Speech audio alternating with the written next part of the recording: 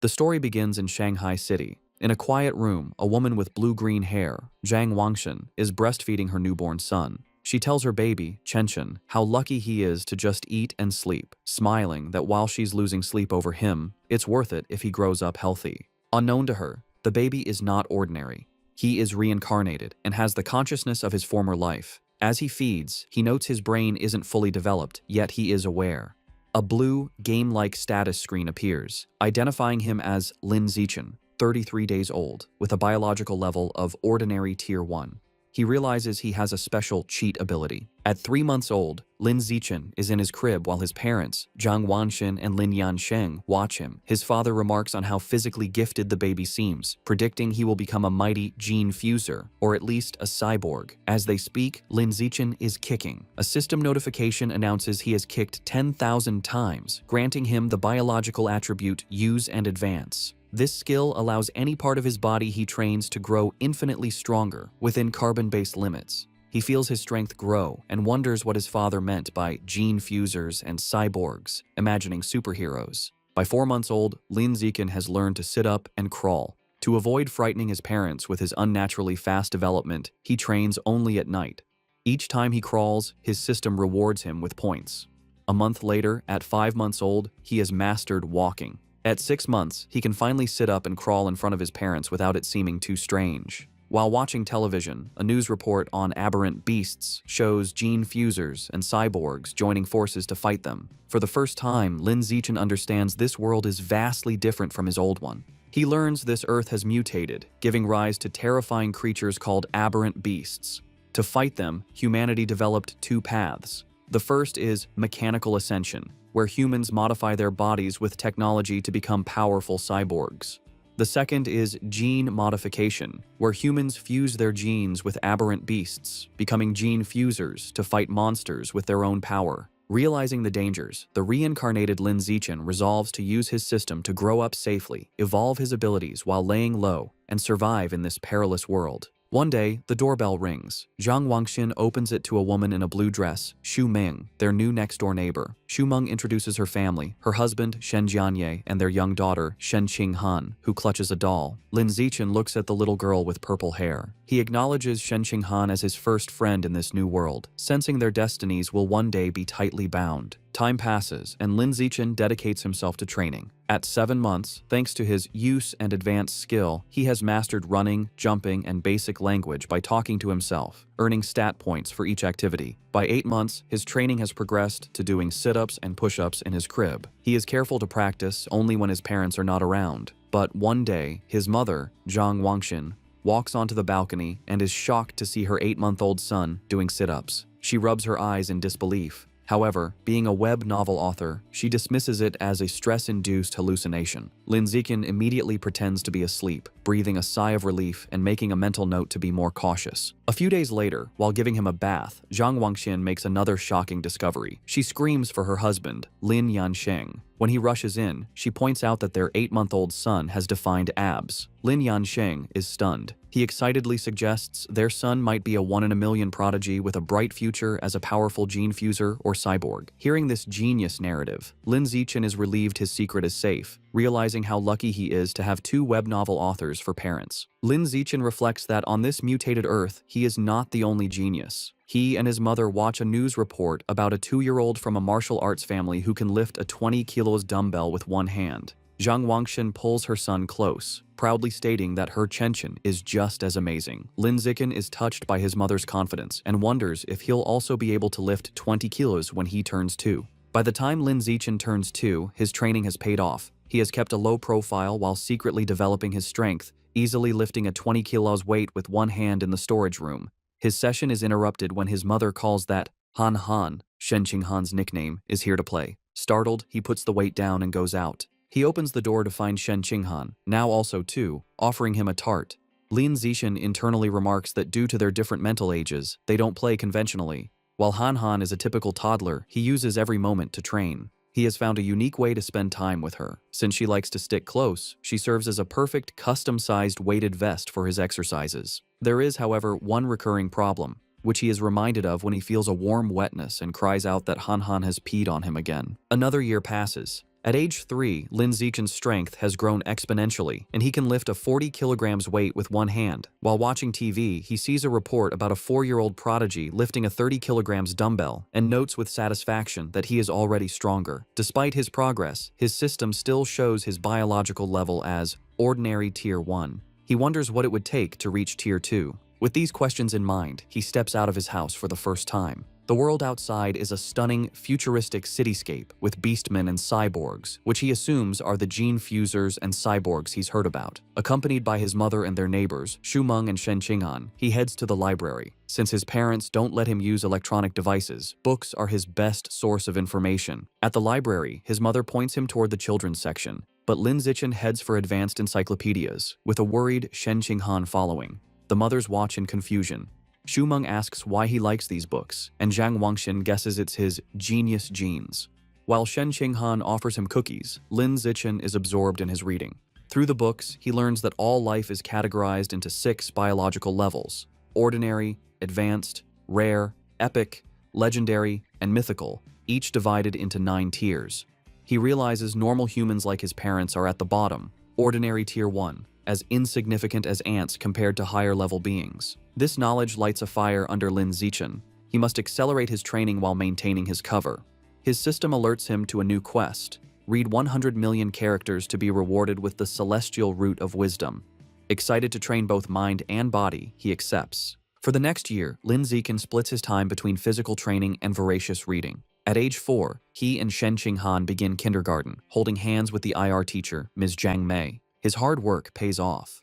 Soon after starting school, he breaks through to ordinary Tier 2. His physical prowess is immense. He can lift an 80 kilograms weight with one hand, high jump 1.2 meters, and sprint 100 meters in under 11 seconds. Outstanding stats for an adult, let alone a kindergartner. One day, he finds children surrounding a crying Shen Qinghan, calling her a bedwetter.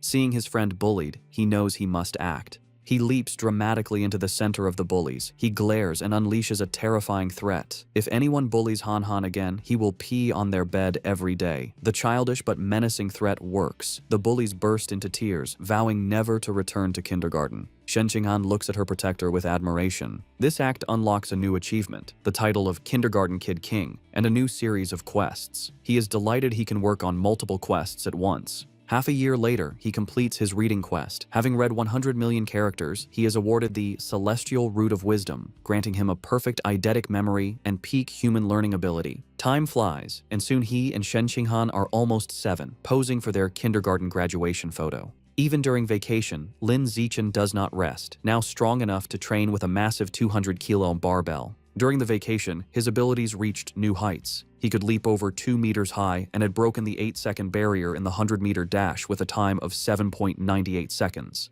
His mind was just as sharp. Boosted by his new attribute, he had already finished most of the elementary school curriculum. His new life began at Sunshine Elementary School. Because he was already self-studying advanced subjects, academic competitions were easy. He effortlessly took first place at the National Elementary School Academic Competition just to unlock his title as quickly as possible. Whenever he had free time, he would give Shen Qinghan private tutoring. Though not an exceptional talent, she was diligent. With his help, her grades improved dramatically, and after one semester, she was ranked second in the class, with Lin Zichen holding first place. To speed up his quest, he also participated in school sports meets, breaking every record. Just when he thought his school life would continue in this predictable routine, a special new transfer student appeared. The teacher introduced the newcomer, a girl with long, silvery blue hair named Bai Shui. Lin Zichen immediately knew she was different. As she stood in the doorway, he could sense a faint, unusual aura that did not belong to a normal human. As the new transfer student, Bai Shui, walks to find a seat, the other students watch her curiously. Shen Qinghan leans over to Lin Zichen, whom she calls Xiao Chen, and whispers about how pretty Bai Shui's hair is, like winter snowflakes. However, Lin Zichen is not in the mood to discuss aesthetics. As Bai Shui sits near him, his mind is on the strange, non-human aura he senses from her. He wonders if she could be a gene fuser or the descendant of one. In the following days, Bai Shui proves to be an enigma. She doesn't speak to anyone and lays her head on her desk the moment class ends, remaining motionless. She barely even gets up for the restroom. At first, students are curious, even taking photos with her while she sleeps. But as her behavior doesn't change, they lose interest, and the classroom returns to its routine. This peace is shattered over a month later.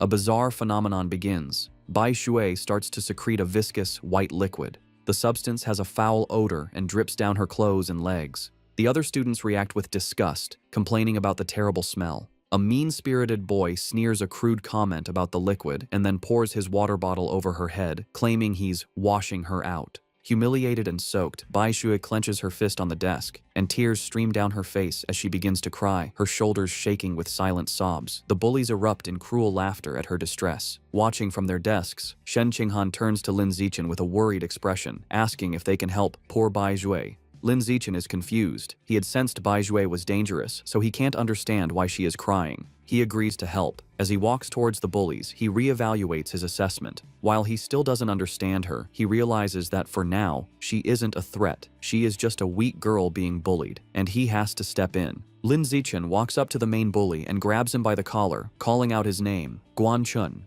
With a menacing smile, he orders the boy to wipe the water off Bai Shui's desk. Guan Chun is terrified and stammers that he'll wipe it up right away. The other bullies know they are in trouble. Lin Zichen is notorious at school for being skilled at both academics and fighting. Not even 6th graders dared to mess with him. Knowing it's better to comply, they quickly grab tissues and clean up the mess. Once the desk is clean, Lin Zichen's gaze sweeps over the group. He commands everyone involved to apologize to her immediately. The bullies, sweating and terrified, quickly comply. They line up before her desk and bow their heads, offering apologies and promising never to bully her again. With the bullies gone, Bai Shui looks up, her eyes still tearful. She gratefully thanks both Lin Zichen and Shen Qinghan. Shen Qinghan puts a comforting hand on Bai Shui's shoulder, telling her that classmates are supposed to help each other. From that day on, Shen Qinghan makes it her mission to befriend the quiet, white-haired girl, always dragging Lin Zichen along. The three begin spending their free time together. Shen Qinghan is especially kind, always sharing her tastiest snacks with Bai Shui first.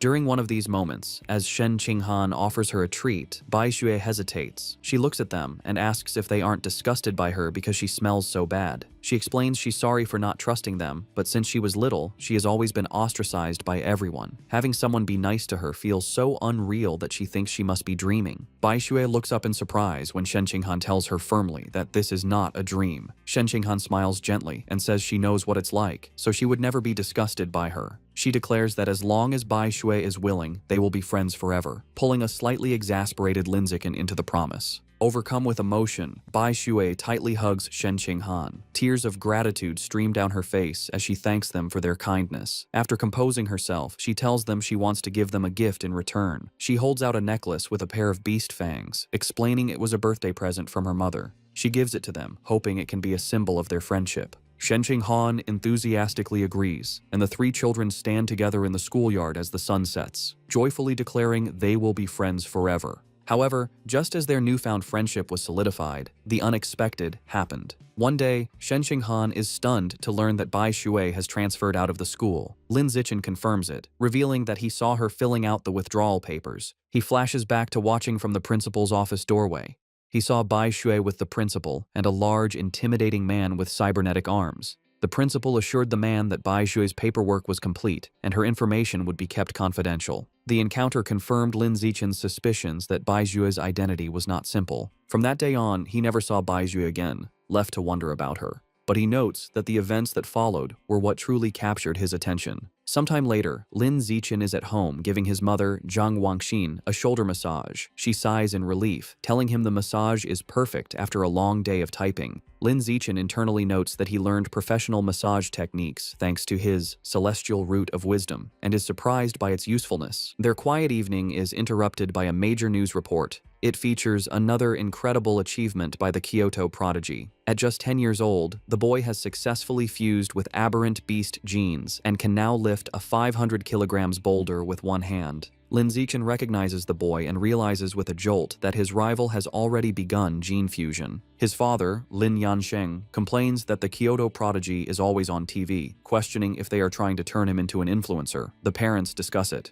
Lin Yansheng explains the boy is from a 1,000-year-old martial arts family, so they likely have advanced gene fusion technology. Zhang Wangxin argues it's wrong to use a child as a guinea pig. Her husband counters that for such a family interests come first, earning a sarcastic "you know everything" from his wife. While his parents bicker, Lin Zichen is deep in thought. He recalls that before the fusion, the prodigy could lift 100 kilograms. Now he can lift 500 kilograms, a five-fold increase. In comparison, Lin Zichen, at only 8, can already lift a 300 kilograms weight with one hand without any gene fusion. He concludes with a confident fist pump that his own potential is far greater. His confidence was soaring, but that feeling was short-lived. The next news report taught him the true meaning of fear. Breaking news shows a city in a neighboring country completely devastated by a massive explosion. The report states that based on footage, the attack was carried out by giant, aberrant rats. The screen shows horrifying images of monstrous rats swarming the ruins, capturing a screaming woman in their massive jaws, and then brutally devouring her. The news report continues, confirming heretics were responsible for the aberrant rat attack, fanning the flames from the shadows. At a press conference, an official from the devastated Sakura country pleads for international aid, explaining the heretics are a shadowy cult manipulating the beasts. Watching the news, Lin Zichen learns the cult is an anti-human organization of traitors who serve the aberrant beasts for their own gain. He feels relieved to be born in a powerful, stable country, giving him a safe place to grow stronger while laying low. His thoughts are shattered by sonic booms outside. He rushes to the window and pulls back the curtain to see a squadron of heavily armed cyborgs flying through the night sky. He wonders why so many are being deployed, hoping nothing bad is happening. The next morning, everything seems normal. Lin Zichen waits for Shen Qinghan, who runs up, apologizing for being late. As she approaches, he notices something strange. The beast fang necklace Bai Shui gave them, now worn by Shen Qinghan, emits a bright blue glow. He realizes the fang is from an aberrant beast and the source of the faint, non-human aura he'd sensed from her. The glow fades as quickly as it appeared, and the two don't think much of it. However, between the cyborgs and the fang's reaction, Lin Zichen feels that something bad is about to happen. On their way to school, a striking woman with long red hair in a black dress leans against a lamppost, watching them. She comments on what adorable kids they are and steps in front of them, asking if they are brother and sister. Shen Qinghan proudly corrects her, explaining they are childhood best friends. The woman smiles wistfully, remarking how she wishes she had a childhood friend too. Then, her expression turns sinister. She leans in, eyes glinting, and asks why they're going to school alone and where their parents are. As Shen Qinghan begins to answer, Lin Zichen quickly grabs her hand, cutting her off. He pulls her along, stating they're going to be late, leaving the mysterious woman behind. Once a safe distance away, he gently scolds Shen Qinghan, reminding her not to talk to strangers. She nods. After school, Lin Zichen leads them through a deserted alleyway. Shen Qinghan nervously comments on how creepy it is. Lin Zichen explains the area is scheduled for demolition, and everyone has already moved out. Their walk is interrupted by a familiar voice.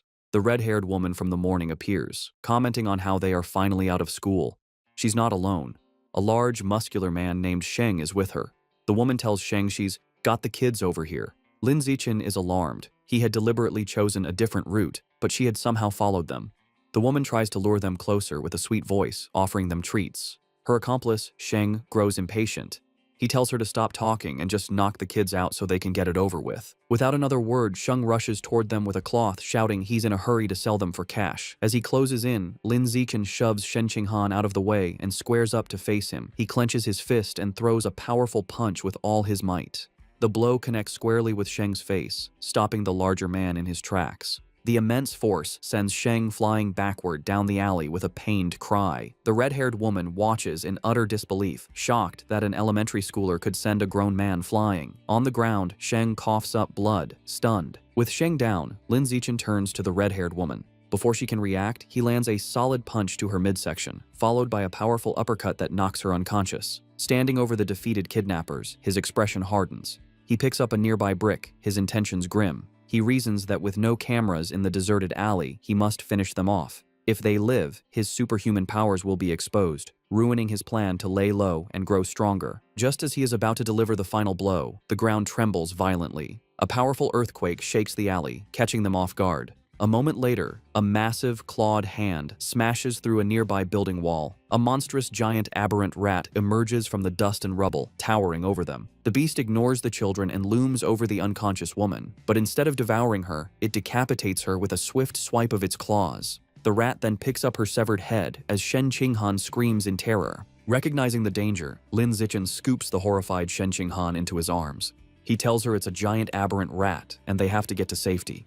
He turns and sprints away, carrying her as they flee. As they escape, a flash of red and gold streaks through the sky. A female cyborg with blonde hair and rabbit ear attachments on her helmet dives into the alley. She moves with incredible speed, a blur of motion as she zips past the rat. Shen Qinghan, looking over Lin Ziken's shoulder, exclaims how unbelievably fast the cyborg is. The cyborg lands gracefully behind the monster. Facing the rat, the female cyborg prepares her attack. Her gauntlet glows as she charges her weapon and announces, "Anesthetic smoke." She fires projectiles at the monster, causing massive explosions that rock the alley. Lin Zichen shields Shen Qinghan from the blast. The aberrant rat is caught in the fiery explosions, roaring in pain, and is left dazed by the anesthetic smoke. Seeing her opening, the cyborg surges forward and finishes off the weakened beast in a flurry of strikes. Later, Lin Zichen watches a news report about the incident at home.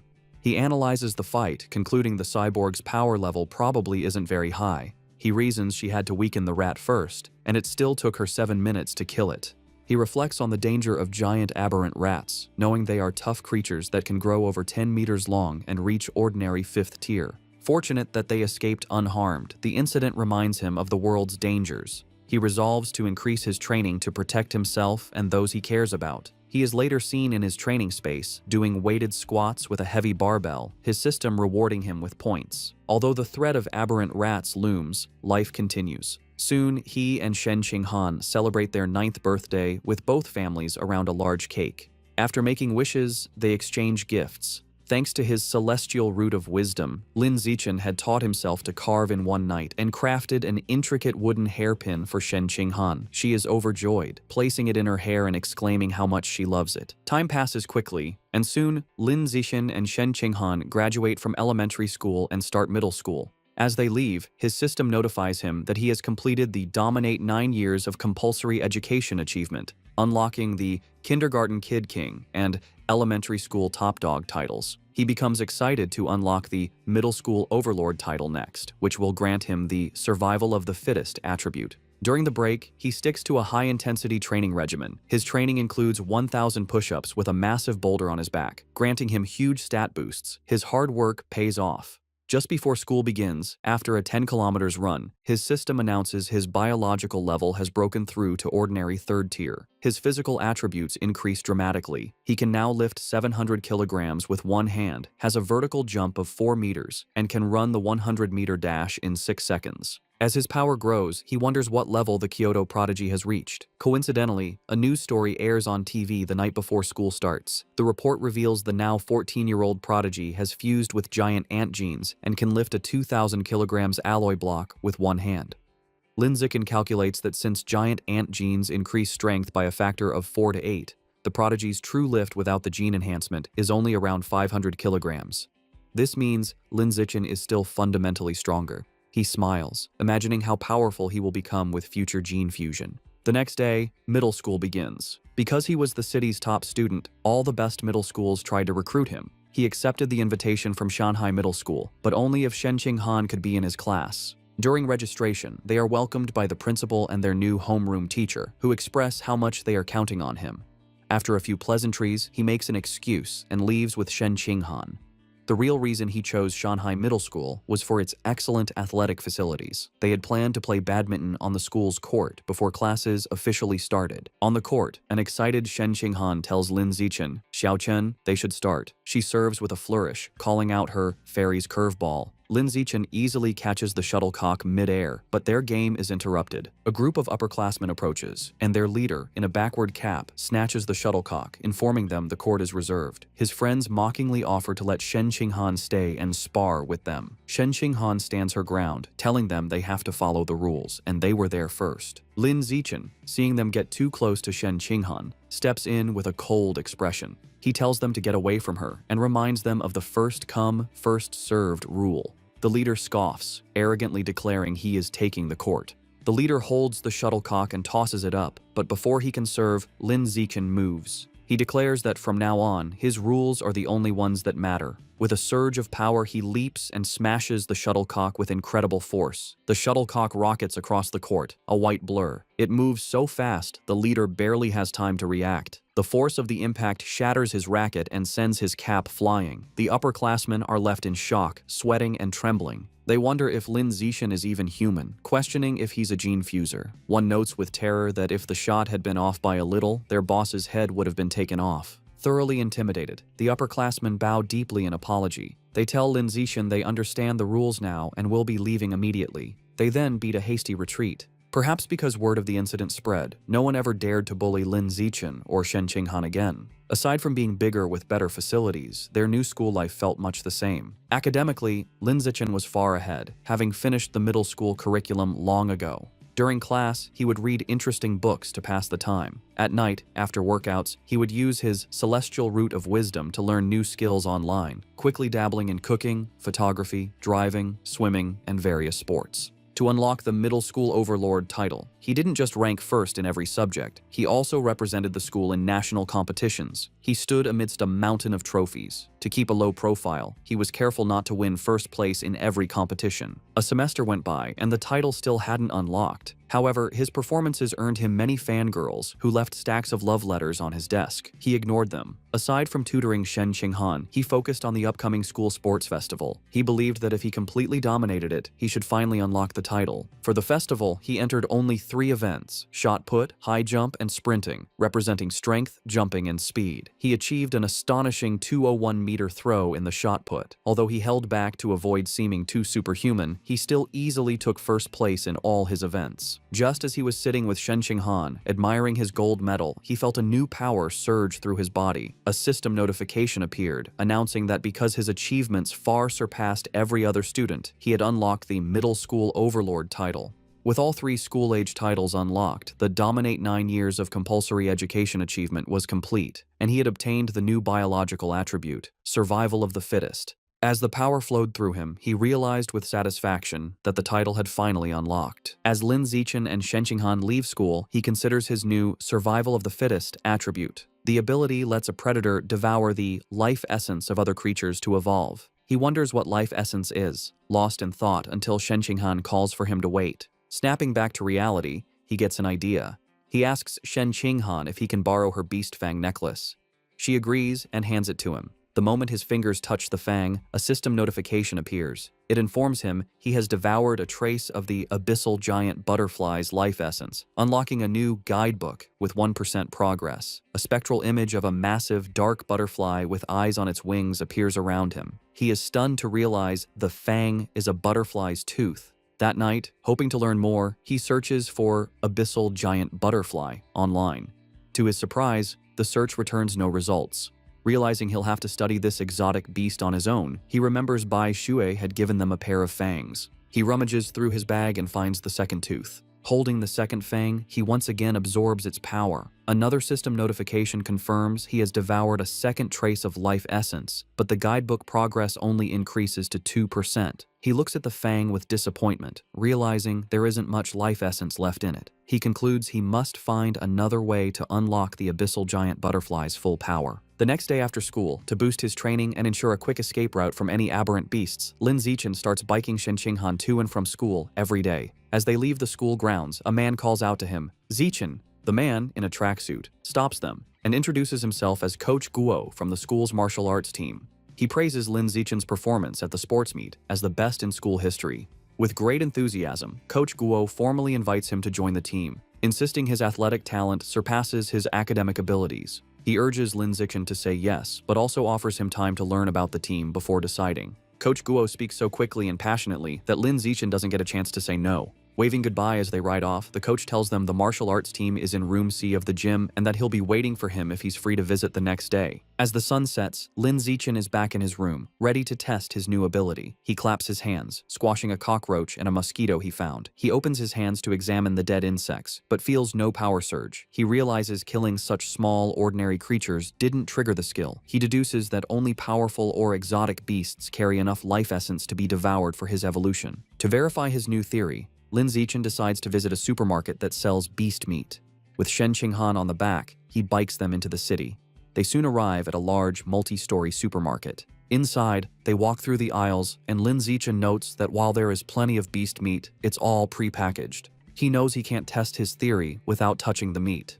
Just as he's feeling frustrated, he hears a butcher advertising fresh-cut beast meat. He spots a counter with a sign reading, "Fresh beast meat, not pre-packaged, safe to eat," where a butcher is cutting up large sides of meat. Telling a confused Shen Qinghan to wait, he says he's going to check out the meat. He doesn't explain further, eager to confirm his suspicions, and rushes to the counter.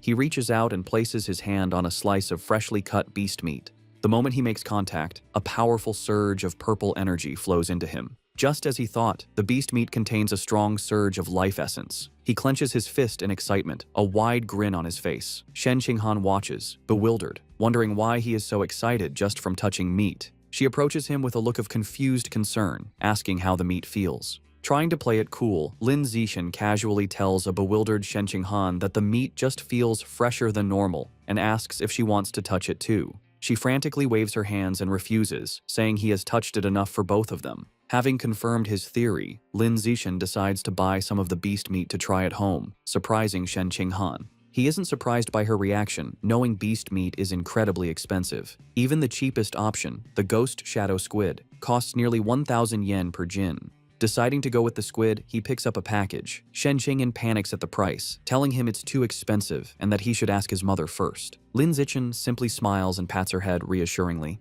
He tells her not to worry, making up a lie that his mom had already told him to buy plenty for both of their families. A flashback shows his mother, Zhang Wangshan, happily agreeing to cook a feast. Internally, Lin Zixin admits that while sharing is part of his plan, his other, more important reason is to test if he can absorb life essence through consumption, as he worries direct absorption might spoil the meat. At the checkout, he buys 3 packages of the ghost shadow squid for a hefty 29.94 yen. The female cashier thanks him. As they leave, Lin Zixin thinks about how expensive the meat was, wondering when they'll be able to afford it again. By the time they finish shopping, it is after 9 p.m. Knowing the city has been chaotic lately, they decide to head straight home for safety. On the ride home, Lin Zixin can't stop thinking about his experiment. Unable to wait, he discreetly places his hand on the package of meat in the basket. He immediately feels a familiar surge of purple energy. His system confirms he has devoured a trace of the ghost shadow squid's life essence. A new guidebook for the creature is unlocked, but his progress is only 0.1%. A spectral image of the menacing, multi-eyed squid appears in his mind. As they bike through the quiet streets, he does some mental math. He realizes devouring a small amount of meat only unlocked a fraction of its power. He estimates he'd need to devour 100 jins to reach 100% on the guidebook, costing a staggering 100,000 yen. He considers the squid's special ability, to dissolve into water and vanish, and decides the powerful skill is worth the price.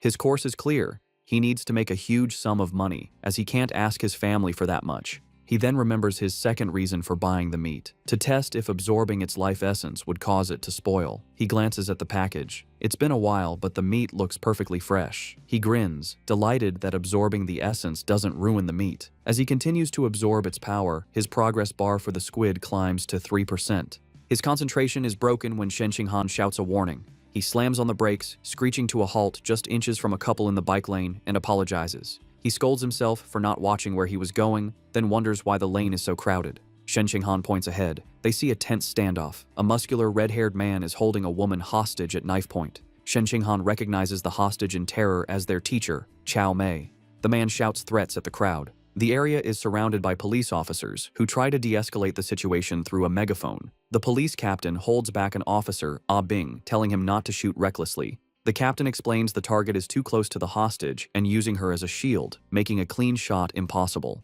The officer suggests sleeping gas, but the captain rejects it, fearing it would provoke the suspect before it could take effect. While the police hesitate, Lin Zixin decides to act. He discreetly picks up a small rock from the pavement and flicks it with incredible speed and precision. The rock strikes Officer Ah Bing's gun, causing it to misfire. The stray bullet hits the hostage-taker's hand, forcing him to cry out and drop his knife, releasing teacher Chao Mei. Seizing the opportunity, the police captain yells for his team to move in. The officers rush forward and swiftly arrest the disarmed suspect, while a female officer comforts the terrified but unharmed teacher Chao Mei. As the situation is controlled, Lin Zixin quietly gets back on his bike. Shen Qinghan looks at him with wide, questioning eyes and asks if he threw the rock. He quickly shushes her, saying they should leave and talk later, and they pedal away. Just as they are about to get away, a voice commands them to stop. The police captain calls out, asking if Lin Zixin was the one who threw the rock. Panicked at being caught, Lin Zixin quickly denies everything with a nervous smile. The captain watches them pedal away, finding it strange that someone wouldn't want to admit to a good deed. He muses aloud that there's a reward for bravery. The word reward instantly catches Lin Zichen's attention. Needing money, he slams on his brakes, skids to a halt, and rushes back to the captain. He sheepishly retracts his denial, admitting he threw the rock and explaining that the money is really important to him. The captain tells him to come to the station to make a report, promising to help him apply for the reward. After informing their families, Lin Zichen and Shen Qinghan prepare to head to the police station. He assumes everything will go smoothly, but as the police lead the cuffed suspect away, something goes horribly wrong. The suspect's face begins to twist grotesquely. The police realize with horror that he's a heretic and is mutating into a giant aberrant rat right before their eyes. The monster breaks its cuffs and goes on a rampage, swiping its massive claws at the officers. The police captain gets on his radio, ordering all forces to open fire but to protect the civilians. The officers unload their weapons, but the bullets have no effect. A frantic report comes in, identifying the heretic as having fused with Rat King genes and calling for immediate backup. Realizing the danger, Lin Zichen apologizes, grabs both of them and pulls them away, urging them to run. He is relieved the monster isn't chasing them, but knows they need to get away fast. As they flee, a new figure streaks down from the sky in a purple aura. It's a female cyborg in sleek, futuristic armor. She lands a powerful blow on the giant rat, sending it staggering backward. Hovering in the air, the cyborg, a woman with short, dark purple hair, begins to charge a laser cannon in her chest. With a command to fire, she unleashes a massive, devastating beam of purple energy that engulfs the mutant rat. The creature roars in agony as it is completely disintegrated, leaving nothing but scorched remains. Lin Zichen watches, stunned by the cyborg's incredible power. With the threat gone, teacher Cao Mei and Shen Qinghan breathe sighs of relief. Lin Zichen, however, is more concerned about his bike, noting with relief that the blast didn't hit it, which would have been a huge financial loss. Just as the tension subsides, he has a sudden realization. He looks into the bike's basket and sees the expensive ghost shadow squid meat has spoiled, giving off a foul smell. He now understands his initial theory was correct. Absorbing the life essence causes the meat to spoil, but there's a delay. Holding up a limp tentacle, he realizes he needs an excuse and decides to blame the fight and the now deceased heretic. Putting on a dramatic show, he throws the spoiled tentacle down, loudly blaming the heretic and the cyborg's attack for roasting the meat. Teacher Cao Mei comforts him, saying what matters is that they're all safe. Although they plan to go home, at the captain's request, they end up riding with the security team to the station. They didn't expect to be transported in the same van as the heretic's remains. After the laser blast, all that was left was a pile of scorched flesh on a gurney, and the smell was intense. As he sits in the foul-smelling van, another thought strikes Lin Zichen. He remembers that the beast fangs from Bai Shui still contained life essence long after the creature was dead. A new possibility dawns on him. Could there be life essence left in this corpse as well? And if so, could he devour the corpse's Rat King gene for himself? Sitting in the police van, Lin Zichen wonders how much of the Rat King gene he can devour from the heretic's scorched corpse. Deciding to find out, he discreetly reaches his hand towards the remains. The moment he makes contact, he feels a powerful surge of red energy. His system confirms he has devoured a trace of the giant mutant rat's life essence, unlocking its guidebook with an impressive 5% progress. He is shocked by how much he absorbed and realizes the freshness of the source is directly proportional to the amount of life essence he can obtain. The escorting officer, Ah Bing, notices his movement and tells him to sit still. Lin Zichen quickly claims he just needed to stretch. Later, at the public security office, he knows that while Ah Bing was easy to fool, the security captain is sharper. The captain informs Lin Zichen that he has applied for his bravery reward, but then questions him more seriously. He asks how a middle schooler, at such a distance and in poor lighting, managed to so precisely hit the heretic's knife hand with a rock. Lin Zichen gives a vague answer, claiming it's because he often trains his right hand. The odd response leaves the captain speechless. Their conversation is interrupted when Shen Qinghan calls out that her auntie is here. Lin Zichen is surprised to see his parents rush into the station. His mother runs towards him in a panic, calling his name with a terrified expression. She throws her arms around him in a tight hug, asking if he's all right and telling him he scared her half to death. He tries to calm her, reassuring her that he's fine and even got a bravery reward. Holding him close, his mother makes him promise that next time there's danger, he will hide somewhere safe first. She tells him with tears in her eyes that all she wants is to see him grow up safe. Lin Zichen is visibly moved by his mother's heartfelt concern. As they leave, Lin Zichen reassures his mother he will always protect himself first. The police captain watches them go, still pondering the boy's strange abilities. On their way out, Lin Zichen passes two female police officers discussing the case. One remarks that perverts are getting more brazen, and her colleague reveals the heretic was a liberal arts student from Guangyuan University, brainwashed by the rat god cult. The first officer curses the cult, but the second points out they need to eliminate the root cause, the self-proclaimed Rat King. The name instantly catches Lin Zichen's attention. In the car home, he immediately starts researching the rat god cult on his phone. Surprised to find a ton of information, he learns the cult's main base is in Shanghai City, and most of its members are societal outcasts. He uncovers a shocking piece of information suggesting the Rat King wants to evolve into a higher life form and is forcing its followers to gather evolution materials. This leads him to a chilling question. Has the Rat King, an aberrant beast, already developed sentience? His thoughts are interrupted when he glances out the window and sees a giant rat, nearly the size of a cat, on the sidewalk. For a moment, he wonders if it's related to the Rat King, but quickly dismisses the idea, telling himself that in the South, cat-sized rats aren't that unusual. Shaking off the thought, he realizes how quiet Shen Qinghan has been. He looks over and sees her squirming uncomfortably, her knees pressed tightly together. He immediately understands. He recalls that ever since she was a child, whenever she gets nervous or startled, she can't control her bladder. While embarrassing for her, Lin Zichen has always felt this peculiar reaction might be linked to some hidden potential within her. When they get home, Lin Zichen's mother, Zhang Wangxin, is shocked that the nearly 3,000 yen worth of beast meat is gone. Lin Zichen quickly thinks of an excuse, sheepishly claiming that during the emergency, he must have dropped it while running away. His mother immediately puts his safety first, telling him to forget the meat and that all that matters is he is unharmed.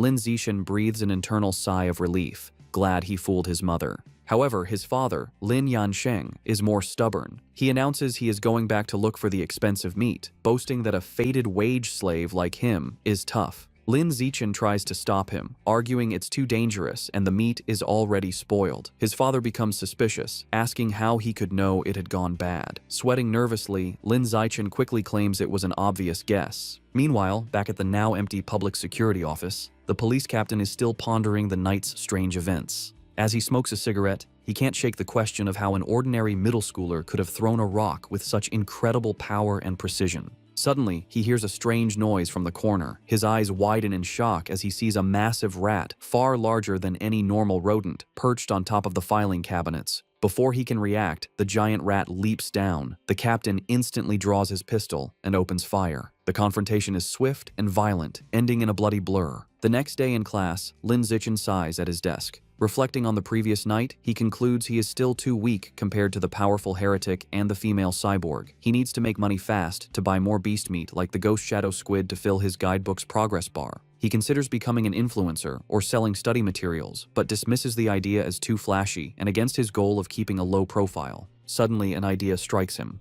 He remembers that in this world, martial arts and gene fusion are more important than academics. He decides it's time to act. Later, he heads to the gym where the martial arts team practices in Building C. He finds Coach Guo drinking from a thermos and greets him. A surprised Coach Guo asks if he is there to join or just to learn more about the team. Instead of answering, Lin Zichen leans in and discreetly asks if joining the team offers a chance to compete in city tournaments and if the prize money is high. The coach smiles, confirming he would have a chance, and that prizes are worth tens of thousands. With his main concern addressed, Lin Zichen shakes the coach's hand and announces he is joining the martial arts team today. Coach Guo happily welcomes him. The coach gathers the team to announce their new member. He introduces Lin Zichen, reminding them of his performance as the sports meet champion. The other team members, Zhang Kai, Huang Tianxing, or Ah Xing, Li Shutong, and Han Yiguo, introduce themselves. Finally, Lin Zichen introduces himself. Since Lin Zichen has no formal martial arts training, Coach Guo demonstrates basic fist and leg techniques. The coach explains the moves look simple, but are difficult to master, noting that the team's fastest learner, Li Shutong, took a week to perfect them. He then encourages Lin Zichen to try. Lin Zichen assumes a ready stance.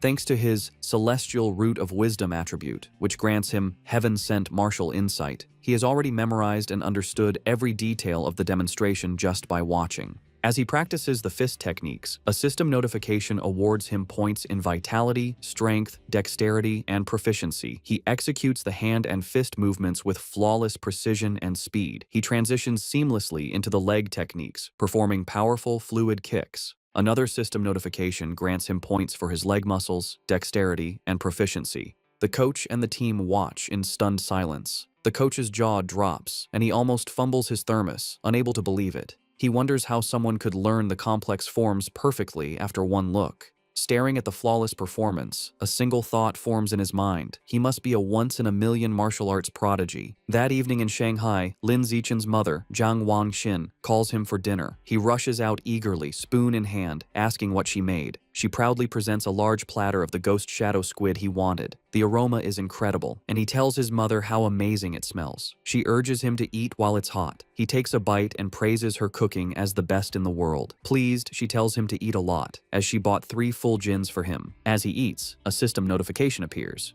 He has devoured a trace of the ghost shadow squid's life essence by consuming it, bringing his guidebook progress to 3.01%.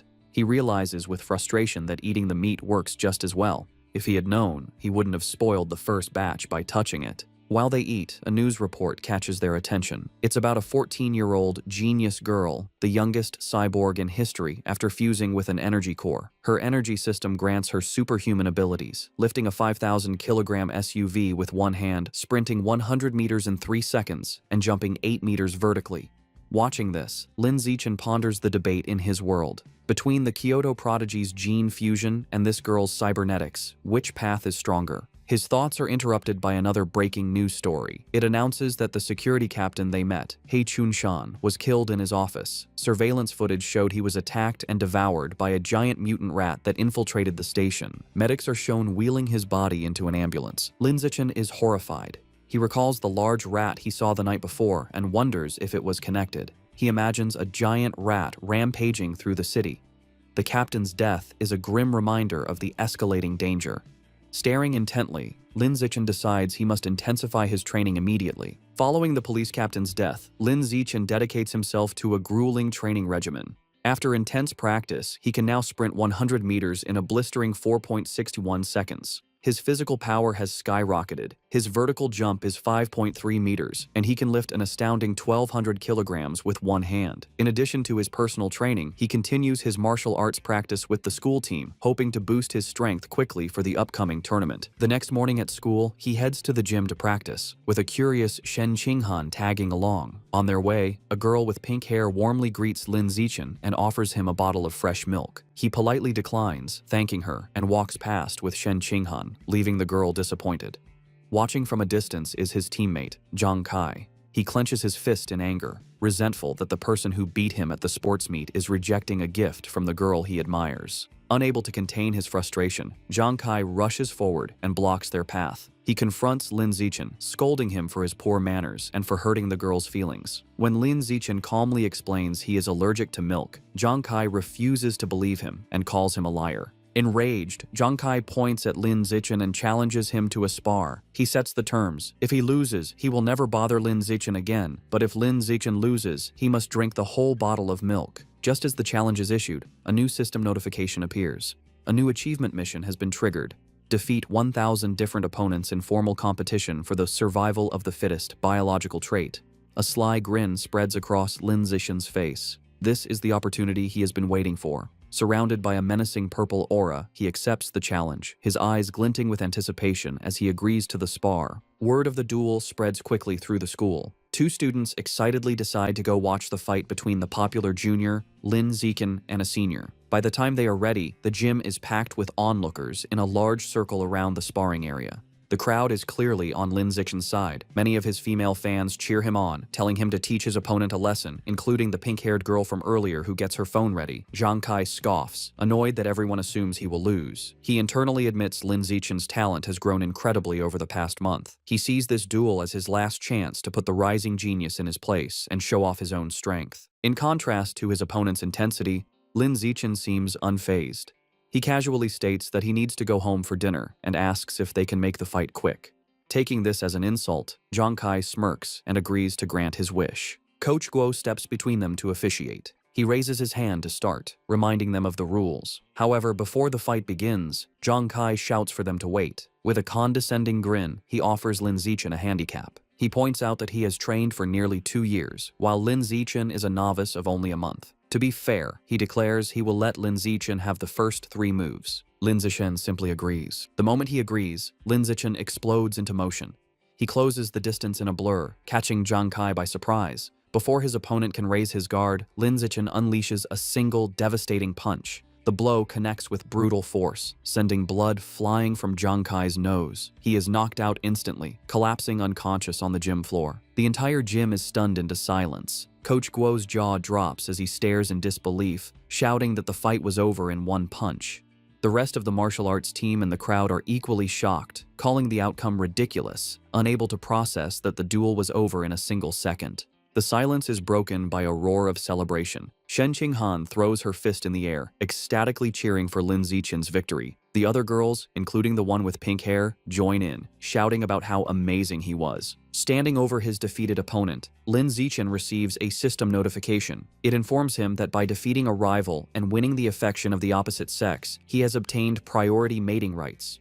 More importantly, his new mission progress is now 1000. He reflects that he has a long way to go to unlock the natural selection attribute. To speed up his progress, he turns to the remaining, terrified members of the martial arts team. With a friendly but unsettling smile, he suggests they should all spar as well. The team members stare back, their faces pale with horror. Immediately, they all start making pathetic excuses. One has cram school, another's mother is waiting for dinner, while others pretend to feel sick. Before they can flee, Zhang Kai struggles to his knees. He refuses to accept his loss, furiously accusing Lin Zichen of a sneak attack and vowing to crush him in a rematch. Coach Guo steps in, telling Zhang Kai to accept his loss like a man. The coach then wonders aloud if the punch was just a lucky shot, deciding to test the theory on another team member named Xiao Lizi. Hearing his name, a spiky-haired boy freezes in terror. Though he assumes a fighting stance, he is clearly terrified, begging Lin Zichen for mercy and not to hit his face. 10 minutes later, the results are clear. Several martial arts team members are lying unconscious on the gym floor. Lin Zichen stands over them, noting he made sure not to go too hard on them and just exchanged a few blows. However, when he checks his system again, he is disappointed. Aside from the initial victory, none of the other spars counted toward his achievement. The rival count remains at 1000. He realizes friendly sparring isn't enough. He has to defeat rivals in an official competition. As he thinks about this, a hand claps his shoulder. Coach Guo grins manically, declaring that Lin Zichen is a true genius. He exclaims that in just over a month, the newcomer has become the team's ace. Filled with new confidence, the coach proclaims that with Lin Zichen leading, their school will crush all others and take first place at this year's regional martial arts tournament. As Coach Guo celebrates, Lin Zichen has a moment of clarity. He realizes the coach is right. The upcoming tournament is the perfect opportunity to face many official opponents at once. He becomes determined, understanding that as long as he defeats them in an official competition, each victory should count toward his progress. His thoughts are interrupted when a defeated Zhang Kai calls his name. Having regained consciousness, Zhang Kai stands, points at Lin Zichen, and formally accepts his loss with a bizarre and overly graphic declaration of submission. His strange words leave everyone, including Shen Qinghan, Coach Guo, and Lin Zichen, completely shocked and disturbed. With the duel over, the spectators and coach quickly flee, leaving a bewildered Zhang Kai alone, complaining he hadn't finished his speech. In this world, high schoolers must choose between martial arts or academics. Given the world's dangers, the martial arts class is considered the superior choice. Determined not to be left behind, Shen Qinghan decides to join the martial arts class and begins training rigorously with Lin Zichen. Their daily routine is intense. They start with a 3,000-meter run, followed by an hour of hand-to-hand combat practice. After that, they do sit-ups and push-ups to build strength. To conclude each session, Lin Zichen gives Shen Qinghan a massage to relieve her muscle tension. Of course, Lin Zichen doesn't slack on his own training. He pushes himself to the limit daily, driven by the goal of winning the tournament and unlocking the natural selection attribute as quickly as possible. 1 month later, all their hard work is about to be tested. The day of the regional martial arts tournament has arrived, and a determined Lin Zichen is ready to compete. The tournament is at the massive city gymnasium, with a huge crowd around a central fighting ring. In the waiting area, the mood is tense. Coach Guo nervously reviews the roster, complaining that their school, Shanghai High, drew a match against the strongest team, Shanghai No. 1 High. Another team member adds to the anxiety, mentioning their opponents have a fighter who can run the 100-meter dash in under 9 seconds, leaving them feeling outmatched. Sensing the team's low morale, Lin Zichen calmly raises his hand and volunteers to fight first. Though still worried, Coach Guo agrees to let his ace take the stage. As Lin Zichen walks into the arena, Shen Qinghan cheers him on from the sidelines, while Coach Guo shouts encouragement through a megaphone. Lin Zichen readies himself for the fight. His opponent, a much larger and more muscular student from Shanghai No. 1 High, steps forward. He acknowledges Lin Zichen's talent for making it to the tournament as a first year. However, his tone quickly turns mocking. He sneers that the stage isn't meant for a shorty who hasn't even hit 1.7 meters. Flexing his bicep, he promises to show Lin Zichen what a true gap in size and power feels like. The referee signals for the duel to begin. The large opponent rushes forward, unleashing a powerful punch. To his shock, Lin Zichen doesn't retreat. He effortlessly sidesteps the blow and counters with a swift punch to his opponent's chest.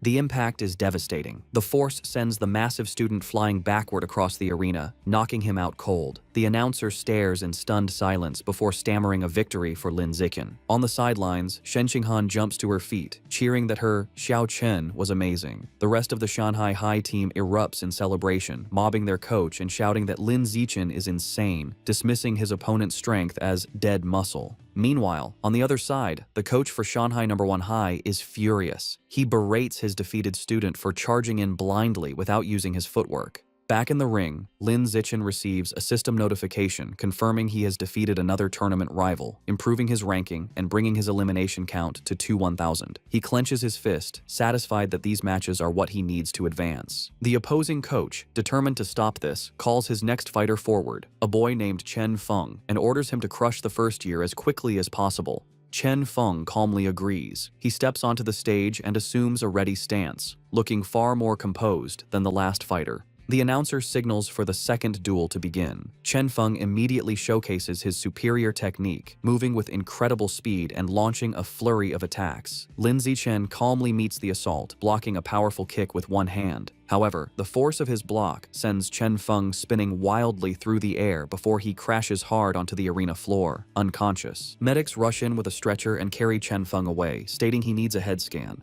The crowd is left bewildered. They murmur among themselves, questioning what just happened and speculating that the student from Shanghai High must be insanely lucky. Some angry spectators shout that the tournament must be rigged, demanding a refund. However, the coach of Shanghai No. 1 High knows better. Clutching his head in despair, he realizes with dawning horror that this isn't luck. The first year from Shanghai High is the real deal. Back in the waiting area, the coach has a new strategy. He calls his next fighter, a spiky-haired boy named Gao Fei, and gives him strict orders to focus entirely on defense, warning him that he cannot afford to lose. Gao Fei, however, is brimming with confidence. He calmly tells his coach not to worry, assuring him he will win. As he walks to the ring, Gao Fei internally dismisses Lin Zichen's victories. He believes his opponent isn't strong and has only won through tricks. With his superior speed, running the 100-meter dash in under 9 seconds, and greater experience, he is certain he can't lose. The crowd is buzzing. Spectators discuss Gao Fei's reputation, marveling at his speed. One person mentions his father is a gene fusion user, explaining his enhanced abilities. The consensus is that Lin Zichen's impressive run is about to end, though they acknowledge his great potential. The announcer signals for the duel to begin. Ignoring his coach's instructions, Gao Fei immediately goes on the offensive, lunging at Lin Zichen with a powerful kick. He follows up with rapid strikes, unleashing his special technique, the flowing water-shattering rock fist. His coach watches in fury, shouting at his disobedient student for attacking. Gao Fei scoffs at defense, believing a genius like him doesn't need it. Meanwhile, Lin Zichen, easily evading the blows, finds the technique interesting and decides to learn it on the spot. Gao Fei grows frustrated as he can't land a single hit. He stops out of breath and demands to know how Lin Zichen is dodging his attacks. Unfazed, Lin Zichen calmly asks if he has any other moves, taunting him. Enraged, Gao Fei unleashes another desperate barrage of punches. Seeing the same predictable moves, Lin Zichen decides the time for observation is over. He thinks, "All right then, let's end this." He effortlessly dodges the final punch and counters with a single powerful kick to Gao Fei's midsection, ending the match instantly. The crowd is once again left in stunned, speechless silence. The silence is shattered by thunderous cheers from the Shanghai High supporters. Coach Guo and Shen Qinghan are ecstatic, shouting that their Xiao Chen is a beast and celebrating his third consecutive victory. The rest of the tournament proceeds just as easily. The next few opponents are even weaker. He effortlessly defeats each one, and soon he has single-handedly wiped out all 5 fighters from the opposing team. Over the next 2 days, the story is much the same. He continues his dominant performance, taking down 2 more schools by himself. Thanks to his incredible display, he successfully leads Shanghai High to win the championship. He and his team proudly pose with their medals and trophy. However, as he checks his system, his rival count is only 16,000.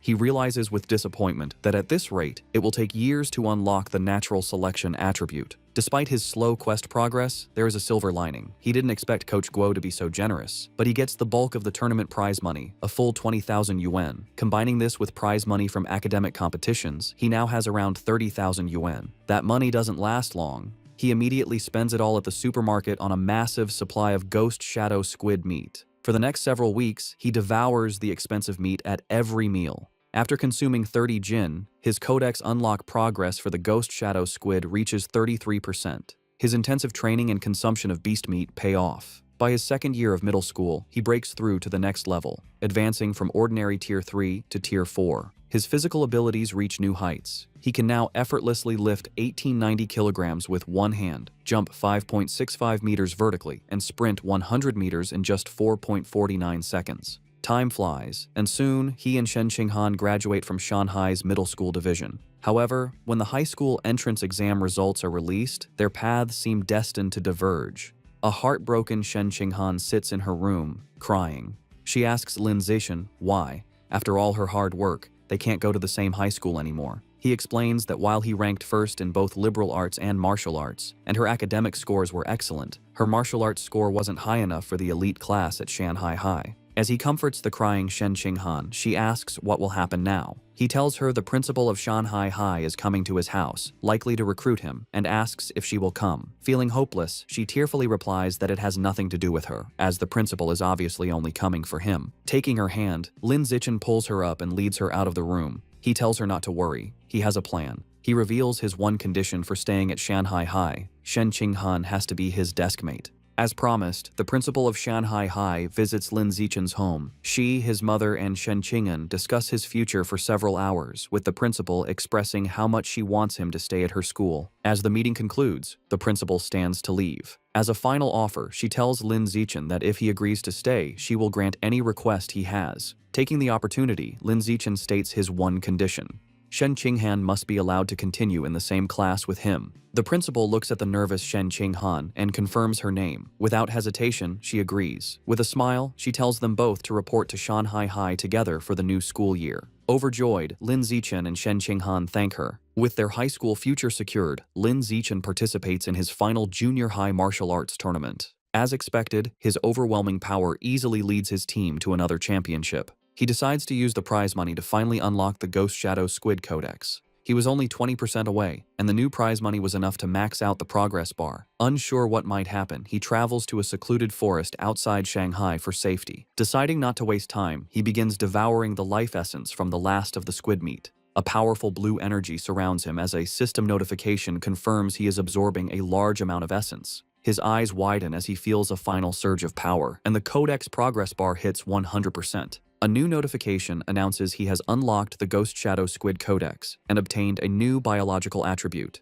Blessing of Liquid Affinity.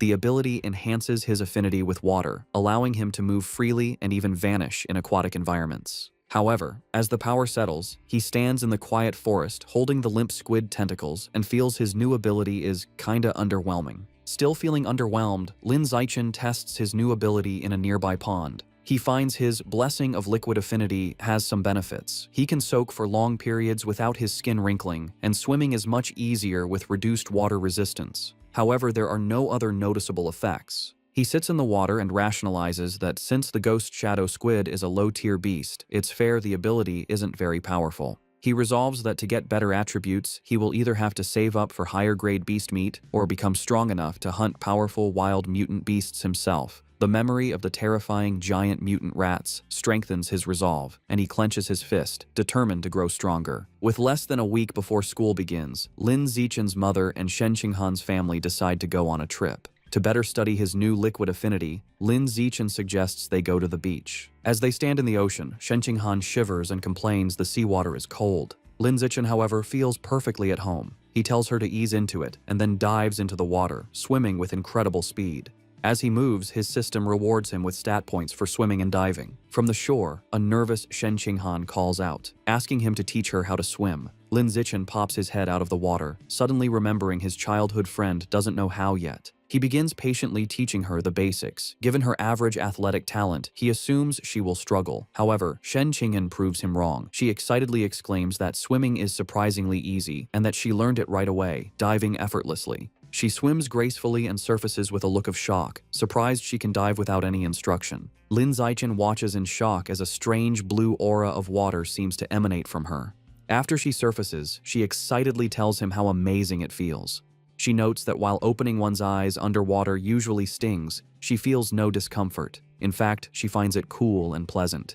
Her words leave Lin Zichen deep in thought. He watches her swim away, finding the situation unusual. He reasons that even with a natural talent for water, there's no way she could have mastered all the skills so instantly. Her rapid learning is simply not normal. Suddenly, a realization dawns on him. He recalls her lifelong problem with bedwetting when nervous. He wonders if this weakness is actually a sign of a powerful, innate water affinity she was born with. The idea excites him. He becomes convinced she might possess some kind of special cultivation body, like a character from his parents' Xianxia novels. To test his theory, they continue diving. Her performance shocks him even more as they explore the underwater world. He notes they have been holding their breath for over 10 minutes, an incredible feat for a beginner like Shen Qinghan. As they swim, Shen Qinghan's expression suddenly changes. A strange, swirling sound begins to vibrate through the water around her. Both look up, trying to find the source. They surface abruptly, and Shen Qinghan cries out as the glowing blue water swirls around her. Later that night, as they walk along the beach, Lin Zichen asks what happened.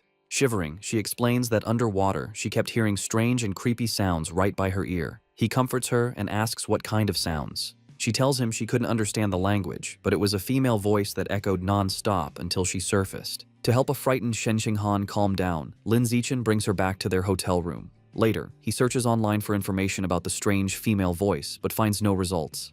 Unsettled and unable to sleep, he uses his restless energy to train. As he performs 1,000 weighted sit-ups, he feels a sudden surge of power. A system notification announces his hard work has paid off. He has advanced to ordinary Tier 5. Surprised but pleased, he considers his new strength. He realizes that at Tier 5, he is powerful enough to rival a fully grown giant mutant rat. A determined glint appears in his eyes as he clenches his fist, confident that tearing the beasts apart with his bare hands is no longer impossible. Eager to test his new limits, he goes to the empty beach at night. The stat boost is immense. His 100-meter dash time has dropped to a mere 3.64 seconds, and his vertical jump has increased to an incredible 6.98 meters.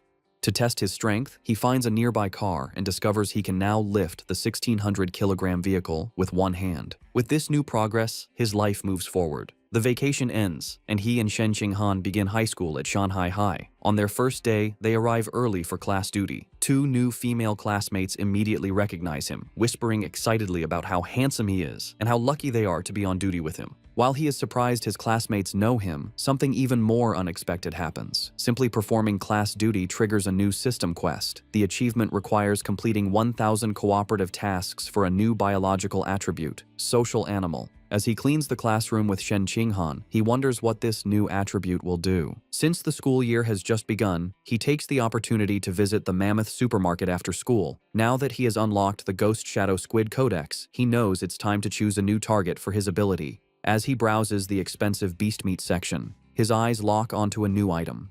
In one of the refrigerated cases is the packaged head of a savage giant eagle, priced at 1998 yuan per jin. An eager grin spreads across his face as he picks up the package, making his decision. This will be his next target. The savage giant eagle is a higher-tier aberrant beast than the ghost shadow squid. It has incredibly powerful vision, 30 times stronger than a normal human's, making it a formidable hunter that can precisely capture even the fastest prey. Back in his room, Lin Zichen examines the eagle meat. He concludes that unlocking its guidebook is a worthy goal, as its enhanced vision would provide a massive combat advantage. He also notes its price of 1,998 yuan per jin makes it one of the more affordable options. He places his hand on the meat, and a blue energy surrounds him as his system confirms he has devoured a trace of the savage giant eagle's life essence, unlocking 1% of its guidebook. After some calculations, he realizes that since 1 jin of meat provides only 1% progress, he will need to spend over 200,000 yuan to fully unlock the guidebook. he understands that high school tournament prize money is much higher than in middle school. With renewed determination, he decides he must work harder in competitions to earn the money to unlock the Savage Giant Eagle's Codex before his second year. With the end of summer vacation, Lin Zichen's high school life at Shanghai High begins. On the first day, the teachers introduce themselves: the martial arts and homeroom teacher, the mechanical modification teacher, the gene fusion teacher, and the wilderness survival teacher. After their introductions, they ask the students to introduce themselves. Several students go first. A girl with long purple hair, Chu Yutong, says her specialty is in the arts. She is followed by an energetic pink-haired girl, Zhong Yijia, who shares her love for anime, cosplay, and sports. Next, a boy named Peng Huoguang says he likes to play video games at home. Soon, it is Shen Qinghan's turn. Being the center of attention makes her extremely nervous. With a blushing face, she manages to say her name is Shen Qinghan, that she enjoys drawing, and asks everyone for their future guidance. Finally, it is Lin Zichen's turn. His introduction is the shortest and most direct. He simply stands and states his name, asking for everyone's support. After introductions, time passes quickly. A new female classmate with brown hair approaches Shen Qinghan, who looks surprised. The girl asks Shen Qinghan for her entrance exam score. Shen Qinghan nervously replies that she scored 709 points, and then asks the new girl, Chu Rui, for her score. Chu Rui is impressed, exclaiming that Shen Qinghan's score is more than 10 points higher than her own 698. Chu Rui then asks about the physical fitness portion, admitting she only scored 95 out of 100. This question makes Shen Qinghan extremely uncomfortable. She stammers that her score wasn't as good, internally panicking because her score of 79 was so low she almost didn't make it into the elite class and feels too embarrassed to say it out loud. Not getting the hint, the persistent Chu Rui continues to guess if Shen Qinghan scored 94 or 93. Shen Qinghan, looking down in shame, quietly tells her it was even lower. Chu Rui continues guessing scores in the low 90s, making Shen Qinghan even more flustered. Suddenly, a hand slams down on the desk between them, startling Chu Rui. It's Lin Zichen. He smoothly leans in and asks the flustered girl if he can add her on WeChat. Surprised and thrilled that a handsome boy is giving her attention, she eagerly agrees. From her seat, Shen Qinghan breathes a sigh of relief, grateful that Lin Zichen saved her from the awkward conversation. Lin Zichen then turns to another male classmate, Hey Yu, and also asks to exchange contact information. After adding them, he creates a 4-person group chat. A system notification immediately confirms he has successfully created a group, completing another cooperative task. His progress for the social animal achievement is now at 2 out of 1,000. He reflects that this quest is surprisingly easy. After creating the group chat, the 4 new friends start to get to know each other. He Yu reveals he is from the neighboring Nanyuan city and comes from a prestigious martial arts family that runs a dojo. He even proudly mentions placing 8th in the Nanyuan City Youth Martial Arts competition.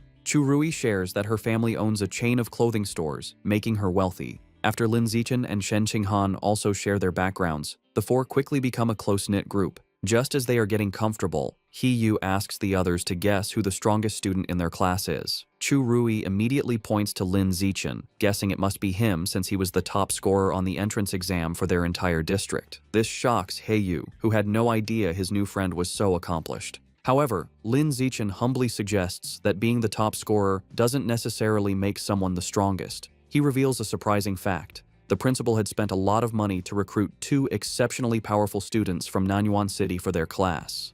He Yu then points out the 2 students. The first is a boy with blonde hair, Wang Shuojie, the 3rd-ranked student in Nanyuan City, who can run the 100-meter dash in 7.98 seconds. The second is a large, muscular boy, Lu Gang, who has immense natural strength and can easily lift a 300-kilogram barbell with one hand. Shen Qinghan and Chu Rui are both visibly impressed and intimidated. Lin Zichen, on the other hand, remains completely calm. Internally, he scoffs at their achievements, knowing he had surpassed those numbers back in elementary school. Soon, the bell rings again, and the next class is for distributing textbooks. There are 4 main subjects for the semester: martial arts, gene fusion, mechanical modification, and wilderness survival. Since Lin Zichen had already self-studied all the material, he decides to use the free time to find a secluded spot to train. As he trains, his thoughts turn to the larger threats. He remembers the dangerous rat god cult is still active. The police have only captured some lower-level heretics, but the powerful Rat King, their leader, remains at large. This grim reality fuels his determination.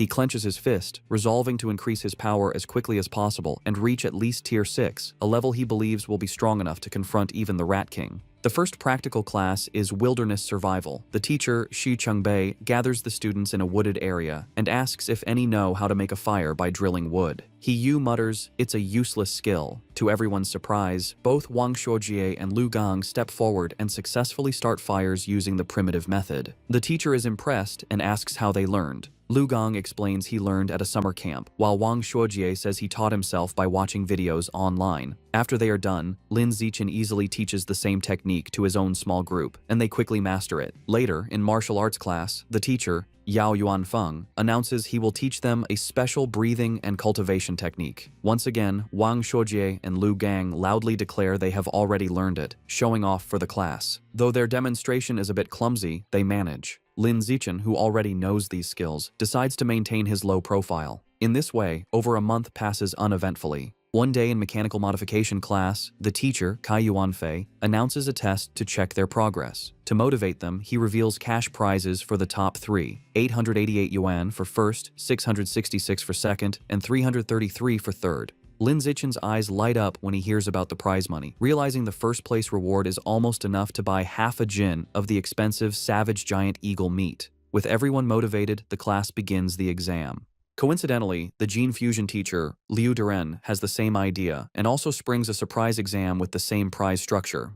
After the 2 difficult exams, the students are drained. He Yu collapses onto his desk, groaning. The other students complain about how difficult the questions were. One girl laments that she was hoping for a 90, but would be lucky to get a passing grade of 60. While everyone else complains, Wang Shuojie and Lu Gang begin to casually brag. Lu Gang asks Wang Shuojie how he did. Wang Shuojie confidently replies that he should score a 95, as he only struggled with the last part of the final question. Lu Gang nonchalantly agrees, stating he is in the same boat and also expects a 95. Listening to their arrogant exchange, He Yu glares at them, clenching his fists in fury and thinking about how badly he wants to punch them. The teacher announces the results of the mechanical augmentation test. He reads the scores, revealing that Guo Yunling received 52 points, while Shen Qinghan passed with 61. Shen Qinghan excitedly tells Lin Zichen she passed, and he congratulates her on her hard work. The teacher continues, announcing He Yu scored an impressive 88 points. His friends praise him, and he humbly replies he was just lucky, promising to treat them to a meal with his third-place prize of 333 yuan. Next, the teacher confirms Lu Gang and Wang Shuojie both scored 95 just as they predicted, complimenting them for being only one question away from a perfect score. Wang Shuojie confidently claims that with 10 more minutes, he could have solved the final problem, and Lu Gang agrees. Listening to them brag, He Yu is frustrated, but comforts himself with the thought that third place is still his. However, the teacher then reveals a shocking result. Despite the test's difficulty, one student achieved a perfect score, Lin Zichen, with 100 points. Wang Shuojie and Lu Gang are stunned, shouting the result is absurd. The rest of the class erupts in cheers. Even a defeated He Yu joins in. Recognizing Lin Zichen is on another level, Shen Qinghan and Chu Rui celebrate his victory as the glory of Shanghai. Ignoring the praise, Lin Zichen's focus is on the prize. He raises his hand and asks Teacher Kai when the 888 yuan prize for first place will be distributed. The teacher promises to send it later, internally finding Lin Zichen's intense focus on money strange. An hour later, the gene fusion exam results are announced. The teacher, Kai Yuanfei, reads the scores. This time, the non-Yuan duo did not perform as well. Lu Gang scored 81 and Wang Shuojie 83. Though still good scores, they are clearly disappointed. In contrast, Shen Qinghan achieves an excellent 78, placing her in the top 5, and she celebrates with Chu Rui. To the shock of his classmates, Lin Zichen once again secures a perfect score, effortlessly winning another prize. This second crushing victory deals a huge blow to the confidence of He Yu, Wang Shuojie, and Lu Gang, who are left demoralized. Unable to accept their defeat, Wang Shuojie and Lu Gang question how anyone could get full marks on such a difficult test, openly suggesting Lin Zichen must have known the answers in advance. The teacher, Kai Yuanfei, immediately shuts down their accusation, stating firmly that it is impossible. He explains that he personally designed every question, and the answers are not available online, making cheating impossible. The two are left speechless. Their classmates are not so kind. He Yu and Chu Rui laugh, mocking Wang Shuojie and Lu Gang for being sore losers. He Yu calls them a disgrace to Nanyuan City, and Chu Rui adds that uncultured, ugly people always cause the most trouble. After lunch, the practical exam for wilderness survival begins. The teacher, Shi Chengbei, explains the rewards are the same, with cash prizes for the top 3. The exam has 3 parts: climbing, swimming, and making fire by friction. Having been beaten in the academic tests, Wang Shuojie tells Lu Gang they must redeem themselves in the practical exams. Lu Gang agrees, and both glare at Lin Zichen, vowing to crush him and wash away their shame. The exam begins with climbing, where speed determines the winner. As expected, Lin Zichen's superior physical abilities allow him to easily dominate. He scales the rock wall with incredible speed, leaving the Nanyuan duo far behind to secure first place. The tree climbing event ends the same. Lin Zichen again takes first, while a defeated Wang Shuojie complains he couldn't even see his shadow. While Lin Zichen excels, he notes his real concern is for Shen Qinghan. As he expected, she struggles with the climbing and finishes last. However, he isn't worried, knowing her true talent is in the water and confident she will regain her confidence during the swimming segment. Next is the fire starting segment. With his eyes on the prize money, Lin Zichen knows he must continue to crush the Nanyuan duo. He starts the task with intense focus and speed, successfully creating a fire in just 58 seconds. Wang Shuojie and Lu Gang watch in utter disbelief, wondering how he can be so fast at everything, bewildered by his insane hand speed. The final part of the wilderness survival exam was swimming. This time it was Shen Qinghan's turn to shine. Tapping into her natural affinity for water, she swam with incredible speed, easily crushing the Nanyuan duo and delivering another heavy blow to their shattered confidence. Wang Shuojie was left in disbelief, unable to understand how Shen Qinghan could suddenly exhibit such explosive power in the water, concluding he must be hallucinating. After the exam, a defeated Wang Shuojie and Lu Gang were completely silent for a long time. However, their silence only lasted through lunch. In the afternoon, the final exam for martial arts began. The teacher, Yao Yuanfeng, announced it was time to test their progress with a sparring competition. The top 3 would receive prizes, motivating the class. For Wang Shuojie and Lu Gang, this reignited their hope. Filled with determination, they resolved to reclaim their pride. They reasoned this was martial arts class, where physical fitness and combat technique truly mattered. They believed if Lin Zichen was weak in martial arts, his other scores were meaningless. Before sparring, the teacher had everyone do a physical test as a warm-up, measuring their 100-meter sprint, one-hand barbell lift, and vertical jump. Lin Zichen, holding back to avoid being too flashy, still gave an incredible performance. He ran the 100-meter dash in 7.78 seconds and lifted a 330-kilogram barbell with one hand. His vertical jump was 2.18 meters, and he easily took first in all 3 events, making sure to only slightly beat the Nanyuan duo. They were once again left in utter shock. Wang Shuojie couldn't understand how Lin Zichen could be faster, while Lu Gang was baffled by how someone who didn't look muscular could be so strong. Trying to rally, Wang Shuojie reminded Lu Gang that failing the physical test didn't mean they would lose in sparring, as real combat also required technique. They convinced themselves their superior technique gave them a chance. After the test, everyone moved to the dueling area for the sparring matches. Eager to complete his survival of the fittest achievement, Lin Zichen stepped into the ring first. However, after his overwhelming display, no one dared to challenge him. Even Wang Shuojie and Lu Gang held back to observe first. Seeing the stalemate, the teacher intervened. He called out a student named Lu Wei and ordered him to spar with Lin Zichen. The two faced off, but the match was over before it began. To save time, Lin Zichen ended it instantly with a single devastating punch that sent Lu Wei flying. He then speed ran through the rest of his opponents, taking down every student in the class with the same brutal efficiency. Watching this, Wang Shuojie and Lu Gang are left in utter despair. Wang Shuojie realizes with horror that Lin Zichen is far stronger than they imagined, and probably wasn't going all out during the physical test. He wonders how anyone could compete with such a monster. Just as their spirits are crushed, He Yu suddenly leaps into the ring, shouting Lu Gang's name. He points at Lu Gang, declaring he's warmed up and at his peak, and challenges him to a fight. Eager to vent his frustration, Lu Gang readily accepts. He reasons that while he may not be confident against Lin Zichen, he can certainly defeat He Yu and vows to flatten him in 30 seconds. With a battle cry, He Yu rushes forward, and the two clash in a fast exchange of blows. However, the fight is decided by the clear gap in their power. Lu Gong easily catches Heiyu's kick, uses his superior strength to swing him around, and then hurls him out of the ring. Heiyu crashes hard, defeated and vomiting. Standing victoriously, Lu Gong looks down at his defeated classmate. He offers a backhanded compliment, acknowledging Heiyu's physical technique is the best in their class, but smugly concluding that he is still better. After his victory, Lu Gang turns to see Lin Zichen approaching. Lin Zichen calmly issues a challenge for them to spar. Internally, he sees this as a perfect chance to make progress on his achievement quest. Fresh off his win and brimming with confidence, Lu Gang smirks and accepts, declaring he is not afraid. Lu Gang immediately goes on the offensive with a powerful punch. However, the gap in their abilities is apparent. Lin Zichen moves with blinding speed, effortlessly dodging the attack and leaving after images. Before Lu Gang can register what happened, Lin Zichen counters with a swift kick. The powerful blow connects squarely with Lu Gang's back, and he is sent flying out of the ring, defeated in a single blow. With both Nan Yuan duo members utterly defeated, the other students begin to taunt the last one standing. They shout at Wang Shuojie, asking if he's going to avenge his fallen bro, and telling him the pride of Nan Yuan now rests entirely on his shoulders. They jeer, telling him not to chicken out. Annoyed, Wang Shuojie snaps at the crowd to shut up, claiming he was already planning to fight. He rushes into the ring to face Lin Zichen. As he stands before his overwhelmingly powerful opponent, he steels his resolve, telling himself that what is meant to come will come, and he must find a way to defeat him. Determined to win, Wang Shuojie shouts that he's going all out and rushes at Lin Zichen with a furious attack. However, his effort is futile.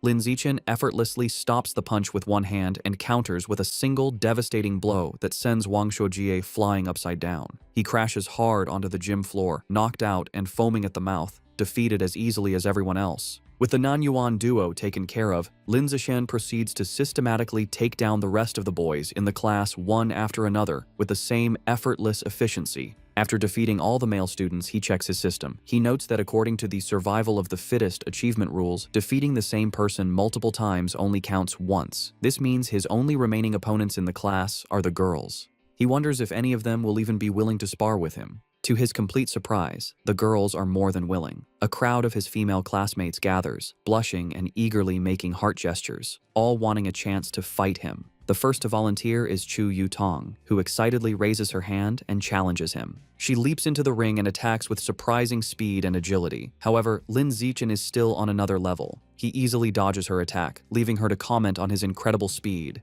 She gracefully lands, disappointed that she came so close but couldn't even grab him. Unexpectedly, after Chu Yutong's defeat, the other girls also volunteer to challenge him one by one. Of course, Lin Zichen holds back considerably when facing the girls. His main goal isn't to hurt them, but simply to win the official matches and complete his achievement as quickly as possible. Soon, Lin Zichen finishes sparring with all the girls in his class. While he has successfully defeated every student, he is still far from completing his achievement task. He is a bit disappointed, but his mood quickly changes when his teacher, Yao Yuanfeng, suddenly announces some good news. The teacher praises the class and tells them that as elite students, they must learn to challenge those above them. He then announces that in 1 month, their class will challenge the strongest regular class in the second year, and he expects them to be ready. Lin Zichen, who was just feeling frustrated about the lack of opponents to speed up his survival of the fittest achievement, is overjoyed. A new match has been delivered right to his door, a true blessing. After the teacher dismisses the class, a newly humbled Lu Gang approaches Lin Zichen. He admits he had underestimated the school and declares that from now on, he will consider Lin Zichen his rival for the next 3 years. Lin Zichen realizes that with the teacher's plan to constantly challenge other classes, completing his achievement within a year might not be impossible. Wang Shuojie also confronts him, vowing to wash away the humiliation of his defeat before they graduate. Lin Zichen, however, is more focused on the practical benefits. He calculates that he has earned over 3,000 yuan from the exam prizes alone. This excites him, as he can now use this money to buy more beast meat. He clenches his fist, completely ignoring the Nan Yuan duo, who are left fuming at his arrogant dismissal.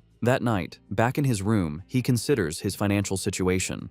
Although he earned some money from the rewards, it is still far from enough to buy all the beast meat he needs. To earn more money, he decides to follow in his parents' footsteps and registers as a web novel author, beginning his writing journey. Thanks to his celestial root of wisdom, His writing is exceptional. The next morning, he finds a contract invitation from the Yuiwen platform in his messages. After signing the contract, a piece of news from that very day catches his eye. The report is about a terrifying incident just 2 hours ago. A giant mutant rat had attacked a frozen meat-cold storage facility on the outskirts of the city. The news report details the horrific attack. The mutant rat was over 5 meters long and so powerful that it bit a responding cyborg in half. In a final, desperate act, the captured cyborg activated its hidden backup energy core to self-destruct, taking the enemy with it. The resulting explosion was massive, blowing the giant mutant rat to pieces on the spot. Reading the news, Lin Zichen is horrified. He stares at an image of a monstrous rat, wondering with growing dread how many more of these giant mutant rats are hidden in Shanghai City. He also questions where such enormous creatures could possibly be hiding. The day of the sparring session against the strongest regular class of the second year arrives, and the students gather at the Shanghai High Gymnasium.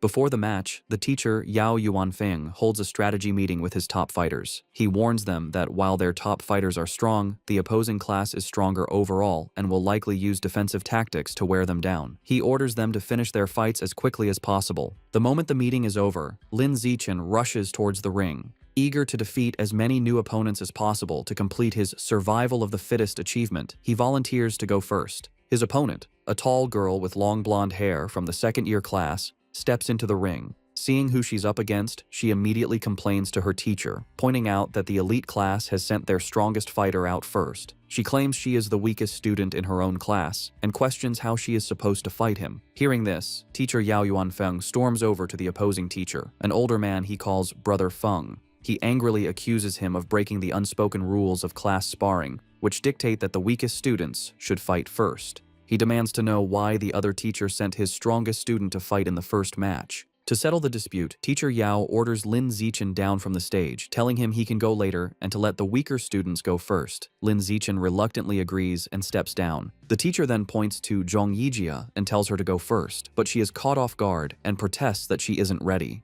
Seeing an opportunity, Shen Qinghan steps forward. She volunteers to fight, telling teacher Yao that since she is the weakest, she should be the one to go first. Shen Qinghan nervously enters the ring to face the tall blonde girl, clearly intimidated. From the sidelines, her classmates, including Chu Rui and He Yu, begin to cheer loudly, shouting encouragement for their friend, Han Han. However, the sudden pressure only makes Shen Qinghan even more nervous. The match begins, and the blonde girl immediately attacks with a powerful punch, which Shen Qinghan manages to block. Despite being outmatched, Shen Qinghan is determined. She knows she can't win, but resolves to hold on for as long as possible, adopting a purely defensive strategy to drain her opponent's stamina. Her plan proves surprisingly effective. 3 minutes later, the blonde girl is breathing heavily, surprised by Shen Qinghan's endurance. She realizes that if the fight continues, she will run out of stamina and decides she must finish the match quickly. She rushes forward with a final decisive punch. The blow lands, and Shen Qinghan is knocked to the ground, defeated. As she gets back on her feet, she is visibly embarrassed. The teacher, Yao Yuanfeng, praises her performance. He gives her a thumbs up, telling her she did great and that her defensive strategy was very smart. Lin Zichen also comforts her, patting her head gently. He tells her she did well, lasting over 3 minutes against a senior with an extra year of training, and that she has made big progress. Reassured, Shen Qinghan looks up at him with a happy smile. Following Shen Qinghan's defeat, another female classmate with brown hair from the elite class steps into the ring. Seeing that her senior opponent is running out of stamina after the previous match, she sees an opportunity and rushes in to attack. She throws a powerful kick, but the more experienced senior easily dodges the blow and counters with a swift punch to the face. The brown-haired girl is quickly overpowered and pinned to the ground, where she cries out in pain and is forced to surrender. Standing over her defeated opponent, the senior mockingly asks if she was looking down on the regular class by charging in so recklessly. She continues to taunt the girl, telling her that while she may not have her talent, she has trained for a whole year longer. She dismisses her, telling her to come back and fight again after she's trained for another year. Just then, Chu Rui steps forward. Filled with determination, she declares that she will avenge Shen Qinghan and crush the senior. Chu Rui proves to be a formidable fighter. She easily defeats her senior opponent with a single powerful punch. From the sidelines, Shen Qinghan cheers enthusiastically, calling out how amazing Chu Rui was. Lin Zichen tells Shen Qinghan that she was amazing too, explaining that Chu Rui's victory was easy only because Shen Qinghan had drained the senior's stamina first. Shen Qinghan smiles happily. 2 hours later, the sparring session continues, and the elite class has evened the score. Teacher Yao Yuanfeng approaches the second-year teacher, Brother Feng, and taunts him, pointing out that his class only has 4 fighters left and that he is confident his class will win the bet. However, he then turns to his students and warns them not to get complacent. He declares that the true strength of their class lies with their 4 top fighters, Lin Zichen, Wang Shuojie, Lu Gong, and He Yu. The real showdown is just beginning. Following his teacher's declaration, He Yu is ordered to go up next. He cracks his knuckles with a determined look and enters the ring with a dramatic, ground-pounding pose. He strikes a fighting stance and theatrically asks his senior opponent if he is prepared to face his fists, which he claims are thirsty for battle. The senior, a boy with brown hair, smirks and tells He Yu not to be so childish and overly dramatic. Annoyed, He Yu immediately attacks with a swift kick, sending the senior crashing to the ground in defeat. Standing over his fallen opponent, He Yu mocks him, questioning where he got the confidence to act so tough with such a low skill level, and calling him trash. Just as He Yu celebrates his victory, another, more formidable senior with purple-tinged hair stomps into the ring. He glares at He Yu, calling him arrogant for his taunts. The senior immediately lunges with a powerful punch, vowing to teach his junior opponent some intensity. To the senior's shock, He Yu moves with incredible speed, effortlessly dodging the attack. He Yu then counters with a powerful kick that sends the senior flying, knocking him out. Seeing his impressive victory, Chu Rui and Shen Qinghan erupt in cheers, shouting encouragement for He Yu. Fueled by his success, He Yu goes on an incredible winning streak, defeating several more opponents in quick succession. After taking down 5 consecutive fighters, He Yu stands exhausted, breathing heavily. Despite his fatigue, he puts on a brave face and defiantly shouts for the next opponent, boasting he can still take on 10 more. However, it's clear he is running out of stamina. His impressive run ends when he is defeated by his 6th opponent. With He Yu eliminated, the situation looks dire for the elite class. They are now down to their last 3 fighters, while the second-year class still has 13 members remaining. With He Yu defeated, Wang Shuojie is next. He unleashes his full power, going on an incredible winning streak and single-handedly defeating 10 opponents in a flurry of furious kicks and punches. However, the long series of battles takes its toll. During his 11th match, Wang Shuojie finally runs out of stamina and is defeated. Following him is Lu Gang, who quickly dispatches 2 more of the opposing team's top fighters in less than 10 minutes. With their opponents now down to their last fighter, teacher Yao Yuanfeng smugly suggests that the second-year teacher, Brother Feng, should just surrender. Brother Feng, however, remains unfazed. He smirks and calls forth his final student, Wang Jinhei, telling him it is his turn. A new challenger steps forward, an enormous, overweight student who towers over Lu Gang. Despite his opponent's intimidating size, Lu Gang is not impressed. Dismissing him as just a slightly larger fatty, he rushes into attack, confident he can beat him. He lands a powerful punch on Wang Jinhei's massive belly, but to his shock, the blow has no effect. He feels as if he just punched solid rubber. He tries again, unleashing a rapid barrage of punches, but all his attacks are harmlessly absorbed by his opponent's thick layer of fat.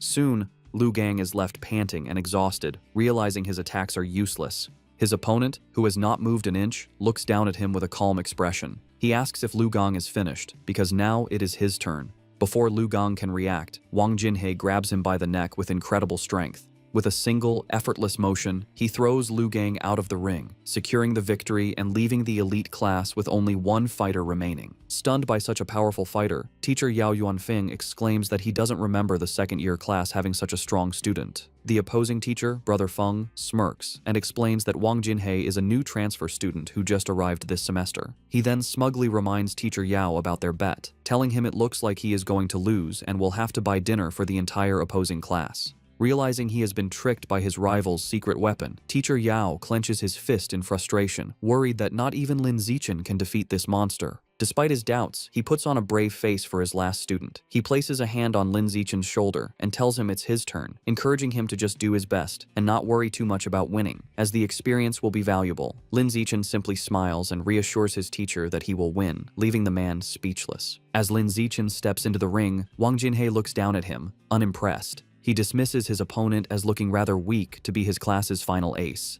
From the sidelines, Shen Qinghan, Chu Rui, and the other girls from the elite class shout insults at Wang Jinhei, calling him an arrogant fatty and cheering for Lin Zichen to teach the dead pig a lesson. Annoyed by the taunts, Wang Jinhei decides to offer a handicap. He tells Lin Zichen he will stand still and allow him 10 free hits. He explains that he doesn't want Lin Zichen and his little fangirls to complain later that he was just bullying a smaller opponent. Lin Zichen happily accepts the offer. Wang Jinhe tells him to come at him with his full power. Without hesitation, Lin Zichen unleashes a single devastating punch to his opponent's massive stomach. The force of the blow is so immense that it sends the enormous Wang Jinhe spinning through the air before he crashes hard onto the floor, knocked out cold. Both classes are left in stunned silence, which is quickly broken by a massive, tearful cheer from the elite class as they celebrate Lin Zichen's incredible victory. A few moments later, Wang Jinhe slowly begins to regain consciousness, completely disoriented. He groggily wonders where he is and what just happened, muttering that the outcome was completely illogical and unscientific. After Lin Zichen's victory, the second-year teacher approaches Yao Yuanfeng, the elite class's teacher. He remarks on how powerful Lin Zichen was, comparing his one-punch victory over Wang Jinhe to a former prodigy named Wu Tiancheng. Yao Yuanfeng replies that while Lin Zichen is strong, he isn't at Wu Tiancheng's level yet, explaining that Wu Tiancheng was a monster who terrified the principal as a first year. Overhearing the name, Lin Zichen walks over and asks his teachers who Wu Tiancheng is. Yao Yuanfeng excitedly explains that Wu Tiancheng was a legendary student from a few years ago. As a first year, he single-handedly defeated the entire third-year elite class, shocking the school leaders.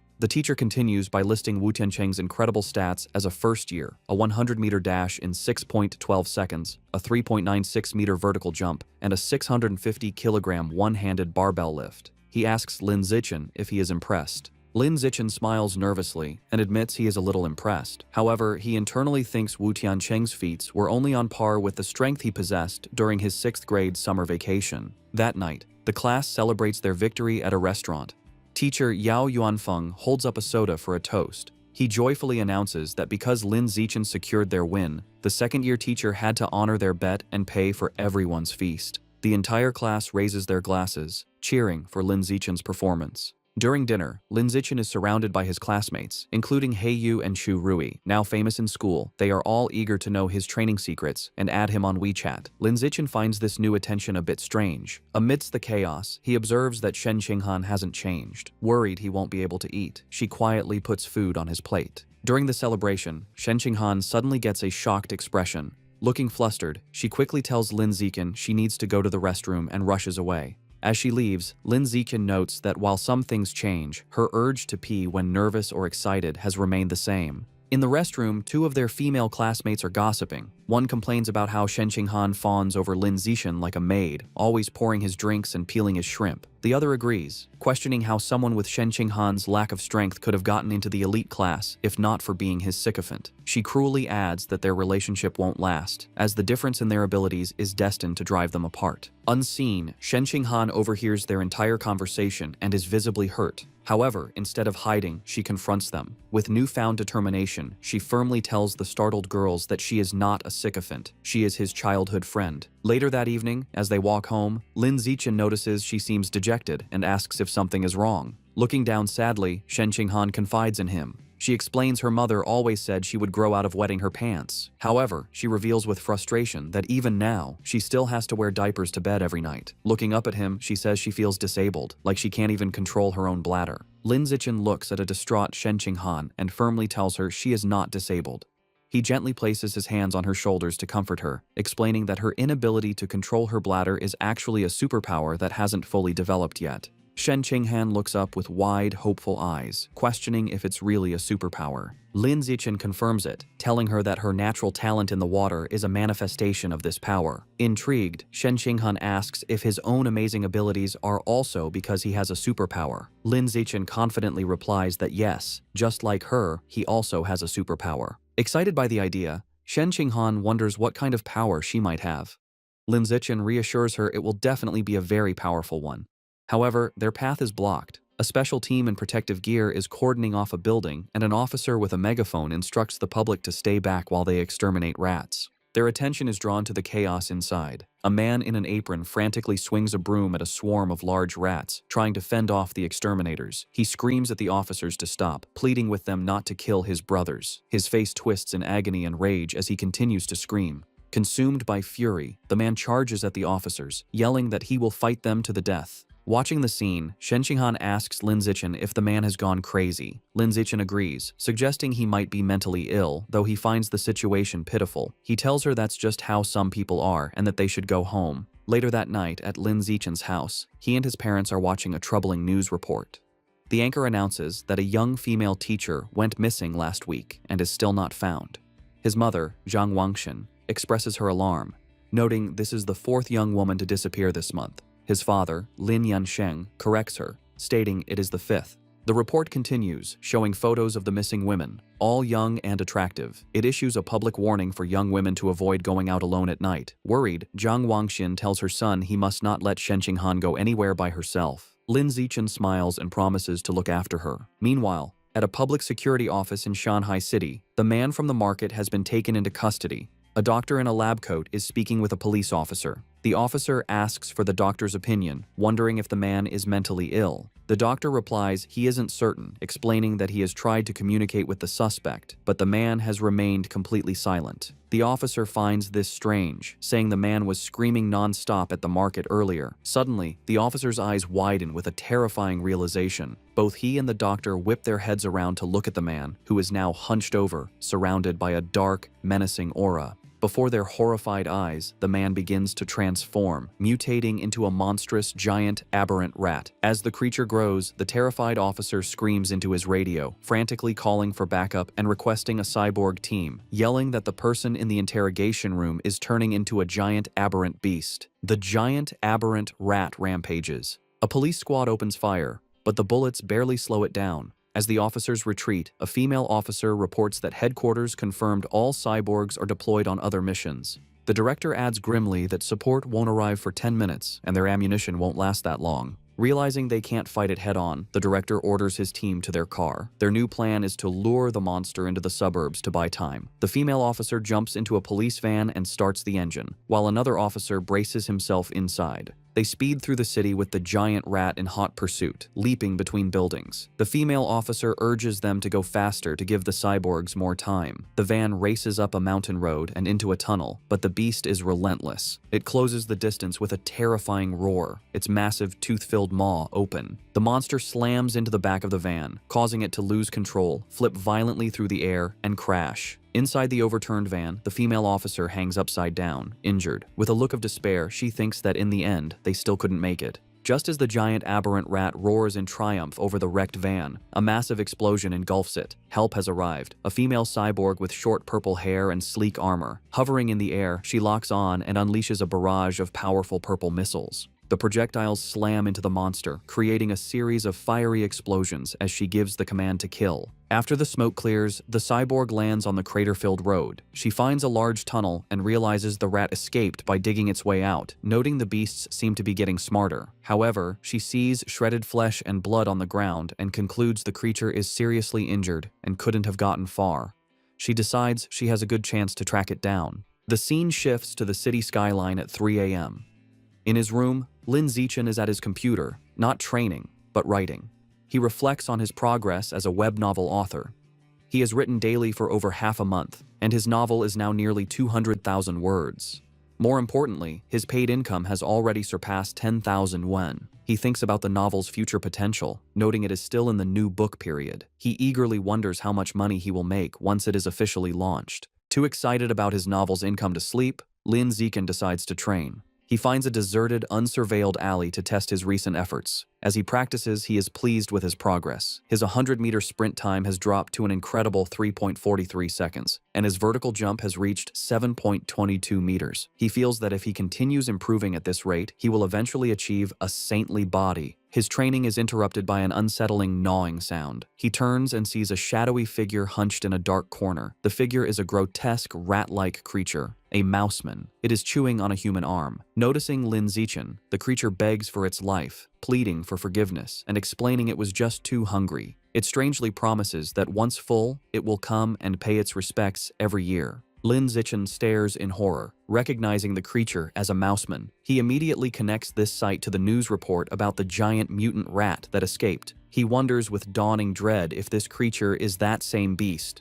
now in a more humanoid, but no less monstrous form. Realizing the extreme danger, Lin Zichen decides he must inform the police. However, as he turns to leave, the mouseman panics, thinking he is its next meal. It stammers that it doesn't have to eat him and can go find others to devour instead. Before Lin Zichen can react, the creature springs into action. It leaps off the alley walls with blinding speed, ricocheting from side to side in a series of lightning-fast jumps. The mouseman lunges at him, screaming it wants to eat human meat as hunger overrides its fear. The attack is so fast that Lin Zichen realizes there is no time to dodge. With no other option, he faces the monster head-on. As the creature closes in, Lin Zichen meets its charge with a single, devastating kick to its jaw. The impact sends the mouseman spinning through the air before it crashes hard to the ground. The beast struggles to its feet, clutching its bleeding chest. It stares at Lin Zichen in disbelief, wondering how a weak-looking student could possess such overwhelming strength. Stunned and injured, the mouseman stares back at Lin Zichen, shocked by his unexpected power. Before it can recover, a rock suddenly flies through the air and slams into its head. Seizing the advantage, Lin Zichen gives the monster no chance to retaliate. He unleashes a furious storm of rocks, throwing them with incredible speed and precision. The mouseman is completely overwhelmed by the relentless assault, unable to defend itself as the rocks pummel its body. After a few moments, the onslaught stops. Lin Zichen stands at the end of the alley, breathing heavily. He watches the spot where the creature fell, noticing it is no longer moving. He approaches cautiously and finds his attack was more devastating than he imagined. The mouseman is obliterated, reduced to a steaming pile of skeletal remains. Wondering if the creature was truly dead, Lin Zichen touches the pile of bones. A surge of blue energy flows into him, and a system notification confirms he has devoured a trace of the giant mutant rat's life source, increasing his codex progress to 7%. He is disappointed to only absorb 2% this time, compared to the 5% from the scorched corpse. He theorizes the difference is due to the varying amount of Rat King gene each heretic had consumed. Realizing it was nearly morning and unsafe to stay, he heads home. Moments after he leaves, the purple-haired female cyborg lands in the empty alley. She stands over the steaming bones, wondering who could have killed the Rat Man. The scene shifts to a dark building where a sinister ritual is happening. A hooded cultist carries an unconscious woman to a large, glowing red summoning circle. He places her in the center and kneels, offering her to his Lord Rat God to enjoy. From the darkness, menacing, multi-lensed red eyes glare back. A deep, angry voice questions why there is only one woman, accusing the cultist of trying to starve it. The voice complains the offering isn't even a mouthful and threatens to make the cultist part of the sacrifice. The cultist prostrates himself in terror, desperately begging to explain. Still on the floor, the terrified cultist explains that young women have become cautious lately, rarely going out at night and always traveling in groups, making them hard to capture. The massive, shadowy rat god looms over him, its deep voice commanding that if women are too difficult, he should catch young men instead. The cultist immediately agrees. Suddenly, a large, bloody chunk of raw meat is thrown onto the floor. The cultist greedily grabs it and begins to devour it raw, thanking his Lord Rat God for the blessing. As he eats, the ritual reaches its gruesome climax. Massive red tentacles emerge from the summoning circle, wrapping around the unconscious woman and lifting her into the air. The monstrous, multi-eyed maw of the rat god opens wide and devours her whole. Sounds of chewing and crunching echo through the building. After its meal, the Lord Rat God gives one final, chilling order. It tells the cultist not to capture ordinary people next time, complaining their meat is too bitter. The entity declares it wants to eat nobles who live in luxury, believing their meat will be more tender. To help Shen Qinghan improve her martial arts grades, Lin Zichen holds special training sessions with her at her house. During one session, he acts as her personal coach, correcting her form. He adjusts her arm, stance, and shoulders, explaining how to generate more power and maintain better balance. Once her posture is corrected, he tells her to attack him with her full strength. She lunges at him with a determined punch. Lin Zichen easily catches her fist, praising her for the precise angle and improved power. He also catches her follow-up kick, pointing out a flaw in her form and demonstrating the correct technique by physically moving her leg into the proper position. After the intense session, an exhausted and sweaty Shen Qinghan collapses onto the floor. She catches her breath, telling him that even though she is exhausted, she can feel her martial arts strength has genuinely improved. Still kneeling on the floor, a motivated Shen Qinghan tells Lin Zichen that training 3 times a week isn't enough and asks if they can do it every day. Lin Zichen tells her that isn't necessary, explaining her body couldn't handle a daily high-intensity regimen. Shen Qinghan agrees and decides to stick with their current schedule. Just then, Lin Zichen's phone buzzes. As he takes it out, Shen Qinghan leans in curiously, asking if it's a special news report. He looks at the screen and sees 2 major headlines. The first announces that the Jishin Corporation will provide free treatment for former mechanical prodigy girls left disabled by early mechanical modifications. The second, more shocking report reveals a genius from Beijing University has successfully fused with the 1,000-threaded spider beast gene, breaking the record for the youngest person to undergo a dual gene fusion. Lin Zichen's eyes widen as he reads the second story, immediately realizing this genius must be the same prodigy from the capital he has been competing with for years. Most people cannot undergo gene fusion until adulthood, as a younger body can't withstand the backlash from beast genes and risks severe mutation. However, this prodigy has now successfully undergone a second gene fusion at the young age of 18. Lin Zichen is left to ponder the prodigy's incredible physical talent and wonder if gene fusion is indeed the best path to power. At his house, Lin Zichen is busy with his new career as a web novel author. Thanks to his incredible writing speed, his novel is an instant hit. The comment section is filled with readers amazed by his output, with one calling him a tentacle monster for posting 50,000 words on the first day. Lin Zichen reflects that with his use in advance and celestial root of wisdom attributes, a month of practice allows him to type at 10,000 words per hour. This efficiency means writing takes only about an hour a day, leaving him plenty of time for training. His father, Lin Yansheng, enters and praises his success. He estimates that if Lin Zichen maintains a stable plot and a 10,000-word daily pace, he could earn around 50,000 yuan in his first month.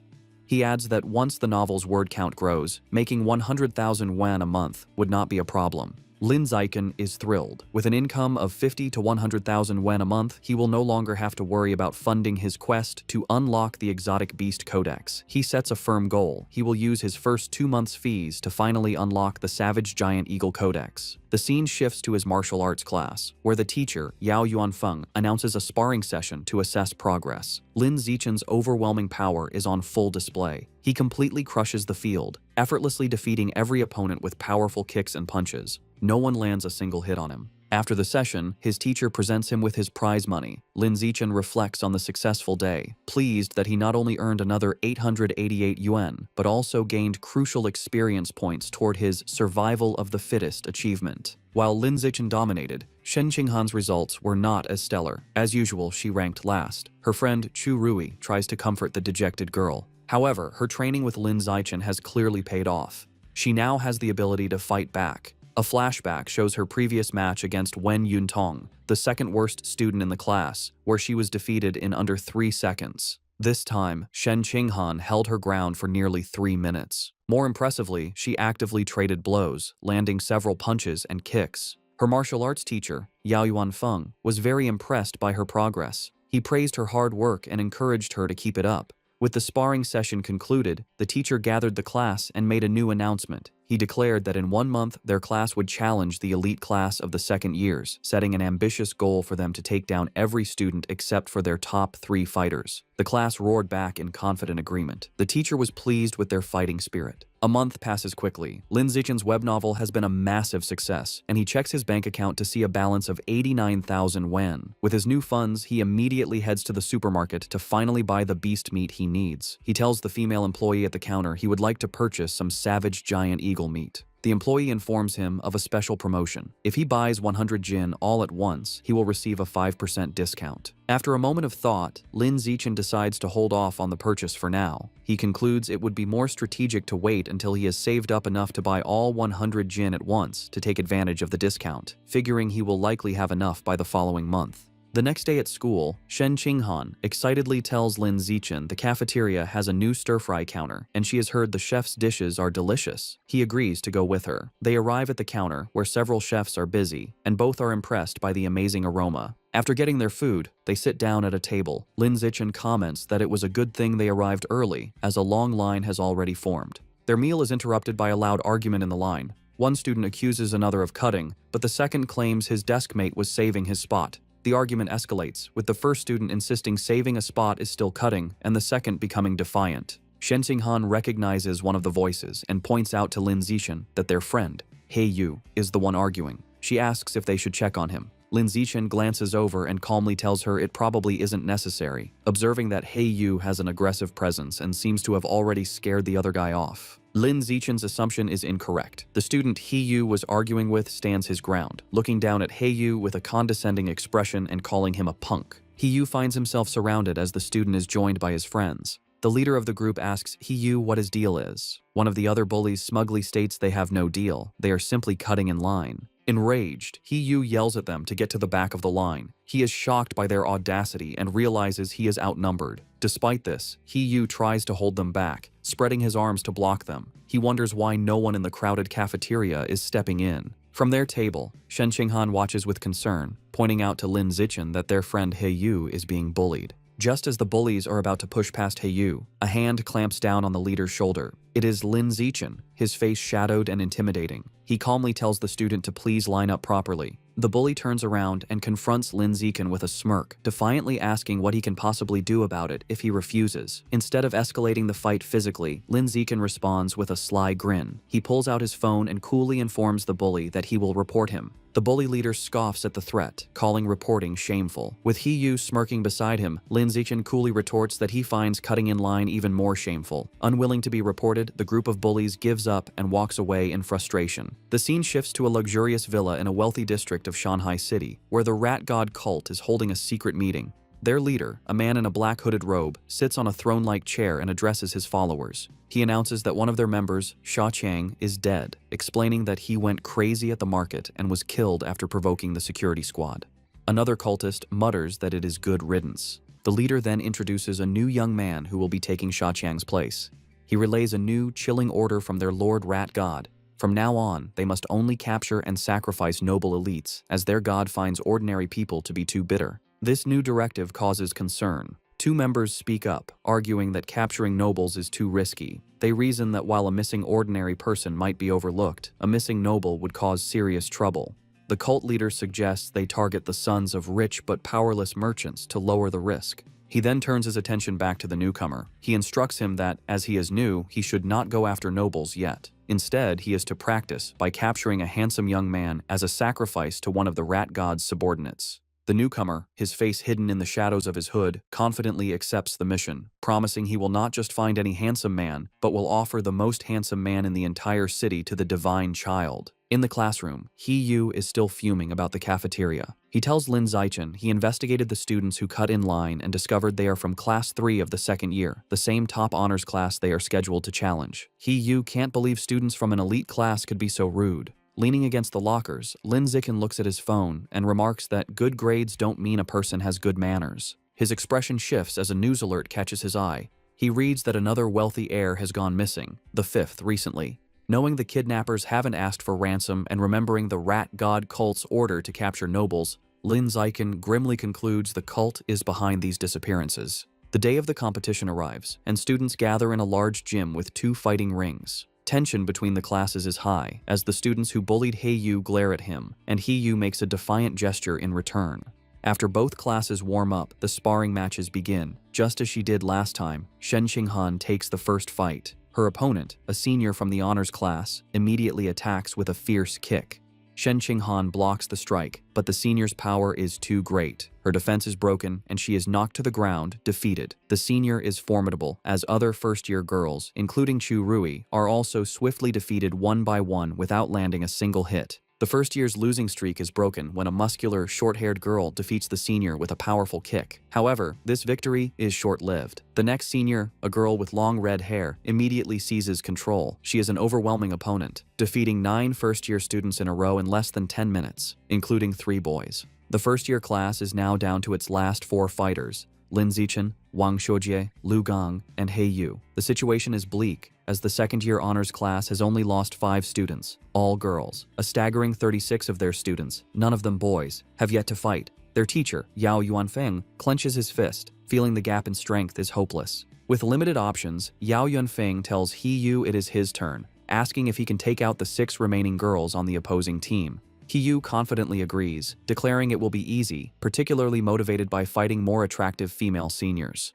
True to his word, Yu handles the matches with ease and successfully knocks all 6 remaining girls out of the ring. With the female fighters defeated, the second-year class's first male student enters the ring with a threatening stomp. He strikes a menacing pose and asks Yu if he is ready to die. Yu retorts that his opponent has no manners. Recognizing the student as a bully from the cafeteria, Yu believes he's a pushover and sees a perfect chance for revenge. Yu's confidence is misplaced as the bully rushes him with surprising speed. Before Hiyu can react, the senior lands a powerful punch to his stomach. Hiyu collapses to his knees, stunned. The bully taunts him for being weak and tells him to admit defeat. Enraged, Hiyu struggles to his feet and throws a punch, but his opponent easily dodges and counters with a swift kick that sends Hiyu flying out of the ring, defeated. Lying on the ground, Hiyu realizes with pain that his opponent's strength is far from the lowest among the boys, and curses himself for letting his guard down. Having defeated Hiyu, the senior bully turns to Lin Zichen, who is standing by the ring. He mockingly asks if Lin Zichen still wants to medal and challenges him to a fight. Lin Zichen gracefully leaps into the ring, internally noting that he was hoping for this chance. His classmates erupt in cheers, shouting for their brother Chen to crush his opponent and avenge Hiyu for his shameful behavior.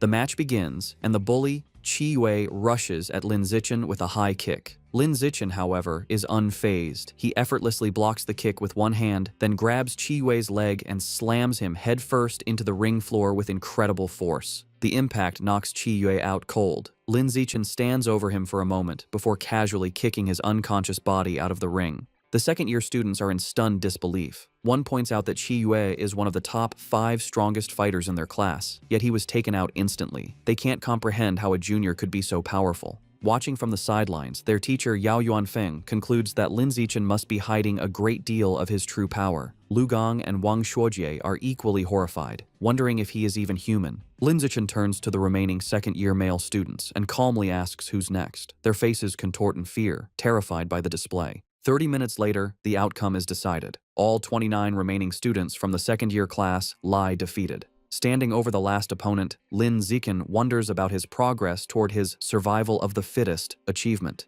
A system notification informs him his total count of opponents eliminated is now 119 out of 1,000.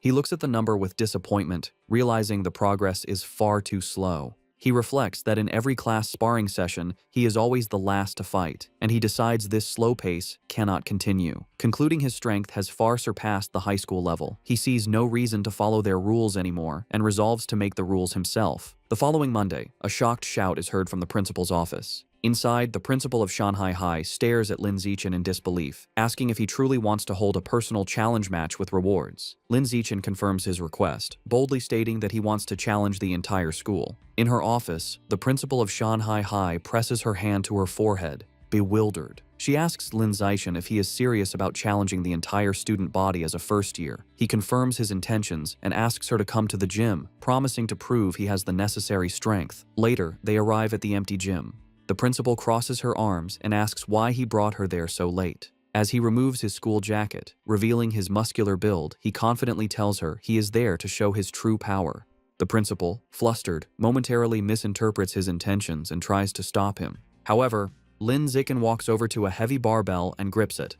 To her astonishment, he lifts the massive 700-kilogram barbell into the air with one hand, holding it effortlessly. The principal stands frozen in shock.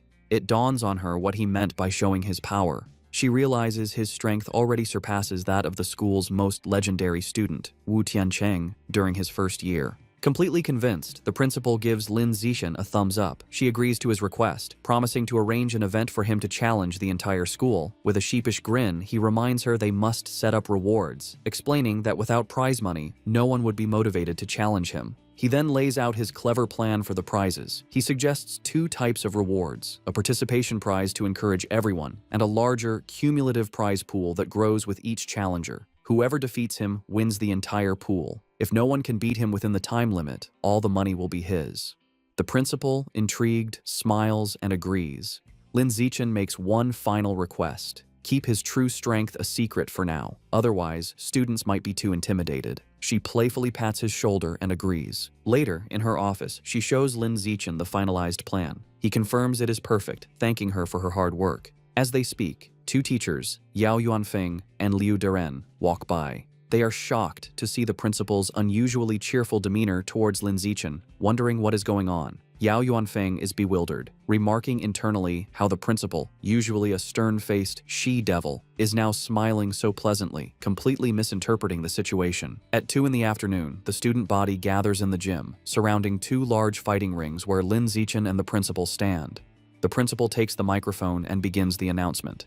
She introduces Lin Zichen, details his recent victories, and explains the rules and prizes for his personal challenge against the entire school. The announcement causes an uproar. The crowd erupts in disbelief and mockery, with many shouting that the principal must have gone crazy. They are insulted by a first year's arrogance, questioning his confidence. One student angrily points out that defeating the second year's strongest class doesn't mean he can take on the third year's, while another calls him arrogant. Facing the hostile crowd, Lin Zichen calmly announces that starting the next day, he will be in the gym for 2 hours every afternoon, welcoming challengers. Internally, he is pleased by their anger, thinking that with so many eager to fight, he has a good chance of completing his survival of the fittest quest early. The scene shifts to a bustling city street at night. A young man with blonde hair walks alone, sipping a drink. His walk is interrupted when 2 attractive women step in front of him and invite him to a bar. The blonde man looks at them with a cold expression and bluntly tells them to get lost. As they walk away, they mutter that he has no charm. The young man watches them go, annoyed, wondering if Shanghai City is always this lame. The blonde young man is a new member of the Rat God cult, struggling with his first mission.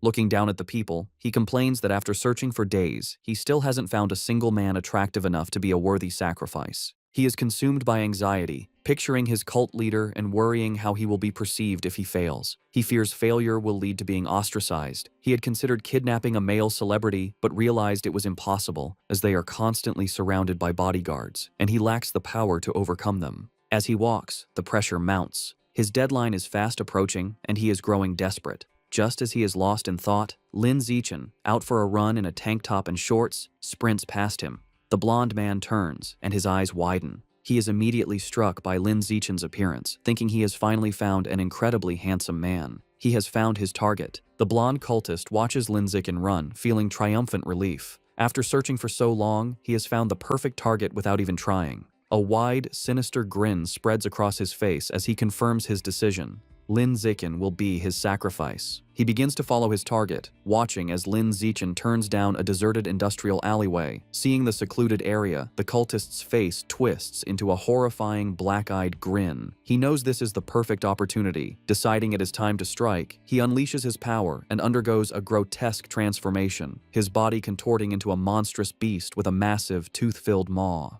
However, just as the transformed cultist is about to attack, a brick comes flying out of nowhere and smashes directly into its head with a sickening, bloody impact. The transformed cultist stumbles, clutching its head in pain and confusion after being struck by the brick. From the shadows, Lin Zichen emerges, holding the brick he just threw. He calmly remarks to himself that he didn't expect to find a rat person while out for a run, seeing it as a fortunate chance to increase the unlock progress for his guidebook. The monster trembles in terror, thinking that this human is horrifying and is speaking words it cannot comprehend. It feels incredibly unlucky to have run into him. Before it can react further, the monster collapses to the ground, dead. Lin Zichen looks on in surprise, finding it hard to believe that he killed the creature just by picking up and throwing a single brick. He wonders how a follower of the Rat God cult could possibly be so weak. Deciding not to dwell on it, he quickly kneels beside the dead monster to absorb its life essence before anyone else arrives.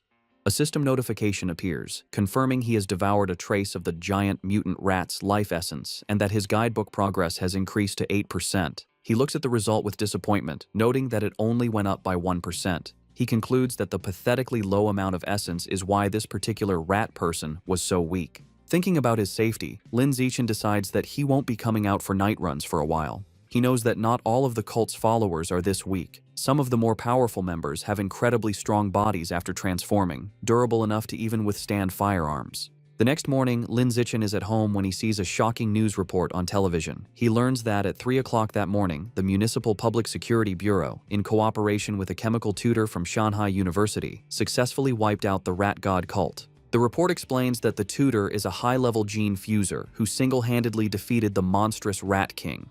The broadcast shows footage of the incredible battle, where the massive, multi-eyed beast unleashes a terrifying barrage of sharp spikes at the winged, red-haired gene fuser. The tutor endures the powerful attack but ultimately emerges victorious. The entire fight lasted only 30 seconds, ending with the colossal Rat King collapsing in defeat as the gene fuser lands, securing a swift and decisive victory. Watching the display, Lin Zichen is left in deep thought, his expression grim. He contemplates the immense power he just witnessed, wondering if this is the true strength of a high-level being and acknowledging how truly formidable it is. In a modern, well-lit room, 2 men in tactical gear are having a conversation. A blue-haired man, sipping from a cup, asks his companion, a man with spiky orange hair named Tiancheng, if he has been able to contact their teacher yet. Tiancheng confirms that their teacher is still out of contact. He adds that the entire group of powerful individuals who went to suppress a riot at a place called Source Site 36 remain missing. The blue-haired man then asks about the current situation at the site.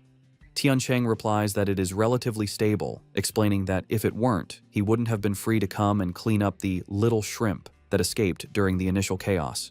The blue-haired man seems to question his dismissive term. The blue-haired man reflects on the immense power of the Rat King, a monster that the entire Public Security Bureau was helpless against. He then internally acknowledges that in the face of a genius high-level being like Tiancheng, the monstrous Rat King was indeed just a little shrimp. Changing the subject, the blue-haired man playfully puts his arm around Tiancheng's shoulders, suggesting that since he is already there, he should visit their old school to give a lecture. Tiancheng resists, stating that he isn't an idle person and has a real job to do. The blue-haired man playfully insists, telling him that providing some ideological guidance to their cute junior students is also a form of work. Deep within a dark cavern under the light of the full moon, it is revealed that the Rat King survived its battle with Wu Tiancheng. The creature explains its recent actions, stating that at first, it only ate beggars, then it moved on to eating young people. Now, it kneels in submission, admitting that it eventually developed a taste for the pampered elite. The Rat King is not alone.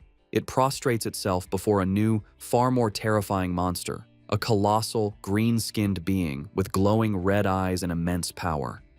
This new monster scolds the Rat King, angrily telling it that it went to great trouble to bring the Rat King there to have its clan dig tunnels. Instead, the Rat King went around eating people and caused a huge commotion that drew unwanted attention. The giant monster glares down and menacingly asks the Rat King if it believes it deserves to die for its failure. Terrified, the Rat King begs its master for another chance. The giant monster considers the plea and agrees that it can give the Rat King another chance, but it clarifies that there will be a price to pay. Without another word, the monster's clawed hand strikes the Rat King, and a spray of blood fills the air.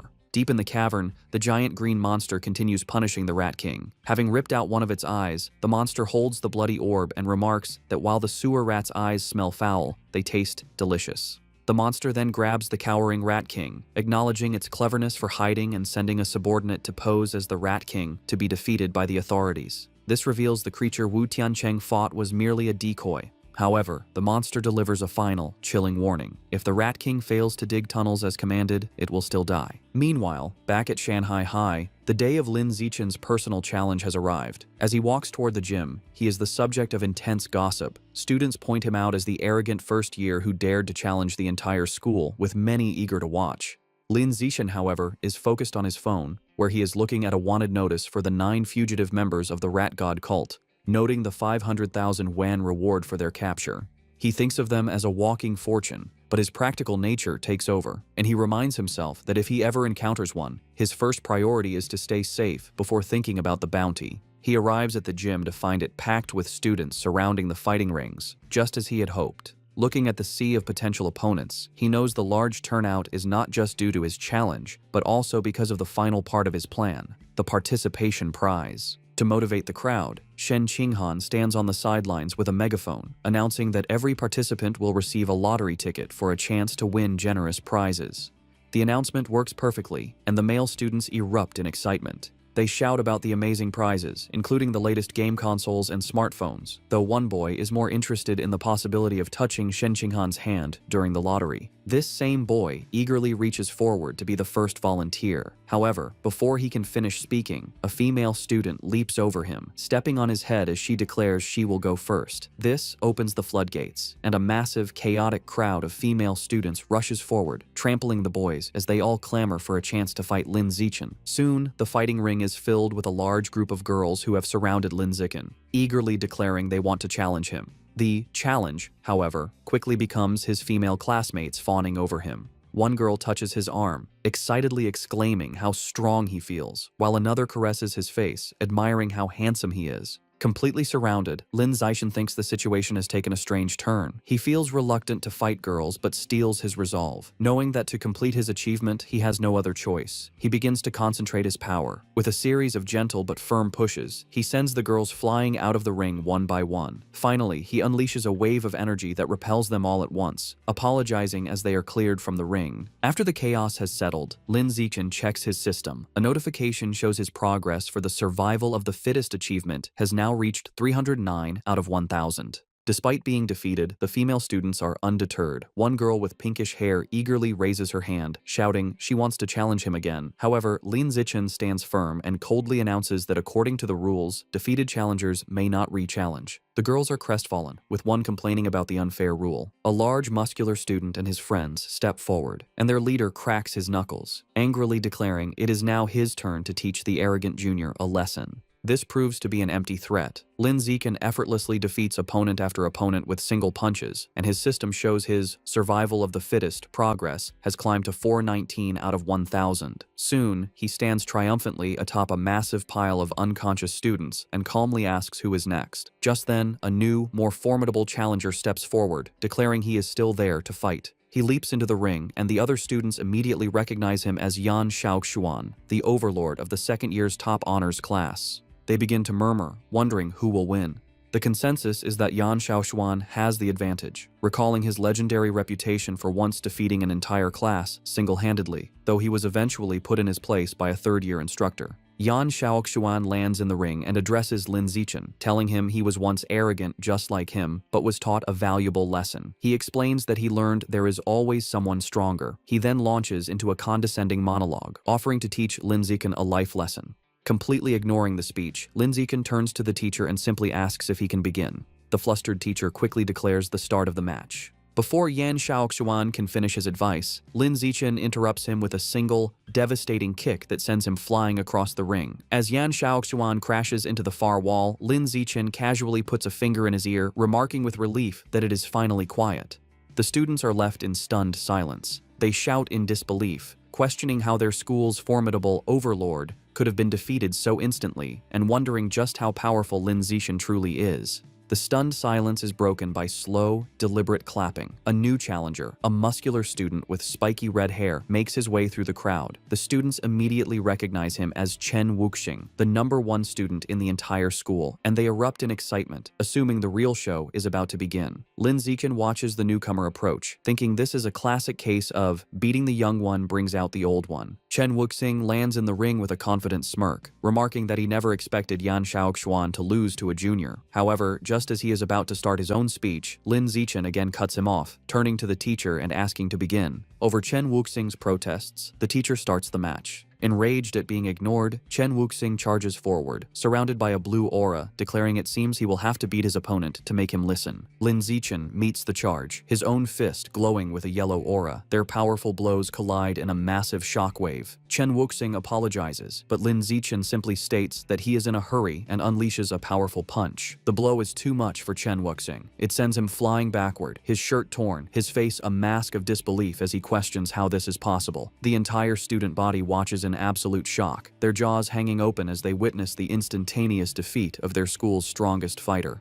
With the school's strongest fighters defeated, Lin Zichen turns to the still stunned crowd. He points to a random student and tells him to get in the ring to fight. The student points to himself in disbelief, and Lin Zichen confirms it, stating they haven't fought yet. The student nervously asks him to be gentle, but Lin Zichen smiles and reminds him that if he participates, he will get a lottery ticket. Motivated, the student rushes into the ring, and Lin Zichen promises to go easy. His promise is short-lived, as he immediately knocks the student out with a single punch. A system notification confirms that his achievement progress for survival of the fittest has increased by 1. Seeing this, the rest of the student body realizes there is no shame in losing to someone so overwhelmingly powerful, and they still have a chance to win the lottery prizes. Renewed enthusiasm sweeps through the crowd as they all surge forward, motivated by the prospect of winning a new smartphone. What follows is a systematic and effortless series of victories for Lin Zichen. He stands his ground, easily dispatching every student who challenges him, with his system's counter ticking up by 1 with each defeated opponent. After the final student is defeated, a large system notification appears, announcing that by eliminating 1,000 different competitors, he has successfully completed the achievement. Another notification immediately follows, confirming he has finally acquired the new biological attribute, survival of the fittest. Lin Zichen clenches his fist, a look of pure triumph on his face, ecstatic that his long and arduous challenge has finally paid off. With his quest complete, a system notification details Lin Zichen's new reward. He has acquired the biological attribute Survival of the Fittest, which increases the damage he inflicts on other living beings. He strokes his chin thoughtfully, concluding that while it is a simple and practical damage-boosting ability, he is slightly annoyed the system doesn't specify the exact value of the increase. His objective achieved, Lin Zichen leaps down from the ring and announces the challenge is over. The female students are disappointed, complaining it ended too quickly, and they wanted to watch him more. Wasting no time, Lin Zichen grabs Shen Qinghan's hand, leads her through the parting crowd, and they quickly leave the emptying gym. Later, a hearty laugh is heard from the principal's office. Inside, the principal of Shanghai High sits on her desk, congratulating Lin Zichen for officially earning the title of the school's #1 fighter. Leaning in close, she playfully questions him, suggesting that since he defeated even Chen Wuxing in an instant, he must surely be hiding his true strength. Sitting on the couch with Shen Qinghan, Lin Zichen sips his drink and modestly replies that he only hid a little of his power. The principal gives him a knowing look, clearly not believing him. She brings up Chen Wuxing's recent special entrance exam for Kyoto University, where he lifted a 690-kilogram barbell with one hand. Based on that, she confidently estimates that Lin Zichen's own one-handed lift must be at least 800 kilograms. Internally, Lin Zichen knows he cannot let her find out his true, much higher strength. He plays along, telling her that her guess is nearly perfect, and his official data shows a lift of 795 kilograms. The principal laughs triumphantly, pleased she was right. As she celebrates, Lin Zichen tries to get her attention. Having established himself as the school's strongest, Lin Zichen immediately turns to his true priority. With an eager expression, he raises his hand and asks the principal when he can expect the 8,810 yuan prize money. Amused by his focus on money, the principal playfully calls him a little rascal, but agrees and immediately transfers the funds. Just as the principal begins to discuss his new responsibilities, Lin Zichen interrupts, asking if there is anything else he can do for her. He then makes a special request. Since both he and Shen Qinghan enjoy swimming, he asks for use of the gym's swimming pool. He clarifies that he wants exclusive access, meaning the pool should be closed to everyone else whenever they use it. The principal smiles and readily agrees. Internally surprised at how easily she consented, Lin Zichen adds one more condition. He explains that he dislikes being watched in his swim trunks, so he will be covering the security cameras during their private sessions. This statement causes Shen Qinghan to blush furiously. The principal's mind immediately jumps to a suggestive conclusion, thinking about the implications of a boy and girl being alone in a pool with the cameras covered. Her imagination runs wild, picturing a romantic and steamy encounter between the two of them. Playing along with her own misunderstanding, the principal retrieves a key from her desk, telling Lin Zichen that she will, of course, satisfy all of his requests. She hands him the key, officially designating the pool as their exclusive, private swimming area. As he takes it, she leans in close and whispers a final, teasing warning, telling him to just be careful not to create a new life while they are in there. Her suggestive comment leaves Lin Zichen completely baffled, as he wonders what she could possibly mean by a new life. As they walk down the school hallway, Lin Zichen looks at the key to the swimming pool. He thinks to himself that with exclusive access, he can finally begin to properly explore the true nature of Shen Qinghan's mysterious abilities. His thoughts are interrupted when Shen Qinghan stops him, saying she has a favor to ask. With a nervous expression, she explains she signed up for a singing competition. While she has practiced her solo parts, she still needs someone to help her with the duet section. She shyly asks if he can practice with her that evening, and Lin Zichen readily agrees. Overjoyed, Shen Qinghan throws her fist in the air and happily skips away. Lin Zichen watches her go, thinking about how much this competition means to her. He smiles, hoping she will be able to find her confidence through it. Later that night, at Shen Qinghan's apartment, the two are in her room practicing. She sings into a microphone while Lin Zichen sits and listens, providing the other part of the duet from his phone. Meanwhile, in the living room, Shen Qinghan's parents, Shen Jianye and Xu Meng, are watching. Her father expresses concern, asking his wife if it is appropriate for them to be alone in a room together now that they are older.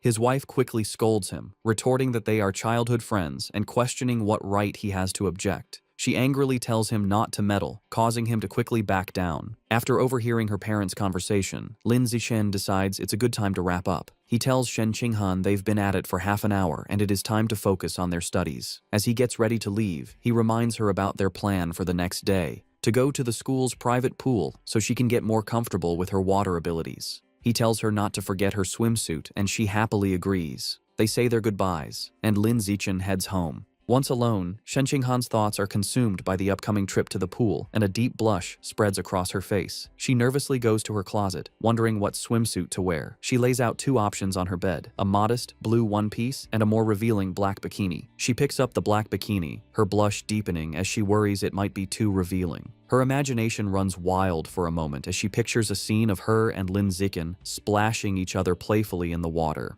After a moment of hesitation, she makes up her mind, reasoning that since it will only be him at the pool, it should be fine. She resolutely shoves the bikini into her school bag. The next day after school, Lin Zichen and Shen Qinghan head to the empty gym swimming pool. Already changed into his swim trunks, Lin Zichen waits by the poolside, his impressive physique on display. He looks up at a security camera, remembering his promise to the principal and confidently thinking he will handle it. Just then, Shen Qinghan's voice calls his name. He turns to see her standing in the doorway, wearing the revealing black bikini. With a bright smile and a slight blush, she walks toward him, apologizing for making him wait. Outwardly, Lin Zichen appears calm, simply telling her to slow down and be careful. Internally, however, he is completely flustered, thinking how incredibly cute she looks. After regaining his composure, he tells her it is time to get in the water and begin their training, to which she happily agrees. The two enter the water and begin to swim gracefully. Underwater, Lin Zichen takes Shen Qinghan's hand, and they continue to swim together. Suddenly, her eyes widen in shock as she feels something strange. She quickly gets Lin Zichen's attention, looking startled. She frantically points towards the surface, indicating they need to go up immediately. Understanding, Lin Zichen grabs her and pulls her swiftly towards the air. They break the surface with a splash, and a concerned Lin Zichen holds her close, asking what happened. With a look of utter astonishment and excitement, Shen Qinghan exclaims that the water can pass directly through her body. To demonstrate, she holds out her hands just below the surface and tells him to watch. Just as she described, the water flows straight through her palms as if they were intangible before splashing back into the pool. At the school pool, Shen Qinghan looked at her hands in amazement as water flowed right through them. Confused, she asked Lin Zichen why her body seemed to be leaking water. He observed her, realizing he was witnessing her latent superpower. He seriously asked to see her hand to examine it. Upon touching her palm, he noted that aside from the strange ability, there seemed to be nothing abnormal. To investigate further, he suggested they get out of the pool so he could check the rest of her body. A noticeably blushing and nervous Shen Qinghan shyly agreed. Shortly after, Shen Qinghan was lying on a lounger by the pool, covered in water from Lin Zichen's tests. As he poured water over her, she asked how much longer the examination would take. After checking her 3 times, Lin Zichen thoughtfully concluded there were no other abnormalities. Helping her sit up, he told her that, for now, it seemed only her hands had this ability, and she nodded in understanding. Sitting on the edge of the pool, Shen Qinghan asked if her lifelong problem of bedwetting could be related to this power, speculating that perhaps another part of her body also let water pass through. Lin Zichen admitted it was a possibility, and told her that the next time she felt the urge to pee, she should let him know. Visibly blushing, he added that she should try to feel if any other part of her body had the same sensation as her palms. He immediately felt embarrassed, thinking he had almost sounded like a pervert. Suddenly, Shen Qinghan's face lit up. She exclaimed with joy that this meant she wasn't a useless girl, but a superpower user with water-related abilities. With newfound determination, she thought that maybe, if she managed to fully develop her power, she could finally stand by Lin Zichen's side as a worthy partner. The story continues in a bustling city at night, with large holographic ads for cyborgs. Lin Zichen enters a supermarket, where a friendly female clerk welcomes him. He confidently walks to the counter, slides a card across it, and makes an astonishing request: 100 jin of the expensive savage giant eagle meat. The clerk is shocked by the massive order. She nervously takes his payment card and a note with a delivery address, stammering her agreement. As Lin Zichen leaves, the clerk watches him go, wondering which wealthy young master could be so extravagant. Despite her surprise, she professionally completes the order form, even asking for a good review with a smile. Later, in a secluded industrial area, Lin Zichen receives his delivery. He reflects on his finances, noting he had just received 120,000 yuan from his web novel, bringing his total funds to 210,000 yuan. He thinks this is more than enough to cover the cost. Looking at the large box of beast remains, he prepares to unlock its power, telling himself it's time to see what surprise the codex will give him as he places his hand on the meat. Immediately, a powerful vortex of white energy erupts and surrounds him. A blue system notification confirms he is devouring the savage giant eagle's life source, and the codex unlock progress has reached 100%. He then receives a vision of the eagle's power, the magnificent white bird soaring high, diving into the water, and hunting a massive purple squid-like creature with its powerful talons. As the vision fades, Lin Zichen stands in a radiant blue light. A final system notification announces he has successfully unlocked the Savage Giant Eagle Codex and acquired a new biological attribute, Eye of the Sky. A system notification explains his new ability, Eye of the Sky. It informs him that his field of vision and ability to track moving objects are greatly enhanced.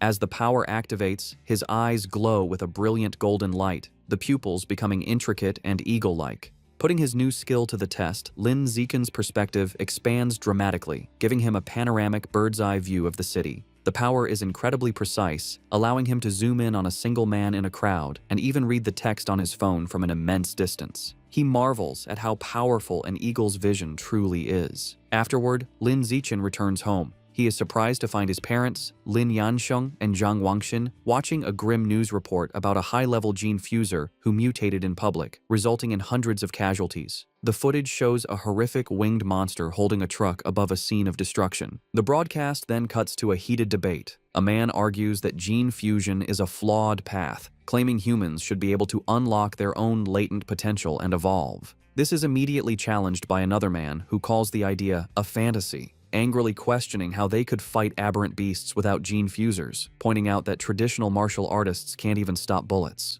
Watching the debate, Lin Zichen's parents discuss the issue. Lin Yansheng remarks that gene fusers are like uncontrollable bombs. Zhang Wangshin dismisses his concerns, explaining that government regulations are very strict and the probability of such an incident is incredibly small. She adds that a more pressing issue is that gene fusers often lose their ability to have children. Lin Yansheng agrees, suggesting it's best to save their genetic material or have a child before the fusion process. As they were talking, Zhang Wangshin suddenly noticed her son had returned. She became flustered, realizing they had been having a conversation not meant for his ears, and greeted him with an embarrassed blush. Seeing their awkwardness, Lin Zichen suggested they all have dinner. While the family ate, Lin Zichen announced that his school would hold a campus singing competition the next day, and Shen Qinghan had signed up. His parents were thrilled. Lin Yansheng declared the entire family had to go cheer her on, and Zhang Wangshin enthusiastically agreed, adding that Shen Qinghan was like a daughter to her. Lin Zichen calmly agreed. The night of the competition was a massive event with a large, brightly lit stage and an energetic crowd. True to their word, Lin Yansheng and Zhang Wangshin were in the audience, cheering wildly for Shen Qinghan with supportive headbands and a large, glowing sign. Before the show, in an empty classroom, Lin Zichen was helping Shen Qinghan prepare. He gently applied makeup to her face. When she opened her eyes, she noticed he was staring intently at her. Blushing, she shyly asked why he was looking at her like that. Lin Zichen simply smiled and told her she looked beautiful. His sincere compliment made Shen Qinghan, dressed in an elegant black gown, blush even more deeply. Their intimate moment was interrupted by their friend, Chu Rui, who peeked in. She teasingly asked if they were finished with their affectionate display. A flustered Shen Qinghan frantically explained she had only asked for his help because of his excellent makeup skills. Chu Rui playfully dismissed her excuses, teasing them for acting like an old married couple. Lin Zichen is holding multiple makeup brushes, reinforcing his makeup master reputation. Xu Rui explained she only came to remind them they were on stage after the next two performers. With a final wave, she left. After she was gone, Lin Zichen told Shen Qinghan he would walk with her to prepare. However, Shen Qinghan remained seated, looking extremely nervous and trembling. With a deeply flustered expression, she shyly tugged on his jacket, struggling for words.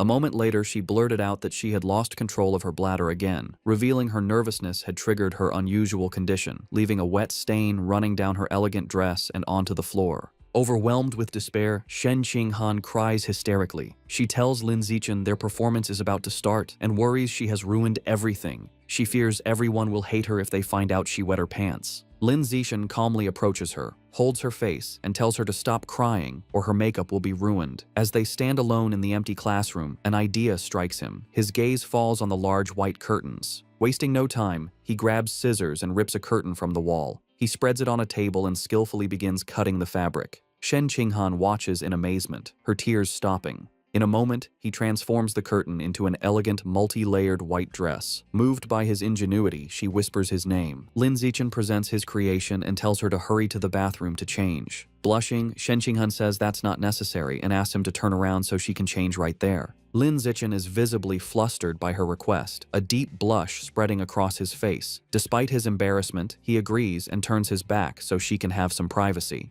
Behind him, Shen Qinghan sensually removes her ruined black dress. Although he isn't looking, Lin Zichen can hear everything, and he remains flustered as she stretches playfully in her underwear behind him before putting on the new dress. Once changed, Shen Qinghan tells Lin Zichen he can turn around. He sees her looking stunning in the impromptu gown. She thanks him, smiling brightly and explaining that after her cry, she's no longer nervous. Lin Zichen wishes her luck, affectionately patting her head as she beams at him. Soon, an announcer calls Li Chuxin and Shen Qinghan to the stage. They deliver a vibrant, energetic performance, captivating the crowd. After, the announcer builds suspense before declaring them the winners. The two friends embrace joyfully as the audience cheers wildly. In the crowd, Lin Zichen stands with his father, applauding proudly with a satisfied smile. The next day, a teacher enters the classroom and is shocked to see the window, angrily demanding to know who cut up the curtain.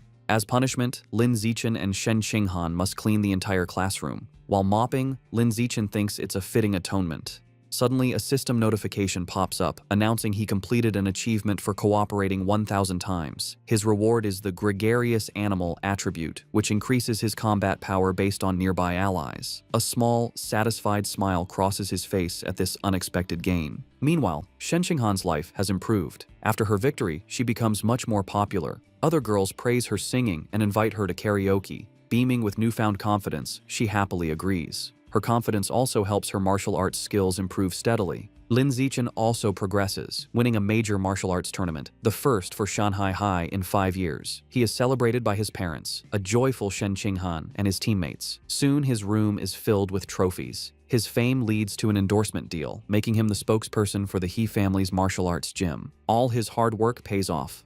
Between his endorsement deal and his web novel income, Lin Zichen has amassed over 900,000 yuan.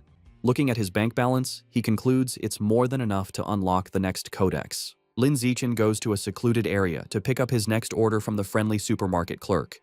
Inside the large box are the remains of a hidden dragon, a large lizard-like creature known for stealth. Placing his hand on the meat, Lin Zichen begins the absorption process, and a powerful blue aura erupts around him. A system notification confirms he is devouring the hidden dragon's life source, and the codex unlock progress reaches 100%.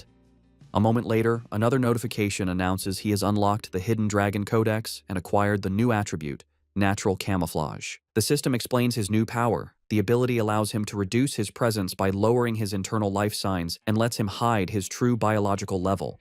Lin Zichen immediately understands the skill's dual applications. He can become stealthy for ambushes, or hide his true strength to lull enemies into a false sense of security. With his main objective complete, he remembers he needs to buy a cake for his mother and walks through the city. His thoughts are interrupted by a shout. He turns to see a startling scene, a beautiful red-haired woman being forcefully escorted by 2 guards in tactical gear.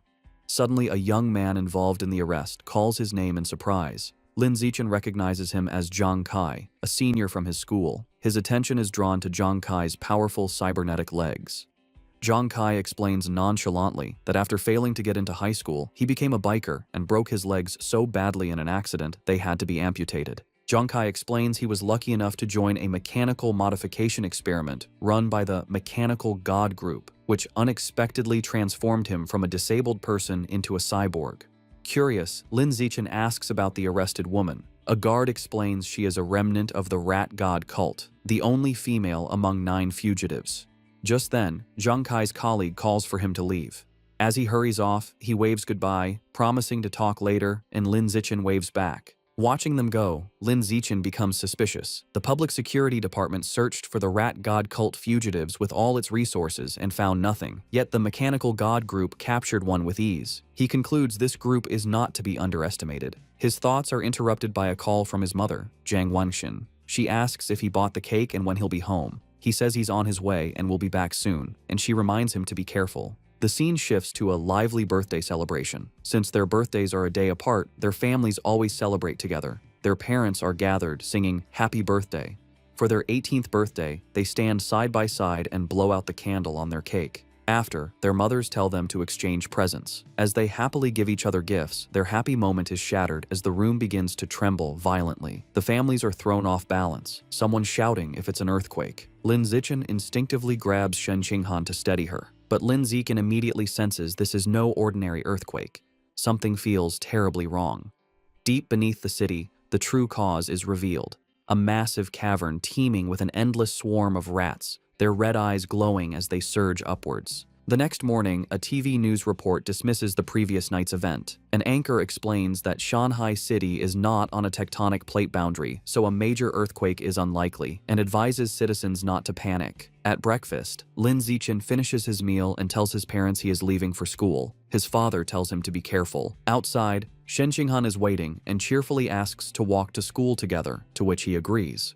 As they walk, she happily remarks that since they have celebrated their 18th birthday, they are officially adults. Lin Zichen adds that the college entrance exams are also approaching. Shen Qinghan admits she gets nervous just thinking about it. Some time passes, and Lin Zichen finally saves up enough money to unlock his next codex. He begins the absorption process, and a powerful purple energy swirls around him as he targets the void crocodile. A system notification confirms he is devouring the creature's life source, and the codex unlock progress reaches 100%. He receives a vision of a large crocodilian beast with fish-like fins swimming powerfully, trying to escape from the savage giant eagle. A final notification announces he has successfully unlocked the Void Crocodile Codex and acquired a new biological attribute, danger perception. The system explains this ability allows him to sense hostility from other creatures within a certain range and makes it easier to judge their biological level. Lin Zichen thoughtfully concludes this will be a useful skill for preventing sneak attacks. To test his new power, he goes to a busy shopping mall. As he walks through the crowd, he uses his danger perception and can now see the power levels of everyone. He observes most people are ordinary Tier 1 or Tier 2, confirming the vast majority are normal people. While browsing the supermarket, he decides on his next target for the codex. He sees packages of life and death toad meat, which he speculates could grant a self-healing ability.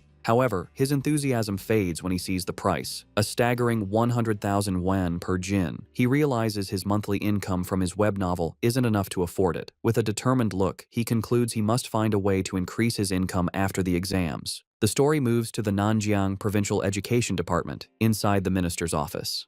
A striking woman with light purple hair and antler-like horns, Mo Dongji, the vice principal of Shanghai University and Minister of Education for Nanjiang Province, sits listening to a report. A male subordinate is finishing a presentation on the educational situation across the province. Mo Dongji calmly sips her drink and thanks him.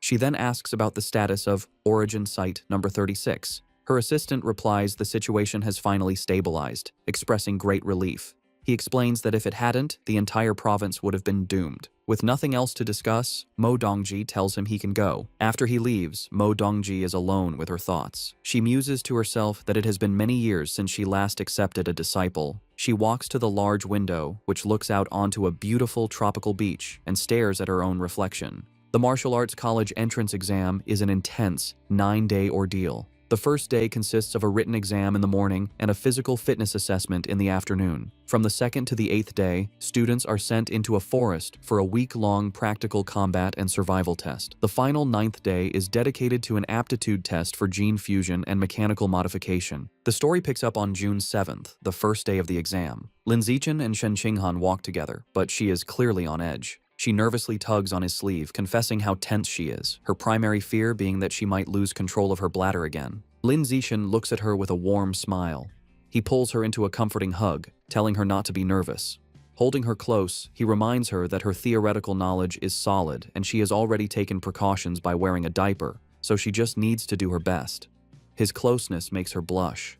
Flustered but comforted, she promises she will do her best and tells him he needs to do his best as well. He agrees. During the written exam, Lin Zichen sits with a confident expression, easily filling out the test paper. He finishes long before time is up. With nothing else to do, he rests his head on his hand and brainstorms new plot ideas for his web novel. After the exam, he notices Shen Qinghan walking with her head down, looking upset. He worries she might not have done well. He approaches to comfort her, putting a hand on her shoulder and reminding her they only need to pass the written portion. However, Shen Qinghan quickly tells him she did very well and doesn't need his comfort. Confused, Lin Zichen asks why she looks so unwell. Blushing furiously, Shen Qinghan quietly confesses she had an accident and wet her pants again. She quickly tells him to wait while she runs to the restroom. Lin Zichen reminds her to be quick, as the physical fitness assessment is about to begin. Later, during the weightlifting portion, Lin Zichen demonstrates his overwhelming power. An announcer declares his final score as he effortlessly lifts a massive 950 kilograms barbell with one hand, leaving the other students speechless. His classmates erupt in shouts of disbelief, recalling his other incredible results, a 5.12-second 100-meter dash and a 4.91-meter vertical jump. After completing her own tests, a tired Shen Qinghan, in her gym clothes, approaches Lin Zichen. He asks how she did. With a weary but proud smile, she reports her impressive scores: a 9.32-second 100-meter dash, a 1.62-meter vertical jump, and a 125-kilogram lift. She adds with a small sigh that her results are still nothing compared to his. Lin Zichen praises her, telling her that with scores like that, she is a top-tier female student. He gives her an affectionate pat on the head, and she looks up at him with a happy expression. Sometime after, their classmate He Yu runs up, excitedly announcing their written exam scores are available. He tells them he heard Wang Shuojie and Lu Gang scored in the high 80s, and he himself got an 80. As he asks about their scores, a nervous Shen Qinghan checks her phone. Her face lights up with joy as she exclaims she got an 82. He Yu is stunned. They both turn to Lin Zichen. He calmly holds up his phone, showing a perfect score of 100. Shen Qinghan cheers for him, while a dumbfounded He Yu mutters that Lin Zichen is as freakishly talented as ever. Later, as they walk home, Shen Qinghan expresses her nervousness about the next phase, the week-long practical test in the forest. Lin Zichen takes her hand and reassures her, telling her not to worry because he will stay by her side and protect her. Comforted, she agrees to stick close to him. Meanwhile, in a private room, two mysterious figures discuss the exam. One man in a formal suit and a sinister plague doctor mask hands a small wooden box to a younger man. The masked man instructs his subordinate to make good use of his position as a safety officer. The young man takes the box. Inside are 10 dark, seed-like objects, which the masked man calls demon seeds, that will aid him in his mission. The masked man promises that if the young man succeeds, he will be recommended to become a full member of their organization. The young man seems more interested in a different reward, stating he would prefer a rare, different fruit. The masked man scoffs, calling him short-sighted. He explains a single fruit could only help him evolve to a mid-tier rank, whereas joining their organization opens the door to evolving into a truly advanced being. After a moment, the young man is convinced, agreeing that becoming an official member is the more valuable prize. A convoy of buses travels through a dense, foggy forest. An announcement informs students they are about to arrive at the practical exam location. Inside a bus, Shen Qinghan is sleeping on Lin Zichen's shoulder. He gently wakes her, letting her know they have arrived. An automated voice directs students from Entrance 9 to get off the bus and proceed to the assembly point. The students gather at a large staging area where the rules of the week-long exam are explained. Numerous score tokens are hidden throughout the forest, some in hard-to-reach places and others carried by beasts. Safety officers are stationed near dangerous creatures, but calling for their help results in immediate disqualification. The most powerful beasts and the highest scores are located deep within the forest. A student's final grade is determined by the points from tokens and a performance review based on camera footage. With 100,000 students competing for 50,000 tokens, at least half will fail to score any points. The exam encourages both cooperation and competition. Students can team up to share tokens or steal them. An official announces they have 1 hour to prepare. Immediately, students begin trying to form alliances. One student loudly tries to recruit teammates by boasting about his father. Their attempt is quickly shut down by a strict female instructor who warns them against such open recruiting. Nearby, Lin Zichen and Shen Qinghan are snacking when a group of female students asks Lin Zichen to team up. He bluntly refuses.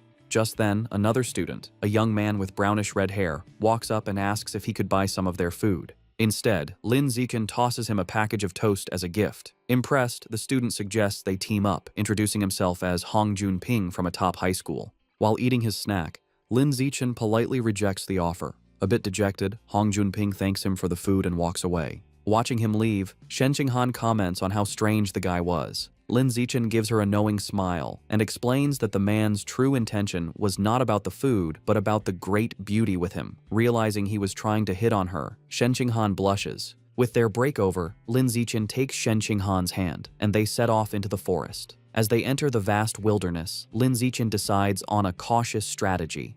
To help Shen Qinghan acclimate, they begin by searching for score tokens in the safer outer regions. To aid their search, Lin Zixin activates his Eye of the Sky ability, his eyes glowing with golden light. His enhanced vision lets him instantly spot a target. He tells Shen Qinghan he has found a token at the top of a nearby tree and instructs her to get it. Eagerly, Shen Qinghan leaps high into the air with incredible agility. A moment later, she triumphantly holds up a token with the number 1 on it, happily shouting to Lin Zixin that she got it. With his Eye of the Sky active, Lin Zixin systematically scans the area, directing Shen Qinghan from one hidden token to the next. Soon, she has collected a small handful of 1-point tokens. Overjoyed, Shen Qinghan throws her arms around Lin Zixin in an excited hug, exclaiming how amazing he is. Their celebration is cut short as they are surprised by an unexpected arrival. It is Hong Junping who greets them with a smile. He holds up a large score token, stating he has already gathered 28 points. He claims he wants to repay Lin Zixin, but internally, his motive is to get to know the incredibly cute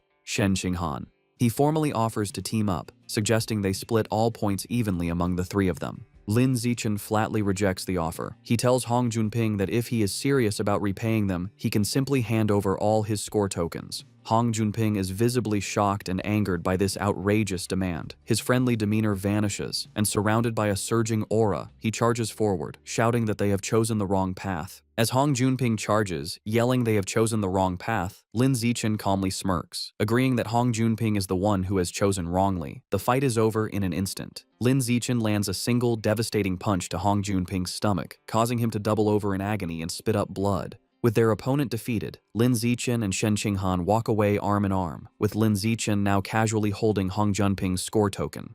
Behind them, their attacker lies unconscious. A concerned Shen Qinghan asks if he will be all right, but Lin Zixin nonchalantly reassures her that he didn't even use any real force. Over the next few days, Lin Zixin continues to guide and train Shen Qinghan. He helps her find more score tokens, pushes her to improve her strength by having her lift massive boulders, and teaches her practical survival skills like hunting wild boars. Their time is not all work. They also enjoy simpler moments, like gathering fresh fruit. They work as a perfect team, easily fending off other students who try to ambush them. When tired, they rest together under a makeshift roof. As Shen Qinghan sleeps on his shoulder, Lin Zixin looks at her fondly, wishing the peaceful moment could last longer. Finally, they arrive at the central area of the forest. Shen Qinghan points out a wooden sign that ominously reads, "Danger, Aberrant Beast Zone." However, as they venture deeper, they find it eerily quiet. Shen Qinghan observes that they might have arrived too late, as there are no aberrant beasts in sight. The only evidence that anything was ever there are large, unsettling bloodstains splattered across the path. As they walk through the forest, Shen Qinghan is disappointed, lamenting that if they'd arrived earlier, she could have earned the genius title by killing aberrant beasts. Lin Zixin comforts her with a pat on the head, telling her the title doesn't mean much, and it's time to go back. He reflects that with cameras everywhere, hunting beasts is impossible, so it's more practical to focus on training Shen Qinghan's survival skills. After the combat assessment, the students are taken to the next phase, the gene fusion compatibility test. They are bused to a high-security facility on an island, the Island Gene Research Institute, where they are told to get in line for the test. Inside the lab, the students wait to have their blood drawn. Shen Qinghan asks Lin Zixin if the reagents in the test tubes are for the test. He confirms they are flowing cloud jellyfish genetic reagents. This jellyfish's genes have a high affinity with the human body and easily cause a special chemical reaction with human blood, making them the ideal reagent. The procedure involves injecting the student's fresh blood into the jellyfish reagent to observe the chemical reaction, which determines if a student is suitable for gene fusion. While waiting, a nervous Hiyu expresses his hope to pass the gene fusion test, not wanting to go through the mechanical modification test. Chu Rui adds that the mechanical test is rumored to be painful, like being burned, as it involves implanting special metal alloys into the body. This thought terrifies Hiyu, who begins praying. After their blood is drawn, the students wait about an hour for the results. As scores come in, a girl celebrates her 8% compatibility, which qualifies her to be a gene fuser, while another is dejected over a 4% score. Another classmate is relieved to have barely passed with 6%. The students discuss the grading scale. 6% is passing, 8% is excellent, and 10% is required for top universities. They also mention the famous Kyoto prodigy has a compatibility of 16%. Hearing this, Lin Zixin silently wonders what his own score will be, thinking that since his physical attributes are superior, perhaps he could reach 20%. Shen Qinghan, growing anxious, grabs Lin Zixin's arm for support. He calmly takes her hand, telling her it's normal to be nervous, while thinking she might not be able to continue with him if her compatibility is too low. Suddenly, their friend Chu Rui exclaims in joy that she scored 10%, high enough for the top universities. He Yu, however, seems slightly disappointed with his 11% score, feeling it should have been higher. Seeing that others have results, Lin Zichen turns to check his phone. Shen Qinghan, too scared to look at her own score, asks him to check his first and then hers. He agrees and looks at his phone. The result is an impressive 15%. Overjoyed, Shen Qinghan immediately throws her arms around Lin Zichen in a celebratory hug, exclaiming that with a score like that, he is surely the top scholar in the province. Despite Shen Qinghan's joy, Lin Zichen is internally disappointed his 15% compatibility is lower than the Kyoto prodigies, leading him to conclude that physical strength isn't the only factor determining aptitude for gene fusion. He then gently tells Shen Qinghan it's her turn to check her results, and she nervously agrees. He tries to reassure her, saying that if someone like him can get a good score, she certainly can too. However, as he brings up her results, his expression turns to shock. Shen Qinghan and Chu Rui, looking over his shoulder, mirror his astonishment. The phone screen displays an unbelievable result. Shen Qinghan has a gene fusion compatibility of 21%. The scene shifts to the Nanjing Provincial Ministry of Education headquarters, where Mo Dongji is in a meeting with other officials, including the principal of Shanghai High. Mo Dongji announces the gene fusion compatibility results are in. First, they see Lin Zichen's profile, noting his impressive 15% score, making him the provincial top scholar. The other officials congratulate the principal of Shanghai High, and while she acts modest, she is inwardly proud. Just as everyone believes the top student has been identified, Shen Qinghan's results are displayed. Her 21% compatibility score sends a shockwave through the room. The officials exclaim in disbelief, questioning if such a high number is possible. The principal is just as surprised, recalling Shen Qinghan as Lin Zichen's seemingly ordinary childhood friend.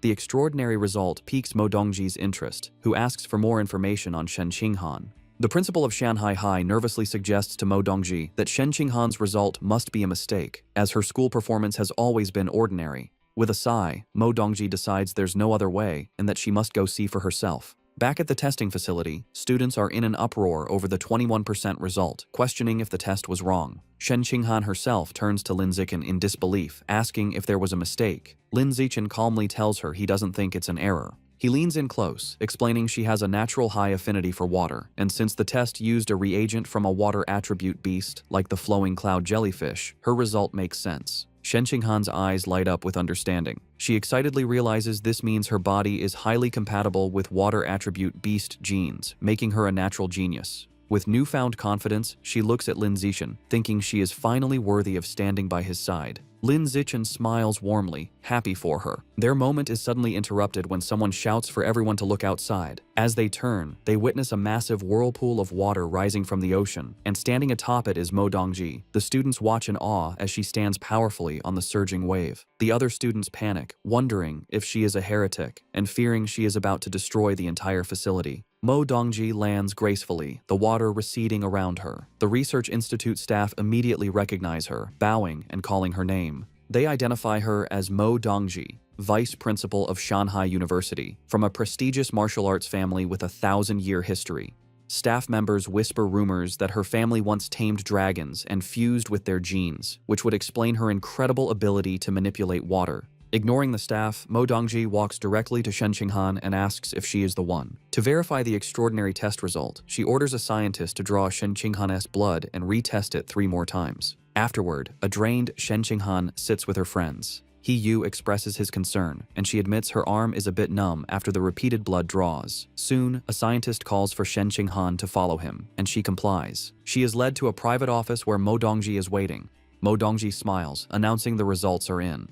She leans close to the nervous girl, exclaiming that all 3 tests consistently showed 21% compatibility. Getting straight to the point, Mo Dongji makes a life-changing offer. She wants to take Shen Qinghan as her disciple. Shen Qinghan is completely stunned, stammering at the sudden request. To demonstrate the power she could learn, Mo Dongji effortlessly levitates water from a glass on her desk, swirling it in a controlled vortex. She tells Shen Qinghan that as her student, she will easily be able to perform such feats. Overwhelmed, Shen Qinghan asks for time to think, wanting to consult Lin Zichen first. Mo Dongji dismisses her hesitation, stating there is nothing to consider, as becoming her disciple offers only advantages, while continuing her impressive display of water manipulation. Mo Dongji asserts her authority, stating that as Provincial Minister of Education and Vice Principal of Shanghai University, she has decided Shen Qinghan will attend her university now that they have a master-disciple relationship. She leans in close, asking the nervous Shen Qinghan if she has anything to say. Overwhelmed and intimidated, Shen Qinghan meekly replies that she has nothing to add. Feeling completely railroaded, she nervously adds Mo Dongji's contact info to her phone.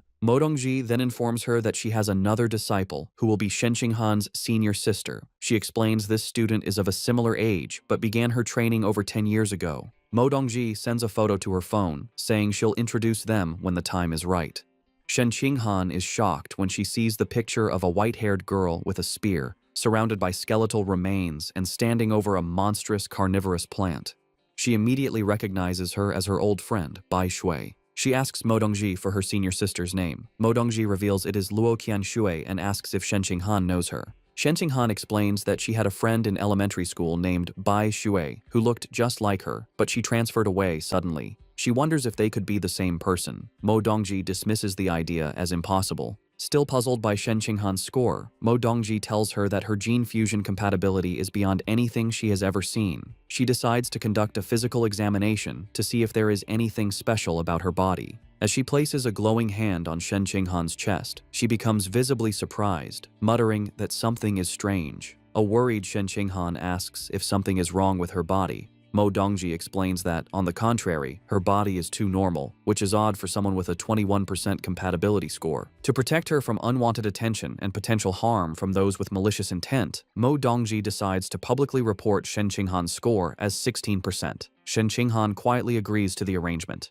With their business concluded, Mo Dongji dismisses Shen Qinghan, telling her it is getting late and she can go home. Shen Qinghan nervously says goodbye to her new master and leaves the office. Once alone, Mo Dongji makes a phone call. The man on the other end, her father, tells her the new disciple is extraordinary and destined for greatness, which will bring them unimaginable rewards. He sternly warns her that her student's incredible talent must be kept a secret from everyone. Mo Dongji agrees, telling her father she understands. Later, as Lin Zichen gives Shen Qinghan a ride home on his bicycle, he remarks how strange it is that she so suddenly acquired a master. She agrees the situation feels very abrupt. Lin Zichen decides they should adopt a wait-and-see approach. He tells her if Mo Dongji proves to have no malicious intent, then it is fine to accept her as a master. However, he adds, if she turns out to be a bad person, they will end the relationship once Shen Qinghan is strong enough. Shen Qinghan agrees with his plan as she gets off the bike. As they arrive, their mothers, Zhang Wangxin and Xu Meng, greet them with great excitement. They announce they are all going to a restaurant to celebrate their children's success.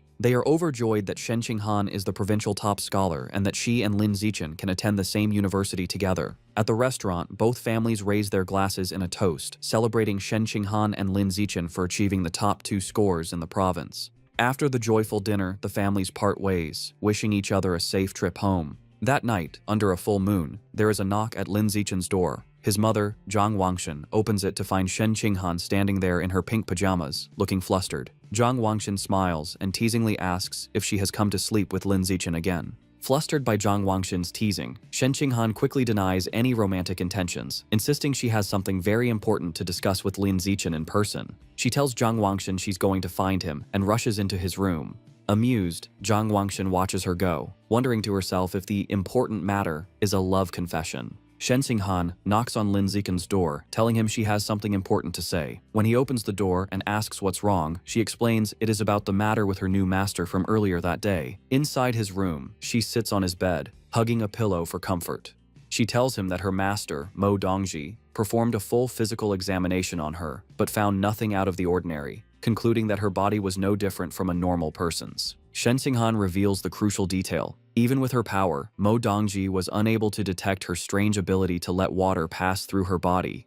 Lin Zichen is internally stunned by this revelation. He reflects on Mo Dongji's immense power, capable of controlling massive waves, yet she was unable to uncover the secret of Shen Qinghan's body. He concludes that her physical constitution is far more mysterious than he had ever imagined. He places a reassuring hand on her shoulder, advising her that they must keep this ability a secret from everyone for now, as they cannot predict the consequences if it were to be revealed. He suggests they can slowly study it later when they are stronger and more experienced. Shen Qinghan agrees, telling him she will follow his lead. She then brings up another topic, remembering that her master mentioned she has a senior sister. Shen Qinghan explains that she saw a photo of this senior sister and was shocked by how much she looks like her old friend, Bai Shui. She then shows the picture on her phone to Lin Zichen. He takes the phone and examines the photo of Luo Qianshu. He acknowledges the resemblance, but notes that her aura is completely different from the Bai Shui he remembers. His attention, however, is drawn to the strange, forested background of the image. He asks Shen Qinghan if she has any idea where the photo was taken. Shen Qinghan tells Lin Zichen she doesn't know where the photo was taken, but she will ask her master. She sends a text to Mo Dongji, asking about the location. Mo Dongji gives a one-word reply: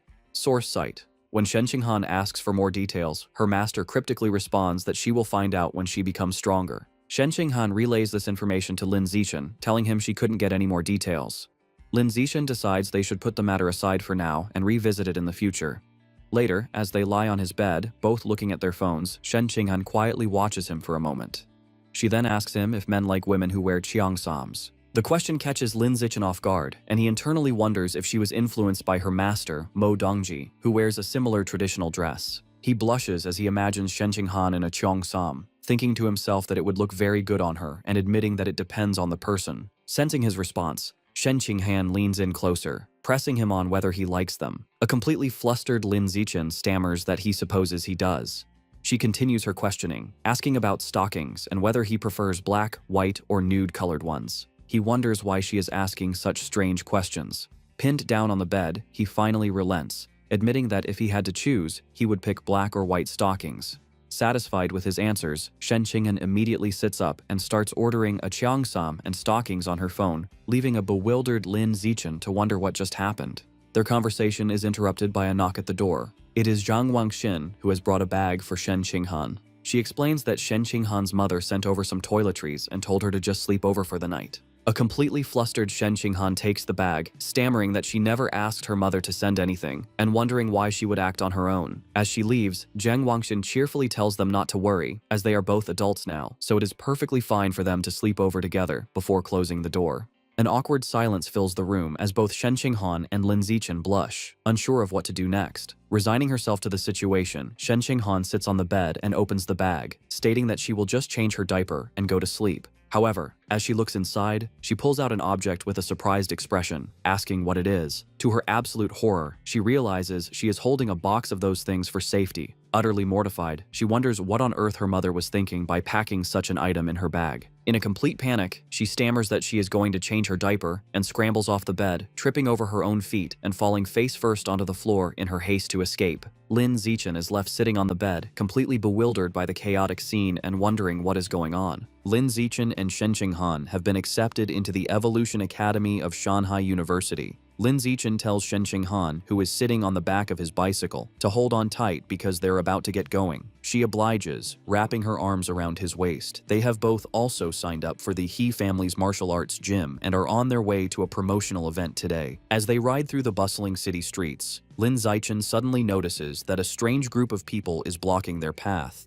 A man in black and gold robes, accompanied by several men in white karate uniforms, stands before them and asks if he is Lin Zichen. Surprised, Lin Zichen stops the bike and asks them who they are. The man introduces himself as Liu Chuanwu, the dean of Shanghai University's Budo Academy. However, he clarifies that he is not there in his official capacity, but as a representative of an organization called Tianren-ge. Tianren-ge is a conservative organization that opposes gene fusion and mechanical modification, preferring to fight threats with traditional martial arts. Lin Zichen recalls hearing about them, but internally dismisses them, thinking their ideology is misguided and deludes its followers. Liu Chuanwu formally invites Lin Zichen to join Tianren-ge. Ignoring him, Lin Zichen simply asks them to get out of his way. As Lin Zichen tries to pass, Liu Chuanwu places a hand on his shoulder to stop him, asking for a moment to talk. Attempting to persuade him, Liu Chuanwu offers him a new phone as a gift, but Lin Zichen is clearly made uncomfortable by the insistence. Later, Lin Zichen, Shen Qinghan, and Liu Chuanwu are sitting in a cafe. Liu Chuanwu explains that his organization, Tianren-ge, researches how to unlock the potential of pure-blooded humans without gene fusion or mechanical modifications. He passionately claims that their goal is to help humans break through the ordinary biological barriers and evolve into advanced, rare, or even epic beings.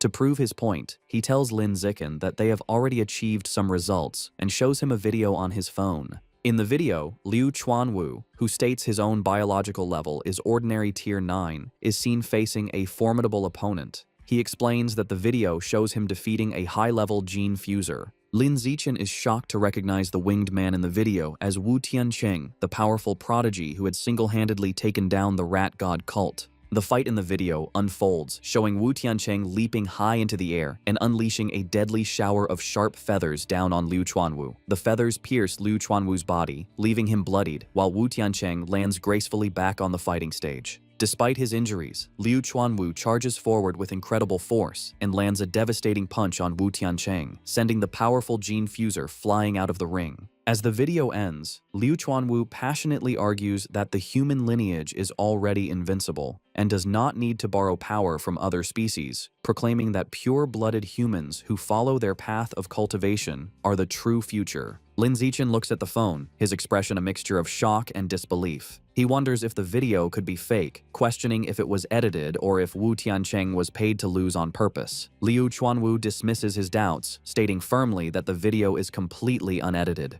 He adds that he will continue to challenge other high-level gene fusers and invites Lin Zichen to come and watch anytime. Lin Zichen then asks why they don't just post the video online to better promote Tianren-ge. Liu Chuanwu explains that they would like to, but those in power do not allow it. With a surge of anger, he elaborates that the authorities believe that as long as a method doesn't raise a person's biological level, it has no future and is not worth promoting. He slams his fists on the table in frustration, arguing that without wider promotion, they cannot attract more people to their research, which makes achieving a breakthrough incredibly difficult. After all, he says, qualitative change requires quantitative change. He then looks at Lin Zichen with hope, telling him that if a genius like him joined them, he wouldn't get stuck at ordinary tier 9 for 50 years like he has. Liu Chuanwu is certain that Lin Zichen would be able to evolve into a high-level being. Lin Zichen is taken aback by this information, internally noting that Liu Chuanwu has been stuck for 50 years, but only looks about 50 years old himself. Seemingly reading his thoughts, Liu Chuanwu reveals a startling secret. He tells Lin Zichen not to be fooled by his appearance, as he is actually almost 100 years old. He explains that he has been able to maintain his youthful appearance thanks to their special cultivation methods. Skeptical, Lin Zichen searches online for the dean of Shanghai University's Budo Academy. The results confirm Liu Chuanwu's story. An encyclopedia entry lists his birth date as March 1929. Lin Zichen is surprised their cultivation method can grant such longevity and briefly wonders if his parents could learn it. He continues to scroll and learns that in his youth, Liu Chuanwu was the young master of the Liu family, a top martial arts clan. When the era of gene fusion began, his family's refusal to adapt led to their decline, with their dojo falling into ruin. The information also reveals a personal tragedy. Liu Chuanwu's insistence on the traditional path resulted in his wife and children leaving him as they chose to embrace gene fusion. Looking at the article, Lin Zichen thinks about his relationship with Shen Qing'an, confident she would never leave him. His research is interrupted when he scrolls further and sees something that shocks him. Under the relationships section, it lists his ex-wife as Yuan Dongji, which Lin Zichen recognizes as another name for Shen Qing'an's new master, Mo Dongji. He also sees that the profile pictures for his son, Yuan Xusheng, and daughter, Yuan Xiaoyi, are grayed out, making him wonder if they have both died. Lin Zichen looks up from his phone at Liu Chuanwu, concluding this man should not be underestimated. Noticing the intense stare, Liu Chuanwu smirks. He proudly states that maintaining his youthful appearance at nearly 100 years old is proof of the great potential of pure-blooded humans, and it is for this reason that Tianren-ge exists. He passionately declares that Tianren means humanity will conquer the heavens. He argues that those who rely on gene fusion will never surpass the beasts they take their power from and will eventually be destroyed by them. He makes the same argument for mechanical modification, stating that because many materials come from aberrant beasts, it is also a path that can never truly surpass its origins. He slams his fists on the table, clarifying that Tianren-ge is not completely against these methods, but is against humanity betting its entire future on them. He believes they should be used as an early-stage solution while they research a better long-term path. With great passion, Liu Chuanwu extends his hand, sincerely inviting Lin Zichen to join Tianren-ge and work for the future of humanity. However, Lin Zichen holds up a hand, silently declining. Undeterred, Liu Chuanwu expresses his firm belief that Lin Zichen has the potential to become the first pure-blooded human to break through the ordinary biological barrier. Lin Zichen, however, remains practical and asks what exactly this cultivation method is. Liu Chuanwu proudly explains their technique is the blood-tempering art, a method from ancient ruins. He describes it as a way to use one's own qi and blood to temper and strengthen the body, increasing combat power. He boasts that ancient records claim at its highest level, this art allows a practitioner to become a saint in the flesh, capable of shattering mountains and tearing apart giant steel beasts with their bare hands. However, Liu Chuanwu reveals a critical limitation. The art can only be practiced by pure-blooded humans. He explains that gene fusers have impure blood, while mechanically modified individuals have incomplete bodies that prevent the necessary circulation of qi and blood. This, he argues, is why he believes humanity's future lies with pure-blooded individuals. He once again formally asks Lin Zichen to join Tianren-ge.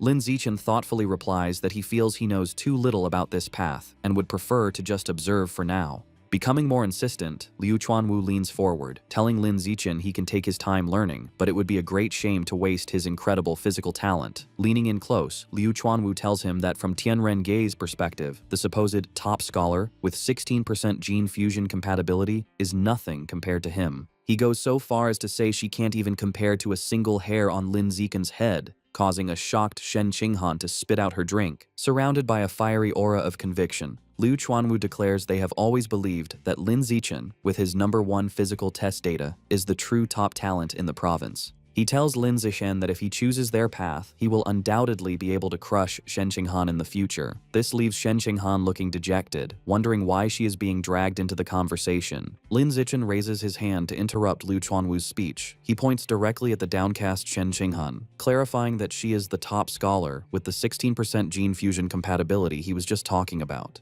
Shen Qinghan gives an awkward wave as Liu Chuanwu begins to sweat nervously. Deciding to end the conversation, Lin Zichen announces it is getting late. He picks up the phone Liu Chuanwu had offered him earlier. Standing up, he takes Shen Qinghan's hand, thanks Liu Chuanwu for the phone and drinks, and informs him they are leaving. In a panic, Liu Chuanwu reaches out desperately, pleading with them to wait and offering a trial period of half a year. As they walk away hand in hand, he shouts after them, offering to double whatever benefits the Evolution Academy gives him. When that doesn't stop them, he becomes even more desperate and raises his offer to triple the benefits. The word triple makes Lin Zichen stop, his eyes wide with shock. The scene changes abruptly as Lin Zichen is suddenly back at the table, telling Liu Chuanwu he has always agreed with Tianren-ge's philosophy. With a fiery look of determination, Lin Zichen clenches his fist and declares he has decided to bring his talent to Tianren-ge and contribute to the cause of pure-blooded humanity. Liu Chuanwu is left stunned and speechless, while a small chibi version of him cries over the vast amount of money he has just promised.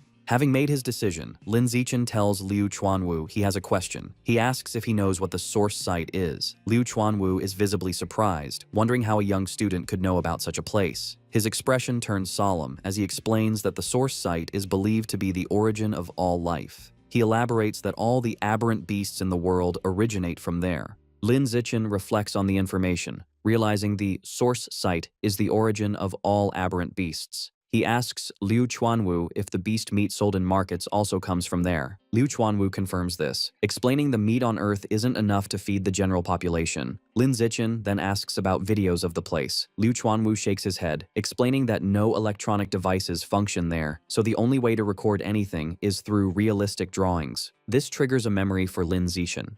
He recalls the image of Shen Qinghan's senior sister, Luo Qianshui, and realizes what he thought was a photograph was a highly detailed painting. Their conversation is interrupted by Lin Zichen's phone ringing. It is their friend He Yu, asking where they are, as the promotional event at the gym is about to start. Lin Zichen assures him they are on their way. He stands, puts on his backpack, and tells Liu Chuanwu they have matters to attend to and must leave. Before they go, Liu Chuanwu hands Lin Zichen a blue book titled Blood Tempering Art, explaining it contains the detailed cultivation methods. However, he offers a caution, stating there's a threshold for practicing it. One must reach ordinary Tier 4 and have sufficient qi and blood. He suggests that since Lin Zichen's physical test data is close to Tier 4, he should study the book over the summer and begin practicing once he advances. Lin Zichen takes the book and casually stuffs it into his bag. To Liu Chuanwu's surprise, Lin Zichen reveals that he has already reached ordinary Tier 6, so he plans to start practicing as soon as he gets back. The scene shifts to a high-rise building. Inside, a young woman with a ponytail is training intensely, delivering a powerful kick to a heavy bag that sends it swinging. She stops when she hears someone whistling happily.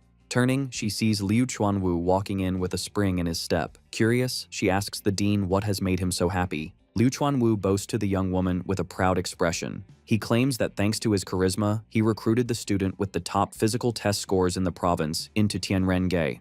The young woman is shocked and asks if it is true. Liu Chuanwu shows her his phone with Lin Zichen's contact information, claiming it was all his personality, but she demands the truth. Under pressure, Liu Chuanwu nervously admits he had to offer Lin Zichen triple the benefits the Evolution Academy was offering. The young woman screams in horror, reminding him their organization is already heavily in debt. Liu Chuanwu tries to calm her by massaging her shoulders, reassuring her he has set up dates with 3 wealthy women to cover the costs, while she looks annoyed. Changing the subject, Liu Chuanwu asks how long it took her to sense her qi and blood when she first practiced the blood tempering art. She recalls it was 10 years ago and says it took about a week. He then asks how long it took to master blood control, and she replies, 2 months. Liu Chuanwu strokes his chin, praising her talent as expected of the former Kyoto exam runner-up. He admits that even he, a self-proclaimed genius, took 2 weeks to sense his qi and blood. The young woman looks sad, asking him not to mention her past title. She laments that since giving up gene fusion to join Tianrenge, she hasn't evolved into a high-level being in years, and feels people mock her for fading into obscurity. Liu Chuanwu places a comforting hand on her shoulder, telling her to let them laugh. He assures her that in a few years, when she evolves, she will be the one beating them up. The young woman sighs, noting she has tempered her body twice, but still hasn't opened an acupoint. She asks about Lin Zichen, wondering how long it will take him to sense his qi and blood. Liu Chuanwu estimates that since Lin Zichen's physical data is exceptional, it should take him about 10 days. Hearing this, the young woman gets a mischievous look, declaring she will have to properly teach this new genius junior. Later that night, the city is quiet. In his room, Lin Zichen sits cross-legged on his bed, meditating with the blood-tempering art book open. He thinks to himself that sensing qi and blood was simple, noting he did it in just 3 seconds. Reading the book, he decides the next step is to control the qi and blood to temper his body, starting with his right arm. He focuses his energy, and his right arm becomes engulfed in a flame-like aura. A system notification confirms he is using qi and blood to temper his skin, increasing his skin strength and proficiency. Half an hour later, Lin Zichen tests the results. He takes a knife and swings it forcefully against his arm. To his satisfaction, the blade bounces off without a scratch. He realizes one session of tempering has made his skin impervious to blades, understanding now how Liu Chuanwu withstood Wu Tiancheng's attacks. Wondering how strong he will become after 5 sessions, he continues his cultivation. 3 hours later, an exhausted Lin Zichen sits on his bed, sweating. He calculates that at this speed, he can finish tempering all the skin on his body within a week, noting that while his arms are done, it consumed 1/3 of his qi and blood.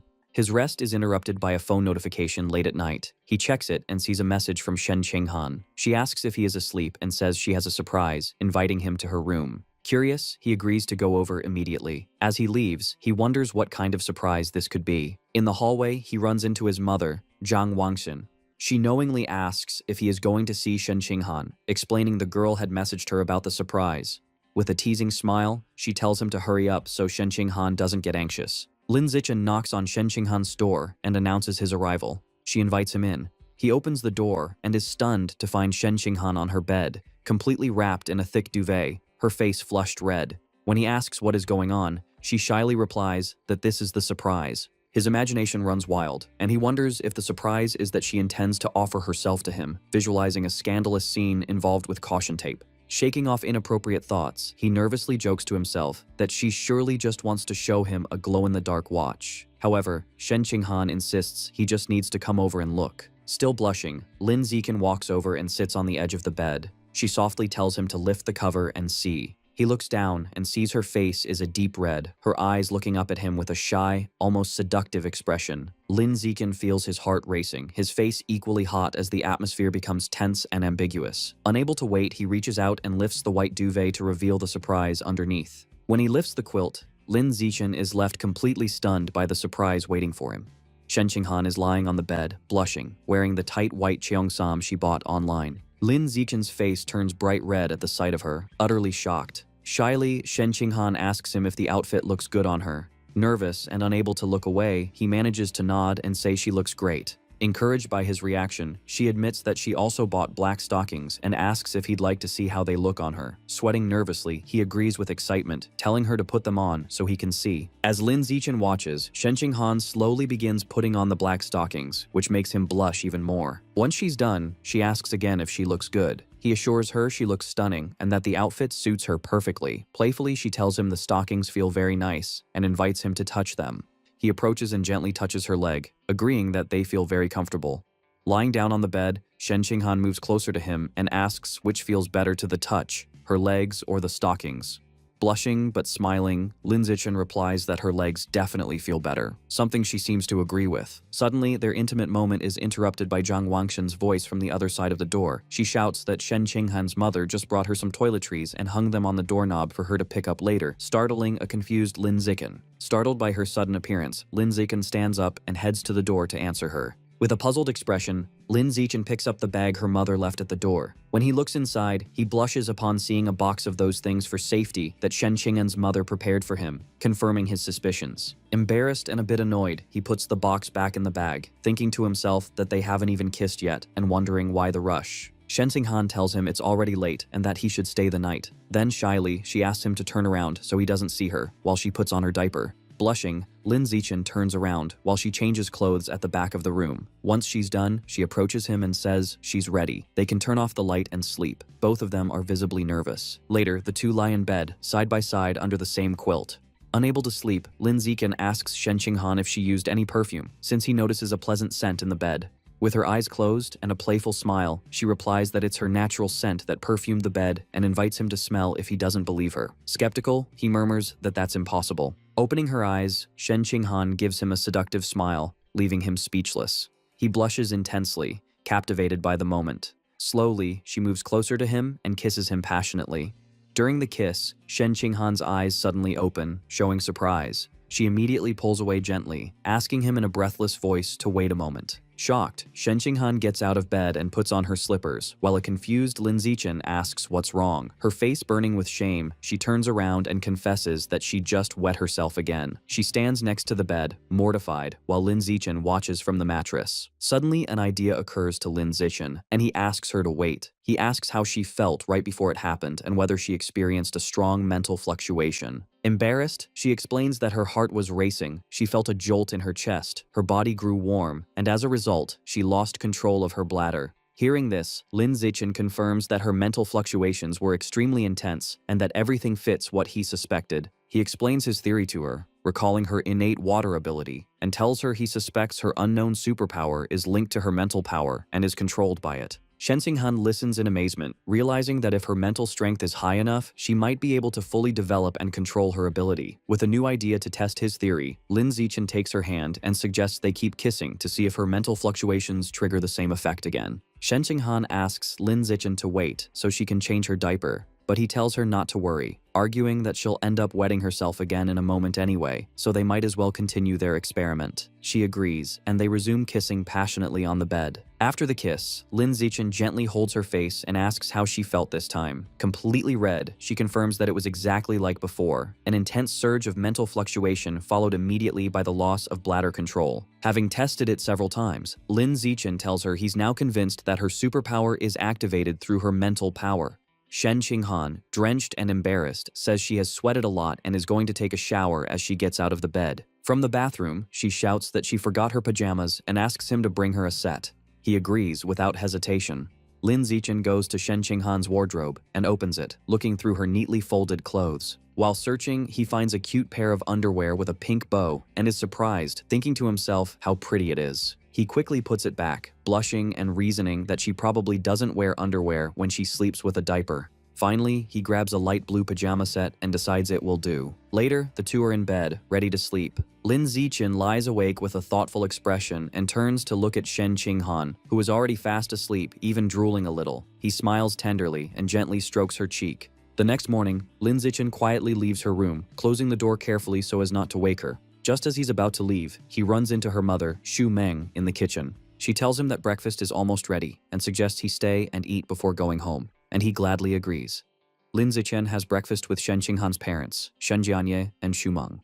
Her father asks if Shen Qinghan is awake yet, and Lin Zichen replies that she is not, and that they should let her sleep a little longer. Xu Ming comments that she wishes her daughter were as disciplined as Lin Zichen, but Shen Jianye defends her, saying that after becoming the top student in the province, she deserves to rest during the holidays. After breakfast, Lin Zichen says goodbye to Xu Meng at the door, telling her there's no need to walk him out. Once he leaves, she closes the door with a sly and satisfied smile. Xu Meng goes to her husband and tells him that last night she got up to use the bathroom and heard the shower running upstairs, hinting that their daughter and Lin Zichen were together. Shen Jianye, thoughtful, agrees with her conclusion. Excited by this major progress in their relationship, Xu Meng grabs her phone to immediately share the good news with Zhang Wangshan. Meanwhile, Lin Zichen arrives home and gets ready to wash the clothes he wore the previous day. Just as he's changing, his mother, Zhang Wangshan, appears. Seeing him, she gives him a knowing smile and a thumbs up, telling him he's very capable, leaving Lin Zichen completely confused by her sudden praise. The scene shifts to a building that appears to be a university.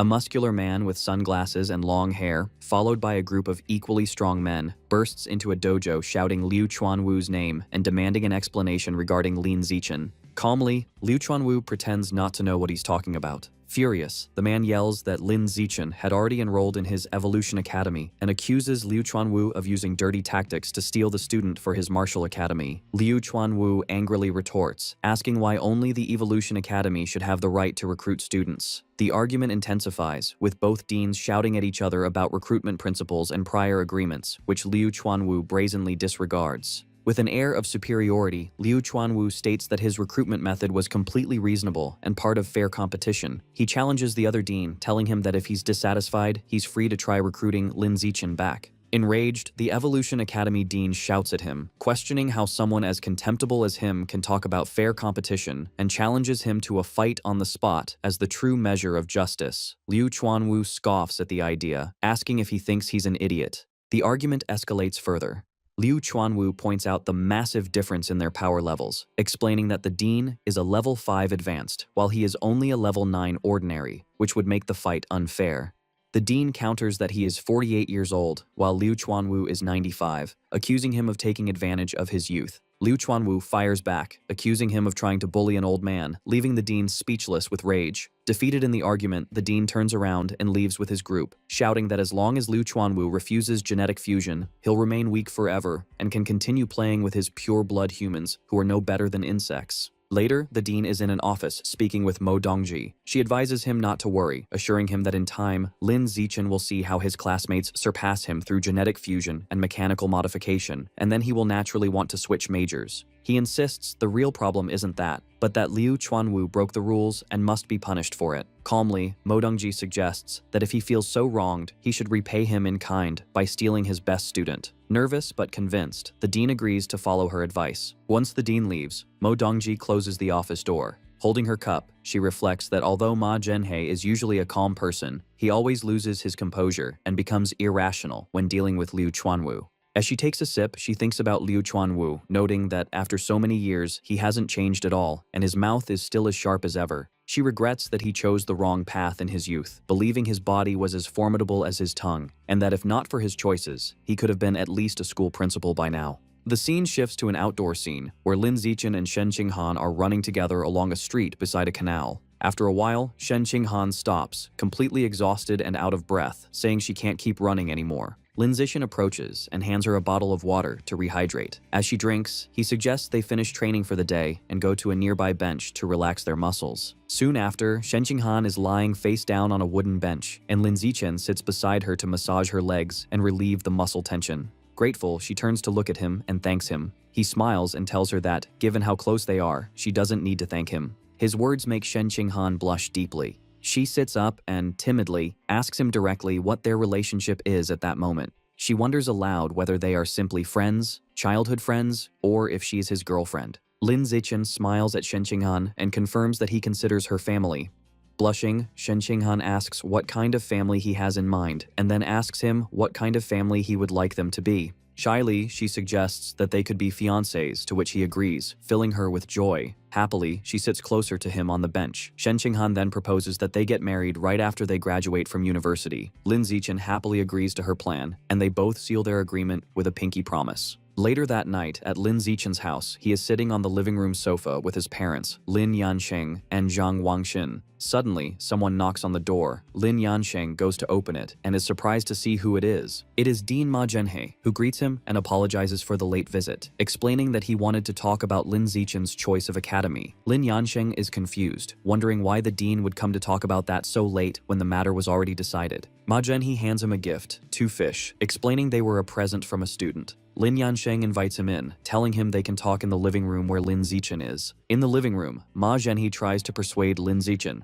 pointing out that his 15% gene fusion compatibility promises an incredible future, and it would be a waste of his talent to pursue the path of a pure-blooded human. He continues, arguing that while Tianrengei's intentions may be good, their theories have shown no real progress and are a trap that will only harm Lin Zichen in the long run. He urges Lin Zichen to listen to his advice, forget the pure blood path that will only lead to mediocrity, and choose the Evolution Academy instead. Lin Zichen listens to the dean's plea with a serious and unreadable expression. His mother, Zhang Wangxin, is confused by the conversation and asks for clarification, stating that she thought her son had already enrolled in the Evolution Academy. At this point, Lin Zichen addresses his parents, admitting he forgot to tell them that he joined Tianrengei a few days prior. He explains that he has already transferred to the Budo Academy to follow the path of a pure-blooded human, leaving his parents utterly shocked by the news. His mother anxiously asks him what is going on. Lin Zichen explains his reasoning, stating that he agrees with Tianrengei's philosophy. He says that because the dean of the Budo Academy, Liu Chuanwu, showed great sincerity by offering him triple the benefits, he agreed to join for a 6-month trial period.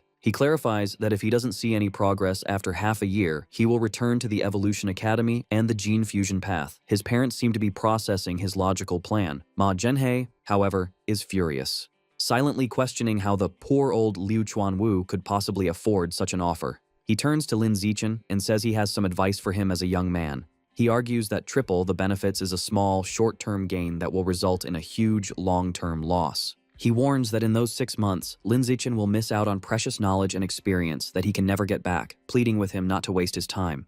Lin Zichen remains firm, thanking the dean for his advice, but reiterating that he truly believes in Tianrengei's ideals. He explains that if he doesn't at least try this path, he knows he will regret it for the rest of his life. Internally, however, he admits to himself that the triple benefits are just too good to refuse. Seeing that Lin Zichen's decision is final, Ma Zhenhe lets out a sigh of resignation. He stands up, stating that since Lin Zichen is so insistent, there's no point in talking further. He announces he has other matters to attend to and prepares to leave. Lin Yansheng quickly offers to see him out as he walks toward the door. The next morning, Lin Zichen is at home, sipping a drink while checking the news on his phone. He is shocked by what he sees. A news headline claims that the provincial top scholar, Lin Zichen, has been brainwashed by Tianrengei and has chosen the pure-blood human path, effectively wasting his talent. The article even mentions a female genius from a decade ago who supposedly ruined her future after joining the same group. He scrolls through the comments and finds a wave of negativity, with people mocking his intelligence and calling for Tianrengei to be shut down. Lin Zichen is deeply concerned, realizing his personal information has been leaked. He worries that this publicity could attract the dangerous attention of heretics. He wonders if Ma Zhenhe or another group hostile to Tianrengei could be behind the leak. Deciding that the immediate priority is damage control, he makes a phone call to report a news outlet for leaking a student's private information.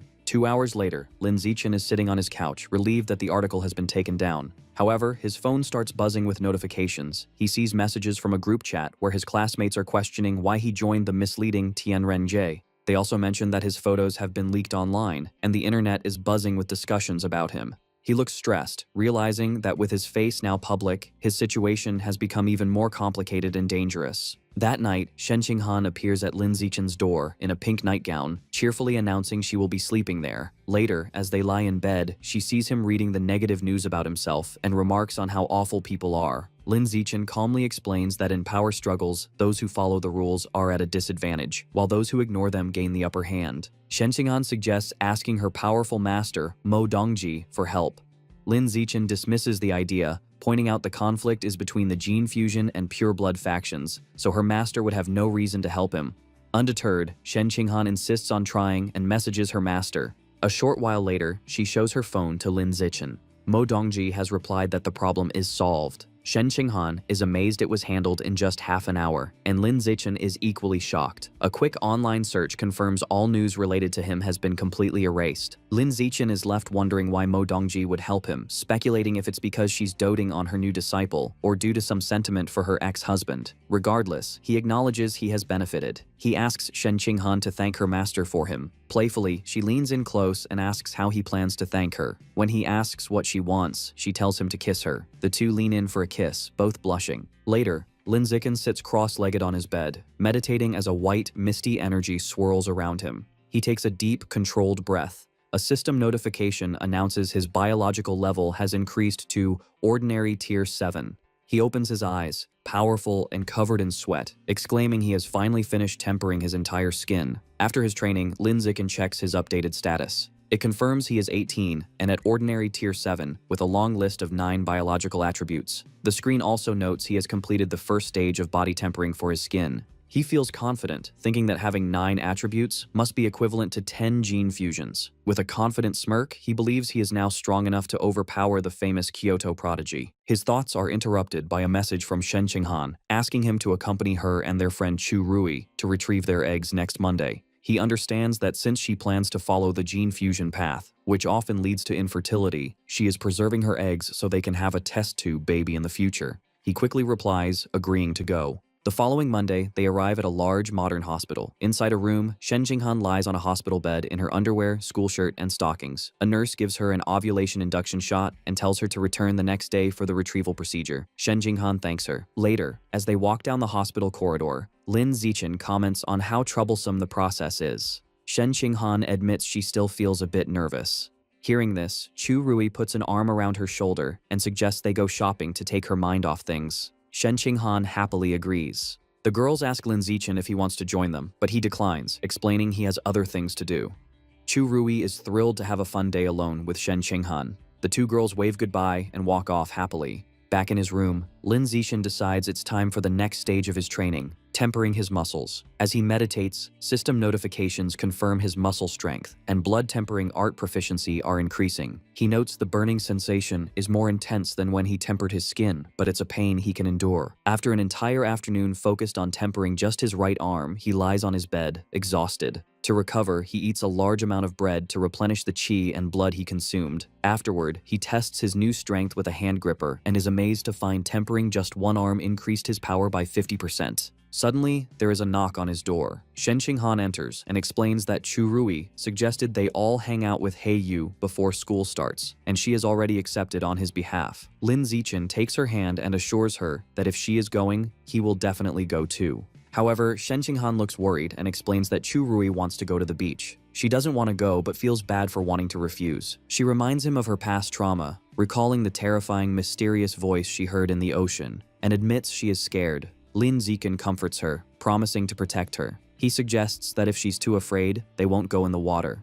Reassured, she agrees. The scene shifts to a dark, fiery cavern, with a large circular platform covered in glowing runes floating above lava. On this platform, a secret meeting is taking place. The giant green monster is reporting to an enigmatic figure, a man in a fine suit and a sinister plague doctor mask. The monster informs him he has successfully made his stinky rats dig all 108 required tunnels. The monster instructs the man in the plague doctor mask to set a biological coordinate in that spot. The masked man agrees. He then raises a strange, powerful staff with a single glowing red eye and slams it into the ground, releasing a surge of dark energy. To complete the ritual, the masked man slices his own wrist and lets his blood pour onto the staff, where it is absorbed by the red eye. As tendrils of red and black energy erupt from the ground, the masked man explains the coordinate has been set. He states his next step is to find a corresponding point at the source site and place another coordinate there. He concludes that once the two coordinates resonate, the tunnels will be fully connected to the source site, completing their plan.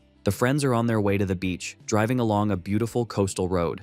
Inside the car, Chu Rui asks He Yu when he got his driver's license. He explains that his father pulled some strings to get him into a crash course right after summer break started. When he offers to get the others into the same program, they enthusiastically agree, much to He Yu's delight. Soon, they arrive at the beach parking lot. He Yu is ecstatic, running onto the sand and shouting about his love for the sea breeze, the ocean, and, most of all, the women in bikinis frolicking in the water. Annoyed by his perverted comment, Chu Rui hits him on the back of the head. She then grabs Shen Qinghan's arm and announces they are going to change, ignoring Heiyu's protests. Left behind, Heiyu puts his arm around Lin Zichen and suggests they should get changed as well, saying he can't wait to go diving. As they walk away, a group of guys on the beach recognize Lin Zichen, identifying him as the runner-up in the Nanjing province's Gaokao exam. They begin to gossip, mentioning that he is the one who joined Tianrenge. They speculate that he must have been brainwashed or was brain damaged to begin with, concluding that he has completely ruined his future. Heiyu overhears their conversation and becomes furious. He confronts the gossips, angrily demanding to know who they think they are to judge the provincial runner-up and yelling at them to keep talking. The group is left speechless and terrified by his sudden outburst. Just as Heiyu is about to escalate the confrontation, Lin Zichen calmly grabs his arm, telling him to forget it and not waste his breath on them. Heiyu expresses his frustration, saying that Lin Zichen has a good temper and that he would have punched the guys. Lin Zichen explains that he simply doesn't care about their opinions, but if they had said something he truly cared about, he would have definitely gotten physical. When Heiyu asks what he cares about, Lin Zichen just gives him a look and glances to the side, as if the answer is obvious. Just then, Chu Rui and Shen Qinghan return, now changed into their beach attire. Chu Rui cheerfully points out that obviously, the person Lin Zichen cares most about is Shen Qinghan, who is holding a tube of sunscreen. Heiyu scratches his head, admitting it was a pointless question, while Chu Rui tells the boys to hurry up and get changed. A short time later, Lin Zichen and Heiyu reappear in their swim trunks, showing off impressive, muscular physiques. Lin Zichen teasingly offers to apply sunscreen for Shen Qinghan. From their lounge chairs, Shen Qinghan happily accepts the offer. As Lin Zichen rubs sunscreen onto her back, she confirms that he is doing a good job. Heiyu watches with a jealous blush, thinking to himself that Lin Zichen has some serious moves. Inspired, he tries the same line on Chu Rui, who bluntly tells him to get lost. As Lin Zichen continues to apply sunscreen, now on Shen Qinghan's lower back and buttocks, she thinks about how amazing he is. Suddenly, she hears a mysterious, powerful voice in her mind. Her eyes snap open in shock, and she quickly sits up, muttering about a revival and the source of the sea. She turns her head toward the ocean, a look of fear on her face, and exclaims that she hears that voice, again, catching Lin Zichen's immediate attention. Lin Zichen holds a frightened Shen Qinghan, asking what's wrong. She explains with a terrified expression that she heard the creepy voice again, talking about a great god, revival, and the source of the sea. Lin Zichen listens intently, speculating that the voice might be connected to the Origin Land's sources site. He concludes that they don't know enough to understand what's happening and must learn more first. He suggests that once they start university, she should try to indirectly ask her master, Mo Dongji, about it, and Shen Qinghan agrees to the plan. Sometime later, Lin Zichen is back in his room, continuing his training. Having finished tempering his muscles, he has now begun the arduous process of bone tempering. The training is incredibly painful, far more so than muscle tempering, as he focuses his energy on strengthening his bones. After a grueling session, he lies on his bed, completely exhausted and covered in a strange residue, but triumphant, having successfully tempered all 206 bones in his body. His hard work is rewarded with a system notification congratulating him on evolving to Ordinary Creature Rank 9, leaving him just one step away from becoming an advanced creature. Lying on his bed, he studies the blood tempering art book, understanding that he now needs to open the apertures in his body to achieve the next evolution. However, he finds the instructions in the book to be vague. With a determined look, he closes the book, resolving to figure out the method on his own. The scene shifts to the impressive campus of Shanghai University, where Lin Zichen and Shen Qinghan have finally arrived to begin their college life. One of their parents calls out to them, announcing they are here. As they walk through the campus with Lin Zichen's parents, Shen Qinghan, now dressed in a stylish new outfit, excitedly points out an old ice cream shop that is still there. As they walk through the bustling university town, Lin Zichen confirms Shen Qinghan's nostalgic observation that the ice cream shop is indeed the same one they used to visit when they were children. His mother, Zhang Wangshen, suggests they stop for a treat since it's still early, and Shen Qinghan happily agrees. Inside, Shen Qinghan enjoys a large bowl of strawberry milk-flavored ice cream, delighting in how delicious it is. She then sweetly offers a spoonful to Lin Zichen, who takes a bite while his parents watch the tender moment with smiles. Their peaceful outing is interrupted by a commotion from a nearby bar, which catches Lin Zichen's attention. He looks through the window and overhears a man complaining to a woman named Jiaxin that her skirt is too long, making it difficult for him to grope her. Inside the bar, Brother Yang has Jiaxin sitting flirtatiously on his lap. She suggests he can just slide his hand underneath her skirt, as she wouldn't mind. Another man at their table urges Brother Yang to stop touching the woman and focus on their game. Outside the ice cream shop, two other men are talking about a girl named Huang Jiaxin. One of them mentions that she acts like a goddess at the art academy, but is now letting men from the Evolution Academy get close to her.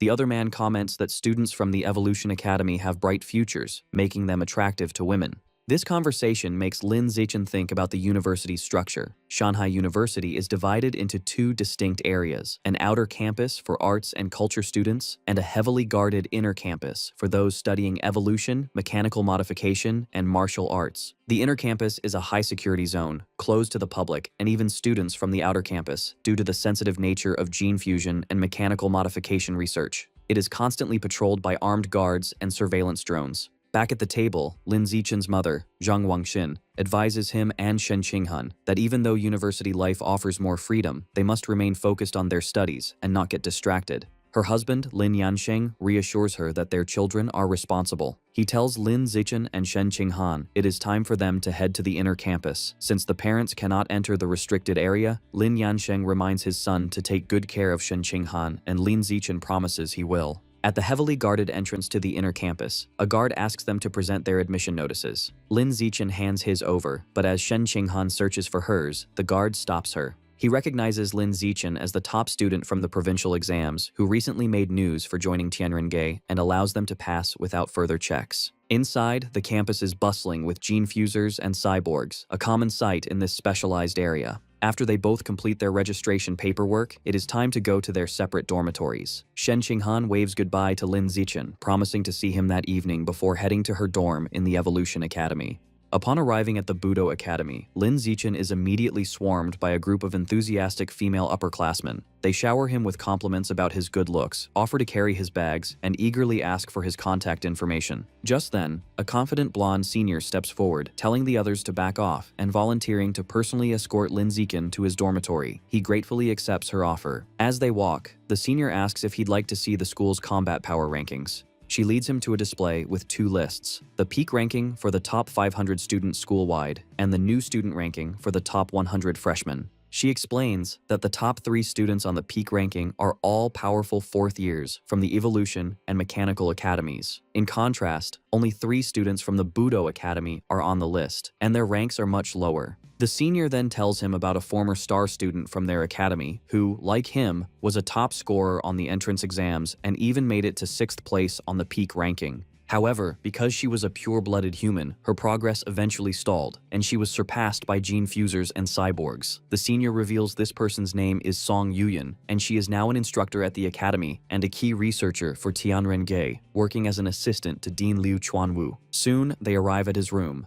The senior leads him inside, revealing a spacious private apartment instead of a standard dorm room. She remarks with envy that being the top scorer comes with amazing benefits. Fanning herself, she then comments on how hot it was walking outside and suggestively asks if she can use his shower. Lin Zichen, however, seems to miss the hint. He thanks her for her help and offers to buy her a milk tea from a shop across the way. The senior is left completely confused by his response, but agrees, wondering to herself why he didn't take the bait. After the senior student leaves, Lin Zichen stands alone in his new room, thinking to himself that by treating her to a drink, he has repaid the favor of her showing him the way. He then receives a text message from Shen Qinghan, who asks to see pictures of his dormitory. She has already sent him photos of her own accommodations, which are incredibly luxurious and even include a private gym. Comparing her lavish apartment to his simple single room, Lin Zichen feels a pang of envy, realizing how much wealthier the Evolution Academy is. He reluctantly takes a few pictures of his own modest room to send her. Upon seeing them, Shen Qinghan is surprised by how small his dorm is, and immediately suggests he move in with her, telling him her bed is even bigger than the one she has at home.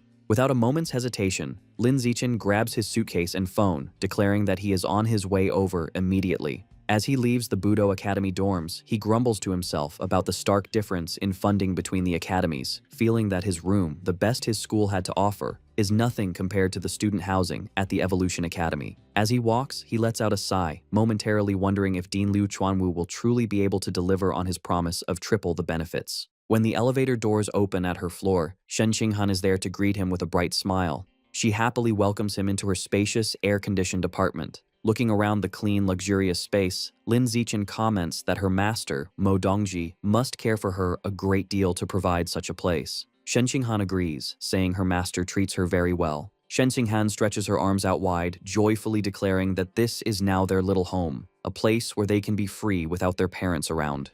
A blushing Lin Zichen quickly tells her not to get too carried away with the idea. Announcing that she is sweaty from the move, she says she will shower first and begins to undress on the spot, leaving her clothes in a pile on the floor.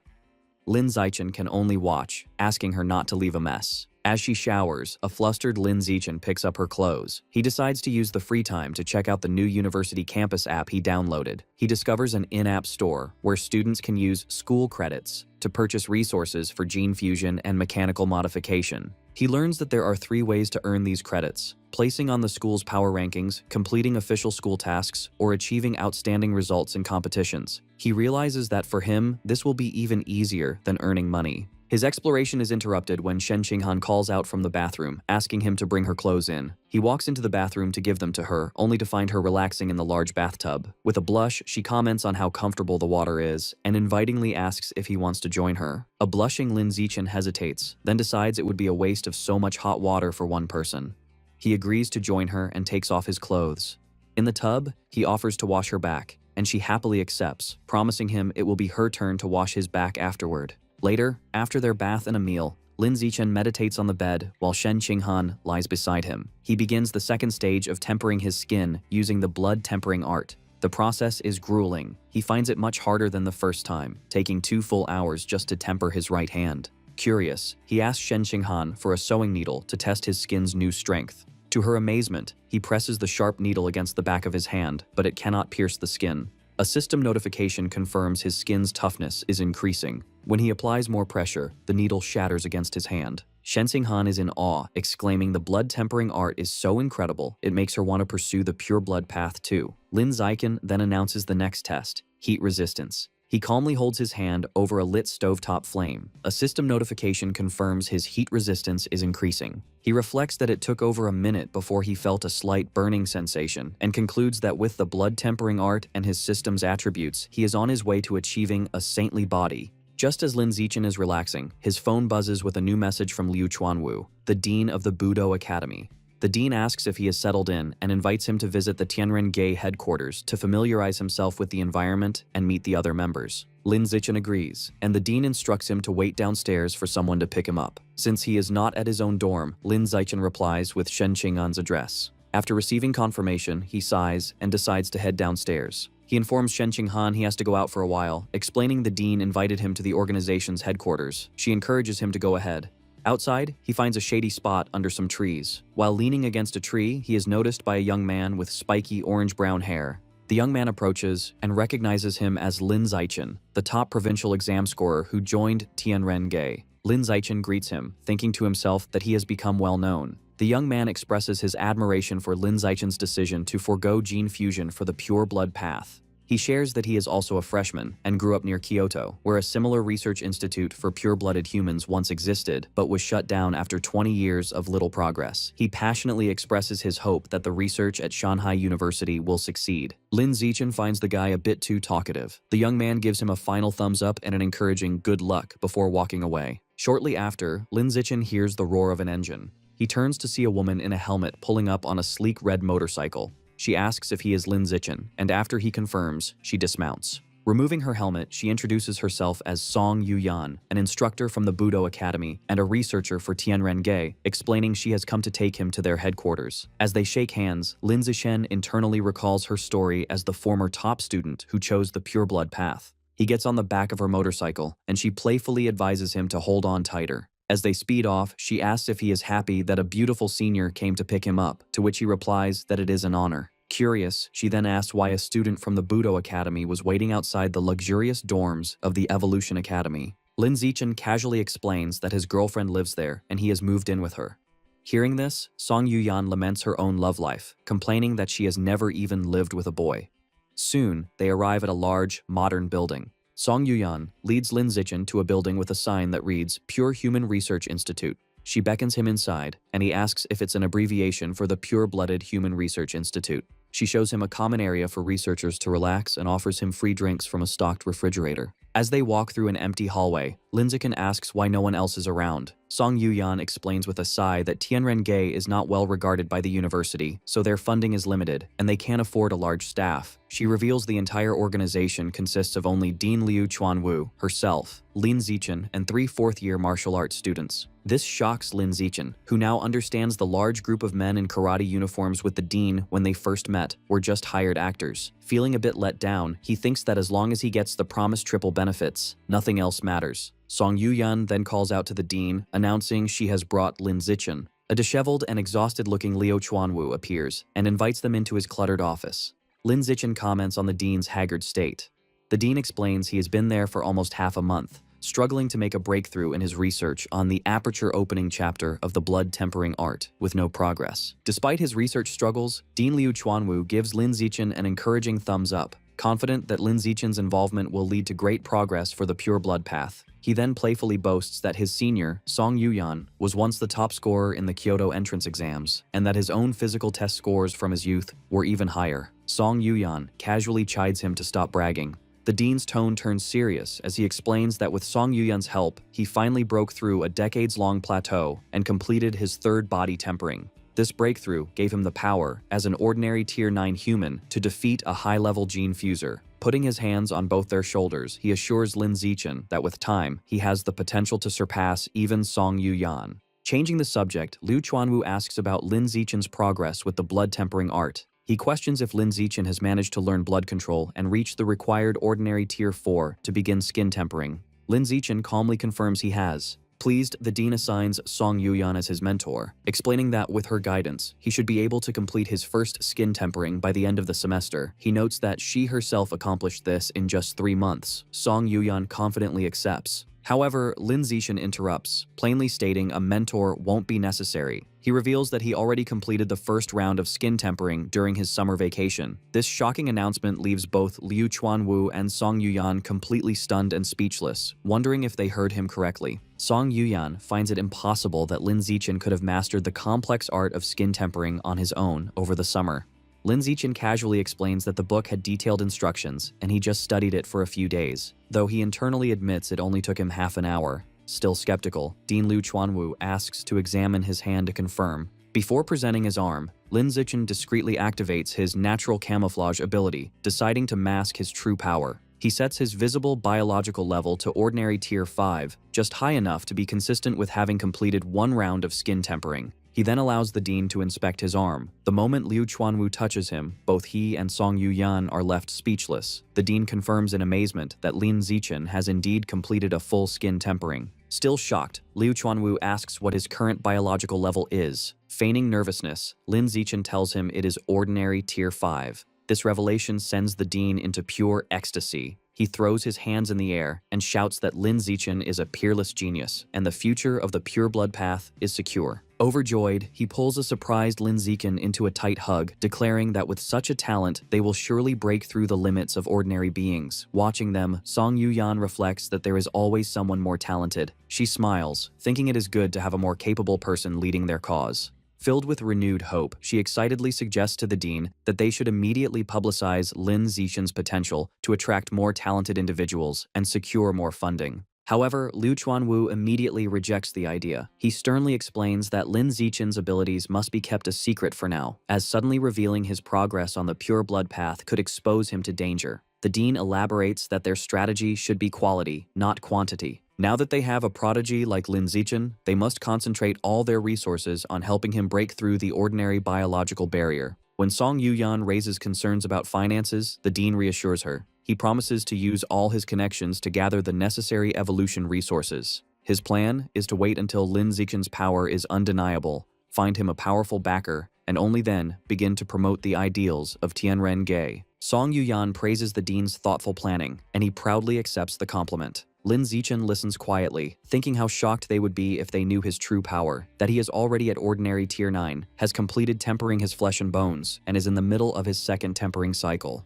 The dean then informs Lin Zichen that he no longer needs to attend basic classes at the Budo Academy. Instead, he will work directly at the Research Institute with Song Yuyan as his assistant. An annoyed Song Yuyan clenches her fist, protesting that making her an assistant to a junior is an insult. The dean dismisses her concerns, telling her pride is worthless in their research. Changing the subject, he announces that the following afternoon, the university will hold a freshman trial to determine the new king, the strongest first year. He confidently tells Lin Zichen that with his abilities, the title is practically his. He encourages him to participate to bring honor to the Budo Academy, offering a reward of 10 chi and blood pills. When this fails to elicit a reaction, he adds that the winner will also receive 10 school credits. The mention of credits immediately grabs Lin Zichen's full attention. Soon, the day of the freshman assembly arrives, and a large crowd of students gathers in the university auditorium. As Lin Zichen and Shen Qinghan sit together, they become the subject of gossip among other students, who recognize Lin Zichen as the top scorer who joined Tianrenge and wonder about his relationship with their goddess Shen Qinghan.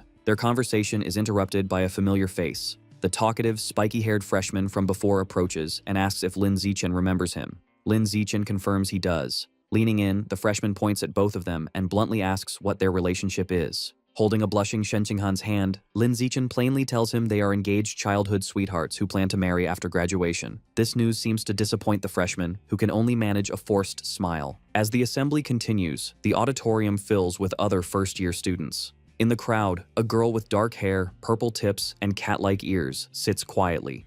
She turns and gives Lin Zichen an intense, somber stare. He notices her gaze, feeling a slight sense of unease. Meanwhile, the talkative freshman has returned to his seat and is chatting animatedly with his neighbors. Soon, a man at a podium announces the start of the ceremony and calls for the freshman representative to come to the stage. To everyone's surprise, it is the talkative, spiky-haired freshman who stands up. As he confidently walks toward the stage, other students murmur in disbelief. They question why he, with his dyed hair and chatty personality, was chosen as the representative, a role usually reserved for the strongest student, whom they had assumed would be a gene fuser. The freshman is pleased by their reaction. He thinks this is the perfect opportunity to make a big impression. Taking the microphone, he begins his speech by asking the crowd if they have heard of Li Yijin. Lin Zichen internally scoffs, thinking that everyone knows about the famous genius from Kyoto. Continuing his speech, the freshman reveals that the famous prodigy Li Yijin has an equally talented younger brother. He explains this brother was the top scorer in the Kyoto entrance exams, boasting a 16% gene fusion compatibility and the highest national physical test scores, tying with the top scorer from Nanjing province. With a confident smile, he then dramatically reveals that he is that very brother, Li Moyu. He goes on to declare that he and his older brother made a pact to dominate the records at Shanghai and Kyoto universities. To demonstrate his power, Li Moyu unleashes the full force of his biological pressure, announcing that this is the power of an ordinary Tier 5 being. The entire auditorium is overwhelmed by the immense aura, and the other students gasp in shock, realizing the vast gap between their own abilities and those of a true genius. Pleased with their reaction, Li Moyu smugly tells everyone to remember his name. Back in the audience, Shen Qinghan whispers to Lin Zichen, mocking Li Moyu's arrogance and commenting that he has no idea Lin Zichen could defeat him with a single finger.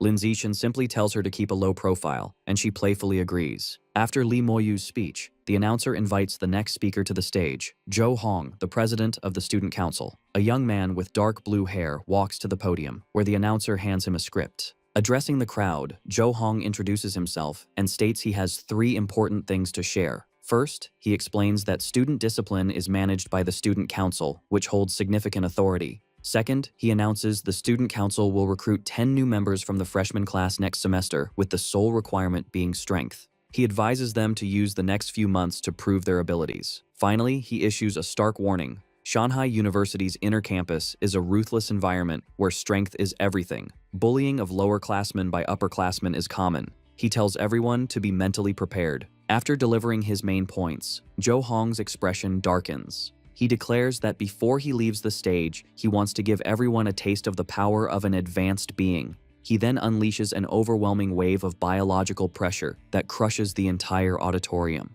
The freshmen are immediately overwhelmed, gasping for air and crying out in pain under the immense force. Lin Zichen sits beside Shen Qinghan as the oppressive pressure from the student council president, Zhou Hong, lifts. Lin Zichen notes that while the pressure from an advanced being is powerful, from this distance, it's no threat to him, as he has reached ordinary Tier 9.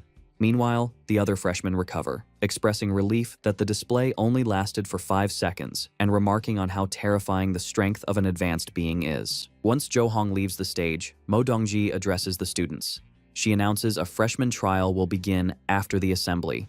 The rules are simple. In the center of the gym is a large stage, and the first student to remain on it alone for over 1 minute will be crowned this year's new king. The reward is 100 school credits, 10 times more than the previous year. In the stands, a couple of upperclassmen arrogantly comment that the top 10 spots are always taken by their genius class, and this year will be no different. This sparks a murmur among the ordinary class students. A special rule is then revealed. If a single student from outside the genius class places in the top 10, all non-genius freshmen will receive 1 school credit. The students get excited as they calculate that 1 credit is worth 10,000 yuan, realizing if they work together, they all stand to gain. Seizing the moment, He-yu gets on stage and takes the microphone. He introduces himself and reminds everyone that his classmate, Lin Zichen, is the province's top scorer and the strongest among the ordinary students. He proposes that all ordinary students join forces to attack the genius class, clearing a path to help Lin Zichen secure a top 10 spot. All eyes turn to Lin Zichen, who remains seated and composed. Inspired, the ordinary students rise with determination, shouting their support and vowing to clear a path for him. Meanwhile, a group of faculty, including Liu Chuanwu, Mo Dongji, and Ma Zhenhe, watch from a distance. Liu Chuanwu remarks to Zhou Hong that he was being too petty with his earlier display. Ma Zhenhe interjects, asking Liu Chuanwu if it was necessary to take his anger out on Li Moyu's younger brother just because Wu Tiancheng defeated him. He adds sarcastically that when it comes to being petty, no one at the university can compare to Liu Chuanwu. Liu Chuanwu calmly replies that his pettiness is directed only at the person involved, never their family. Liu Chuanwu taunts Dean Ma Zhenhe, asking if he heard his daughter performed exceptionally well on her entrance exams.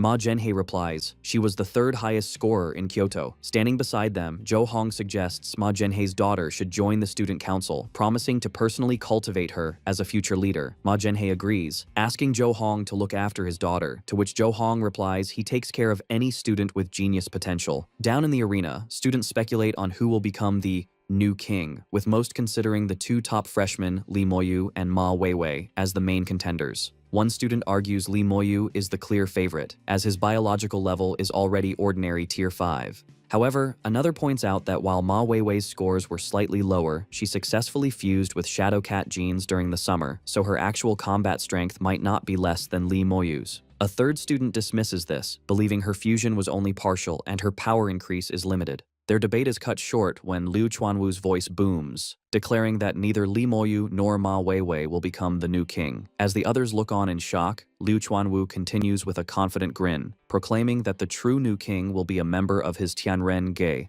Lin Zichen. Ma Zhenhe immediately fires back in anger, questioning how that could be possible. He points out that Lin Zichen's physical test data didn't even place him in the top 10. He scoffs at the idea, accusing Liu Chuanwu of making baseless boasts. Liu Chuanwu calmly asks if Ma Zhenhe does not believe him, and challenges him to a bet. Furious, Ma Zhenhe immediately accepts, shouting that he's not afraid. They agree to wager 100 school credits, with Ma Zhenhe warning Liu Chuanwu not to go back on his word. Hearing the challenge, Liu Chuanwu invites the other staff to place bets. A powerful-looking gene fuser asks a senior professor, School Director Qin, if he's willing to wager 1,000 credits, and the director agrees. Watching this, Ma Zhenhe grows suspicious. He wonders how the old man can be so confident, speculating if he's trying to get Li Moyu to throw the match. He quickly dismisses the thought, remembering his own daughter is also competing. His face contorts in fury as he tries to understand Liu Chuanwu's strategy. A final, unsettling thought crosses his mind. Could Lin Zichen actually become the new king? He immediately dismisses the notion as impossible. A figure in a sleek red and black cyborg suit, the dean of the Mechanical Academy, approaches Dean Ma Zhenhe. She remarks that the provincial top scorer, Lin Zichen, was originally his student in the Evolution Academy and asks if he isn't upset that Dean Liu Chuanwu poached him. Ma Zhenhe replies dismissively, stating his academy has many students like that. The cyborg dean smiles knowingly. She points out that she heard Ma Zhenhe also poached the only 3 senior students from Tianren Ge, suggesting his claim of not caring is just a front for his planned revenge. Meanwhile, on the balcony, Liu Chuanwu thinks with glee about the bets. He calculates that with 9 people betting 100 credits and 1 betting 1,000, he is about to make a massive profit. As the faculty watches, the trial begins. A huge crowd of ordinary students rushes onto the main stage, shouting their intent to defeat the genius class. The floor erupts into a chaotic brawl. Lin Zichen stands apart, calmly observing. He internally notes many genius class students rely on their high gene fusion compatibility scores rather than actual skill. Suddenly, Lin Zichen is surprised as his danger perception attribute activates, allowing him to see the students' power levels. He assesses that the strongest two, Li Moyu and Ma Weiwei, are both at ordinary tier 5, while the other top 10 members of the genius class are at least ordinary tier 4. After the initial clash, the ordinary students cheer, having defeated several members of the genius class, who now lie on the floor. One student shouts that the genius class wasn't so tough after all. Fueled by their success, the remaining ordinary students charge forward, shouting at the genius class members still in the stands to come down and fight. In response, a very large and muscular student with white hair leaps down. He lands powerfully on the stage, arrogantly telling the mob to come at him so he can make them understand how weak they are. The ordinary students don't hesitate and charge at him as a group, shouting that with their numbers, they can overwhelm him if they each land one punch. However, the muscular student meets their charge with a single, powerful, sweeping kick. The attack sends a wave of students flying backward in shock, knocking them all out as they crash onto the floor. The muscular student remarks that ants will always be ants, and no matter how many, they can't harm an elephant. The remaining ordinary students are stunned. They turn to Lin Zichen, exclaiming that their opponent is too arrogant for calling them ants and urging Lin Zichen to defeat him. Hearing this, Lin Zichen calmly walks towards the stage, stating that since things have come to this, he will accept. He steps onto the stage with his hands in his pockets, looking unfazed. His opponent lands powerfully in front of him, cracking the ground, and expresses excitement, stating he has been waiting to fight the top physical test scorer from Nanjiang province. The student introduces himself with great enthusiasm as Lu Qiji, the top scorer from Yuntian province. He proudly lists his own impressive stats: a 5.69-second 100-meter dash, a 4.52-meter vertical jump, and a one-handed lift of 1,150 kilograms. He then smugly asks Lin Zichen to announce his own physical test data. Lin Zichen calmly tells his opponent, Lu Qiji, there's no need to report his stats, saying he will feel it himself soon enough. Before Lu Qiji can react, Lin Zichen unleashes a single, fast kick that sends the muscular student flying across the stage. Lu Qiji crashes to the ground, defeated instantly. In the background, the ordinary class students erupt in cheers for his victory. On the viewing balcony, the faculty members are stunned. They expected a strategic fight, but instead witnessed a victory of sheer, overwhelming power. They wonder about Lin Zichen's true strength, noting that despite his gentle appearance, he is ruthless. Before the cheers fade, another challenger leaps onto the stage. He introduces himself as Luo Yongjian, the top scorer from Dajiang province, and lists his accomplishments. His speech is cut short when Lin Zichen meets him with a powerful knee to the face, ending the match instantly. Standing over his opponent, Lin Zichen looks at the remaining genius class students, declaring this victory shows the ordinary class has its own geniuses too. His dominance prompts a voice to shout in alarm, calling for Li Moyu and Ma Weiwei to get on stage before the new king title is taken by an ordinary student. In response, a girl with cat-like ears lands on the stage.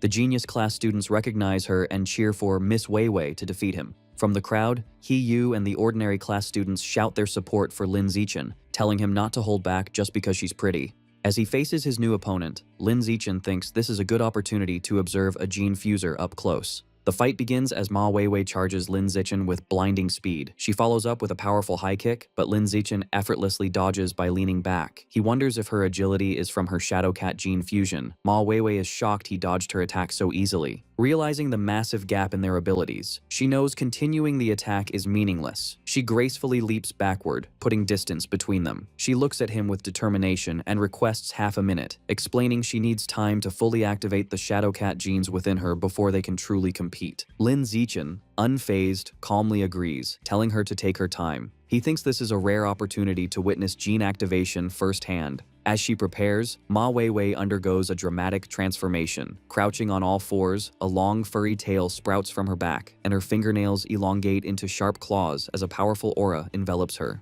Watching from the stands, the faculty is impressed. One comments to Ma Zhenhe on his daughter's incredible gene integration, praising her immense talent. Ma Zhenhe proudly agrees, stating her talent surpasses even the top scorers from other provinces. However, his expression shifts to concern. He worries that since her fusion was recent, pushing her body this far could cause a backlash. He sighs, noting she is just as headstrong as ever. With her transformation complete, Ma Weiwei lunges at Lin Zichen, shouting he is too arrogant for waiting. She declares he will pay the price and attacks with newfound ferocity. She throws a powerful kick, which Lin Zichen narrowly dodges. As he evades, he analyzes her new power, noting it jumped from mid-ordinary tier 5 to nearly ordinary tier 6. Ma Weiwei is shocked that even with enhanced power, she still can't land a hit. She unleashes a furious barrage of claw strikes and kicks, but Lin Zichen effortlessly dodges every attack with fluid movements. After observing her, Lin Zixen's expression turns serious. Surrounded by a blue aura, he thinks he has gathered enough data on Shadowcat gene fusers.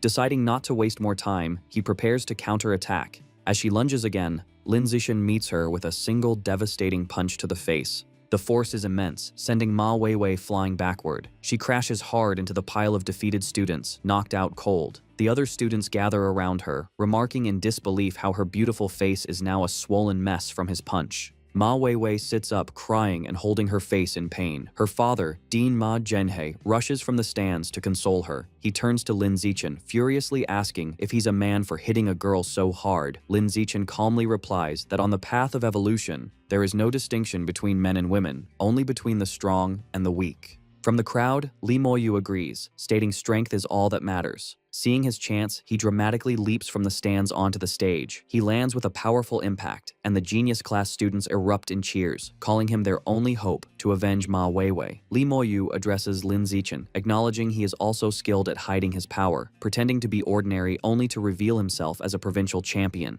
With a sinister grin, he declares Lin Zixen isn't the only one who has been holding back. Li Moyu unleashes his power, and his body begins to transform, growing larger and more muscular as a powerful aura surrounds him. The faculty on the balcony are shocked, realizing Li Moyu is also a gene fuser. The Dean of Mechanical Engineering identifies the genes as those of a demon-eye giant ape, which require immense physical strength for fusion. His biological pressure surges to ordinary Tier 6. As the transformation completes, Liu Chuanwu freezes in horror, realizing he is about to lose his bet of 1900 school credits, worth 19 million yuan. The scene shifts to a separate location, where Wang Shuojie and Lu Gang are given a mission by another student. He instructs them to retrieve a high-level demon seed from a nearby park and make Li Moyu consume it. Lu Gang is concerned about the risk of targeting someone from the powerful Kyoto Li family. However, their superior assures them their organization is far more powerful and could easily destroy the Li family. When asked if they will carry out the mission, a resigned Wang Shuojie tells Lu Gang they have no other choice.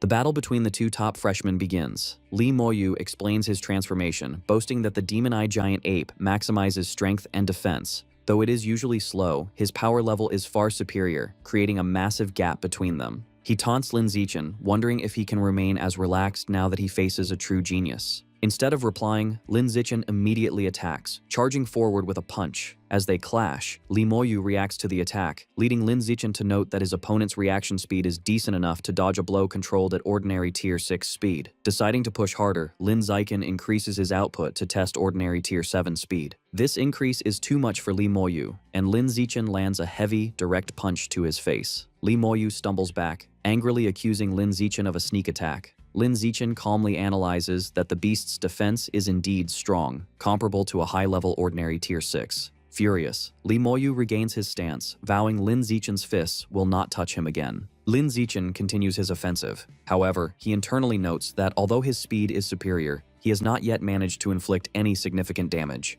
The battle intensifies as Li Moyu blocks a barrage of attacks. Lin Zixen analyzes that while Li Moyu is slower, his high defense gives him a large margin for error, whereas Lin Zixen cannot afford a single hit, making it seem the winner is already decided. Testing his limits, Lin Zixen engages in a rapid exchange, dodging Li Moyu's heavy punches. He decides the test of reaction speed is sufficient. Lin Zixen leaps backward to create distance. He prepares himself, deciding it is time to test the final attribute, strength. Li Moyu smiles menacingly, admitting he underestimated Lin Zixen's speed, but mocking his strength as too weak to cause harm, declaring that Lin Zixen is destined to lose. Li Moyu announces it is his turn and winds up a massive, energized punch. As the giant fist descends, onlookers scream for Lin Zixen to dodge, but he stands completely still, ready to receive the blow. On the viewing balcony, the deans place their hands on Liu Chuanwu's shoulders in pity. Convinced Lin Zixen is about to be crushed, the dean reminds a weeping Liu Chuanwu not to forget the 100 school credits he wagered. Back in the ring, a massive impact creates a shockwave as Li Moyu punches Lin Zixen's face directly. The result is shocking. The bones in Li Moyu's hand shatter instantly on impact. He collapses to the ground in agony, clutching his hand and screaming that it has been broken. The audience is left in absolute shock, unable to process that Lin Zixen has apparently won. They mutter in disbelief, finding the outcome too bizarre to be real. Standing over his defeated opponent, Lin Zichen analyzes the situation. He realizes that while the Demon Eye Giant Ape fusion granted Li Moyu immense strength, his body wasn't durable enough to handle the recoil. Essentially, Li Moyu hit Lin Zichen so hard that the impact shattered his own hand, because Lin Zichen's defense was superior. Lin Zichen calmly calls out to the medical team, informing them that Li Moyu has likely suffered a comminuted fracture and needs immediate attention. The stunned medics awkwardly agree and rush onto the stage. Suddenly, a figure descends from the balcony. It is Mo Dongji. She lands gracefully and orders Lin Zichen to step aside. She examines Li Moyu's arm and confirms the diagnosis. The entire right hand is shattered. She deduces with shock that this was caused by the rebound force of hitting Lin Zichen's face. She takes out a glowing golden pill and feeds it to Li Moyu. As she does, she can't help but wonder just how hard Lin Zichen's face must be to cause such damage. Suspecting there is more to him, Mo Dongji unleashes mental power to probe Lin Zichen's strength. Sensing the intrusion, Lin Zichen immediately activates his skill, Natural Camouflage, hoping to hide his true level. Mo Dongji analyzes him closely. Because of his skill, she perceives him as having a biological level of ordinary Tier 6. She notes his skin, bones, and muscles possess a density far exceeding that tier, but finds nothing else unusual. She wonders if that physical toughness is his only secret. The other faculty members gather around her, eager for her assessment. Mo Dongji reports her findings. Lin Zichen is simply at ordinary Tier 6 with exceptionally high physical durability, and there are no other abnormalities. Hearing this, Lin Zichen maintains a stoic expression, but internally breathes a sigh of relief, glad his camouflage successfully deceived them. Meanwhile, the pill Mo Dongji administered takes effect instantly. Li Moyu sits up, amazed. He exclaims the medicine was miraculous as he has recovered safely. He flexes his hand and smiles, confirming his injury is completely healed. With the battle concluded, Lin Zichen decides Li Moyu no longer needs to be on stage. He calmly tells him he can go down now and delivers a casual kick that sends the newly healed Li Moyu flying out of the ring. Humiliated, Li Moyu shouts from the floor below, vowing that once his gene fusion progresses, he will return to defeat Lin Zichen. In the stands, a heated argument erupts between the ordinary and genius students. The ordinary students mock the elites for having losers act so self-righteous. The genius students retort that Li Moyu lost to Lin Zichen, not them, but the ordinary students drown them out, claiming Lin Zichen's victory as a triumph for their entire class. On stage, the timer completes its countdown. A notification declares that 1 minute has passed. The announcer officially proclaims Lin Zichen of Martial Arts Class 1 as this year's new king. The ordinary students cheer wildly for Brother Chen, celebrating the glory he has brought them. However, Lin Zichen is not finished. Thinking that since he has secured the top spot, he might as well go further, he suddenly leaps from the stage into the spectator stands. To the shock of the crowd, he lands near the genius class seating and scoops Shen Qinghan up into his arms in a princess carry. The students whisper in confusion, wondering why he is grabbing Shen Qinghan. Shen Qinghan blushes intensely as Lin Zichen leaps back toward the stage with her in his arms. Her heart races, and she wonders if he intends to publicly announce their relationship. Lin Zichen lands gracefully back on the ring. With Shen Qinghan standing behind him, Lin Zichen faces the stunned audience and faculty. He boldly declares that for the remaining rankings, from 2nd to 10th place, he wants them all. The enraged genius class students refuse to accept defeat. Shouting that Lin Zichen is bullying them, they charge together to crush him and the traitor Shen Qinghan. The stage erupts into a chaotic brawl. Lin Zichen moves fluidly through the attackers, dominating the fight despite being outnumbered. He dismantles their formation with a flurry of punches and kicks, knocking students away with ease. Seeing an opening, Ma Weiwei lunges from the air, aiming her attack at a shocked Shen Qinghan and shouting at her to die for her betrayal. However, Lin Zichen reacts instantly, intercepting her midair with a heavy kick to protect Shen Qinghan. The force of the blow sends Ma Weiwei flying off the stage. From the balcony, her father, Ma Zhenhe, screams as he watches his daughter crash violently onto the floor. With the genius class wiped out, Lin Zichen stands triumphantly over the defeated students. Immediately, a notification announces that Shen Qinghan has officially secured 2nd place in the trial. She looks pleasantly surprised. Lin Zichen then turns to the ordinary students and outlines his plan. He offers them the remaining spots from 3rd to 10th place, on the condition that the school credits awarded for those spots belong to him. The students are ecstatic, cheering for Brother Chen, eager for the chance to be in the top 10. Chu Rui calculates that the top 10 spots yield a combined 550 credits. He Yu adds the participation rewards, bringing the total to 559 credits with a grin. On the balcony, Ma Jinhye is furious. He yells at Mo Dongji, arguing that Lin Zichen's actions are improper and questioning how the new king is allowed to control the entire top 10. A voice calmly interrupts, asking how it violates the rules. Liu Chuanwu steps forward to defend his student, challenging Ma Jinhye to point out where the regulations forbid such a strategy. Ma Jinhye is left speechless, forced to admit there is no rule against it, though he angrily insists Lin Zichen is exploiting a loophole. Ma Jinhye stands sweating and defeated. Meanwhile, the plans of hidden conspirators shift. Wang Shuojie urgently grabs Lu Gang, informing him the plan has changed and they should no longer target Li Moyu. As they watch the celebrating students toss Lin Zichen in the air, Wang Shuojie declares their new target is Lin Zichen. Their goal is now to make him eat the high-level demon seed, so he joins their organization. After the trial, Liu Chuanwu runs excitedly toward Lin Zichen with open arms, but is coolly dodged. Lin Zichen simply asks if the dean has forgotten his promises. Liu Chuanwu immediately produces a bottle, explaining it contains 10 qi and blood pills, along with the triple benefits for the semester. He adds that he has transferred 300 credits to Lin Zichen, happily noting the boy just helped him win 1,900 credits from other faculty members. Leaning in close, Liu Chuanwu whispers, asking Lin Zichen his true strength and level. Lin Zichen whispers back a partial truth, claiming he is at ordinary tier 6, has completed skin tempering once, tempered some facial muscles, and was born with naturally hard facial bones. Liu Chuanwu is shocked, screaming in disbelief that Lin Zichen has already learned to temper his muscles. Overcome with emotion, he grabs Lin Zichen's hands and cries, declaring that Lin Zichen will evolve into an advanced creature with a pure human body before graduating. He urges the student to persist on the pure blood path, and Lin Zichen calmly agrees. Later, in his room, Lin Zichen sits on his bed holding a small red qi and blood pill.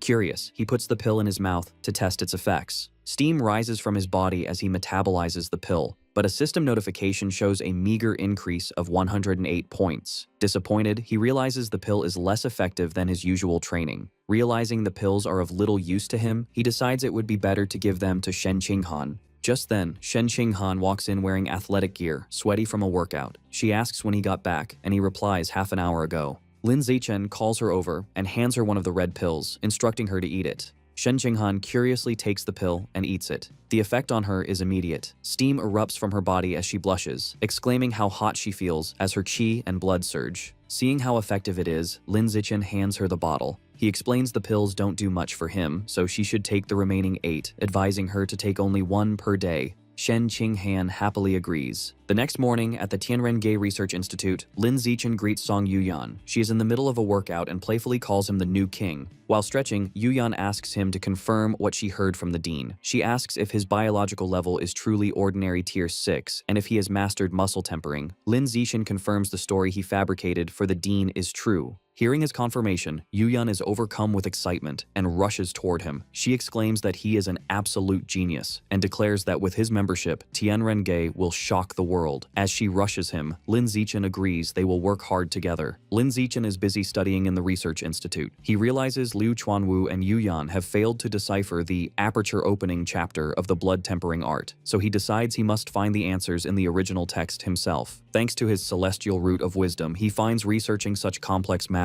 is easy for him. His study session is interrupted by Yuyan, who informs him that people from the student council are waiting at the door. She deduces they want to recruit him after his outstanding performance. Lin Zichen immediately dismisses the idea, stating he is not interested. However, Yuyan adds that student council members receive monthly credit subsidies. Hearing about money, Lin Zichen's demeanor instantly changes, and he is suddenly very interested. Lin Zichen goes outside to meet the visitor. It is Zhou Hong, the president of the student council, who extends his hand in greeting. They shake hands, and Zhou Hong explains that he has come to invite Lin Zichen to join, offering to groom him as a candidate to become the future president. Zhou Hong elaborates on the benefits, painting a picture of wealth and luxury. He explains that besides special meals and the power to participate in school decisions, members enjoy monthly credit subsidies. Motivated by the rewards, Lin Zichen smiles and agrees immediately. However, Zhou Hong stops him, stating there is one condition. Zhou Hong demands that Lin Zichen must give up the path of the pure-blooded human and choose gene fusion instead. Lin Zichen looks confused and asks why. Zhou Hong arrogantly explains that the student council only accepts future geniuses. He declares the pure blood path has no future, calling Dean Liu Chuanwu and Yuyan failures. He warns that without gene fusion, even Lin Zichen's talent will fade into mediocrity.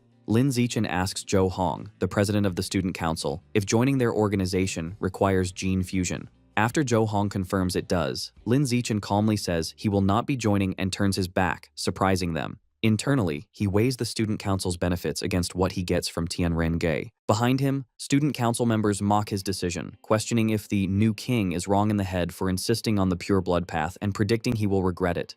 One tells Jo Hong it was a waste of time, as Tianren-ge's brainwashing is effective. Jo Hong dismisses Lin Zichen as a genius with no future, which he considers trash, and tells his group they will recruit other talented people. Later, at the Tianren-ge Research Institute, an enraged Yu Yan slams her fists on a desk, complaining to Lin Zichen about the student council's hopeless mindset. Their conversation is interrupted by the arrival of Dean Liu Chuanwu, who looks utterly exhausted. Yu Yan sarcastically praises him for his sacrifice for the pure blood cause, including working day and night and selling his body for investments. Annoyed, Liu Chuanwu asks if she must always include that last part. He then warns Lin Zichen that women are a roadblock on the path of evolution and he should avoid them. Sitting in his office, Liu Chuanwu informs Lin Zichen that the university provides housing for the families of geniuses. He offers to arrange jobs for Lin Zichen's parents and asks if he wants to bring them to the city. Lin Zichen says he will discuss it with his parents over the weekend. Finally, Liu Chuanwu tells Lin Zichen he has granted him early access to school missions, explaining that with his current strength, there's no need to wait until next semester. Yu Yan explains to Lin Zichen that she takes off-campus missions weekly for school credits. She suggests he could join her in the future to gain experience and offers to take him on an aberrant beast extermination mission.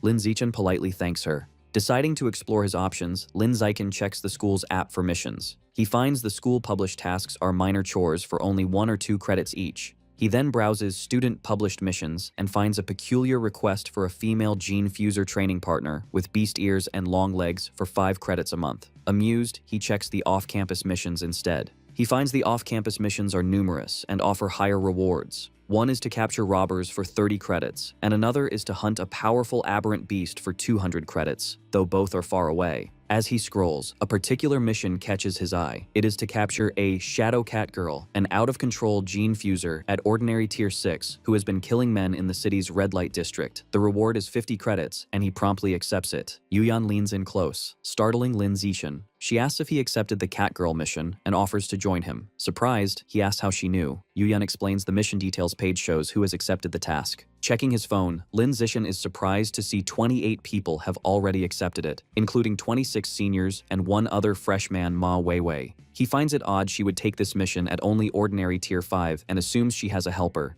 Telling Yu Yan it's getting late, Lin Zichen announces he is heading home for lunch and waves goodbye. As Lin Zichen walks through campus, he feels he is being followed. His danger perception activates, and he senses a hostile presence at ordinary tier 7. Suddenly, a muscular guy in a blue tracksuit emerges and calls out his name. The guy confronts Lin Zichen, angrily accusing him of targeting Ma Weiwei. He furiously lists Lin Zichen's offenses, from slapping her during the trial to now competing with her for a mission, and questions if Dean Liu Chuanwu put him up to it. The guy continues his tirade, challenging Lin Zichen to a fight and calling him a bully. Lin Zichen looks on, annoyed. He asks if Ma Weiwei or her father sent him, but the guy insists he came on his own. When the guy repeats his challenge, Lin Zichen simply asks, "So what?" Knowing he's dealing with a foolish simp, Lin Zichen turns to walk away, but the guy grabs his sleeve, yelling at him to stay put. Fed up, Lin Zichen turns and swiftly punches him in the face. The muscular guy is knocked unconscious. Standing over him, Lin Zichen thinks to himself if he is satisfied now. Lin Zichen arrives back at the apartment. From the kitchen, Shen Qinghan welcomes him home and says dinner is ready. She mentions that the 10 pounds of life and death toad meat he ordered were delivered. He takes the bag from the fridge, thinking he initially wanted to buy more to unlock the codex, but decided against it to avoid attention. He places his hands over the package, and a surge of blue energy flows from it as a system notification confirms he has devoured a large amount of the toad's life essence, bringing his codex progress to 10%. Later, a confused Shen Qinghan finds Lin Zichen putting the now spoiled-looking meat in a garbage bag. He explains it has gone bad. She finds this strange, as it looked fresh on delivery. He clarifies that he has already absorbed all its essence, which causes it to spoil rapidly. Shen Qinghan is surprised and asks if this is his superpower. He confirms it is, explaining he can absorb the essence from aberrant beasts to gain some of their abilities. She is shocked, exclaiming she finally understands why he chose the pure blood path. With such a power, he doesn't need gene fusion. While eating dinner, Lin Zichen brings up the dean's offer of housing and jobs for their parents. Shen Qinghan is thrilled, and they agree to visit their families over the weekend. During the meal, she mentions an interesting duel between peak-ranking students at the gym that afternoon.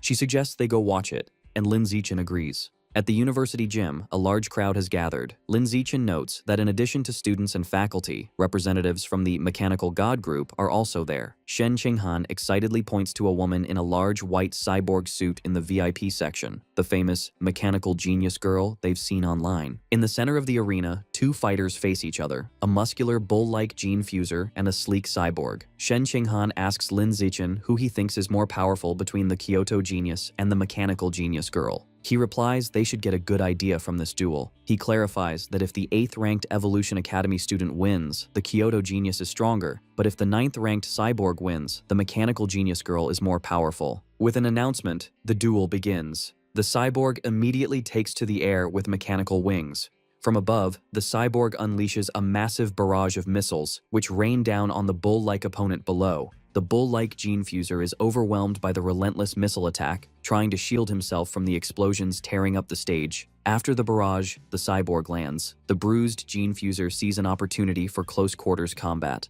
Both fighters charge forward at incredible speed, meeting in the center of the arena. The cyborg easily blocks the gene fuser's punch and delivers a devastating counterpunch to his face. The blow sends the gene fuser flying, and he crashes to the ground, defeated. The cyborg raises its fist in victory as the crowd erupts. Meanwhile, in a private office, Mo Dongji receives a video report from a subordinate. She informs her that source site number 36 has been quiet for months, and they are unsure if the enemy has abandoned it or is plotting something big. Mo Dongji asks for an update on Luo Qiangshu.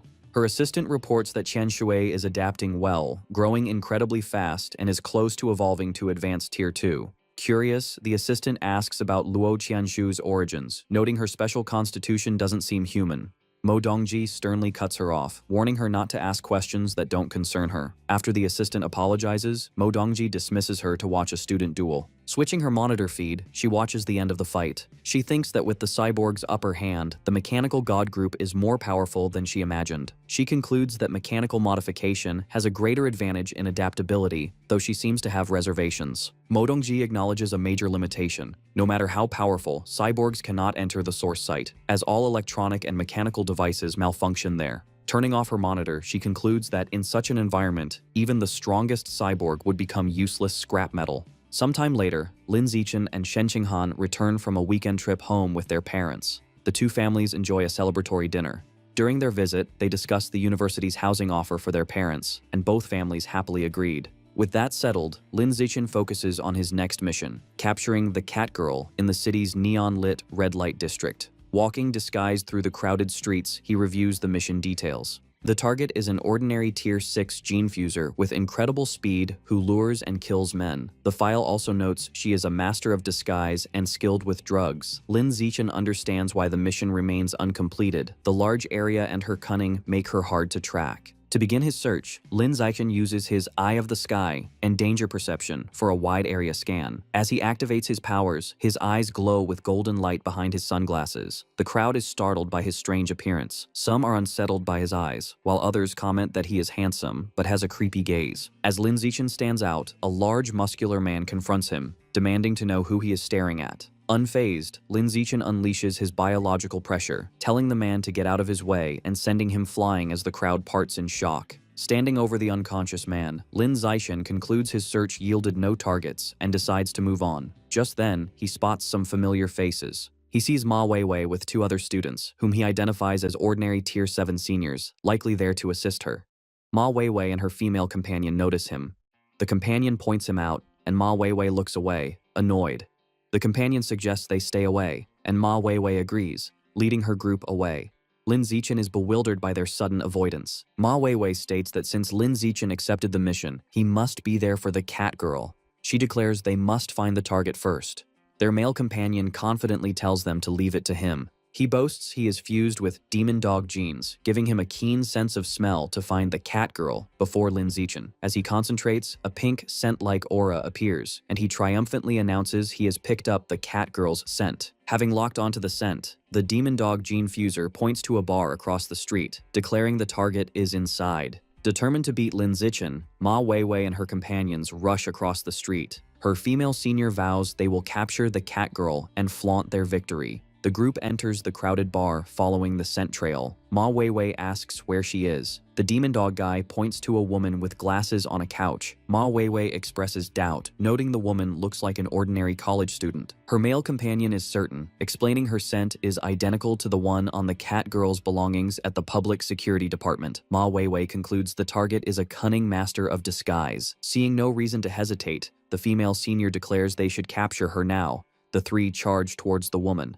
As they close in, she looks up with a sinister grin. She suddenly leaps up, smashes through the glass table, and makes a break for it, with one of them shouting she's escaping. Ma Weiwei and her companions burst out of the bar, chasing the fleeing cat girl through the crowded streets. As they pursue her, Ma Weiwei worries the cat girl is too fast. The demon dog, Gene Fuser, confidently tells her not to worry, as he can track her scent and she will eventually have to rest. Following the trail, they corner the cat girl in a dead-end alley. The male companion confirms she is there and urges the others to finish the fight quickly. However, the cat girl turns around with a smug smile, taunting them and asking if they really thought they could catch her if she were trying to run. A menacing red aura surges around her as she explains that the most skilled hunters often disguise themselves as prey. She undergoes a dramatic transformation, her hands morphing into long, sharp claws, and asks if they don't understand this simple rule. She unleashes an overwhelming wave of biological pressure at the three pursuers. They are shocked to realize her true power level is not ordinary tier 6, but an incredible ordinary tier 9. Ma Weiwei and her companions are left in stunned disbelief, realizing the cat girl had been hiding her true strength. In the dark city alley, Ma Weiwei, the demon dog, and their female senior companion are running for their lives. Ma Weiwei yells that the mission is impossible and they have to escape. Behind them, the powerful cat girl watches with a smirk, claws ready, and mockingly asks if they think they can get away. With incredible agility, she leaps up a building, easily getting ahead of them. She lands in the alley, blocking their path and telling them they cannot escape. The cat girl then focuses on the trembling demon dog. She leans in menacingly, telling him she had her eye on him since he entered the bar. Seeing no other way out, Ma Weiwei throws a smoke grenade, which fills the alley with thick purple smoke. She tells her teammates the smoke will dull their enemies' senses, giving them a chance to run. Under the smoke's cover, the three manage to escape. Exhausted and shaken, they finally reach a crowded street. The demon dog remarks on the mission's danger, saying the information was wrong and they almost died. The female senior urges Ma Weiwei to call her father, Dean Ma Zhenhe, to report the situation so the mission details can be corrected. A terrified Ma Weiwei pulls out her phone and agrees to call him immediately. However, as she's about to call, she has a shocking realization. She remembers Lin Zichen also accepted the mission. She panics, thinking if he encounters the cat girl, he will surely die without knowing her true power. She declares they must warn him. She can't just watch him die. She checks her contacts but doesn't have his number and decides her only option is to contact Shen Qinghan instead. Back in the empty alley, as the purple smoke fades, the cat girl is annoyed that her cooked duck has flown away. Just as she laments her missed chance, she notices someone else in the alley, Lin Zichen, standing calmly at the other end. Seeing him, the cat girl is immediately captivated, thinking he's handsome and exactly her type. Believing it's his bad luck, she decides he's her new prey and charges at him, claws extended. Lin Zichen is unfazed. He notes her power level is an impressive ordinary tier 9 as he concentrates his energy and rushes to meet her attack. The cat girl is shocked, wondering how he could be faster than her. Before she can react, Lin Zichen unleashes a powerful glowing punch that connects with her face. The force sends her flying backward, crashing hard into a wall at the end of the alley. Kneeling injured in the rubble, she is amazed by his power. Staring at him, she is completely bewildered, wondering how a young man who isn't a gene fuser could possess such incredible strength. Realizing she is outmatched, the cat girl decides fighting is suicide, and her priority is to escape.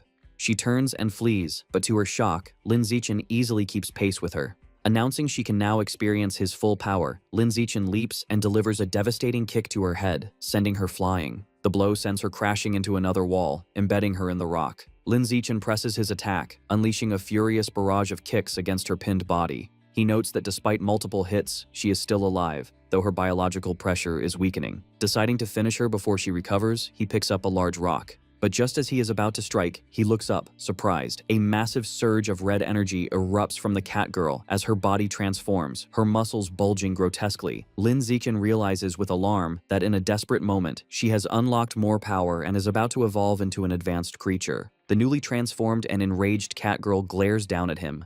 She thinks how activating her shadow cat genes saved her life and made her stronger, but also increased her beastly nature and vulnerability to genetic backlash. Filled with rage, she furiously demands to know who Lin Zichen really is. Instead of fighting, Lin Zichen smiles and casually apologizes, saying he must have mistaken her for someone else. He then turns and walks away, leaving her in shock. She watches him go, her mind racing with fear. She realizes his strength is unknown, his actions are unpredictable, and she has no tricks left. She also knows she is in danger of genetic backlash from her forced transformation. Concluding another attack would kill her, she decides to escape and leaps into the air to flee. As she flies away, she hears a sharp sound and looks down in confusion. A moment later, a metal pipe pierces her forehead, spraying blood and pinning her against the wall. Lin Zichen grabs a loose pipe and charges forward, stabbing her in the chest. He pulls the bloody weapon out and stabs her repeatedly in the chest and stomach. Mortally wounded, the cat girl slumps against the wall, her biological pressure completely fading. Lin Zichen casually tosses the bloody pipe aside, thinking that this time she is definitely dead.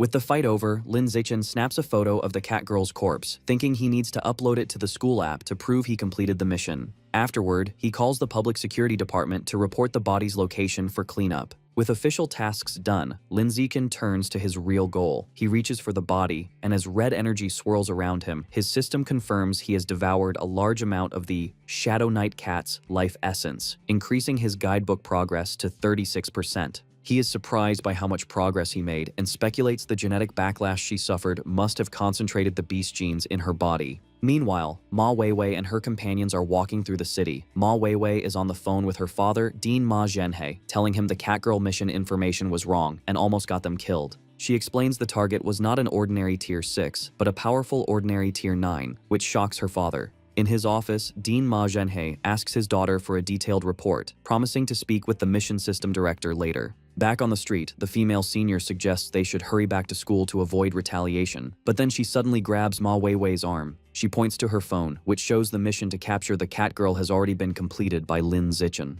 Ma Weiwei is left in complete shock, wondering how a freshman could defeat an ordinary Tier 9 creature on his own. After the weekend, Lin Zichen and Shen Qinghan are walking on the university campus. Lin Zichen checks his phone and sees a notification that 300 school credits have been deposited into his account. He thinks the reward for the Catgirl mission has arrived, but is confused why the amount is so much higher than the original 50 credits. While walking, Lin Zichen shows Shen Qinghan a notification explaining the increased reward. The message states that due to incorrect information, the Cat Girl mission was reclassified from ordinary Tier 6 to Tier 9. The reward was increased from 50 to 200 credits, with an additional 100 as compensation. Shen Qinghan complains that the school's mission system is unreliable and tells Lin Zichen he is lucky to be so strong. Otherwise, he could have been killed. Lin Zichen agrees the system is a problem and says he'll be more careful accepting missions. He then tells Shen Qinghan that when suitable missions come up, he will take her with him so she can get used to real combat. Overjoyed, Shen Qinghan exclaims that it's great she can finally go on missions with him. As they continue, Lin Zichen looks at his phone, deciding to use his new credits to order the 90 jin of life and death toad meat he needs. He thinks that while he was previously worried about attracting attention with a large order, it doesn't seem to be a problem now. He also considers that beast meat is nutritious and will help Shen Qinghan evolve, so he should buy plenty for her too. They arrive at their apartment, and as Shen Qinghan opens the door, Lin Zichen asks her if there is any particular beast meat she would like. She runs inside excitedly, telling him she will place the order, and he follows her. Once inside, she sits on the couch and begins browsing options on her phone. In the kitchen, Lin Zichen, now in an apron, listens as Shen Qinghan suggests they buy Tyrant Ash Big carved meat. She explains that for just 1 credit, they can get 6 jin, enough for several days. Lin Zichen agrees with her practical choice. However, Shen Qinghan tells him not to place the order, insisting she will do it. She happily reminds him she still has the 90 credits he gave her from the freshman competition. Lin Zichen, who has started cooking noodles, smiles and agrees. He tells her it's fine since they are family, so there is no need to worry about whose credits they are using. While Lin Zichen and Shen Qinghan are enjoying the noodles, the doorbell rings. Lin Zichen gets up to answer it. He returns with a large cardboard box, surprised their beast meat delivery arrived so quickly. He opens the box and hands a package of the Tyrant Ash Big carved meat to Shen Qinghan, telling her to put it in the fridge. With that taken care of, Lin Zichen turns his attention to the 90 pounds of life and death toad meat. Thinking it is time to begin the absorption, he places his hand on the meat. Immediately, a powerful blue energy surges from the box and surrounds him. A system notification confirms he has devoured a large amount of the life and death toad's life source, and that its guidebook is now 100% complete. Lin Zichen then receives a vision. He sees a massive beetle-like creature, the life and death toad, torn to pieces by a large eagle-like beast. He then witnesses the creature's incredible power as its severed body parts regenerate at incredible speed. The creature becomes whole again, and a new system notification announces he has unlocked the Life and Death Toad guidebook and acquired the new attribute, Rapid Self-Healing. Back in his apartment, Lin Zichen looks at his new power's description with a shocked expression.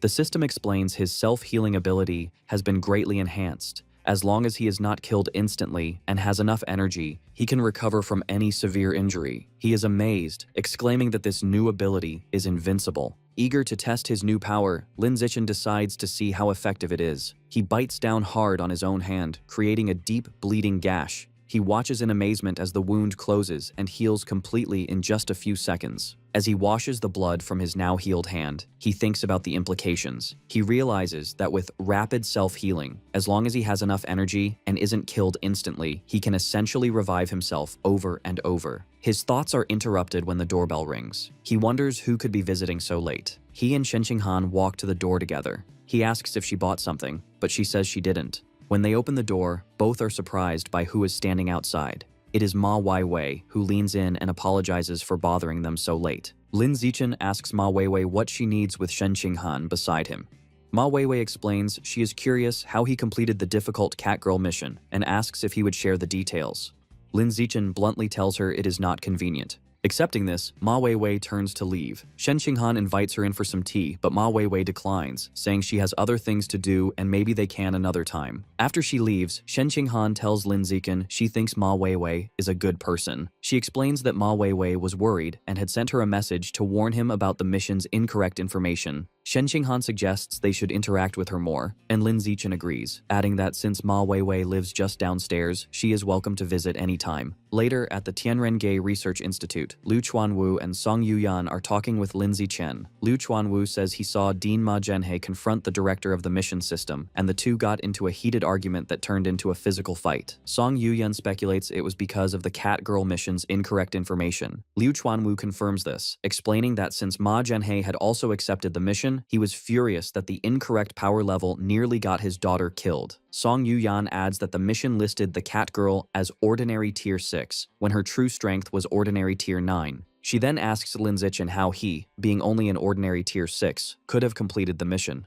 Liu Chuanwu playfully asks if he had help from an expert or set some kind of trap. Lin Zichen denies both, stating he defeated her on his own with pure physical strength. This leaves both Liu Chuanwu and Song Yuyan stunned, their mouths open in shock as they wonder if he has been hiding his true power. As his mentor's real, Lin Zichen covers his face, looking weary. He thinks that after spending the past few days with them, he has found them to be decent people. He decides to tell them the truth about his abilities, as they could help him research the aperture opening technique. With a forced smile, he begins to explain that his true strength has recently reached Ordinary Tier 9. Before they can process this, he adds that he has already completed his first full body tempering and is in his second skin tempering cycle, which shocks them both again. As Liu Chuanwu processes the news, he trembles with emotion. Overcome with joy, he bursts into tears, exclaiming that his long years of dedication have finally been rewarded. He imagines himself and Lin Zichen on a mountaintop, declaring that with his talent, the path of pure-blooded humans will surely succeed, and one day, both their names will be known throughout the world.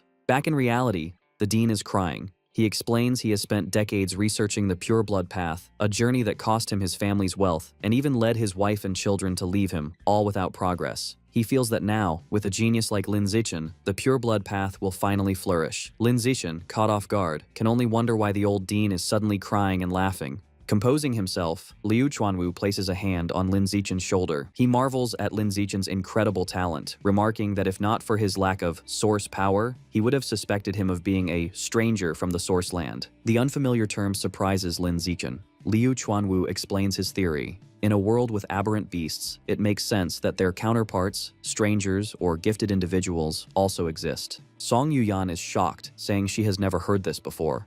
Lin Zichen then asks what source power is. The Dean clarifies that it is a unique energy exclusive to beings from the source land, similar to ki, blood, and spiritual power. Curious, Lin Zichen asks how this power is used. Liu Chuanwu admits he doesn't have a clear answer, as he has only encountered 2 such strangers in his long life. Song Yuyan scoffs, accusing him of bluffing and pointing out that since he is stuck at ordinary Tier 9, he cannot enter the Source Land himself. This prompts Lin Zichen to ask if there is a biological level requirement for entry. Liu Chuanwu confirms the standard is high-level being, and anyone below that would be turned to ash. Defensively, Liu Chuanwu clarifies he met the strangers here on Earth, not in the Source Land. The first was a female disciple he took on decades ago. As he speaks, Lin Zichen has a vision of Luo Qianshu fighting monsters, leading him to realize that Shen Qinghan's mysterious senior sister must be one of these powerful strangers. Liu Chuanwu continues, stating he met the second stranger in the ancient ruins where they discovered the blood-tempering art. Having shared these secrets, he sternly warns them never to reveal this information. Song Yuyan eagerly promises to keep her lips sealed, and Liu Chuanwu says he trusts them. He then gives Lin Zichen a specific warning to keep his true strength a secret to avoid being targeted by dangerous heretics, who are pervasive even within the university. To help with this, he proposes that if Lin Zichen wants to take on missions matching his true power, he should use Song Yuyan's account. Since she is also an ordinary Tier 9, he can go all out without exposing his rapid progress. Lin Zichen agrees. Intrigued, he asks the dean if he has any information about the Source Land. Liu Chuanwu's expression turns grave. He explains everything about the Source Land is top secret, and even he knows very little. He advises Lin Zichen not to worry about it until he evolves into a high-level being. However, he shares one crucial piece of information. For humans, most creatures from the Source Land are enemies, and they are constantly trying to invade Earth. Liu Chuanwu explains some powerful individuals believe the creatures want to invade because Earth has something they desire. Their serious conversation is interrupted by the dean's phone, which plays a cheerful ringtone. He answers with a flirtatious, "baby," then tells his students an old friend has invited him to dinner. He rushes out, telling them to contact him if needed. As he leaves, Yuyan sarcastically remarks on how hard the dean is working, assuming he is off to secure more investments. With the dean gone, Yuyan turns to Lin Zichen. She asks how he hides his biological level and tempering progress so effectively that even powerful people were unable to see through his disguise. Lin Zichen apologizes, saying he cannot conveniently explain. Internally, he knows his system's natural camouflage is his trump card and that he cannot reveal it. Yuyan puts on a pleading expression, trying to coax the secret out of him. She even offers to trade a secret of her own, but Lin Zichen, looking flustered, insists he really cannot tell her. Seeing he will not budge, Yuyan sighs and gives up. However, her demeanor quickly shifts. With a competitive glint in her eyes, she cracks her knuckles and suggests that since they are both at ordinary Tier 9, they should have a sparring match. Lin Zichen's face lights up with a grin. He agrees, thinking a fight against a peer will be a perfect opportunity to understand his own strength. Yuyan immediately strikes a fighting pose. She details her own progress. She is in her second skin tempering, has completed her second muscle tempering, and is 1/5 of the way through her second bone tempering. She then tells him to come at her with everything he has. Inside the Tianrengei Research Institute, Song Yuyan and Lin Zichen prepare to spar. Song Yuyan asks if he is ready and tells him to attack first so she can test his power while she defends. She takes a defensive stance, inviting him to strike. Lin Zichen charges forward and delivers a powerful high kick. The impact sends her sliding backward. Internally, she is shocked that despite him supposedly only having completed the first skin tempering, he is strong enough to hurt her, even though she has undergone secondary muscle tempering. She realizes his strength is absurd and fears he will soon surpass her.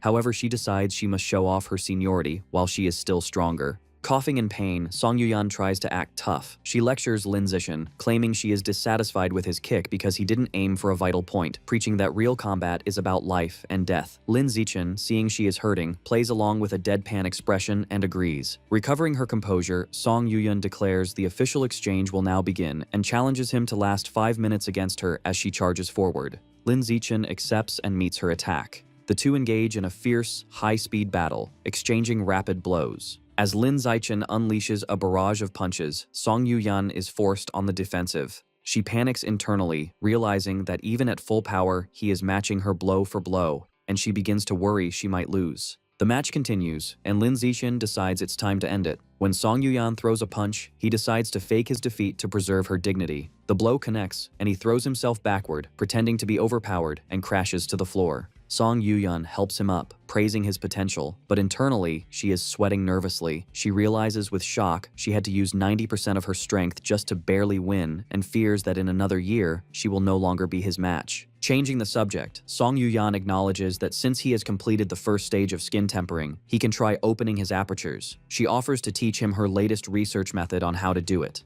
They sit cross-legged as she explains the theory. She states that the human body has 366 apertures, and according to the blood tempering art, the easiest to open are the 4 surrounding the heart. Following her instructions, Lin Zichen attempts to use his qi and blood to impact them at a frequency of 10 times per second.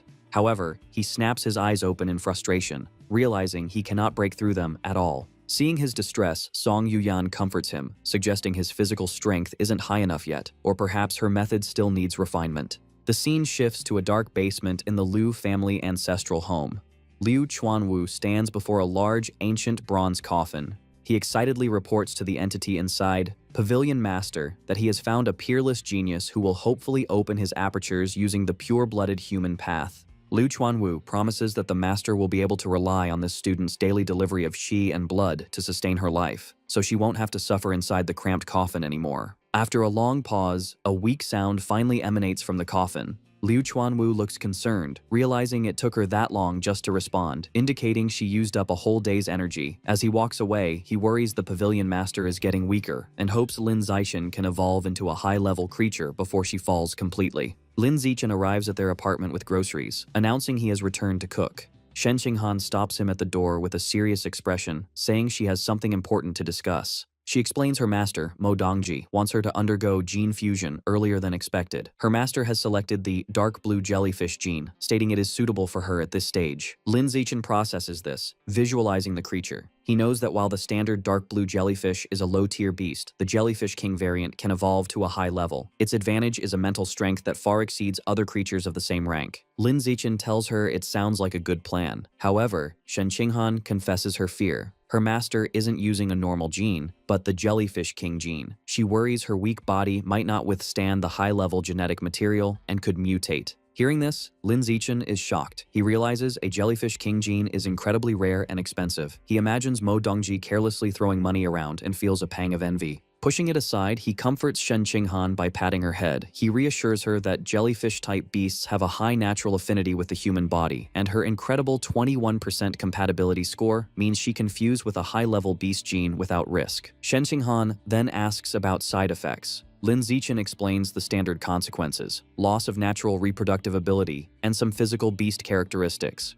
He reminds her she has already preserved her eggs, so if they want children, they can use those. As they hold hands, he explains that beast traits can usually be hidden if the genes are forced into dormancy. He then tries to cheer her up, noting many beast traits, like cat ears or foxtails, are considered attractive. His words work, and her mood lifts. She looks at him cheerfully, wondering what traits a Jellyfish King will give her, and if she'll be more beautiful. She excitedly holds up her phone to show Lin Zichen a picture of the dark blue jellyfish, asking if he thinks it's beautiful. He leans very close, causing her to blush, and replies that while the jellyfish is pretty, it's not nearly as beautiful as she is. The conversation shifts. Shen Qinghan explains her master filmed the video by diving thousands of meters into the deep sea without protective equipment. Lin Zichen estimates that to withstand such pressure, her master's body must be at least at the rare level. Shen Qinghan wonders if she will ever evolve to such a high level herself. Lin Zichen reassures her with confidence, pointing out that with her 21% gene compatibility, reaching the rare or even epic level is within her grasp.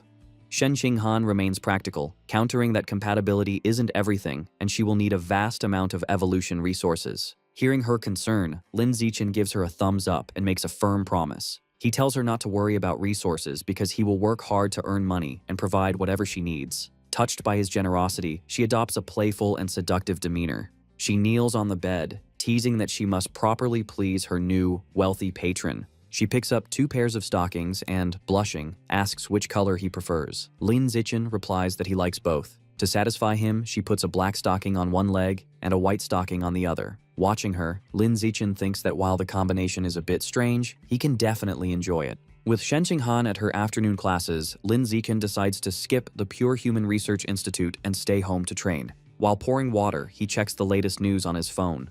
An article catches his attention. Mysterious, unknown plants have appeared across Shanghai City. The article shows a large, menacing, flower-like plant emerging from a building as citizens watch in shock. The public is being warned to stay away. Lin Zichen instantly recognizes the strange flora, realizing they look identical to plants from the source site in a painting of Shen Qinghan's senior sister, Luo Qianshui.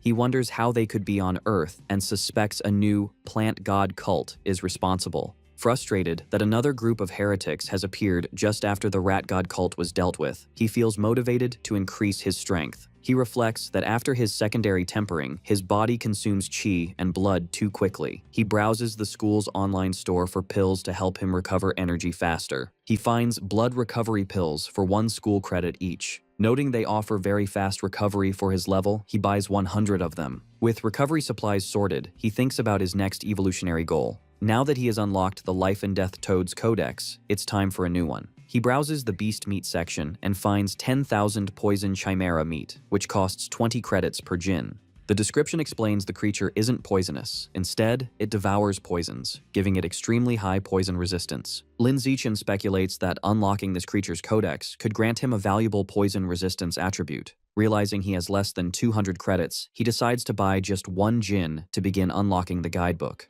Finally, he reconsiders his failed attempt to open his apertures. He concludes his body isn't strong enough yet. With renewed purpose, he decides to continue his secondary skin tempering. He sits to meditate, and a fiery aura envelops his body as he resumes training. After 2 hours of intense skin tempering, Lin Zichen's body is enveloped in a fiery aura.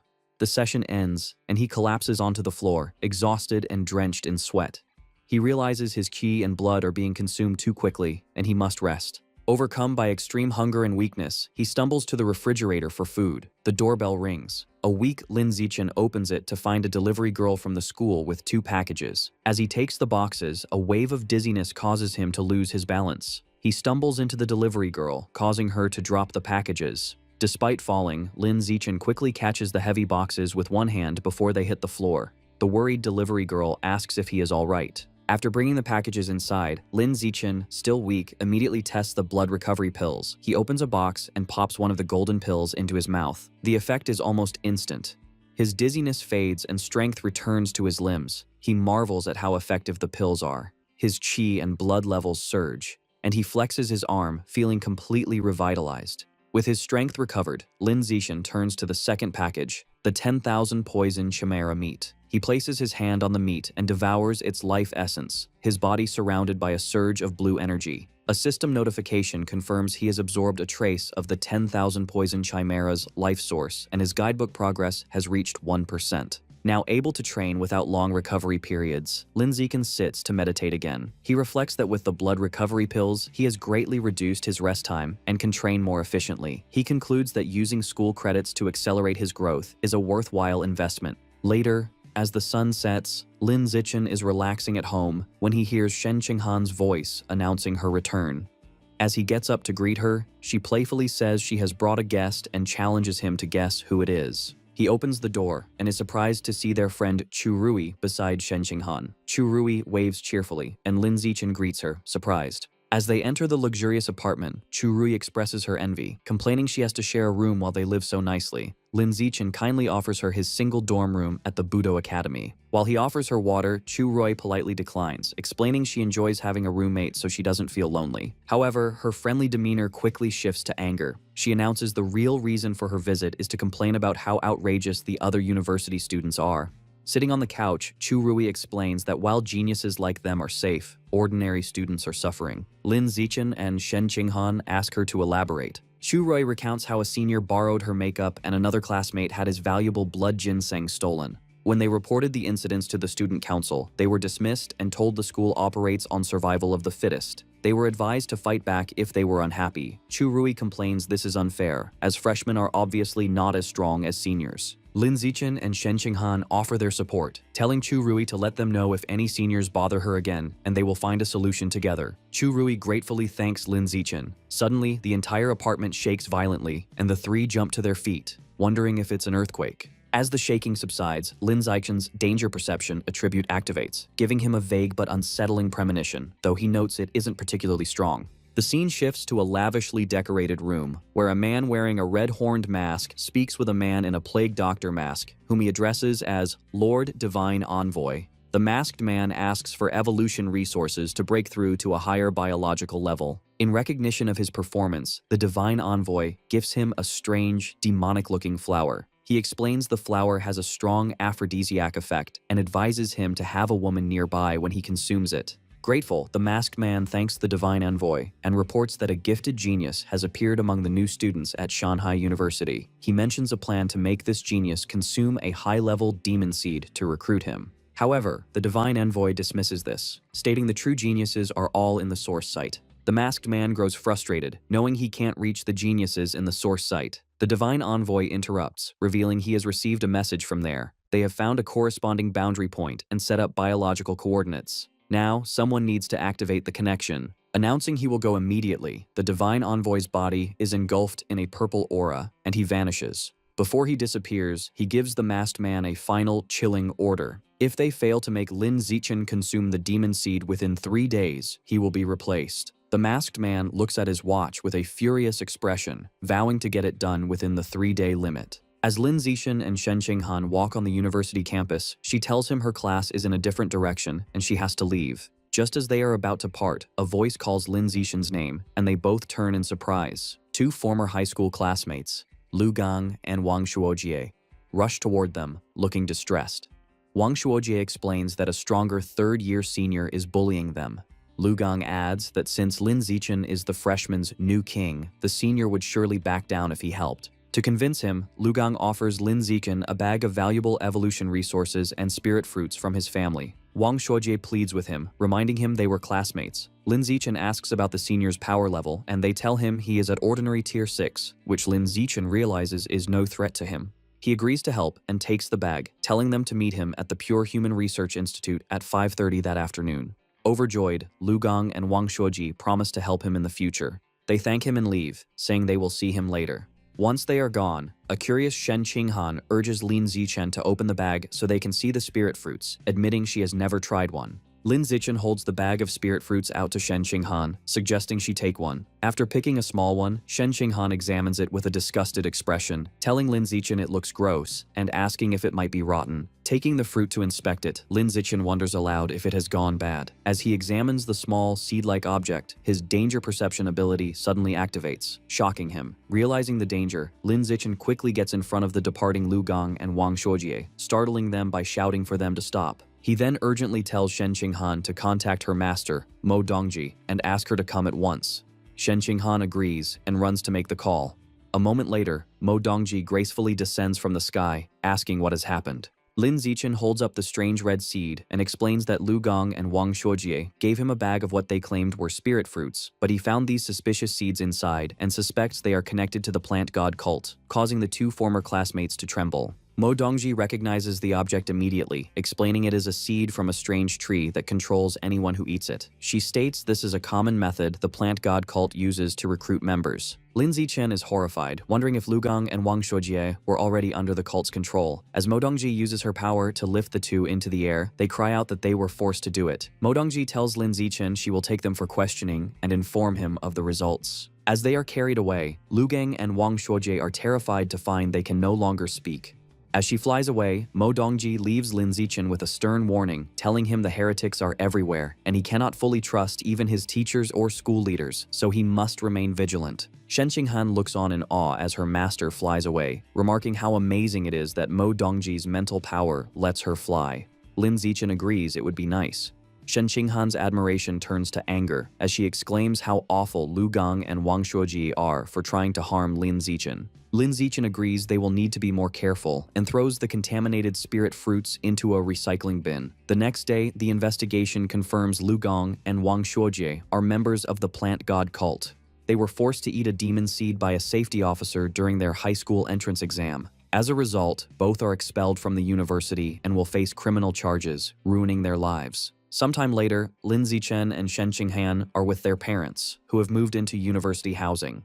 During this time, Lin Zichen has been training diligently. With the help of blood recovery pills, he has completed his second round of skin tempering and made 40% progress on his secondary muscle tempering. The day arrives for Shen Qinghan's gene fusion. She and Lin Zichen go to Mo Dongji's office, where Shen Qinghan nervously admits she asked him to come for support. Mo Dongji explains that since the dark blue jellyfish is a water attribute beast, the fusion will be easier the more water she has in her body. She hands her a large glass of water and tells her to start drinking. Shen Qinghan struggles to drink glass after glass as her master urges her to drink more. Finally, with her stomach completely bloated, Shen Qinghan complains she can't drink anymore. Mo Dongji says that's fine and instructs her to take off her clothes and lie on the examination bed. Mo Dongji holds up a syringe, explaining it contains the dark blue jellyfish king gene and must be injected directly into the heart. She reassures her, promising to use her mental power to numb her pain nerves so she won't feel the injection. As Shen Qinghan lies nervously on the bed, Mo Dongji warns her the gene fusion itself will still be incredibly painful and tells her to scream if she can't bear it.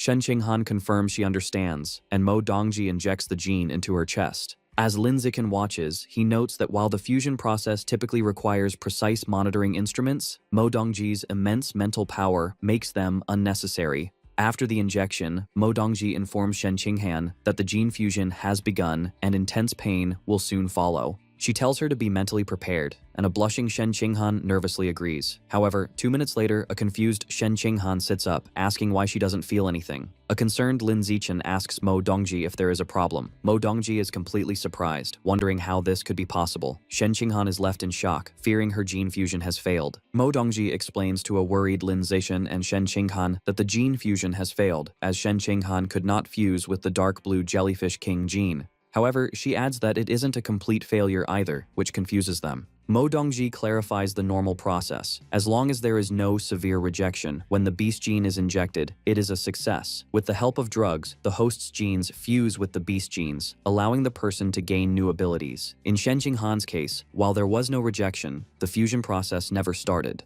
A serious Lin Zichen asks for a more specific explanation. Mo Dongji explains what her mental power sees. It seems Shen Qinghan's own genes have their own consciousness. They have surrounded the invading jellyfish king genes, trapping them and restricting their freedom. She states that when some jellyfish king genes tried to forcibly fuse, Shen Qinghan's genes immediately destroyed them, breaking them into fragments and absorbing them as nutrients. Now, the remaining jellyfish king genes are completely imprisoned, a situation Mo Dongji has never seen before. Suddenly, Shen Qinghan exclaims in surprise, pointing out that her hair is changing from purple to blue. This shocks both Lin Zichen and Mo Dongji. Mo Dongji recognizes this as a trait of the jellyfish king gene and wonders how it can be expressed if the fusion failed. Lin Zichen asks Shen Qinghan if she feels anything different in her body. With her hair now blue, Shen Qinghan closes her eyes and says she can feel a new presence inside her, one she thinks she can control. Mo Dongji finds this perplexing, thinking that sensing and controlling the genes is the definition of a successful fusion.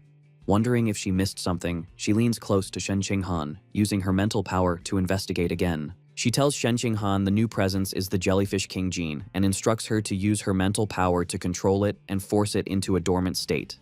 Shen Qinghan nods. She closes her eyes and concentrates, saying she will try. As she focuses, her hair begins to revert from blue back to its original purple. Mo Dongji then tells her to try expressing the gene again, and Shen Qinghan agrees. In an instant, a powerful blue aura surrounds her, and her hair turns a brilliant blue once more. Mo Dongji is internally stunned, realizing that renowned geniuses Li Moyu and Ma Weiwei took half a month to master making their beast genes dormant or expressed. Yet Shen Qinghan learned it in a moment. A confused Lin Zichen steps closer, asking what is happening with Shen Qinghan. Mo Dongji turns to them and says she has good and bad news, asking which they want to hear first. After a moment, Shen Qinghan says they will hear the bad news first. Mo Dongji explains that the bad news is that Shen Qinghan may never become a gene fuser, which shocks the girl. However, the good news, she continues with a confident smile, is that Shen Qinghan is something more advanced and powerful. She can do everything a gene fuser can, and even better, without needing to fuse at all. Mo Dongji explains that Shen Qinghan's genes can enslave beast genes injected into her body. This means she can use their abilities without actually fusing, allowing her to avoid genetic backlash and remain a pure-blooded human. Mo Dongji reveals that until now, no pure-blooded human has ever broken through the ordinary biological barrier to evolve. She believes Shen Qinghan has the potential to be the very first pioneer on Earth to achieve this. Amazed, Shen Qinghan asks if she is truly capable of something so incredible. Mo Dongji reassures her with absolute confidence, stating that if any pure-blooded human is to break that barrier, it will be her.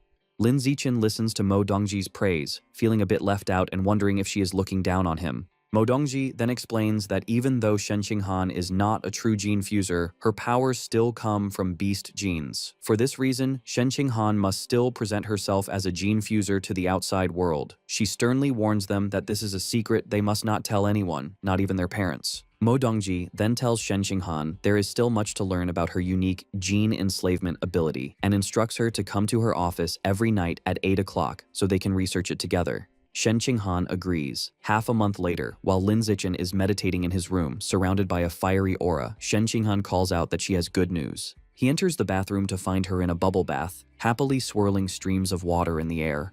She excitedly tells him she has learned to control water with her mental power. Lin Zichen sits on the edge of the tub, remarking that learning so quickly shows her amazing talent. Shen Qinghan boasts she can do something even more impressive, revealing she can now remotely control the qi and blood inside another person's body. She explains that her master said a light touch could cause chaos in an opponent's system, while a strong one could kill them instantly by making their blood vessels explode. Lin Zichen is surprised and suggests that if she can control another's qi and blood, she should also be able to control her own to temper her body. However, Shen Qinghan looks downcast, explaining her master said her physical talent and qi and blood strength are too weak, so she cannot follow the path of a pure-blooded human. Leaning close to Shen Qinghan, Lin Zichen tells her she is a special existence, just like him, and they are capable of things ordinary people cannot do. He encourages her to try tempering her body, promising to teach her.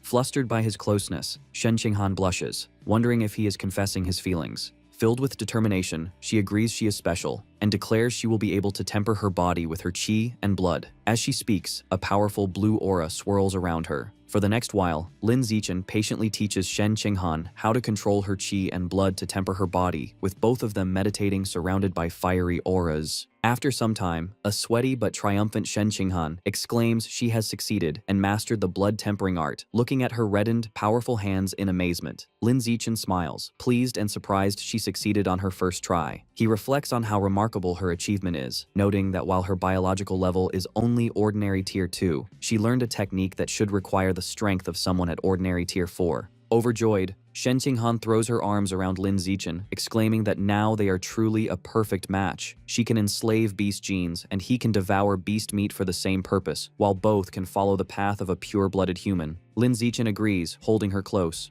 In less than half a month of training together, Shen Qinghan completes her first full skin tempering, and her biological level evolves from ordinary tier 2 to ordinary tier 3. Later, as Shen Qinghan sleeps beside him, Lin Zichen lies awake, thinking it is time for her to experience real combat to temper her mind. He picks up his phone and browses the school's off-campus missions, settling on one to capture 21 armed drug dealers, noting the reward of 50 school credits. At 9 o'clock at night, Lin Zichen and Shen Qinghan arrive at the Shanghai City Public Security Headquarters. A friendly officer with a goatee introduces them to the team, explaining they are students from Shanghai University assisting with a case. He points out that Lin Zichen is the famous top scorer from Nanjiang Province. The other officers recognize him, welcoming him and commenting on his talent and good looks. The friendly officer mentions that his godson is also a freshman in the elite genius class. He tells Lin Zichen it's a shame he joined Tianrengei, as his talent would have surely gotten him into the genius class with his godson. He advises Lin Zichen to transfer, but Lin Zichen is silent. The officer adds that he invited his godson to help with the operation, suggesting he could be a powerful friend to protect them from seniors at school.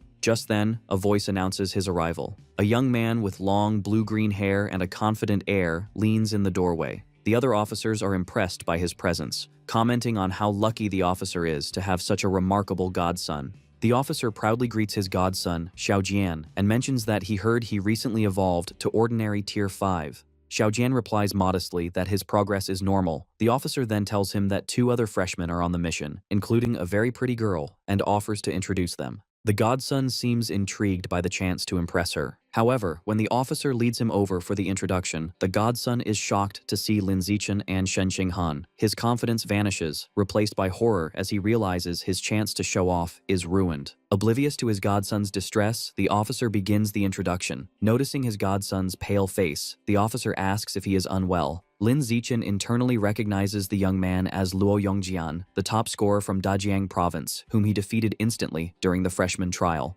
Luo Yongjian stammers that it's nothing, he was just surprised to see people he knew. The confused officer asks if he knows them. Luo Yongjian introduces Shen Qinghan as the top scorer from Nanjiang and Lin Zichen as the runner-up and the university's new king. Luo Yongjian adds that Lin Zichen single-handedly defeated the entire genius class during the trial, calling him the strongest in history. An embarrassed Lin Zichen tells him to be more low-key, and Luo Yongjian agrees. The officer is left completely shocked, realizing he has severely underestimated Lin Zichen. Later, at 11 o'clock, a convoy of armored vehicles drives through a dark, wooded area toward the drug dealer's den. Inside, the officer hands out bulletproof vests. Lin Zichen politely refuses the gear. Luo Yongjian also refuses, boasting that mere guns cannot harm him. He thinks that while he may not be the new king, he is still a top scorer and intends to show these ordinary officers the power of a genius student. Soon, the convoy arrives at an abandoned factory. The police team storms the building. Inside, they are spotted by armed men who shout that the police are there and they need to escape. Realizing that being caught means a death sentence, the criminals fight back, opening fire. As bullets fly, the police and the 3 students dive for cover behind wooden crates. As the firefight continues, Lin Zichen gets up and charges forward. Panicked that he can't wait any longer, Luo Yongjian bursts from cover and runs into the hail of bullets. To a nearby officer's shock, the bullets simply bounce off his body as he charges forward. Lin Zichen follows, and the criminals are stunned as their bullets have no effect on him either. Lin Zichen unleashes a flurry of powerful punches, taking down the criminals one by one and ignoring their pleas to surrender. Seeing their comrades defeated, a desperate criminal throws a grenade, vowing to take Lin Zichen down with him. The grenade goes off in a massive explosion. Lin Zichen emerges from the smoke unharmed. Seeing the few remaining criminals trying to flee, he decides this is a good opportunity for Shen Qinghan to practice. He calls out to her, telling her it is her turn. Shen Qinghan steps forward and closes her eyes, concentrating on controlling the qi and blood in their bodies. The fleeing criminals suddenly freeze, their bodies contorting as they scream in confusion. With a final command from Shen Qinghan, all remaining criminals collapse, unconscious. With the fight over, an officer reports finding a box of strange seeds inside the factory. The lead officer gathers Lin Zichen to examine the contents. He confirms they are demon tree seeds and must be related to the plant god cult. The other officer explains that according to the criminals, who were also human traffickers, a mysterious masked person paid them a large sum 2 months ago to spread these seeds. Now that the mission is complete, Lin Zichen tells the officer that he and his girlfriend will be leaving. The officer offers them a ride back. As they sit in the police car, Lin Zichen thinks that for safety's sake, it is best to avoid getting involved with dangerous heretic cults. However, his attention is suddenly caught by something on the ground. He notices a rat next to a pile of white powder, holding one of the red seeds. He realizes with a jolt that the rat is planting a demon tree seed and suspects a connection to the rat god cult. Turning to Shen Qinghan, he urgently tells her to inform her master, Mo Dongji, that the rat god cult may be colluding with the plant god cult to spread the seeds. A surprised Shen Qinghan agrees. At the same time, Lin Zichen calls the lead officer to report his findings, thinking matters involving heretics are best left to the public security team. Time passes. Half a month later, Shen Qinghan is on a mission capturing arms smugglers, while 3 days after that, Lin Zichen and Song Yuyan team up to fight robbers in advanced mechanical suits. As their first semester at university ends, life goes on. In their apartment, Lin Zichen sits on the bed, realizing he has completed the second stage of his body tempering. Just then, Shen Qinghan, who now has blue hair, hugs him from behind, excitedly announcing she has completed her first stage of body tempering. Lin Zichen is surprised she did it so quickly. Shen Qinghan praises him, noting that her own talent is extraordinary, but asks why she only reached ordinary tier 6 when he said she should reach tier 9. Lin Zichen theorizes it's because her innate physical talent is weak. Even though her control of qi and blood is strong, the physical enhancement she gets is limited. Dejected, Shen Qinghan cries, worried she will never catch up to him. Lin Zichen is taken aback. It would be strange if she could catch up, given his special system. Later, at the research institute, both Lin Zichen and Song Yuyan are frustrated with their studies. Lin Zichen wonders aloud how to open his body's apertures. To cheer him up, Song Yuyan offers some gossip about the messy private lives of the university's leaders. Lin Zichen then asks Song Yuyan how many school credits he has. She informs him that by using her account to complete high-level missions, he has earned 2,400 credits. A satisfied smile appears on Lin Zichen's face. He calculates that he has enough to buy the 99 jin of 10,000 poison chimera meat required to unlock its guidebook. He asks Song Yuyan to help him place the order. She is curious why he needs so much, but he simply says it is not convenient to explain. Respecting his privacy, she places the order for him. The meat is delivered to the research institute, but for safety, Lin Zichen takes the large box back to his apartment to begin the absorption. He places his hand on the meat, and a powerful blue energy surges around him. His system confirms he has devoured a large amount of the 10,000 poison chimera's life essence, bringing the guidebook's progress to 100%. A spectral image of the fearsome beast appears behind him, as a system notification announces he has acquired the new biological attribute, immunity to 100 poisons, greatly increasing his resistance to all toxins. To test it, Lin Zichen injects his arm with a paralyzing neurotoxin. 2 hours later, he flexes his muscle, completely unaffected. He concludes with satisfaction that the immunity had completely neutralized the neurotoxin. Soon after, Lin Zichen accompanies Shen Qinghan to a medical building for her second gene injection with her master. Inside a sterile room, Shen Qinghan lies on an examination table. Mo Dongji explains that before injecting a second gene, she must first examine the status of the Jellyfish King gene within her.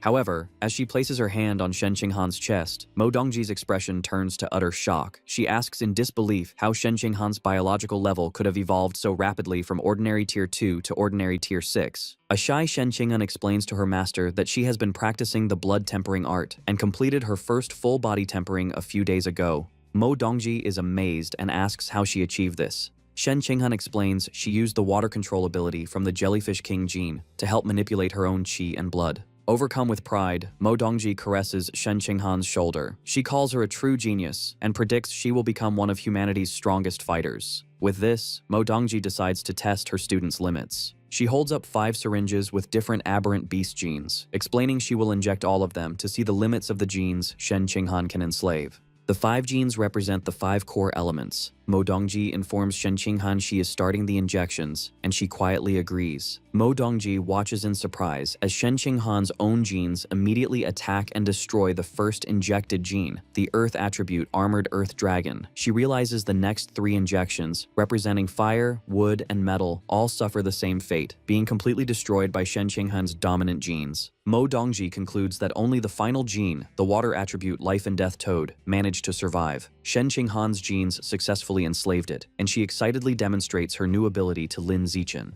Mo Dongji theorizes that Shen Qinghan can only enslave water attribute genes. To confirm this, she injects her with 3 more different types of water attribute genes. After the procedure, Mo Dongji asks her student how she feels. Shen Qinghan complains that she feels uncomfortable, as if she has eaten too much. Mo Dongji realizes the 3 new genes were also destroyed and absorbed. She concludes that, for now, Shen Qinghan can only enslave 2 types of aberrant beast genes. As she helps Shen Qinghan sit up, Mo Dongji explains her theory for this. She suggests Shen Qinghan's physical or mental strength is not yet strong enough to enslave more than 2 genes. She reassures her that as her strength increases, she will be able to enslave more. Hearing this, Shen Qinghan's face lights up with joy, and she declares she will work hard on her training. Mo Dongji then explains the new abilities Shen Qinghan has gained from the Life and Death Toad gene, which allows her to secrete a special mucus with powerful healing and lubricating effects. With a suggestive tone, she adds that if they ever need it in the future, they can use it. This remark causes both Lin Zichen and Shen Qinghan to blush. Changing the subject, Mo Dongji makes an important announcement. She informs them that this year's freshman competition has been moved up to the middle of January. She tells Shen Qinghan she is looking forward to her performance and hopes she will place in the top 5, which would grant her a spot in a special winter training camp. Shen Qinghan accepts the challenge, promising to do her best. Lin Zichen, who has been listening quietly, looks surprised by this news. Later, in Lin Zichen's apartment, a meal is on the dining table. Chu Rui arrives, playfully announcing she's come to bother them again. Shen Qinghan tells her not to say that and to visit more often, while Lin Zichen welcomes her in. Shen Qinghan notices Chu Rui's many shopping bags and asks why she has so much. Chu Rui explains that her family's clothing store got a new shipment, and she found several couples' outfits she thought would suit them perfectly, bringing them as a gift.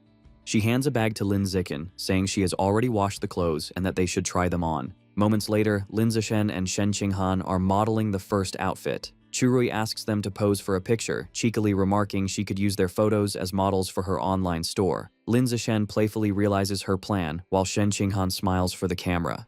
They then change into a second, cooler black outfit, and Chu Rui exclaims this set looks even better. After trying on a third matching set, Chu Rui declares that any couple would want to buy them. With the fashion show over, Lin Zichen calls them to the dining table, reminding them to eat before the food gets cold, and the girls happily agree. As they eat, Shen Qinghan tells Lin Zichen that on their way back, she and Chu Rui encountered a mean senior. She explains the senior, relying on her superior strength, tried to snatch their bags, likely only backing off because another student recognized her as Lin Zichen's girlfriend. A weary Chu Rui chimes in, explaining this is the same senior who had previously borrowed her makeup and never returned it.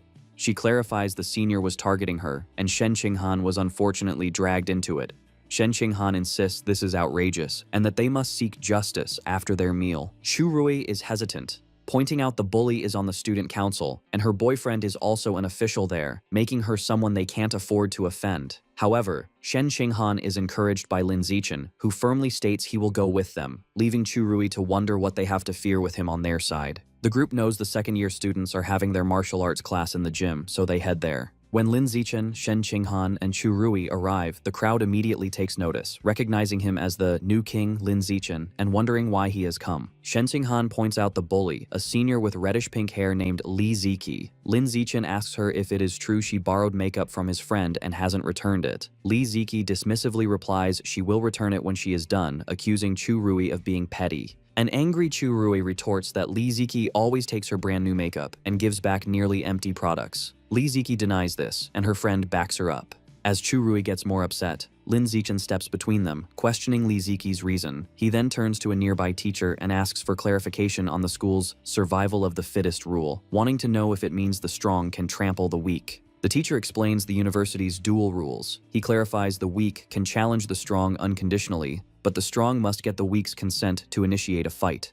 He explains strength is determined by combat power rankings, or by year level if a student is unranked. Lastly, he adds that to start a challenge, both participants must wager an equal amount of school credits, with the winner taking all. If they can't agree, the default wager is 1 credit. This last rule surprises Li Ziki. A confident smile appears on Lin Zichen's face as he understands the rule's implications. He states this means he can challenge her unconditionally right now. Li Ziki taunts Lin Zichen, asking if a boy with a clear physical advantage is really planning to bully a girl like her. Internally, she is nervous, knowing her biological level is only ordinary tier 5 and that she would be no match for him. Seeing through her bluff, Lin Zichen turns to Shen Qinghan and instructs her to be the one to challenge Li Ziki, which surprises her. Understanding his intention, Shen Qinghan's expression becomes serious, and she agrees. A panicked Chu Rui immediately tries to intervene, warning Lin Zichen not to fall for the senior's taunts and begging him not to let Shen Qinghan fight. She internally frets, recalling how Shen Qinghan had always been at the bottom of their class with her, and thinks sending her to fight now would be sending her to get beaten up. Shen Qinghan calmly places a reassuring hand on her friend's shoulder and tells her not to worry. With a confident look, she declares that she can win.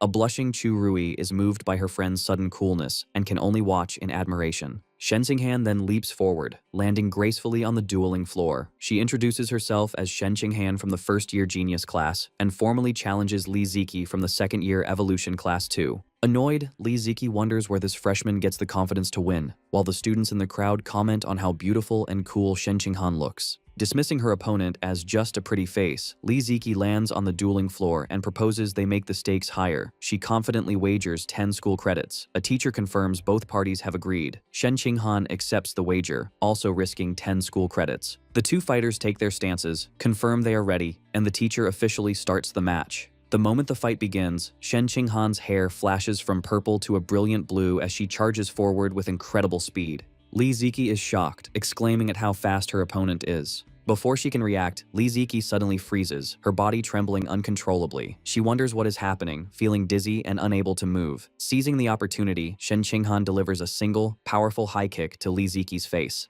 The force sends the senior flying backward across the gymnasium, crashing hard onto the floor. In the crowd, Chu Rui and the other students are left in utter shock, with Chu Rui wondering aloud when her friend became so powerful. Li Ziki's friend cries out her name in concern. She rushes to the side of the unconscious Li Ziki and makes a frantic phone call to a man named Jin Mingyu, telling him his girlfriend has been kicked and might have a concussion and that he needs to come to the gym immediately. The person on the other end confirms he is on his way. Holding her defeated friend, the girl glares at Shen Qinghan's group, furiously telling them they are in big trouble now. In a high-tech facility, students from the Genius class train inside large, transparent pods filled with energy. Onlookers are impressed, as top students like Lee Mo-yu and Luo Yongjian perform exceptionally well, and Ma Weiwei also achieves a high score. After the session, a teacher tells the class the training was demanding and that they should rest. He then announces that the freshman competition has been moved up to January 18th, surprising the students. The news energizes Lee Mo-yu, who declares he can't wait to finally defeat Lin Zichen. He confidently states he has undergone multiple gene fusions and is now close to ordinary Tier 7, believing Lin Zichen, who has none, is now far weaker.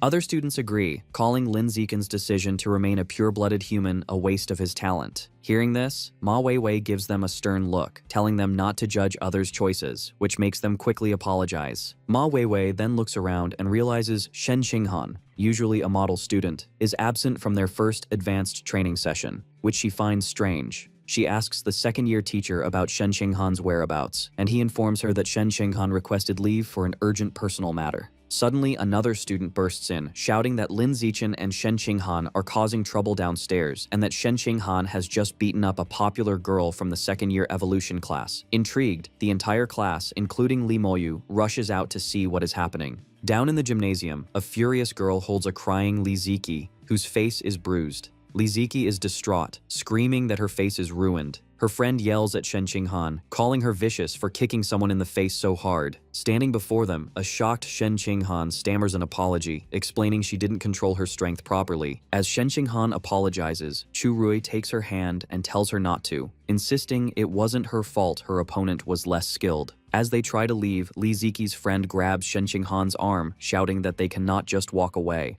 Lin Zichen steps in, slapping her hand away from Shen Qinghan. He warns her that if she continues to bother them, he will use force. Li Ziki's friend sneers, taunting him about being the new king and daring him to punch her in the face as well. Without hesitation, Lin Zichen punches her squarely in the face, remarking that he has never heard such a strange request. The system indicates he has gained 1 school credit. Just then, a very muscular student council discipline officer Jin Mingyu, arrives on the scene. He is Li Ziki's boyfriend. Seeing both girls on the floor crying with bruised faces, a furious Jin Mingyu confronts Lin Zichen, questioning if it was necessary to hit girls so hard. Lin Zichen calmly replies that he finds his girlfriend bullying freshmen to be far more excessive, but Jin Mingyu dismisses the accusation, telling him not to speak without proof. At that moment, Luo Yongjian steps forward, telling Jin Mingyu he has seen his girlfriend bully ordinary freshmen on many occasions. Tired of arguing, Lin Zichen tells Jin Mingyu that if he wants justice, he should challenge him to a fight now, because he doesn't have time to waste talking. Jin Mingyu angrily accepts. He then proposes a wager of 300 school credits on the match, asking if a mere freshman can afford it. To everyone's surprise, Lin Zichen calmly confirms that he can. From the sidelines, Ma Weiwei expresses her shock, wondering how Lin Zichen dares to fight Jin Mingyu, a powerful ordinary Tier 7. Luo Yongjian, however, seems amused, commenting that he has never considered such a bold way to show off. In the center of the gym's dueling floor, Lin Zichen and Jin Mingyu face each other as the challenge begins. Immediately, Jin Mingyu transforms into a massive, muscular lion-like creature with a wild mane and sharp claws. The pressure from his transformed state is so intense that the watching students are shaken, wondering how Lin Zichen could possibly win. With a roar, the transformed Jin Mingyu charges ferociously toward him. Despite the display of power, Lin Zichen remains calm. Jin Mingyu declares that since Lin Zichen's girlfriend dared to hit his girlfriend's face, he will now smash Lin Zichen's face. Jin Mingyu strikes Lin Zichen's face, sending a powerful shockwave through the air. The result is instantaneous and shocking. Jin Mingyu's hand shatters upon impact with Lin Zichen's face. The beastly senior collapses to his knees, clutching his mangled hand and screaming in agony. Standing over his defeated opponent, Lin Zichen casually announces the match is over. He then delivers a powerful kick, sending Jin Mingyu's massive body flying across the gym into the empty spectator seats. The crowd of students is left in stunned silence. Luo Yongjian remarks with a wry smile that this scene feels incredibly familiar, while Lee Mo-yu stands completely mortified with a red face. Witnessing this overwhelming power, a furious Lee Mo-yu immediately calls his grandfather. He says he needs to fuse with a second beast gene the very next day, determined to become stronger. Lin Zichen then addresses the entire student body. He announces that from now on, he will accept paid requests to fight on behalf of others. He clarifies that it doesn't matter if the client is a freshman or a senior. As long as they pay him in school credits, he will help them challenge anyone. Hearing this, Luo Yongjian's eyes sparkle, and he exclaims that Lin Zichen is a true king, and that he wants to become his disciple. Meanwhile, the student council is holding a meeting, its members furious about the incident. They complain that Lin Zichen is arrogant and has no respect for authority. They agree his actions are a direct challenge to their power and that he must be punished. One of the women turns to the president, asking for his thoughts on Lin Zichen's new proxy fighting service. The president, Zhou Hong, looks on with a dark expression, remarking that Lin Zichen is like a newborn calf that does not yet fear the tiger. Through Chu Rui, Lin Zichen gets his first proxy fighting job. He sits down with the client, a pink-haired girl named Hu Yingli, along with Shen Qinghan and Chu Rui. Hu Yingli explains she's being bullied by a senior, Huang Jiamin, who has stolen her expensive clothes and bags. Because the bully's brother, Huang Jiarui, is in the student council, the job costs 11 credits, with a 1-credit referral fee for Chu Rui. Soon after, Lin Zichen confronts Huang Jiamin. She tries to threaten him by mentioning her brother, but her attitude changes to fear when she recognizes Lin Zichen, the infamous new king. Later, in a dorm room, a terrified Huang Jiamin begs Lin Zichen not to hurt her, especially not in the face. Lin Zichen turns to Shen Qinghan and tells her to handle the bully. Shen Qinghan cracks her knuckles and confirms she understands. As Shen Qinghan stares her down, Huang Jiamin yells for her to stop, insisting she can't be hit. She makes a final, desperate threat, crying that if she loses even a single hair, her brother will make Shen Qinghan pay. Suddenly, a voice bellows, asking who dares to touch his sister. Huang Jiarui, an ordinary Tier 7, bursts in with 2 other students. Huang Jiamin runs to her brother's side and starts crying, falsely claiming she did nothing and that Lin Zichen came to bully her for no reason. Huang Jiarui angrily confronts Lin Zichen, accusing him of going too far. However, instead of fighting, he tries to end the confrontation, saying they will let it go this time, but warns him not to cross them again. Lin Zichen remains silent. Huang Jiarui's friends are confused by his reasonable tone, thinking he must be afraid of the new king. They express their disappointment, realizing there probably won't be a fight. But Lin Zichen has no intention of leaving. With a cold expression, he gives a simple command to Shen Qinghan, telling her to proceed. Shen Qinghan agrees and charges toward Huang Jiamin. Panicked, Huang Jiamin tries to flee, screaming for her brother to save her. As she moves, Shen Qinghan's hair turns blue, and she is enveloped in a watery aura. Using her power, she stops Huang Jiamin in her tracks, leaving the bully trembling and unable to move. Seeing his sister helpless, a furious Huang Jiarui yells that they are courting death and charges at Shen Qinghan. Before he can get close, Lin Zichen unleashes an immense wave of power, shattering the floor around him without moving. The incredible biopressure slams into Huang Jiarui and his friends, stopping them instantly. They are left shocked, with Huang Jiarui wondering in terror if he is facing a high-level being. The overwhelming force crushes the 3 students to the ground, pinning them. Huang Jiarui concludes Lin Zichen must have a powerful master secretly helping him. With Huang Jiarui and his friends pinned down, Shen Qinghan leaps into the air and delivers a powerful kick, striking Huang Jiamin and knocking her to the floor, defeated. Later, in the student council office, Huang Jiarui reports the incident to the president, Zhou Hong. He explains they all felt an overwhelming biopressure, which they believe came from a high-level expert. They conclude Lin Zichen is so arrogant because he has powerful backing. After listening, Zhou Hong advises his members that since they don't know the identity of this backer, it would be best to avoid Lin Zichen for now and simply observe. He further instructs them that if a conflict is unavoidable, they should only issue a verbal warning and avoid a physical fight. In a different office, Dean Ma Zhenhe complains to Mo Dongji that the campus is in chaos. He blames the disruption on Lin Zichen's proxy fighting service and asks Mo Dongji if it was her idea. She calmly replies it was not. However, she adds that she actually likes what Lin Zichen is doing. She believes the student council has oppressed other students for too long, harming the school's long-term growth. As a frustrated Dean Ma Zhenhe trembles, Mo Dongji states it is time for this stagnant situation to be broken. Deep underground, 20,000 meters below Shanghai City, Lord Rat God, the Divine Envoy, and the giant green monster stand before a pulsating purple rift. The Divine Envoy explains that the biological passage to source site number 36 is now stable. He declares they can begin transporting the aberrant beasts from the other side. However, he clarifies they can only bring through creatures below the high-level tier for now. The newly opened passage is not yet fully reinforced, and transporting more powerful beings would cause it to collapse. The Divine Envoy summons a staff and warns the others to focus, as the transportation is about to start. The Divine Envoy begins a ritual, using his staff to draw glowing purple runes and directing them toward the portal.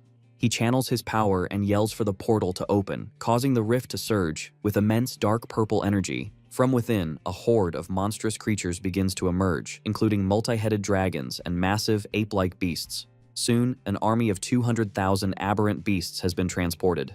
The Divine Envoy asks if they should continue the transport. As the army stands assembled, the purple portal begins to rumble and collapse. The divine envoy declares the passage is unstable and must be closed immediately. He gestures with his hands, commanding the portal to shut down. Suddenly, just as the rift is about to seal, a clawed hand rips it back open, surprising everyone. The giant green monster and the Lord Rat God ask the divine envoy what is happening. As a white-haired figure begins to emerge, the divine envoy grimly states they must prepare for a fierce battle. From the reopened portal, a beautiful woman with 9 flowing white tails and fox ears lands gracefully. Identified as the 9-tailed demon fox, she looks around with curiosity and wonders if this is the legendary planet Earth. Following recent events, Lin Zichen's proxy fighting business becomes a huge success. Thanks to publicity from his previous fights, he now receives over 10 requests daily. In half a month, he and Shen Qinghan complete more than 200 jobs, earning over 3,000 school credits. His actions divide the student body. Some see him as a hero cleaning up the school's bullying culture, with some even kneeling in gratitude. Others dismiss him as a merchant motivated only by credits. Lin Zichen doesn't care what anyone says, focusing only on the massive amount of credits he is earning. Later, in a classroom, Shen Qinghan is shocked to see her classmate Luo Yongjian walk in with his face bruised and swollen. Ma Weiwei, who is also there, explains that Luo Yongjian had foolishly tried to start his own proxy fighting service and was beaten up by the student council. Furious, Luo Yongjian clenches his fist, vowing to get revenge once he grows stronger. Ma Weiwei tries to calm him, reminding him that his talent isn't necessarily greater than the student council members he is up against. Her words seem to make him reconsider, and he grows dejected. She then begins to apply medicine to his bruised face, telling him to focus on healing for the upcoming freshman competition.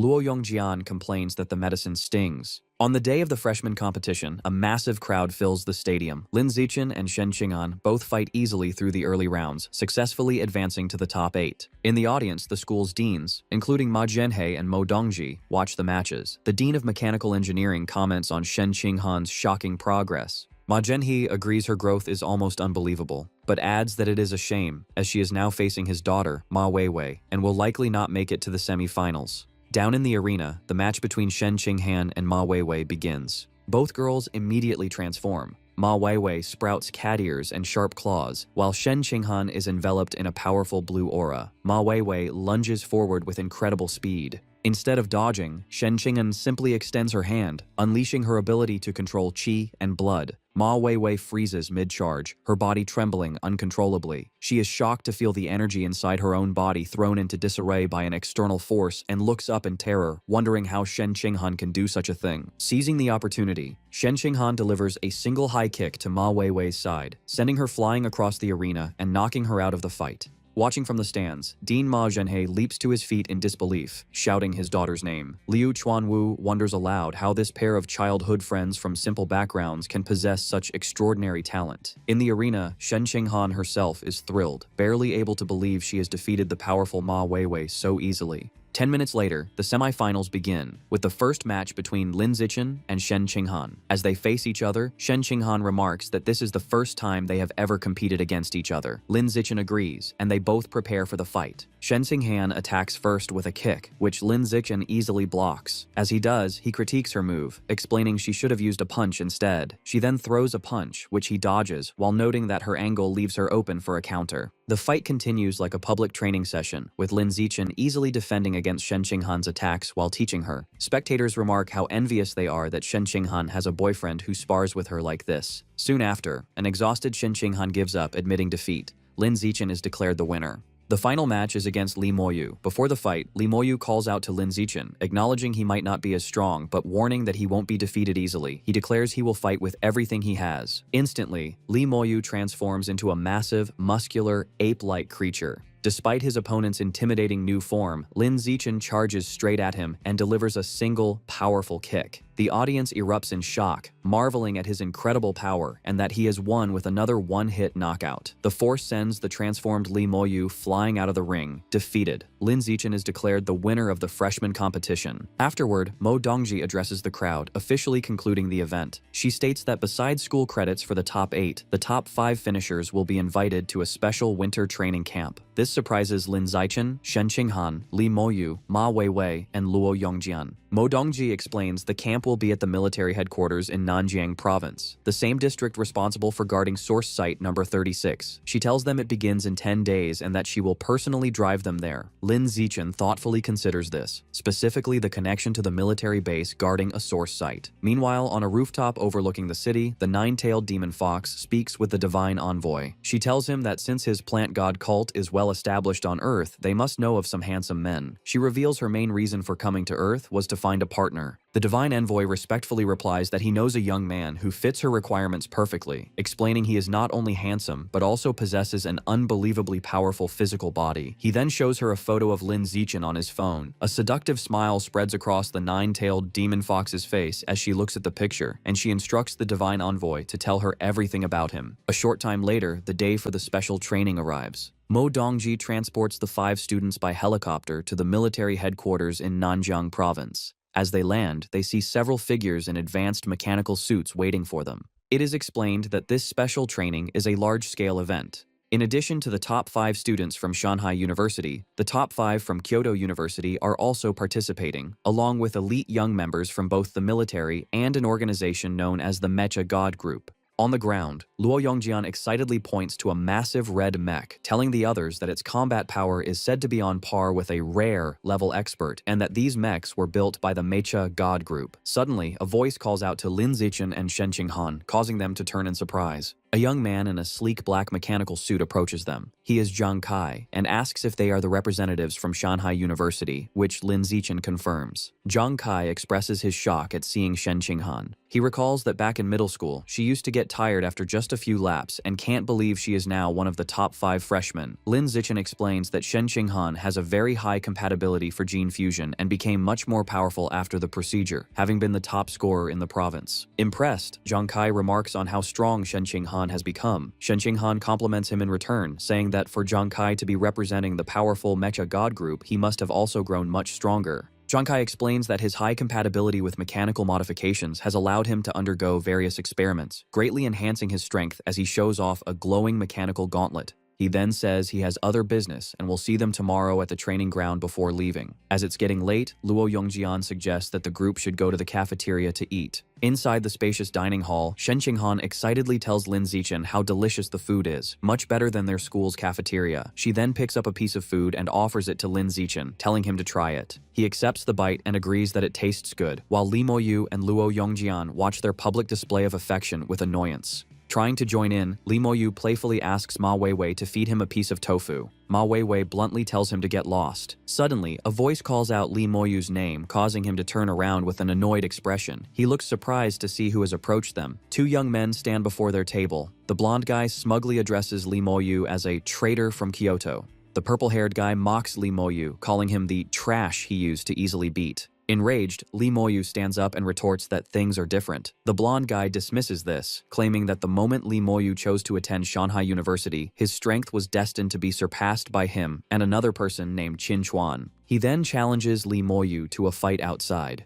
Li Moyu grins and readily accepts. The confrontation quickly draws the attention of everyone else in the cafeteria. The other diners stop eating and rush outside, excited to witness a showdown between a genius from Kyoto University and a genius from Shanghai University. Outside, Li Moyu confidently tells his 2 opponents to come at him at the same time, stating it would be a waste of time to beat them one by one. The blonde young man, Gao Mu, retorts that it won't be necessary, claiming he alone is more than enough to crush Li Moyu. He then leaps forward, landing directly in front of his rival. Li Moyu scoffs, mocking Gao Mu as a perennial loser, and immediately transforms into his powerful white ape form. Internally, he feels confident, thinking about how he fused with a Shadow Knight cat gene the previous week. He believes this new fusion has compensated for his previous lack of speed and that there is no way Gao Mu can possibly defeat him now. In response, Gao Mu also transforms. His body becomes covered in tough, purple, feather-like armor. Watching from the crowd, Lin Zichen analyzes the transformation. He recognizes that Gao Mu has fused with the gene of an armored earth dragon, an earth attribute beast renowned for its incredibly strong defense. Lin Zichen reflects that even a standard Tier 9 armored earth dragon is durable enough to withstand a full-powered punch from a high-level Tier 1 demonic eye giant ape. The fight begins with Lee Moyu throwing a massive punch, which Gao Mu easily blocks with his armored arm, the impact creating a shockwave. Lee Moyu follows up with a furious barrage of punches, but Gao Mu stands firm, his incredible defense absorbing every blow without him moving an inch. Frustration turns to panic as Lee Moyu realizes his opponent is unbelievably tough, and his attacks are having no effect. Watching the stalemate from the crowd, Shen Qinghan remarks to Lin Zichen that it looks like neither of them can harm the other and that the fight will likely end in a draw. Lin Zichen, however, disagrees. He confidently states that it won't be a draw and that Gao Mu will win. He explains that Gao Mu is holding back his true strength, as he has another beast gene within him that he hasn't even activated yet. As if to confirm this, Gao Mu grins confidently, knowing that while he is still conserving his power, Lee Moyu is already fighting with everything he's got. Furious and unable to break through his opponent's ironclad defense, Lee Moyu grits his teeth in frustration. He yells out, accusing Gao Mu of being a coward who can only hide inside his shell like a turtle to drag the fight out into a boring draw. Hearing this, Gao Mu reveals a sharp-toothed, sinister grin. He decides that he is done playing around and announces that it is time to show Lee Moyu his true, full power. As he speaks, the air around him seems to vibrate. His body begins to swell, his muscles bulging and tearing through his clothes as he transforms even further. He takes on the terrifying, muscular characteristics of a demonic eye giant ape. The crowd watches in stunned silence, suddenly realizing that Gao Mu has fused with the very same beast gene that Lee Moyu possesses. Lee Moyu freezes, his face pale with complete shock. He yells that it has to be impossible. His mind races as he questions how someone with Gao Mu's average level of talent could have successfully fused two different and powerful beast genes in such a short amount of time without dying. Enjoying the look of horror on his rival's face, Gao Mu admits that his natural talent might be inferior to Lee Moyu's. However, he proudly states that Kyoto University's gene fusion technology is far superior to anything at Shanghai University. Before Lee Moyu can process this, Gao Mu lunges forward, throwing a devastating punch with massive force. Their fists collide with an explosive boom, shattering the stone ground beneath their feet and sending dust swirling into the air. As they trade heavy blows, Gao Mu taunts his rival, shouting that betraying Kyoto University to attend a place like Shanghai was the biggest mistake of Lee Moyu's life. The two engage in a brutal exchange of high-speed punches, their raw power shaking the entire arena. However, the spectators begin to notice a shift in the battle. They note that while the two fighters are matching each other in raw strength, Gao Mu possesses the added defense of the armored Earth Dragon gene. This means Lee Moyu has zero chance of winning a direct brawl. Just as the crowd predicts, the fight ends decisively. Lee Moyu lies sprawled on the broken ground, beaten, bloody, and completely unconscious. Standing over his defeated rival, Gao Mu delivers a final, cruel taunt. He leans down and asks the unconscious Lee Moyu if he knows why his family only supports his brother, Li Yi. He sneers, answering his own question. It's because Lee Moyu is, and always has been, completely useless. Gao Mu doesn't stop there. He continues to mock the fallen body, calling him trash for being easily beaten earlier by a mere local freshman named Lin Zichen. Turning his attention away from his defeated opponent, Gao Mu looks toward the group of Shanghai University students. He shouts, asking which one of them is Lin Zichen. Without hesitation, Lin Zichen steps forward from the group and calmly identifies himself. Gao Mu looks him up and down and issues a challenge. He states that he heard Lin Zichen has been dominating Lee Moyu recently. He offers to fight him right now, promising a generous reward of 10 high-grade QE and blood pills if Lin Zichen manages to win. Hearing the reward, Lin Zichen flashes a confident, almost predatory smile and simply agrees to the fight. As Lin Zichen prepares to step out, Luo Yongjian grabs his shoulder with a worried look to offer some advice. He warns him that Gao Mu is dangerous because his combination of genes gives him incredible attack power and rock-hard defense. However, he has a weakness: very low speed. Luo Yongjian urges Lin Zichen not to fight him head-on, suggesting that he should use his superior speed to wear Gao Mu down, since that monstrous transformation can't last forever. Lin Zichen nods but says nothing as he steps into the fighting area. Gao Mu immediately starts taunting him, questioning why someone would choose to remain a pure-blooded human in this era, calling it a waste of potential. Gao Mu grins to himself, thinking that by crushing Lin Zichen here, he will show Lee Moyu the true, insurmountable difference in their power levels. Lin Zichen, looking completely unimpressed by the trash talk, simply tells him to shut up and get on with it. With a ferocious roar, Gao Mu charges forward, his armored body and sharp claws ready to rip his opponent apart. Ignoring Luo Yongjian's earlier advice completely, Lin Zichen does not retreat or dodge. Instead, he explodes forward with blinding speed. He moves so fast that he creates multiple afterimages, rushing straight in to meet his opponent head-on. As the two fighters close the distance, Lin Zichen pulls back his fist and unleashes a single, devastating punch that glows with intense, fiery red energy. The blow connects instantly with Gao Mu's defensive stance. The impact is terrifying, completely shattering the armored Earth Dragon armor like it was made of glass. The punch continues through the defense and lands squarely on Gao Mu's face. Blood goes flying as the massive fighter is thrown backward by the sheer force of the hit. He crashes hard onto the ground, sliding to a halt.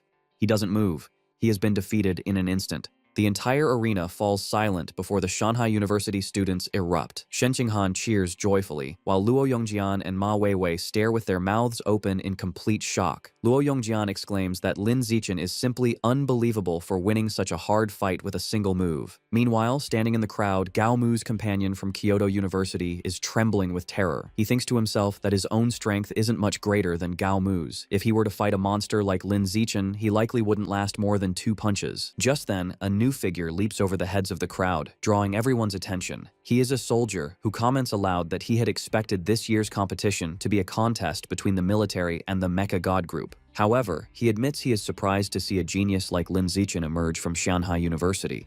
The soldier lands gracefully in the arena and introduces himself as Zhao Yuanzhong, a 19-year-old representing the military. With a serious expression, he formally challenges Lin Zichen to a match. Lin Zichen calmly responds to Zhao Yuanzhong's sudden challenge. He looks the soldier up and down and states that while he is willing to spar, he isn't going to waste his precious time and energy without a prize on the line. Understanding the condition, Zhao Yuanzhong immediately offers a valuable spirit fruit. He explains that it is worth 1.5 million and is excellent for improving one's qi and blood. Hearing the value, Lin Zichen's interest is piqued. He internally dismisses his opponent, noting that Zhao is only at ordinary rank 8. A weakling he could easily defeat with a single, well-placed kick. Seeing an opportunity for an easy prize, he flashes a faint smile and accepts the challenge. However, just as the tension rises and the fight is about to begin, a military officer steps in. He shouts strictly that while sparring is permitted, wagering material rewards is a direct violation of military district discipline. The moment Lin Zichen hears this, his motivation vanishes. He immediately loses interest, waves his hand, and says to forget the whole thing. He turns around and walks away, leaving a frustrated Zhao Yuanzhong standing there with no opponent.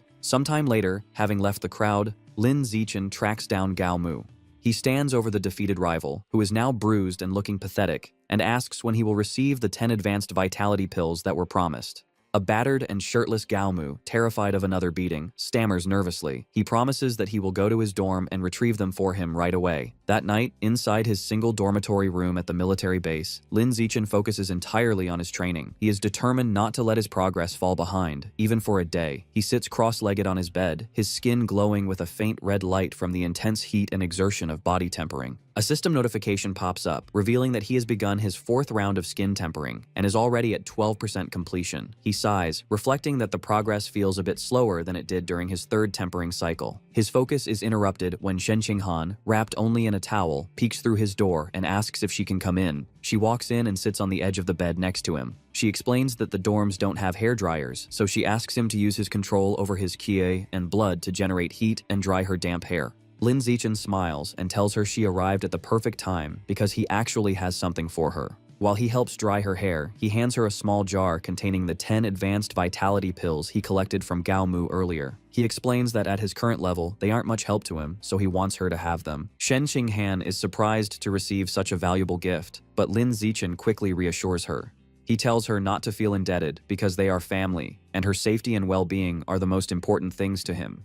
Touching the jar, Shen Qinghan smiles softly and accepts his gift. Immediately afterward, blushing, she leans over him as he lies on the bed and tells him that now it's her turn. She positions herself over him, and while massaging his chest, whispers that she will let him thank her properly. The next morning, the sun rises over the base as all the training participants gather outside. Zhao Yuanzhong spots Lin Zichen and greets him cheerfully, no longer upset about the cancelled match. Lin Zichen returns the greeting. Standing together, Lin Zichen asks Zhao Yuanzhong if the rumors are true that the younger generation of his military district has all entered the source land for training. Zhao Yuanzhong shakes his head and replies that it barely counts as having truly entered. This confuses Lin Zichen, so Zhao explains further. He says the military has established fortified cities just inside the source land. However, young soldiers who are only at the ordinary creature level are trapped in these cities doing menial chores. They are strictly forbidden from going out into the true wilderness, which is filled with dangerous, primitive competition. He adds that it is impossible to truly explore the source land until one's biological level reaches the advanced stage. He explains that just as exotic beasts are repelled by the world power when they try to enter Earth, Earthlings experience a similar repulsion force when they enter the source land. This invisible force tries to drive them out and mainly affects those below the advanced level.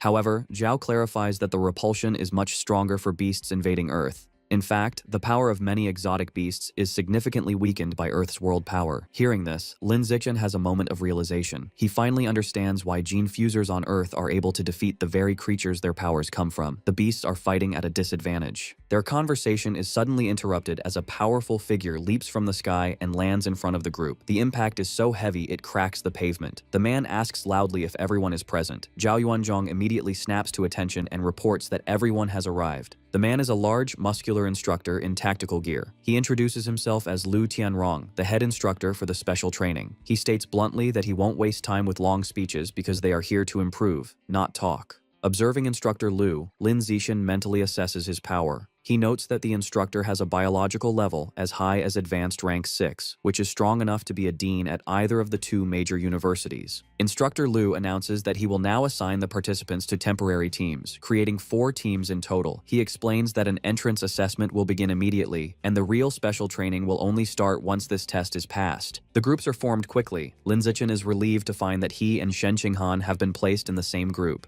Joining them are Zhao Yuanzhong, a student named Zhang Kai, and a tall, muscular girl from Capital University named Shangguan Yueying. Shen Qinghan happily comments on how lucky they are not to have been separated during the selection. Instructor Lu leads the teams to a large, imposing 3-story building and explains the rules. Each floor has a series of checkpoints. To pass, they must clear all of them and reach the rooftop within 3 hours. He points out that the first floor has 4 walls, each with a door in the middle. The 4 teams will enter through these different doors to begin. After wishing them good luck, Instructor Lu leaps effortlessly onto the roof of the building in a single bound. From above, he shouts for the assessment to begin. Lin Zichen and his team step forward, entering the dark building ready to face whatever challenges await inside. The special training assessment kicks off, and Lin Zichen's team, Group D, makes it through the gunfire and obstacles of the first level with relative ease. However, when they check the progress screen, they are stunned. The other 3 groups are already on the 3rd level, while they have only just finished the first. The second level is a tricky intelligence test, a game of rock, paper, scissors against an AI. Every time they lose, the door closes a bit more, and the entire team gets hit with a painful electric shock. After several failures, Lin Zichen comes up with a clever plan. Knowing the AI has no predictable pattern, he uses a shard of glass as a mirror to see the AI's hand before he makes his move. This allows him to force a series of draws, slowly prying the door open centimeter by centimeter until they can finally squeeze through. When they reach the 3rd floor lounge, a shocking sight awaits them on the progress screen. All 3 of the other teams, A, B, and C, have been eliminated. Realizing that whatever defeated so many powerful students so quickly must be incredibly dangerous, Lin Zichen activates his danger perception ability to scan the floor ahead. He discovers the 3rd floor is divided into 4 rooms, each holding a powerful robot guard. Based on the bloodstains and wreckage scattered across the floor, it's clear these robots have immense defensive and offensive power, and they are what wiped out the other teams.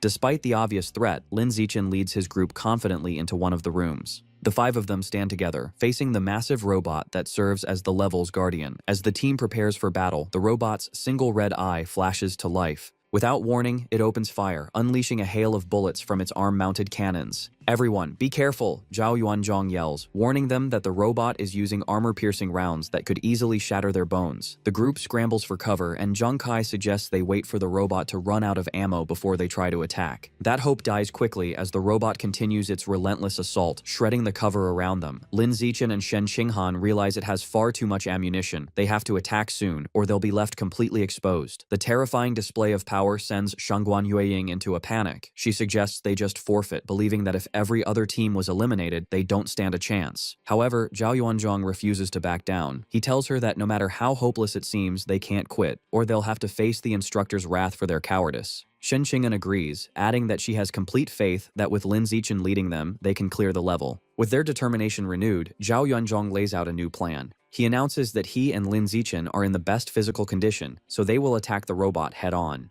Meanwhile, Zhang Kai, Shen Qinghan, and Shangguan Yueying will provide support from a distance. With the plan set, Zhao Yuanzhong and Lin Zichen burst from their cover, charging the robot from different sides as it continues to fire. As they charge, Zhang Kai lobs 2 thermal sensing smoke grenades to buy them time. He tells them to hide in the purple smoke, which will block the robot's thermal sensors and hide their positions. At the same time, Shen Qinghan unleashes her power, declaring, "I'll slow it down." She uses her mental abilities to manipulate the fluids inside the robot's systems, causing it to malfunction and slowing its reaction time. With the robot's sensors and speed now compromised, Shangguan Yueying steps up as a decoy, skillfully dodging its gunfire to draw its attention. Seeing an opening, Zhao Yuanzhong transforms his arm, encasing it in sharp, stone-like armor. He leaps forward and smashes his fist directly into the robot's head. However, the robot's defense is unbelievable. Zhao Yuanzhong stumbles back in shock and pain, his armored fist cracking from the force of the blow as he feels the bones in his arm break. Immediately after, Lin Zichen follows up with his own attack. Jumping into the air, he delivers a powerful kick to the robot's torso, noting that its power level seems to be at the peak of ordinary rank 8. Just like Zhao's punch, the kick does almost nothing to the heavily armored machine. A battered Zhao Yuanzhong shouts in frustration that its defense is too strong for them to break. He insists they need to fall back and recover before trying again. But just as they are about to retreat, the robot reveals a new weapon. A glowing blue energy blade forms from its arm, shocking Zhao Yuanzhong.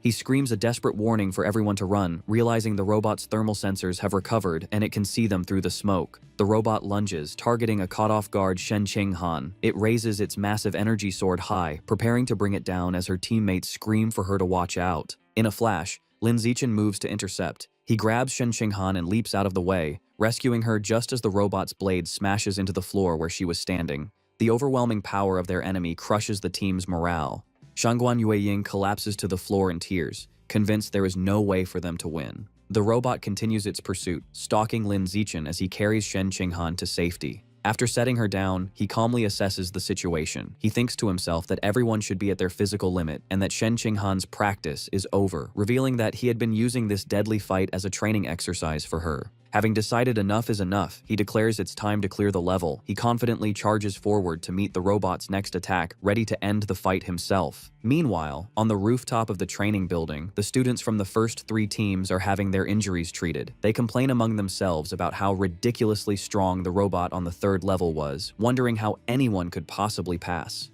One student figures the test must have been designed to be impossible, just as a way for the instructors to show off their power. Sitting together, a beaten-up Gao Mu, Li Moyu, Ma Weiwei, and Luo Yongjian talk about the situation. Gao Mu wonders what's happening with Group D, since they still haven't emerged. The others dismiss the idea that they could succeed, pointing out that Lin Zichen's team was already the weakest and furthest behind, meaning they stand no chance. Suddenly, a massive explosion shakes the rooftop, throwing the students into a panic as they wonder if it's an earthquake. Instructor Lu Tianrong and the others stare in absolute shock at what caused the commotion. Crashed into the center of the roof is the severed, sparking head of the very same robot that had defeated all of them. In a private observation room, Mo Dongji and a high-ranking female military officer watch the events on a monitor. Mo Dongji criticizes the test, saying that placing a robot with the power of a peak ordinary rank 8 against the students means it is designed for them to fail. The officer, Commander Yao Muling of the Nanjiang Province Military District, calmly sips her tea and explains that the students are young and arrogant. She believes it is necessary to humble them at the start so they will be receptive to special training later. As they watch, Yao Muling points out a handsome young man practicing the blood tempering art. Mo Dongji dismisses him as just a kid who is easily fooled. Their conversation is cut short as they witness Lin Zichen deliver a single, explosive punch that completely destroys the robot. Both women are left stunned and speechless in utter disbelief. Shortly after, the headless body of the defeated robot crashes down from the ceiling into the testing room. Mo Dongji and Commander Yao Muling descend to confront Lin Zichen and his team. The commander immediately questions him, asking how he was able to unleash the power of an ordinary rank 9 when his biological level is only ordinary rank 8. Lin Zichen offers a partial truth, claiming his innate strength, combined with the explosive power from the blood-tempering art, allowed him to achieve such a feat. Mo Dongji is internally skeptical that the art alone can provide such an immense power increase. She decides to use her mental power to scan him and discover his true strength. Sensing her intentions, Lin Zichen activates his natural camouflage ability to hide his true power, while also deciding to test her abilities by probing back. However, Mo Dongji's scan is powerful, and she quickly discovers the truth. Lin Zichen's entire body has already completed its first tempering, and his biological level is actually a full ordinary rank 9. She realizes he is lying. When Commander Yao Muling asks what she discovered, Mo Dongji makes a quick decision to protect his secret. She tells the commander that his biological level is indeed only ordinary rank 8, but that his physical body is shockingly powerful, comparable to that of an early-stage ordinary rank 9 gene fuser. Hearing this, the commander is thrilled. She throws her hands up in excitement, exclaiming that the path of pure-blooded human physical enhancement seems invincible, and that if Lin Zichen can truly break the biological barrier, his future will be limitless. After the test, the students are gathered in a large armory. Commander Yao Muling explains that all the weapons are forged from B-grade alloy, strong enough to cut through iron and withstand bullets. She instructs them to each choose a weapon for a combat exercise in 10 days. While the others select their weapons, Lin Zichen stands aside, deciding not to take one. He reasons that his own body, having undergone 3 tempering cycles, is far stronger than the B-grade alloy, and a weapon would only be a hindrance. After a while, Commander Yao Muling approaches a group of students, including Shen Qinghan and Li Moyu, and confirms they have all made their selections. Noticing Lin Zichen is empty-handed, she confronts him. Lin Zichen calmly replies that he is accustomed to fighting unarmed and does not need one. The commander is secretly annoyed, thinking the genius has become overly arrogant and needs a lesson. She then announces that the best way to get familiar with their new weapons is to use them in a sparring match. With a smirk, she singles out Lin Zichen, stating she is curious about his bare-handed fighting style and suggests he be the first to demonstrate his strength. Lin Zichen simply agrees. Immediately, Zhao Yuanzhong, armed with a large, futuristic halberd, steps forward and volunteers. Lin Zichen coolly invites him to begin. Zhao Yuanzhong charges forward, swinging his massive weapon in a powerful downward strike. To everyone's shock, Lin Zichen does not dodge, but instead catches the halberd's blade with his bare hand, stopping it instantly. With a slight squeeze, cracks spread across the B-grade alloy blade, and Zhao Yuanzhong watches in disbelief as his weapon is crushed in Lin Zichen's grip. The halberd shatters into pieces. Standing over the wreckage, Lin Zichen coolly asks who is next. The surrounding students are left completely stunned, wondering how a person can crush B-grade alloy with their bare hands. Following this incredible display, a new challenger emerges, a girl from the Mecha God group named Zhu Shishi, clad in a powerful white mechanical suit, hovers down using her jet boots. She issues a challenge, asking if he dares to face an enhanced armor-piercing bullet. A concerned Zhang Kai immediately warns Lin Zichen not to accept, explaining the challenge is far too dangerous. He says the bullets can easily pierce through 10 centimeters of solid steel plate from 10 meters away. Despite the grave warning, Lin Zichen is unfazed and calmly accepts. For safety, Zhu Shishi says she won't aim for any vital points and proposes he simply catch the bullet with his open palm. Lin Zichen agrees. As she powers up her arm cannon, she asks if he is ready. Lin Zichen simply holds out his hand and tells her to proceed. She fires the powerful energy blast at point-blank range. The shot results in a massive explosion, leaving the onlookers to wonder if Lin Zichen's hand was pierced. However, as the smoke clears, it is revealed that Zhu Shishi's mechanical arm has been completely shattered. The onlookers realize in shock that Lin Zichen's palm is so durable that the armor-piercing round couldn't penetrate it. The blocked projectile explodes inside her weapon, destroying it from within, leaving Zhu Shishi in a state of utter shock. The other students are in awe of this monstrous feat, wondering aloud if pure-blooded humans like him are the true future of humanity. Commander Yao Muling breaks into a wide, satisfied grin, thinking to herself that Lin Zichen is not just a top-tier genius, but a genius who surpasses all others. After his impressive display, the instructors no longer interfere with his personal training. While the others learn to use their new weapons, he uses his free time to focus on the blood tempering art, beginning his 4th cycle of body tempering. The next phase of the camp involves training in special futuristic pods designed to enhance the user's QI, blood, and spiritual power. Shen Qinghan emerges from her pod exhausted but having achieved incredible results. Her ki and blood can withstand level 6 intensity, while her mental strength reaches an astounding level 7, a feat that amazes everyone. When it is his turn, Lin Zichen enters a pod and calculates his limits. He estimates his body can handle a level 11 pod, equivalent to an advanced rank 2 expert. However, to avoid suspicion, he deliberately sets the machine to only level 8. Despite holding back, he still emerges to the shock of the instructors and students, who can't believe he withstood a level 8 mental training session. Lin Zichen thinks to himself that he was right to conceal his true abilities. He makes a plan to sneak back to the training room with Shen Qinghan later that night to test his true limits, which he hopes will also give him a clearer idea of his current biological level. Meanwhile, at the Pure Human Research Institute at Shanghai University, Song Yuyan sits alone in the library, surrounded by stacks of books. She complains to herself that with both Lin Zichen and Dean Liu Chuanwu away, she is left to do all the work. Suddenly, a voice greets her from behind, causing her to turn in surprise. She is confronted by the nine-tailed demon fox. The powerful creature puts her arm around Song Yuyan and, with a sly smile, asks if she knows where to find Lin Zichen. The nine-tailed demon fox forcefully grabs Yuyan by the face, pulling her intimately close to demand Lin Zichen's whereabouts. Under the fox's terrifying power, Yuyan's eyes glow a bright purple as she is completely hypnotized, mindlessly revealing that he is at the military headquarters. Later that night at the massive, heavily fortified military base, Lin Zichen and Shen Qinghan sneak up to a secured door. Shen Qinghan nervously asks if it is a bad idea to trespass, but Lin Zichen confidently hacks the electronic password lock, assuring her that a simple lock cannot stop him. The heavy doors slide open to reveal the advanced training pods.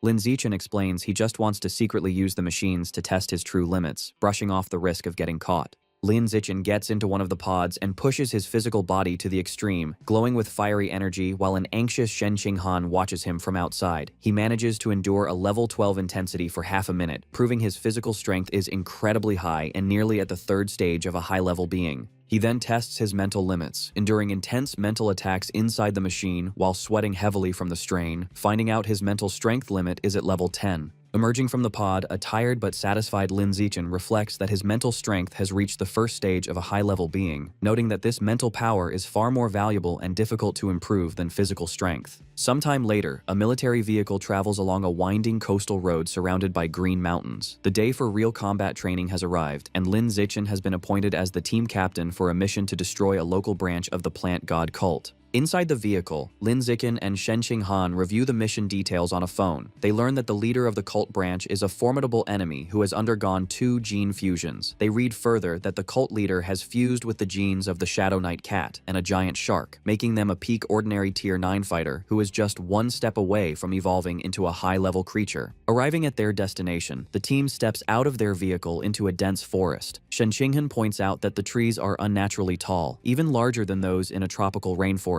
Li Moyu and Ma Weiwei note that the strange, overgrown environment confirms they have found the right place, proving this is the plant god cult's hideout. To investigate safely, Zhu Shishi deploys a surveillance drone to scout the path ahead, and Lin Zichen instructs the rest of the team to follow behind it. Looking at the drone's video feed on her tablet, Zhu Shishi spots a massive, vine-covered bamboo building about 300 meters away, identifying it as the enemy's main base. Stepping into his role as the team captain, Lin Zichen begins issuing tactical orders. He instructs Zhao Yunzhong and Gao Mu to use their armored beast genes to lead the vanguard and clear the way for the others. Next, he assigns Zhu Shishi and Zhang Kai to provide long-range fire support, relying on their advanced technology to shoot down enemies from a distance. With the plan set, Lin Zichen commands the rest of the team to charge forward, and they all sprint deep into the forest. As they advance, Zhao Yuanzhong advises the group not to worry about capturing enemies alive, emphasizing that their own safety is the most important thing, to which Lin Zichen firmly agrees. Suddenly, a guy wearing a black suit and a mask with glowing red eyes springs from the shadows, attempting to ambush them while shouting an alert to his comrades. However, Zhu Shishi reacts instantly. She aims her mechanical arm and fires a precise blast of energy, shooting the guard down before he can stop them.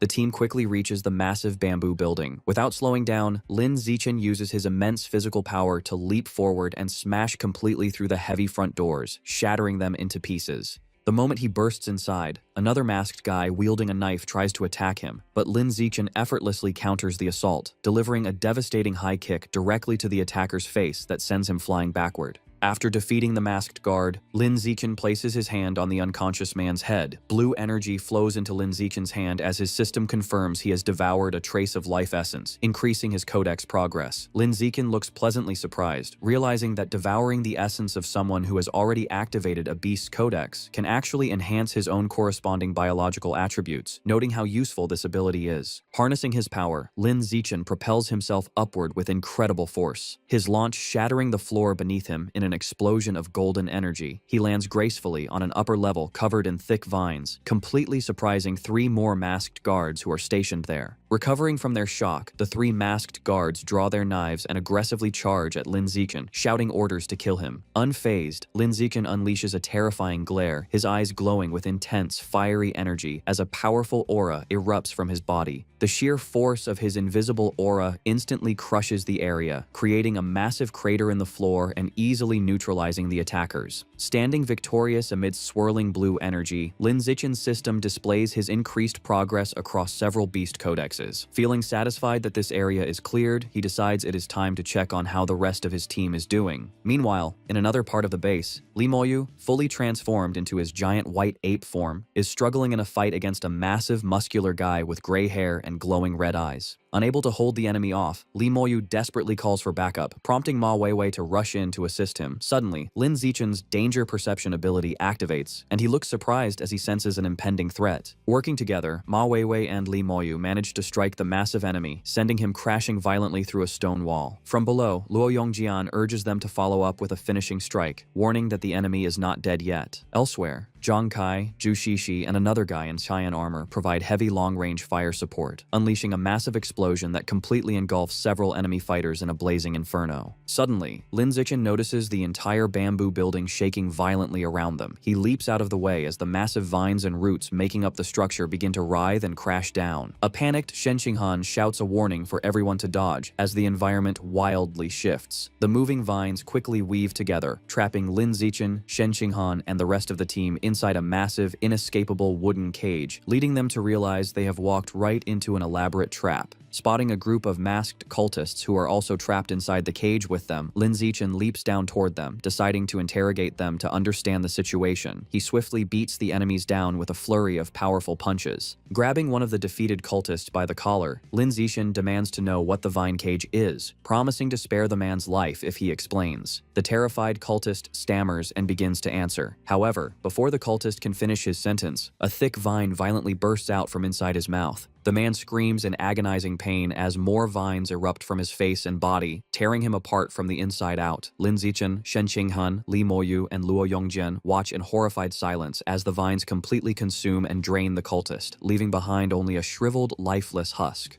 Lin Zichen grimly realizes this horrifying parasite is how the plant god cult controls its followers. The sound of slow clapping echoes through the cage as two figures appear standing on the vines above. It is a man with a red-horned mask who possesses a terrifying biological level of high-level Tier 6, accompanied by a woman wearing a spiked red mask who is at peak ordinary Tier 9. The masked man praises Lin Zichen as a peerless genius and invites him to join the plant god cult to achieve a higher state of evolution. Looking up at them with a serious, sweating face, Lin Zichen realizes with dread that these two powerful enemies and the entire trap were set up specifically to target him. Looking up at the two imposing figures on the vines, instructor Lu Tianrong breaks into a cold sweat, realizing that the masked man is incredibly powerful and that their situation has become extremely dangerous. He quickly turns to the group and orders them to evacuate immediately, stating that he will stay behind to hold off the two enemies. Taking the lead, Lin Zichen shouts for everyone to follow him, and the entire team sprints away in a desperate attempt to escape the trap. However, the man with the red-horned mask watches them flee with a mocking smile. With a simple gesture of his finger, he summons massive, dark purple thorny vines that rapidly shoot out from the surrounding structure. The sharp vines violently pursue the running students, quickly closing the distance from all sides. Before she can react, Shangguan Yueying is caught by the thick vines, hoisted upside down, and cries out for help as she is tightly wrapped. Moments later, Ma Weiwei and Luo Yongjian are also ensnared by the thorny vines, both shouting desperately for the instructor to save them as they are dragged into the air. Instructor Lu Tianrong stands on the ground, surrounded by the massive vines holding his trapped students, and realizes that they are in a hopeless defensive position.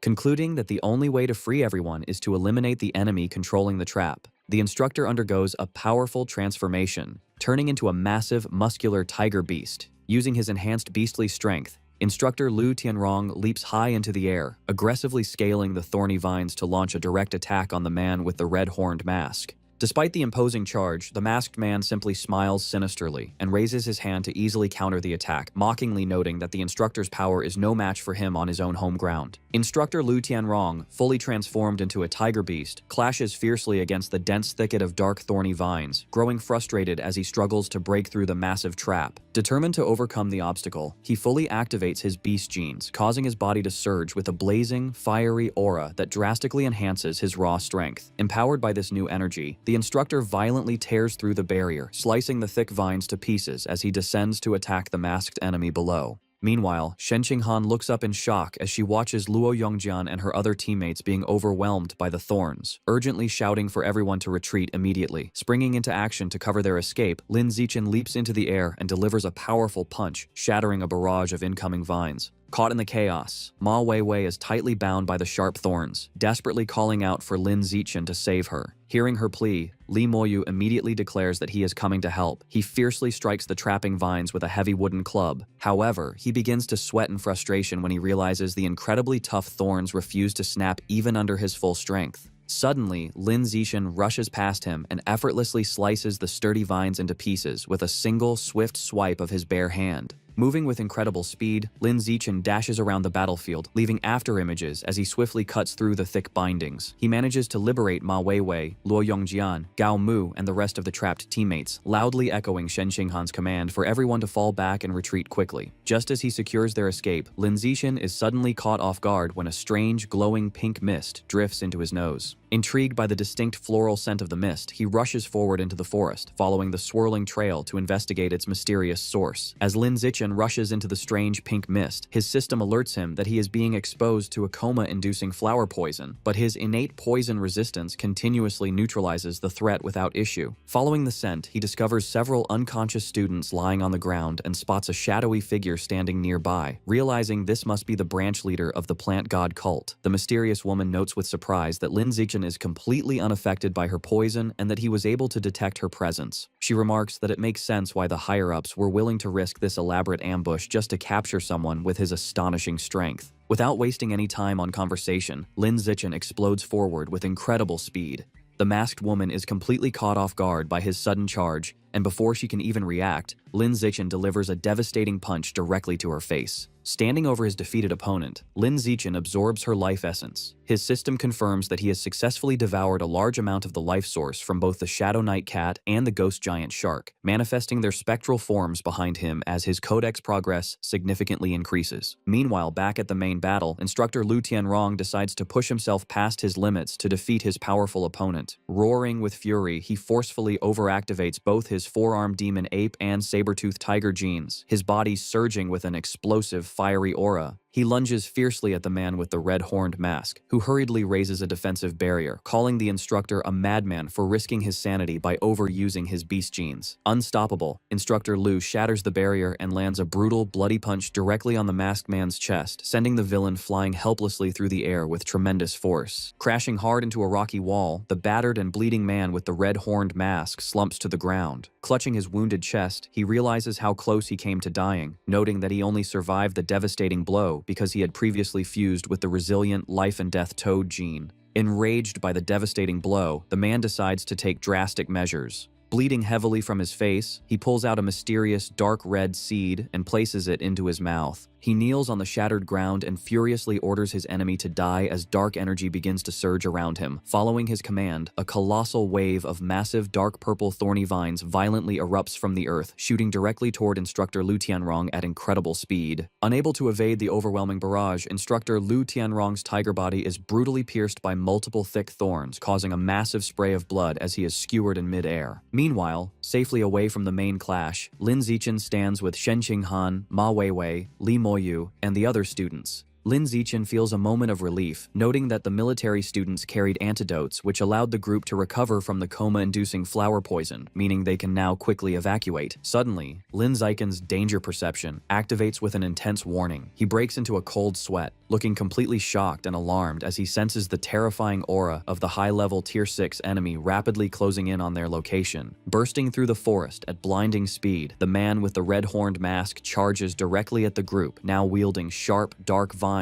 that sprout directly from his back. Seeing his furious approach, Lin Zichen realizes with absolute horror that Instructor Lu Tianrong must have been defeated. Lin Zichen addresses his rescued teammates, informing them that he can sense the masked man who controls the vines rapidly approaching them. He notes that since Instructor Lu is nowhere to be seen, the instructor must have been defeated. He explains to the group that the masked man's target is specifically him, so he plans to act as a decoy to draw the enemy's attention and give them a chance to escape. He strictly instructs them not to look back or worry about him, emphasizing that staying behind would only make them a burden. As Lin Zichen suddenly dashes off alone into the thick forest of vines, Shen Qinghan calls out after him, pleading for him to return safely. Lin Zichen shouts back his agreement as he speeds away from the group. A deeply worried Shen Qinghan stands next to Ma Weiwei and the others, clenching her hands to her chest. She thinks bitterly about her own weakness, realizing that at her current level, she is completely unable to help him in battle. She laments that her only option is to stay away so she doesn't drag him down, wishing desperately that she were stronger. Leaping through the massive roots and vines, Lin Zichen looks back and confirms that the masked man is indeed pursuing him, meaning Shen Qinghan and the rest of the team are finally safe. However, as he watches his pursuer, Lin Zichen senses something is off. The enemy's speed feels far too slow for a high-level Tier 6 expert. The man with the red-horned mask is fiercely leaping after him, but his clothes are heavily torn and his body is covered in bloody wounds from his previous battle.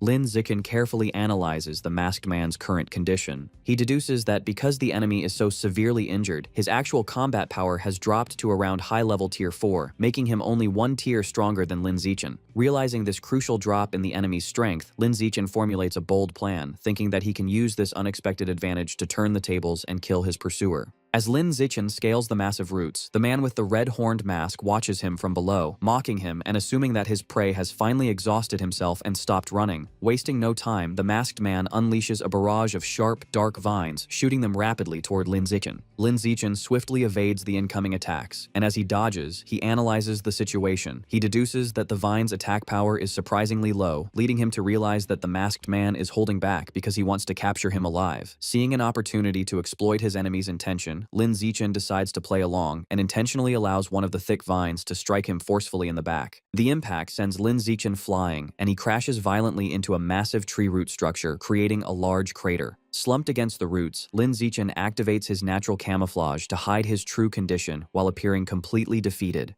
The masked man approaches his fallen prey, cursing him but acknowledging how fast he ran. He assumes Lin Zichen must have used some newly developed military stimulant to achieve a speed that far exceeded his biological level. Standing over Lin Zichen, the masked man angrily brings up the woman with the spiked mask that Lin Zichen had defeated earlier. He reveals that she was just one step away from evolving into a high-level creature and served as his personal servant. He expresses his fury that Lin Zichen killed her after he had spent 5 long years training her, still believing Lin Zichen only won because of a stimulant. Playing the part of a battered victim with his eyes closed, Lin Zichen internally pieces the information together, realizing the woman the masked man is referring to was the peak ordinary Tier 9 branch leader of the cult. The masked man's thoughts then turn to Shen Qinghan. He remarks that the blue-haired girl who was with Lin Zichen is incredibly beautiful, even more so than movie stars. With a sinister smile, he declares his dark intention to capture her and force her to be his new servant once he has recovered from his own injuries. Smirking confidently, the masked man reaches his large hand out to grab Lin Zichen, stating that for now, he will just take him back to complete his mission. However, seeing his powerful enemy completely off guard and within striking distance, Lin Zichen secretly prepares to make his move, knowing the perfect moment to execute his counterattack has finally arrived. Just as the masked man reaches out, Lin Zichen's eyes suddenly snap wide open. Seizing the perfect opportunity, Lin Zichen springs into action and delivers a ruthless, devastating punch directly to the masked man's groin. The masked man's eyes bulge with bloodshot agony behind his disguise, and he cries out in excruciating pain from the unexpected low blow. As the injured villain stumbles backward, realizing with horror that his prey was faking his defeat the entire time, Lin Zichen calmly stands back up, completely unfazed. Wasting no time, Lin Zichen lunges forward and winds up his fist for another heavy attack, while the panicked masked man desperately tries to raise his guard to cover himself. However, Lin Zichen swiftly changes his angle and delivers a brutal upward kick, striking the masked man in the groin yet again and causing him to scream out in absolute agony as blood flies. The masked man is left in utter shock, desperately wondering how Lin Zichen can still unleash such immense strength and theorizing that the effects of his supposed military stimulant must still be active. Taking full advantage of his opponent's weakened state, Lin Zichen unleashes a relentless high-speed barrage of punches. The masked man tries to brace himself against the storm of fists, hoping that if he can just survive this wave of attacks, Lin Zichen will eventually exhaust himself and weaken. However, the villain quickly realizes with mounting terror that Lin Zichen's power is not fading at all.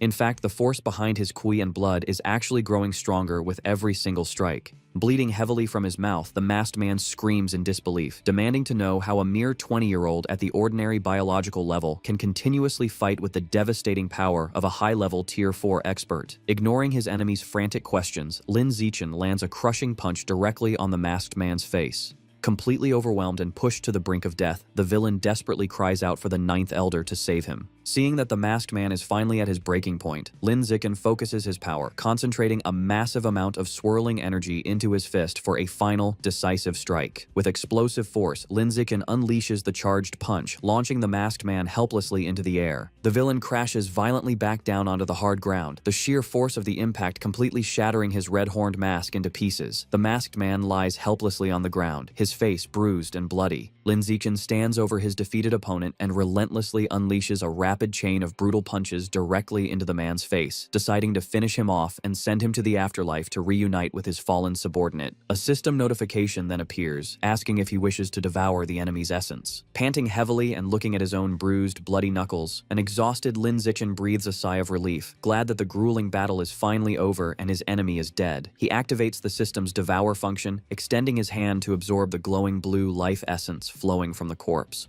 The system confirms that he has unlocked 2 new codexes, granting him new attributes that allow him to control nearby plants using his mind and significantly boost his own mental strength. Looking down at the lifeless body, Lin Zichen realizes that his opponent's powers were entirely focused on mental energy. He concludes that the man was essentially a mage with a fragile physical body, which explains exactly how Lin Zichen was able to exploit that weakness and kill someone at a much higher biological level. Suddenly, the sound of slow clapping breaks the silence, and a surprised Lin Zichen turns his head in shock as an unfamiliar voice praises his incredible feat of defeating a high-level Tier 6 expert while only being at the ordinary Tier 9 level. Looking up, Lin Zichen spots the man in the plague doctor mask standing high above on a thick vine. The imposing figure remarks that their elaborate scheme was completely worth it to find a genius like him, leaving Lin Zichen to nervously wonder if this newcomer is the mysterious Ninth Elder the masked man had desperately called out for moments ago. Standing high above the battlefield, the divine envoy expresses his genuine surprise at discovering someone with Lin Zichen's exceptional talent existing on Earth. As he speaks, he casually gestures with his hand, causing a massive swarm of dark, dangerously thorny vines to violently erupt from the ground, wrapping tightly around Lin Zichen. Completely trapped, Lin Zichen realizes with overwhelming dread that he cannot possibly break free, acutely aware that his opponent is a truly formidable rare-level expert. However, Lin Zichen is suddenly and unexpectedly freed as a barrage of sharp, intensely glowing projectiles shoots past him, cleanly slicing the thick vines into pieces and leaving him completely surprised by the sudden rescue. The source of the devastating attack is revealed to be Mo Dongji, who gracefully floats in the air while summoning a massive, swirling storm of icy projectiles around her. Her breathtaking presence completely shocks the arrogant masked man with her sudden appearance. Floating calmly amidst her swirling powers, Mo Dongji confidently explains to the plague doctor masked man that she fully anticipated the plant god cult would target Lin Zichen after his outstanding performance. Thus, she had been secretly guarding him, waiting in the shadows for them to finally make their move. The masked man simply chuckles, finding her clever trap amusing, but he remains confident, arrogantly claiming that he is more than capable of dealing with her alone. Deeply angered by his blatant arrogance, Mo Dongji sharply retorts that she is certainly no longer the weak opponent she once was, and without warning, she forcefully launches her massive barrage of glowing projectiles directly at him.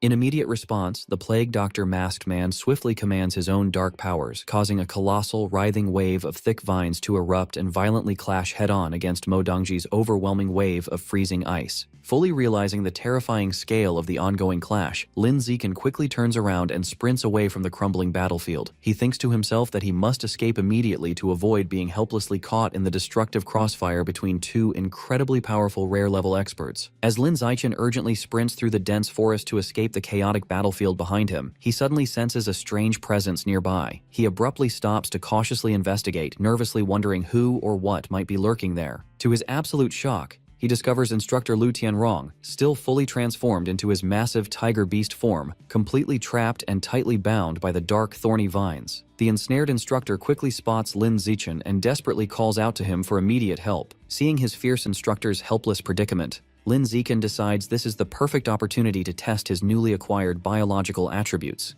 His eyes glow intensely as he focuses his mental strength, actively channeling his energy to trigger his new plant-controlling ability. To the trapped instructor's absolute surprise, the thick vines forcefully binding him automatically begin to loosen and retract into the soil. This miraculous rescue leaves him bewildered, silently wondering how the deadly magical trap managed to mysteriously untie itself. Now completely freed from the suffocating vines and safely standing alongside Lin Zichen, instructor Lu Tianrong listens as Lin Zichen explains his success. Lin Zichen cleverly tells him that he managed to kill the masked man with a swift sneak attack because the dangerous villain was already heavily injured.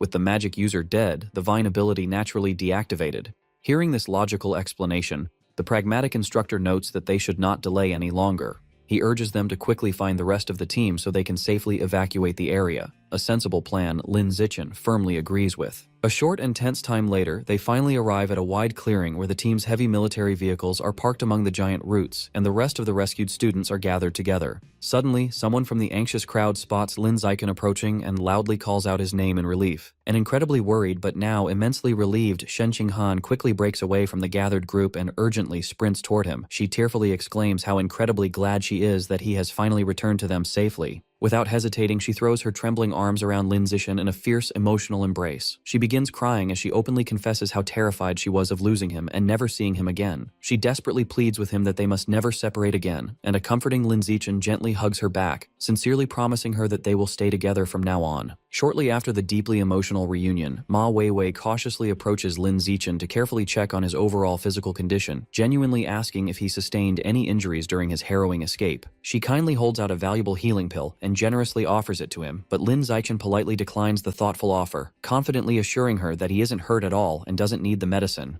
However, a stubborn Ma Weiwei firmly insists, gently but forcefully pressing the pill into his hands.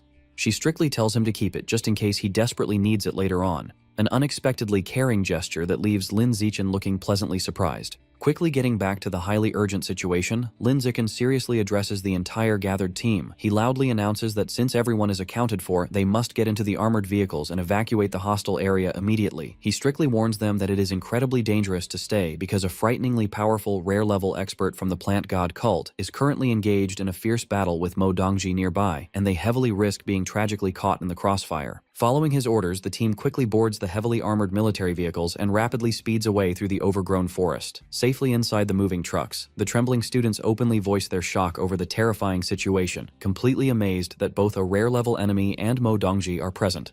Furthermore, they nervously wonder aloud why the Central Military District hasn't sent any backup yet given the extreme severity of the threat. As the roaring convoy frantically rushes to escape, a highly mysterious barefoot figure suddenly descends rapidly from the sky, landing directly in their path with an intense surge of glowing pink energy. Seeing the strange figure drop down, someone inside the vehicle loudly calls out, hopefully wondering if it is just another one of their instructors. However, absolute panic quickly sets in as the wide-eyed driver clearly spots the terrifying person through the windshield and immediately yells a desperate warning. Standing confidently right in the middle of the road, effortlessly blocking their escape route, is the legendary nine-tailed demon fox. Inside the speeding military vehicle, instructor Lu Tianrong tightens his grip on the steering wheel and urgently warns the students to sit tight, knowing that anyone who can appear so silently in this dangerous area must be an enemy with bad intentions. The heavy truck barrels straight toward the nine-tailed demon fox, but just before it can hit her, she vanishes in a sudden flash of pink light, causing someone in the truck to cry out. The students inside are left bewildered, looking around the cabin and asking each other where the fox-eared girl could have possibly gone.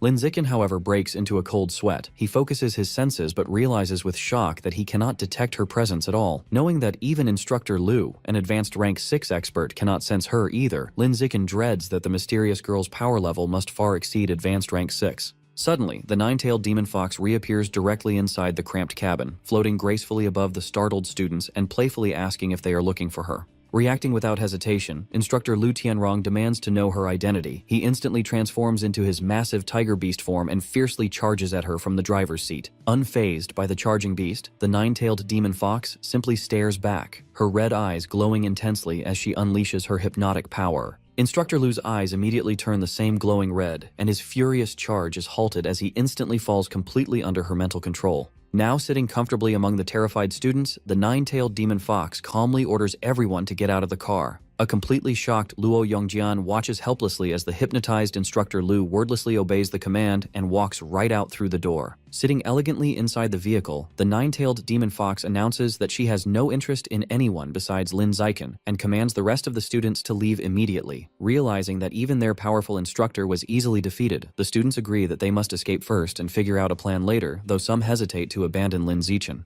Stepping forward to protect them, Lin Zichen gestures for his teammates to fall back, firmly instructing everyone to get out of the vehicle since he knows he is the enemy's only target. He watches through the front windshield as Zhao Yuanzhong safely exits the truck, telling his teammate to take care of himself. However, a tearful Shen Qinghan grabs Lin Zichen's arm, refusing to leave his side and declaring that she will not let him face danger by himself again. In response, Lin Zichen gently urges her to step down and leave first. Finding the emotional display annoying, the nine-tailed demon fox uses her glowing pink energy to abruptly lift Shen Qinghan high into the air, causing Lin Zichen to cry out her name in alarm. With a forceful motion, the fox violently throws Shen Qinghan out of the vehicle, sending her crashing completely through the glass windows as Lin Zichen desperately shouts for her again. Rushing to the broken window, Lin Zichen looks outside and spots Ma Weiwei and Shangguan Yueying helping Shen Qinghan to her feet in the forest. Seeing her safely standing with her friends, he breathes a sigh of relief, noting to himself that she is fine and only suffered torn clothing from the sudden ejection. With Shen Qinghan out of danger, the nine-tailed demon fox approaches Lin Zichen and announces that it is time for them to talk, referring to him as her little servant. She explains that his powerful body and handsome appearance perfectly meet her requirements.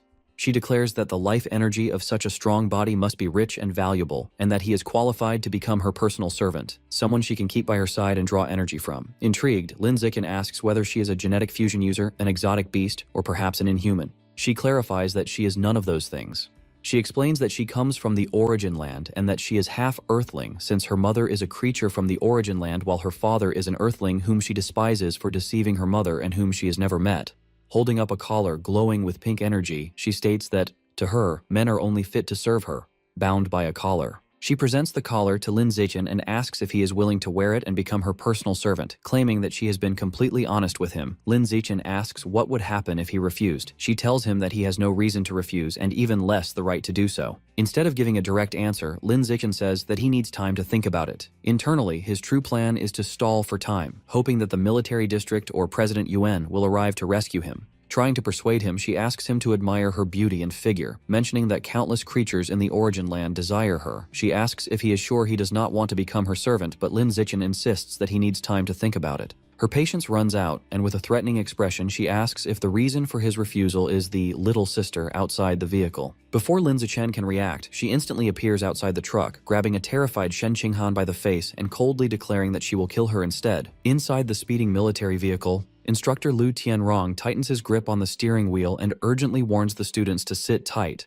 knowing that anyone who can appear so silently in this dangerous area must be an enemy with bad intentions. The heavy truck barrels straight toward the nine-tailed demon fox, the engine roaring as it charges forward across the rough terrain, but just before it can hit her, she vanishes in a sudden flash of pink light, disappearing without leaving the slightest trace and causing someone in the truck to cry out in shock. The students inside are left completely bewildered by what they just witnessed, nervously looking around the cramped cabin and asking each other where the fox-eared girl could have possibly gone. Lin Zichen, however, breaks into a cold sweat. His expression stiffens as he focuses his senses, carefully trying to track her aura, but realizes with shock that he cannot detect her presence at all.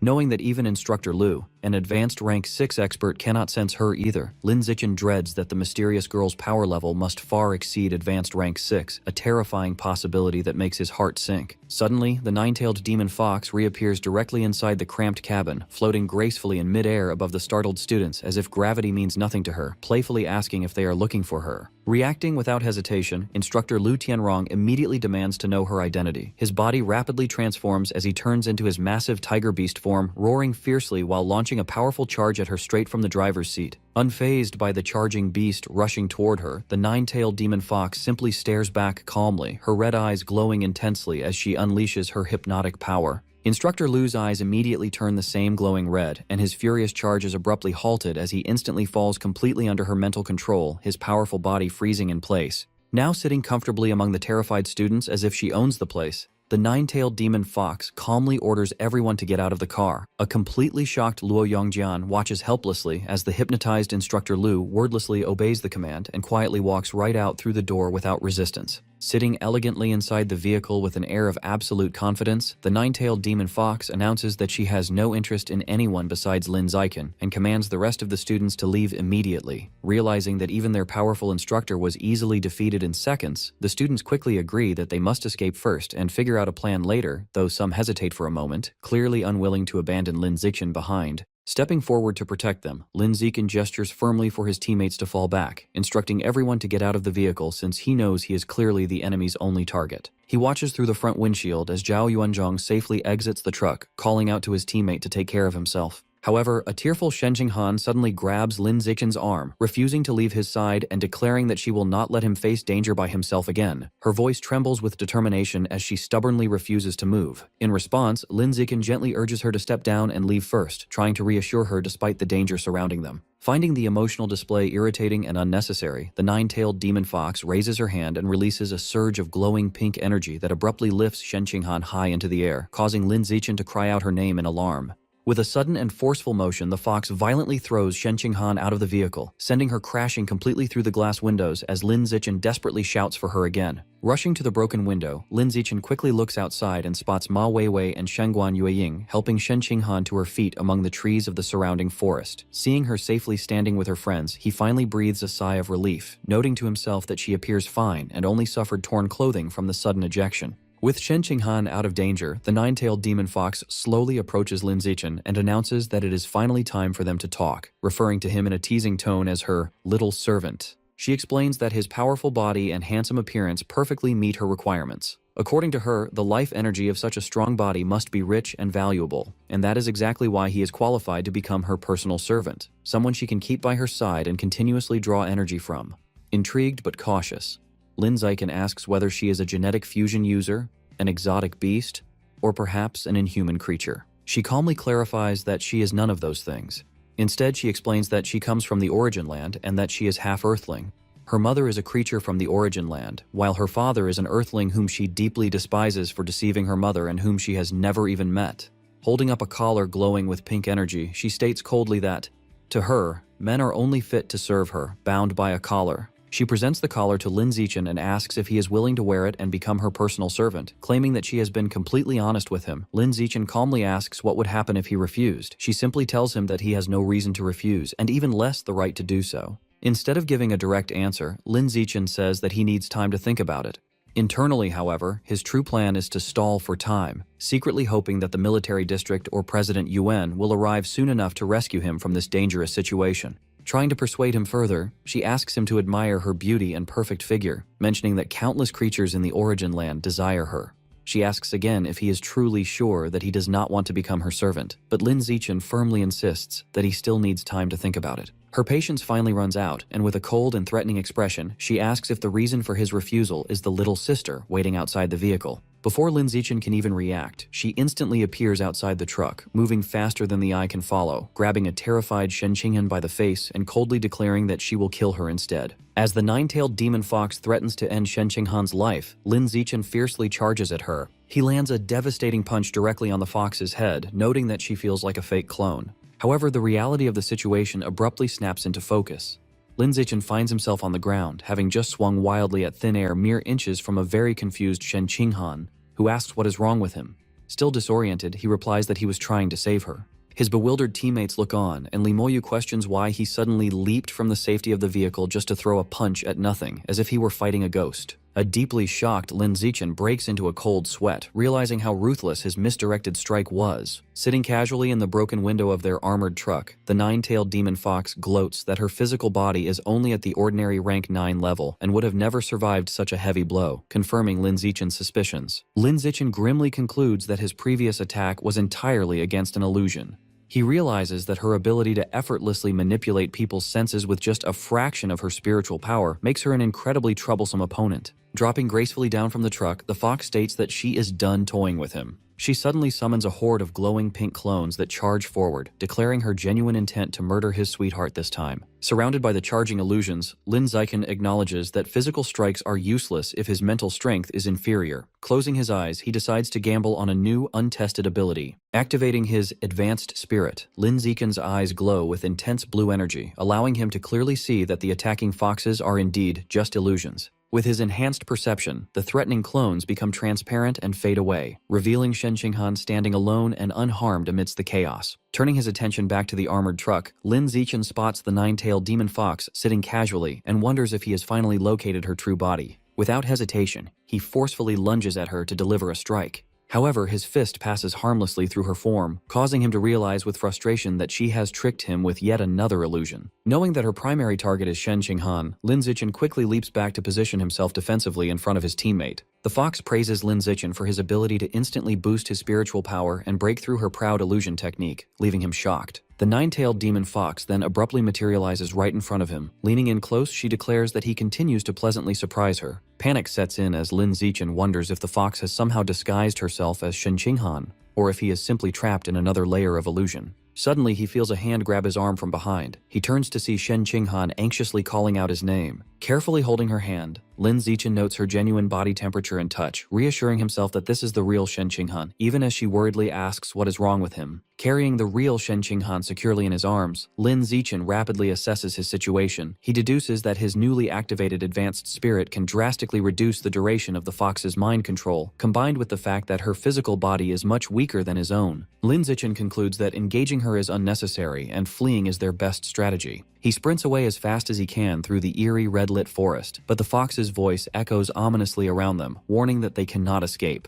A colossal, glowing red eye suddenly manifests in the sky directly above them. The fox taunts Lin Zichen from the heavens, challenging him to see if he can break through this massive illusion, leaving him shocked. Meanwhile, a fiery explosion violently erupts elsewhere in the overgrown forest, marking the ongoing clash between the two rare-level experts. Floating high in the air, Mo Dongji relentlessly unleashes a devastating high-speed barrage of sharp ice crystals down upon her enemy. On the ground, the Plague Doctor-masked Divine Envoy calmly raises his hand, summoning a massive, dense barrier of thick, thorny vines to absorb the heavy, icy onslaught. Unfazed by her attack, the Divine Envoy taunts Mo Dongji, noting that her combat strength will severely drop once her available water source depletes. With a commanding gesture, he causes colossal spiked vines to violently erupt from the ground toward her. He confidently declares that she has no chance of winning because the heavily overgrown forest is his home turf. Forced on the defensive, Mo Dongji summons a swirling barrier of water to block the towering spikes crashing toward her. Mo Dongji retaliates by unleashing fierce, high-pressure blasts of water that cleanly slice the massive vines into pieces. Despite his attacks being shredded, the Divine Envoy continues to boast, proclaiming that the Divine Plant Cult holds immense power in the Source Land due to their inexhaustible resources of spiritual plants in the southern region.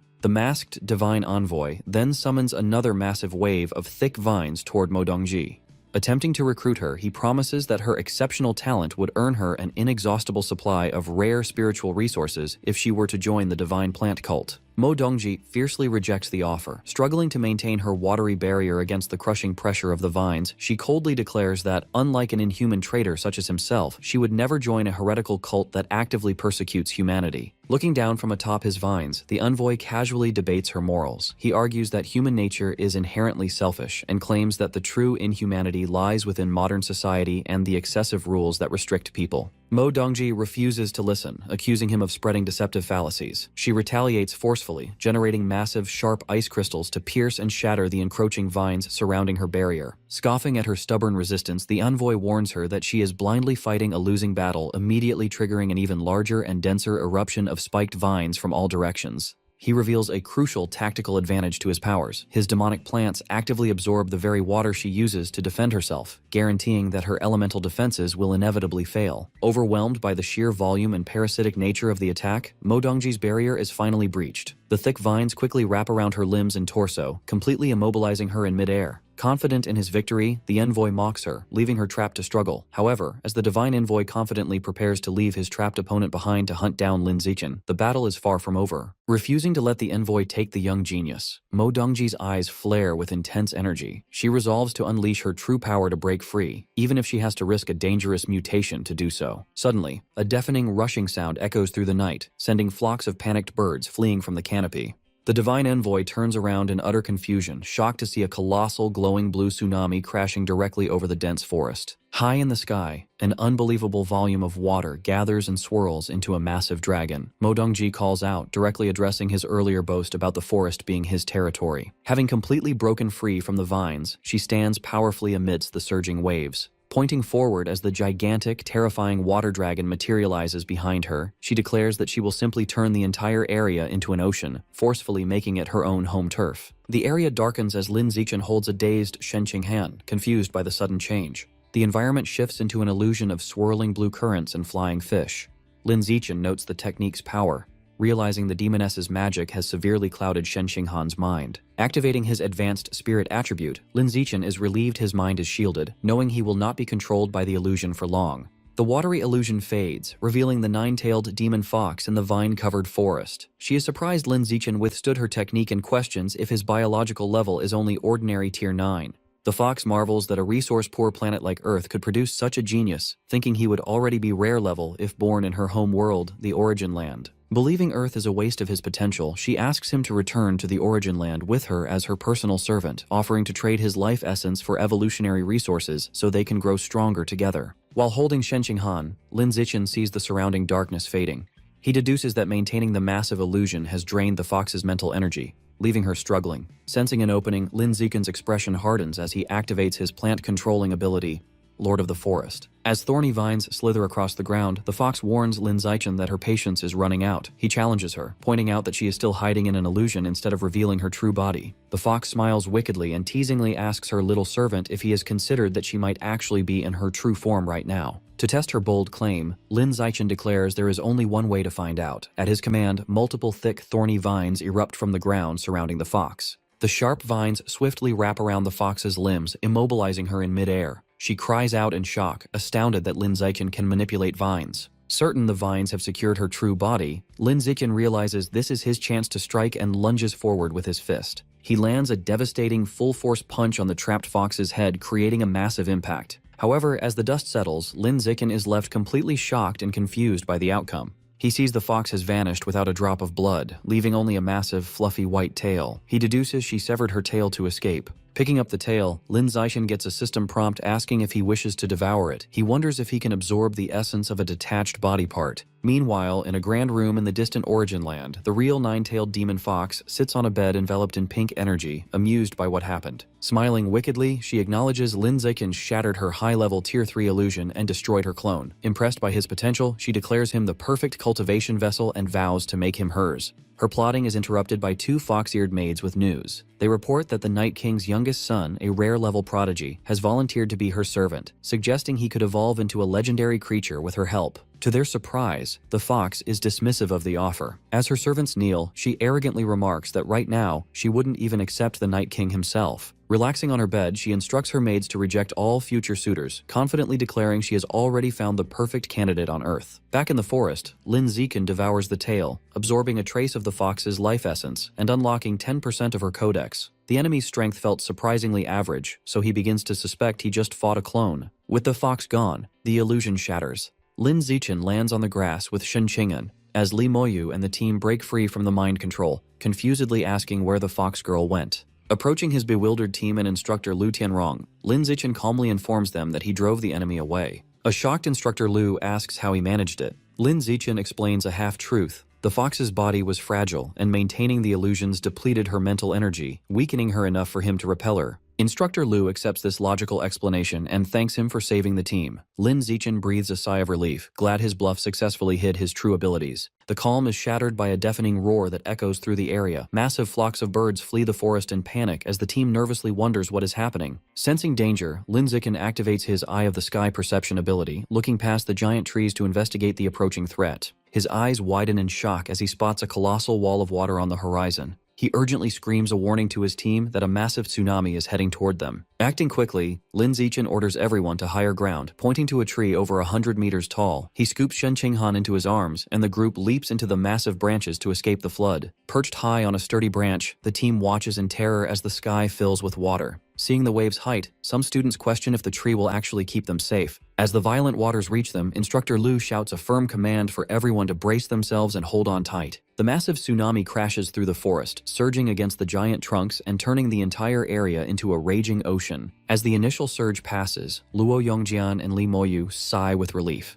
Luo Yongjian is amazed the tree withstood the impact, while an exhausted Li Moyu admits the ordeal nearly scared him to death. A system window appears, notifying Lin Zichen he has survived an extreme disaster. He is surprised to unlock a new attribute called Survival of the Fittest, noting its strict conditions haven't been met in over a year. As they catch their breath, Ma Weiwei wonders how a tsunami could appear so far inland. Lin Zichen explains it is undoubtedly the work of Principal Mo Dongji. He elaborates that the principal is in a fierce battle against the divine envoy of the plant god cult to protect them, and he is concerned about how the fight is progressing. Li Moyu smiles, assuring the group not to worry. He states that since the principal is a powerful rare-level expert with the Flood Dragon gene, she is nearly invincible in this aquatic environment. Suddenly, Lin Zichen's danger perception triggers with an intense warning. He panics, sensing a terrifying presence approaching, and shouts to his teammates that the enemy is heading for them. Using his enhanced perception, Lin Zichen looks up and spots the masked divine envoy leaping across the treetops, easily navigating above the flooded forest. Seeing the powerful enemy closing in, Lin Zichen breaks into a cold sweat with a horrifying realization. If the divine envoy is hunting them, it means Principal Mo Dongji has been defeated. 10 minutes earlier, the battle between Principal Mo Dongji and the masked divine envoy reaches its climax. Standing atop a wave, Mo Dongji commands her colossal, glowing blue water dragon to fiercely lunge at the envoy. The watery beast crashes into the envoy, striking him with a powerful claw and sending him tumbling backward. Grievously wounded, the masked man expresses shock, realizing Mo Dongji has recklessly sacrificed her life essence blood to fuel such a devastating technique.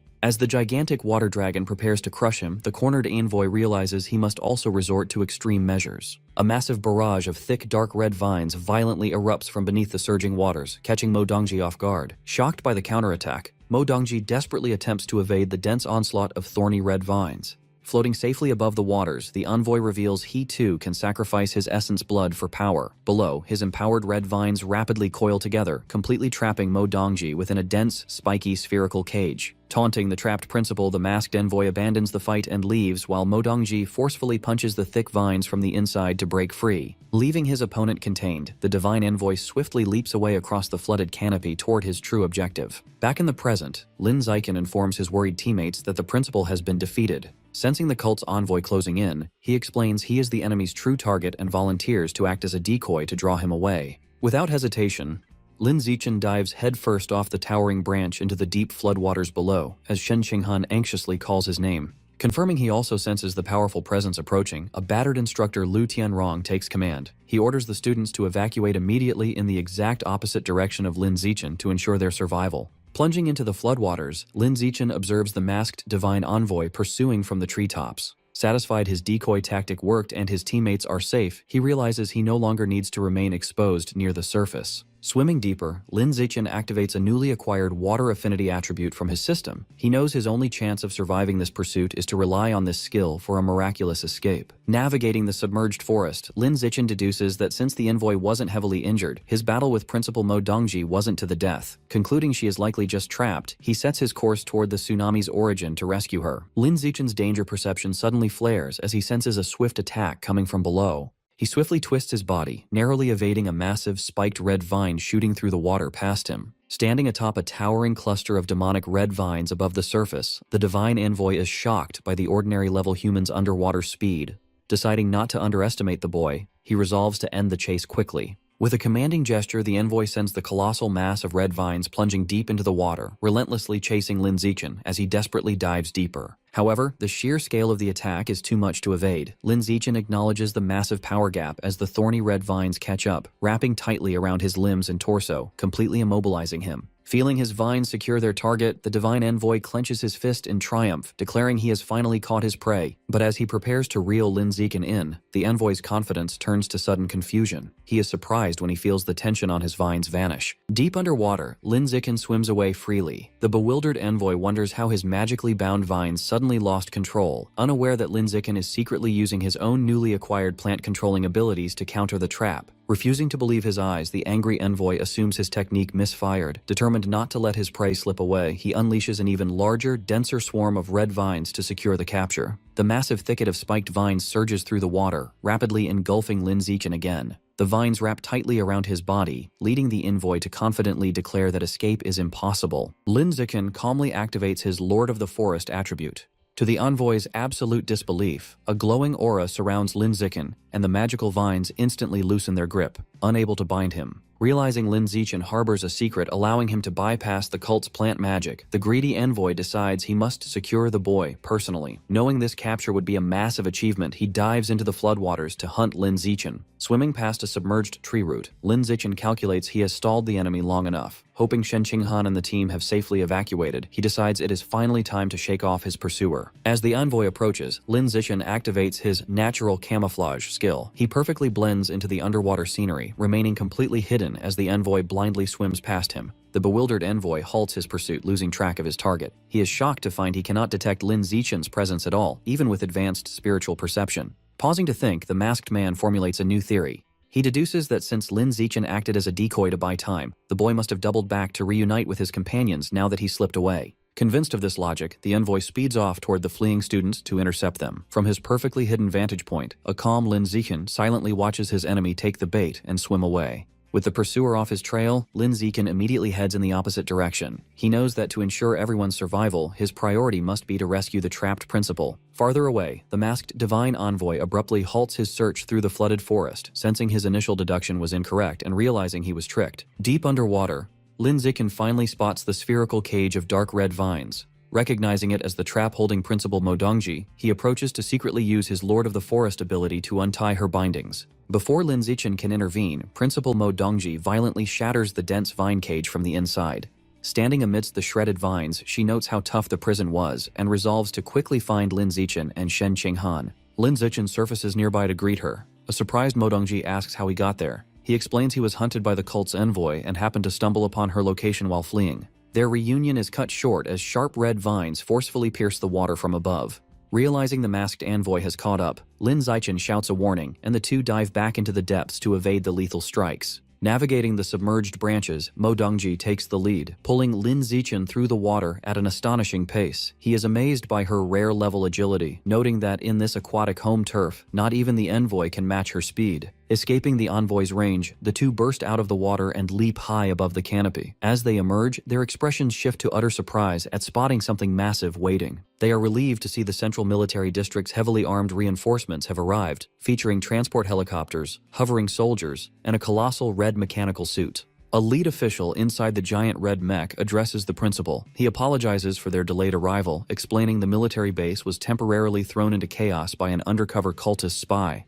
Just as they feel safe, a blaring alarm fills the air. Mo Dongji and Lin Zichen look shocked, with Mo Dongji assuming the arrogant envoy is actually daring to attack despite the overwhelming military presence. Mo Dongji deduces that the cult's undercover agents are actually right here among the supposed rescue team. As Mo Dongji stands alongside Lin Zichen and Shen Qinghan, a sudden realization hits her. There's an undercover spy hidden among the reinforcements.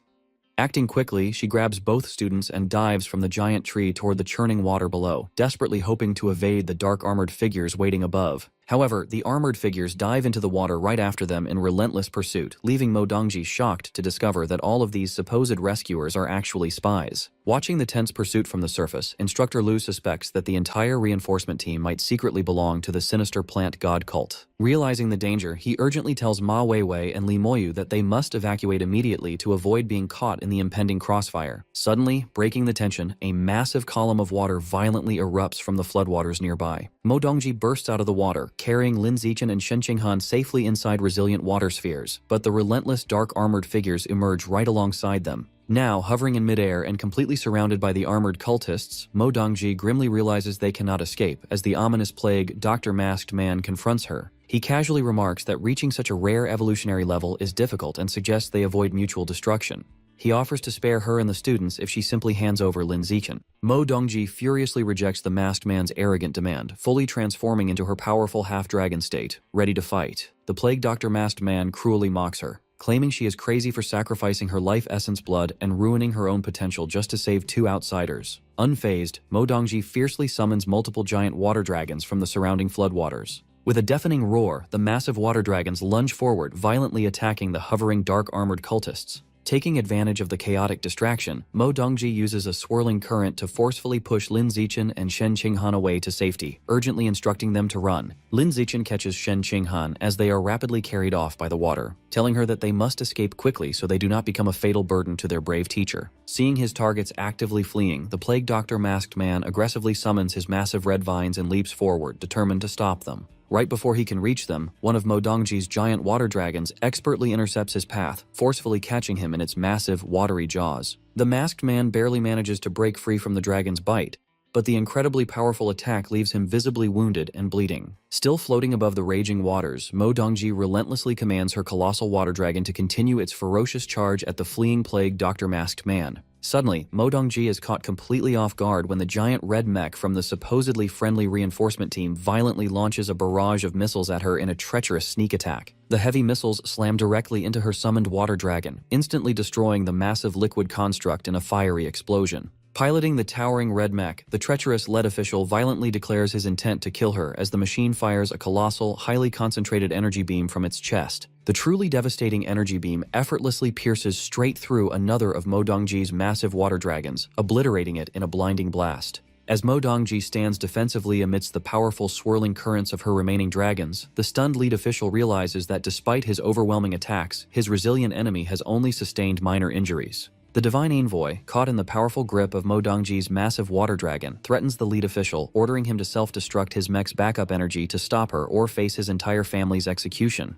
The lead official grits his teeth furiously, visibly distressed but forced to comply because his family is held hostage by the cult. In her powerful half-dragon form, Mo Dongji charges fiercely through the turbulent waters toward her enemies. Apologizing to his superiors, the lead official triggers his towering red mech to detonate just as Mo Dongji lunges in for an attack. The giant machine self-destructs, unleashing a devastating explosion of fire and energy that tears through the flooded battlefield. Floating on the water, Mo Dongji's half-dragon body is severely burned and smoking from the point-blank blast. She curses internally, frustrated her regenerative healing is too slow to recover her strength. Injured and out of time, she watches helplessly as the silhouette of the Divine Envoy leaps away across the distant canopy, free to continue his hunt. Deep underwater, Lin Zichen swims away with Shen Qinghan in his arms. He realizes with dread that their powerful pursuer is catching up again, noting that while his camouflage hides his own presence, it leaves Shen Qinghan exposed to the enemy. Deciding it's too dangerous to stay together, Lin Zichen tells Shen Qinghan they must split up. He plans to deactivate his camouflage to act as bait, intentionally drawing the cult elder's fire so she can escape, a risky strategy she quietly accepts.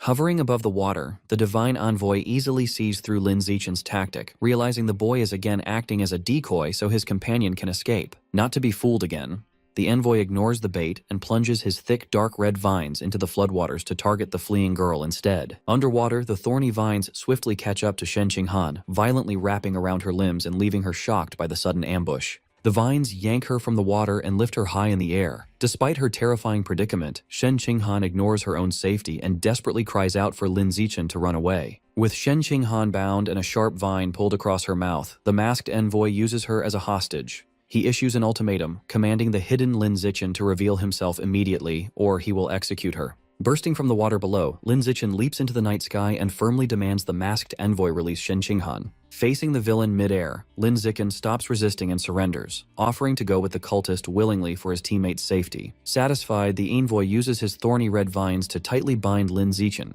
He smugly assures the boy he will eventually be grateful for this capture once he witnesses the great power of the gods at the Divine Plant Cult's headquarters. True to his word, the envoy releases Shen Qinghan, allowing her to fall into the flooded forest. As she drops, she frantically screams Lin Zichen's name, watching helplessly as the masked man carries him off. The envoy flies away into the night sky, taking the bound Lin Zichen with him and leaving the devastated girl behind. Floating alone in the water, a heartbroken Shen Qinghan cries and calls out for Lin Zichen. But then, a dark, ominous presence begins to manifest deep beneath the water's surface, ominously muttering about divine punishment for offending the gods. As the masked Divine Envoy flies away with the bound Lin Zichen, a sudden and massive surge of water erupts directly beneath them. The water violently bursts forth into the sky, leaving Lin Zichen completely shocked as he realizes his danger perception ability failed to warn him of the incoming threat. The raging torrent quickly forms a colossal whirlpool that swallows both the envoy and his captive. Dragged deep underwater, Lin Zichen remains trapped within the crushing grip of the thorny red vines. However, as he sinks, he suddenly feels a mysterious force pushing him upwards, effortlessly shattering his restraints and setting him free. Propelled by this unknown power, Lin Zichen bursts back onto the surface of the churning water.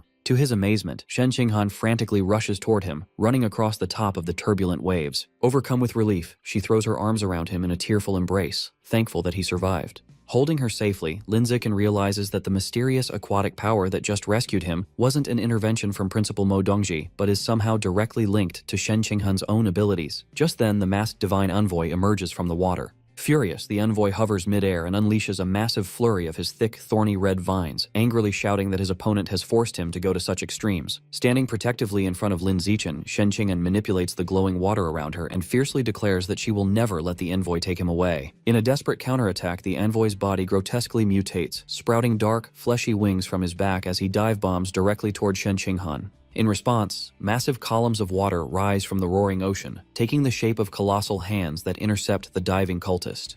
The giant watery hands violently crush the envoy with overwhelming force. Pinned and heavily bleeding from the devastating impact, the defeated envoy desperately begs for his life. Mistakenly believing he is fighting Principal Yuan, he offers to reveal the hidden truth behind the deaths of the principal's children in exchange for mercy. Lin Zichen and Shen Qinghan are taken aback by the sudden confession, with Lin Zichen internally questioning what this secret truth could possibly be. However, the magical water glowing with intense blue energy begins to surge once again, showing no signs of stopping.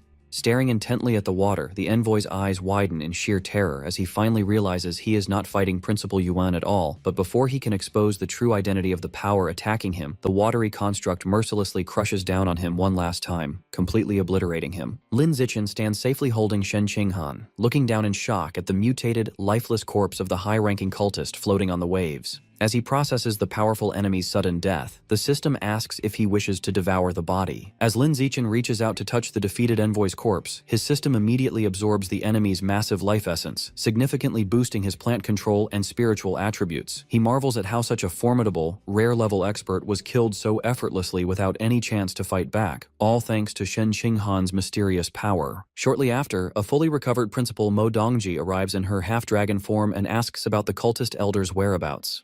Choosing to protect Shen Qinghan's secret, Lin Zichen lies and claims he never saw the masked man. Mo Dongji accepts his answer without pressing further. Soon, the military district's heavily armed rescue fleet finally arrives, filling the sky with aircraft and armored soldiers to safely extract the students and instructors. Later, inside a military facility, Officer Yao Muling discusses the chaotic incident with Mo Dongji. Yao notes that fox demons usually remain strictly neutral in their own realms and rarely visit Earth, deducing that the demoness specifically came looking for a cultivation vessel and targeted Lin Zichen. Sitting back in her chair, Yao Muling admits she is puzzled. She notes that while Lin Zichen is a genius, the Origin Land has far more talented individuals, making it strange that such a highly sought-after fox demon would single him out. Dismissing the topic of the fox girl for now, Mo Dongji leans in with a serious expression and asks Yao Muling for an update on the military district's internal crisis. Calmly taking a sip of her tea, Yao Muling reveals that the undercover cultist uprising has been completely suppressed. She happily elaborates that they successfully exposed and eliminated 47 deep-cover cultists, effectively purging the entire military base in a massive tactical victory. Her expression turning fierce, Mo Dongji glares at Yao Muling and angrily demands to know if the military intentionally used the students' outdoor training exam as bait in a calculated sting operation to draw out the hidden spies. With a smile, Officer Yao Muling confidently presents a wooden box. Inside the box is a futuristic syringe containing a newly developed, highly potent anti-mutation reagent intended to help treat severe combat aftereffects. Principal Mo Dongji, still bearing her dragon horns and blue facial markings from her recent intense battle, politely declines the immediate injection, stating she feels fine and will administer it later. Following the chaotic ambush, the outdoor training exam is officially cut short, and Lin Zichen and Shen Qinghan are seen pulling their suitcases as they safely return to school. Sometime later, Mo Dongji sits thoughtfully at her office desk with the medical supplies laid out before her. She ultimately decides to pack away the special reagent provided by Yao Muling for the time being. Adopting a serious tone, Mo Dongji addresses Lin Zichen, explaining that she fully expected the plant god cult's undercover spies to target him after he displayed such overwhelming talent during the camp assessment. Standing alongside Shen Qinghan in the office, Lin Zichen takes the opportunity to ask the principal about the true nature of the plant god cult and inquires about the specific biological level of the masked cultist elder they faced. Taking a calm sip of her tea, Mo Dongji shares a shocking piece of history. The plant god cult is the oldest known heretical organization, predating the appearance of exotic beasts on Earth, and they are actually the ones responsible for bringing the beast to the planet. This massive revelation leaves both Lin Zichen and Shen Qinghan visibly stunned, while Mo Dongji adds that the plant god cult also secretly pulls the strings behind many smaller factions, such as the rat god cult. Recalling her desperate struggle against the cultists' massive thorny vines, Mo Dongji explains that a high-level expert's true biological rank is a heavily guarded secret that can usually only be gauged through direct combat. However, to give Lin Zichen a frame of reference, she reveals that her own level is rare tier 3. Processing this terrifying power scale, a shocked Lin Zichen breaks into a cold sweat, internally realizing just how incredibly lucky he was that the formidable cultist only intended to capture him rather than kill him.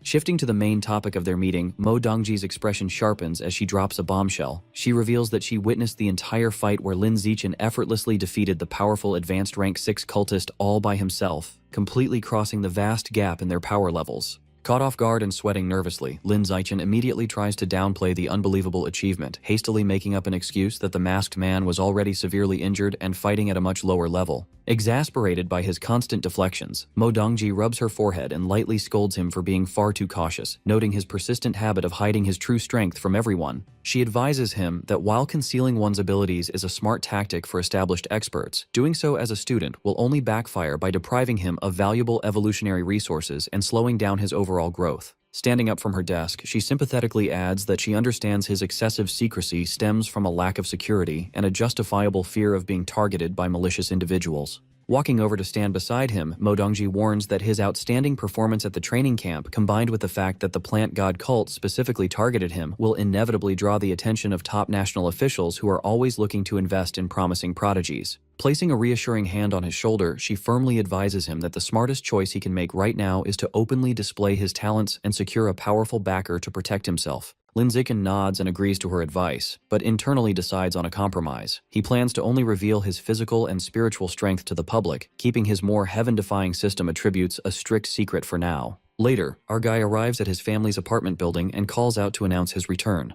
Stepping through the front door with his luggage, he is greeted by his surprised parents, Lin Yansheng and Zhang Wangxin. When his father asks why his month-long training finished in only 2 weeks, Lin Zichen casually explains that the camp was cut short. Thrilled to have him back, his mother immediately offers to cook his favorite meals. Later, as the family sits down at the dining table to enjoy a hearty feast, Zhang Wangxin gets his attention to share some good news. With Lin Yansheng affectionately placing a hand on his wife's stomach, the couple happily reveals that Lin Zichen is going to have a younger sibling. The sudden and unexpected announcement catches Lin Zichen completely off guard, leaving him staring blankly with a bowl of rice in his hands. Recovering from his initial shock, he asks if his mother is really pregnant with a second child. She joyfully confirms it, mentioning they just found out a few days ago and expressing her hope for a sweet baby girl. Blushing, his father explains their reasoning.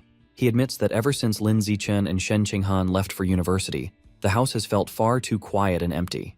Since they didn't know how long they would have to wait for grandchildren, they decided to have another baby to keep them company. Seeing how happy and affectionate his parents are, Lin Zichen smiles warmly.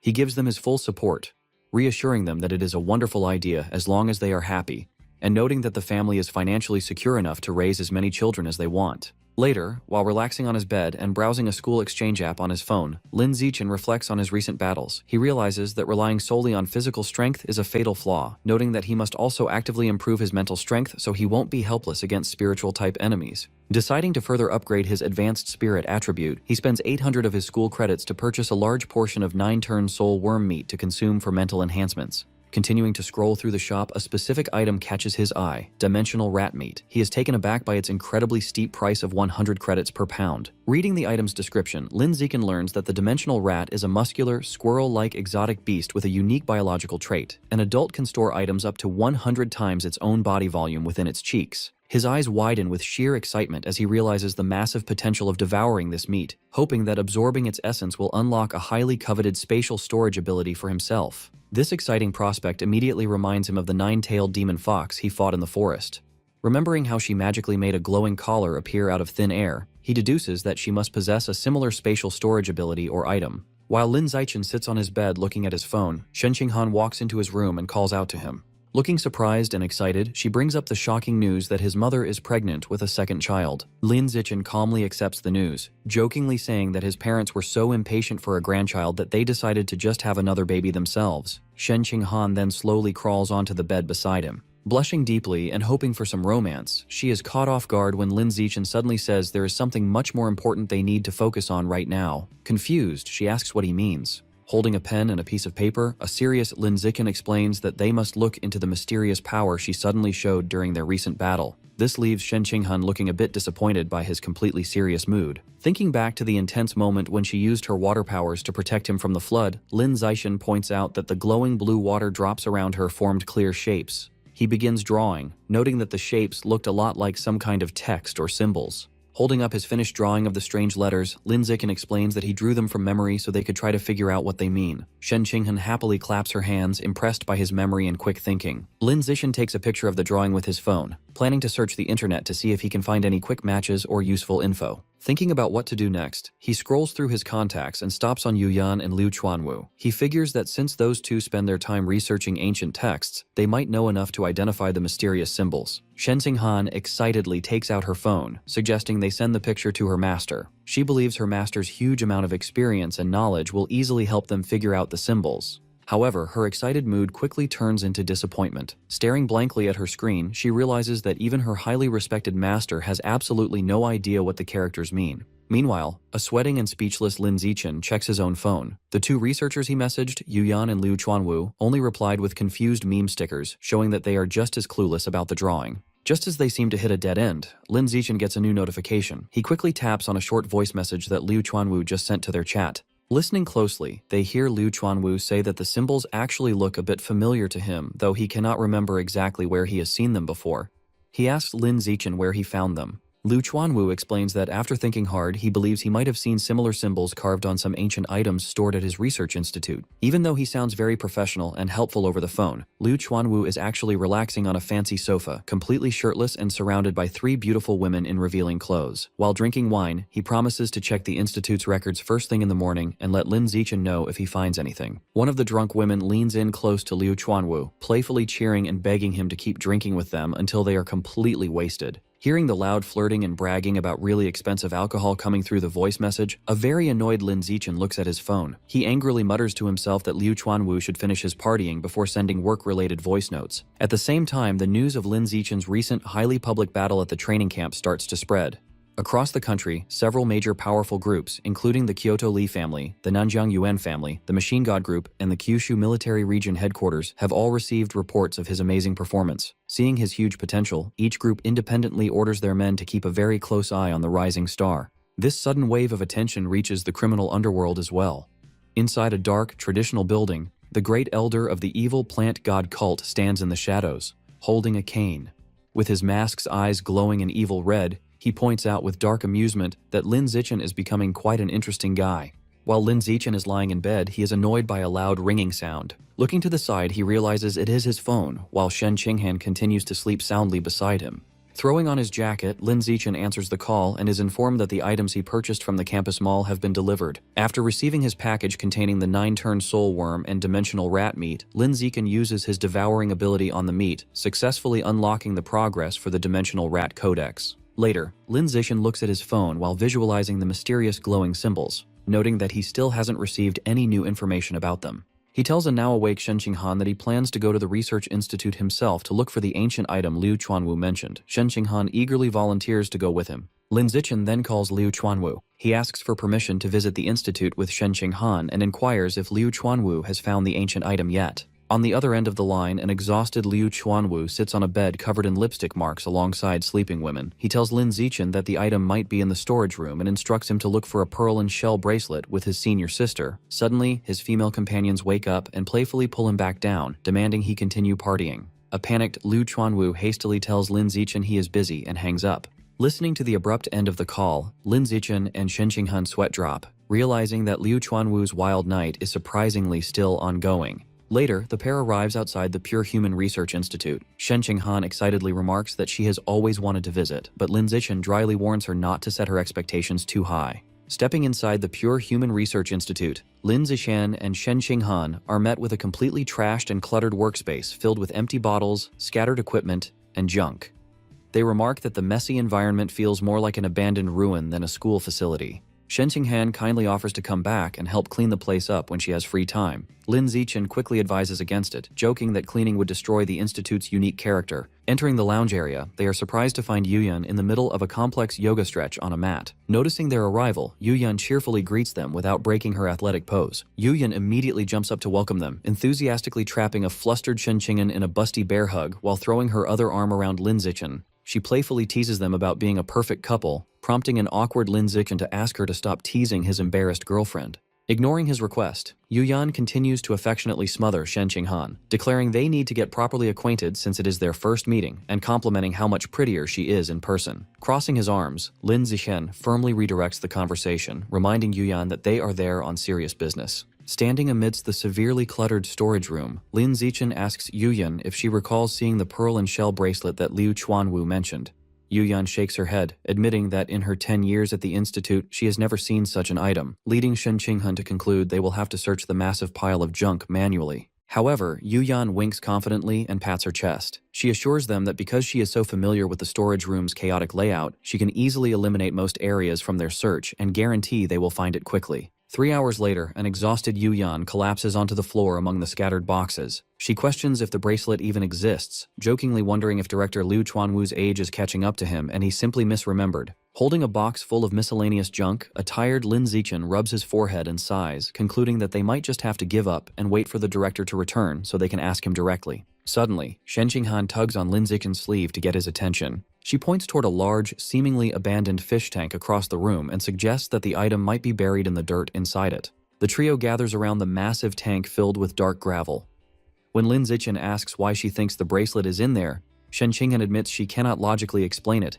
She just suddenly noticed the tank and had a strong, inexplicable gut feeling about it. Armed with a shovel, an eager Yuyan declares that they should stop talking and start digging to find out. Not long after, the three of them stare in absolute shock at what they uncover. Yuyan is amazed that Shen Qinghan's random intuition was perfectly correct, as they successfully unearth a beautiful bracelet made of pearls and colorful shells from the gravel. Holding the newly discovered bracelet, Lin Zichen closely examines the markings carved into the shells. He realizes that the patterns perfectly match the style of the mysterious glowing water symbols Shen Qinghan had produced. A tired and disheveled Liu Chuanwu finally arrives at the institute and sees that they have already found the item. Lin Zichen immediately questions him about the bracelet's origin. Sweating slightly, Liu Chuanwu explains that he has to go back 20 years to a deep-sea expedition to answer that. He recounts that 2 decades ago, while exploring the ocean floor near Double Sun Bay in Shanghai City, he accidentally stumbled upon an entrance to ancient, sunken ruins. He explains that upon entering a cave within the ruins, he found a single, massive mural carved into the stone, depicting a central goddess-like figure emerging from a shell, surrounded by dragons and mermaids. He concludes his story by revealing that he discovered the pearl and shell bracelet resting on a stone right next to that very mural.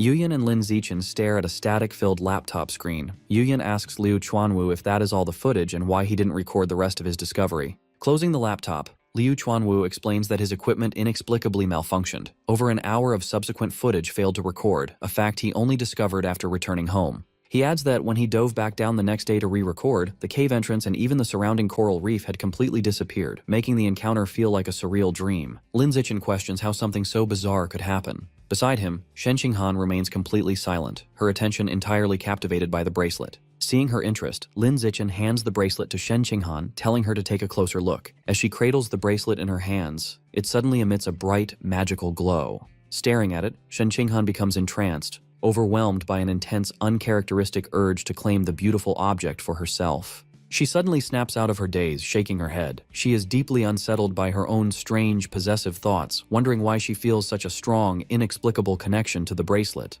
Noticing Shen Qinghan's fascination, Liu Chuanwu generously offers to let her keep the bracelet, mentioning that it was just sitting around as forgotten clutter anyway. Surprised by the offer, she asks if he is truly okay with giving it away. Shen Qinghan gratefully thanks the director for the gift. Just then, Lin Zichen is interrupted by a sudden phone call and checks his screen, wondering who is contacting him. Answering the call, Lin Zichen informs the person on the line that he is currently at the Pure Human Research Institute.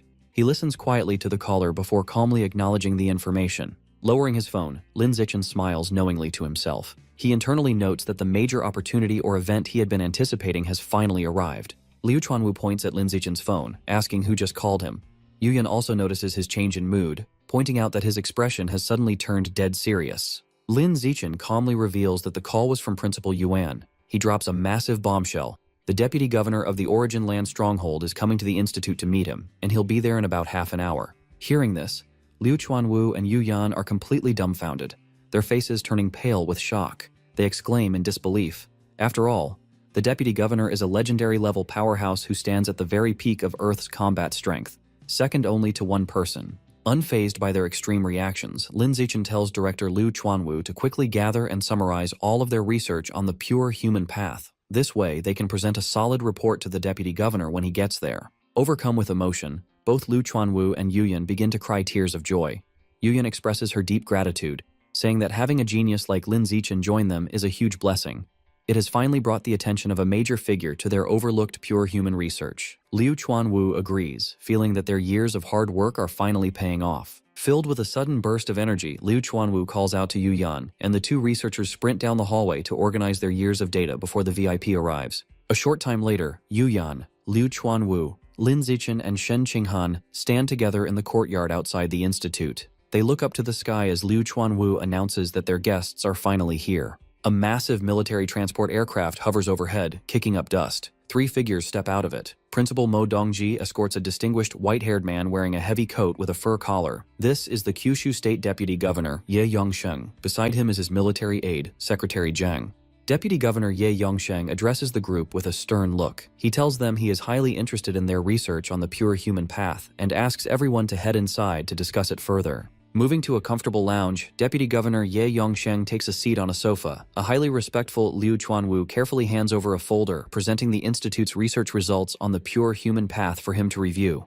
Skimming through the documents, Deputy Governor Ye Yongsheng mentions that he briefly followed the pure human path when it first came out. However, he eventually wrote it off as a dead end after seeing all the geniuses who chose that route fade into mediocrity. He admits he's surprised that, even after all these years, there are still people stubbornly researching this specific path, handing the documents back to Secretary Zhang. Looking at Lin Zichen, Liu Chuanwu, and Yu Yan, Ye Yongsheng admits they have actually produced real results. He brings up Lin Zichen's situation, pointing out that despite his incredible performance in the military zone and the huge bounty the plant god cult put on him, his official biological level is only recorded as ordinary Tier 9. Staring right at Lin Zichen, the deputy governor reveals his surprise that the young man actually has the physical vitality and spiritual strength of an advanced Tier 2 expert.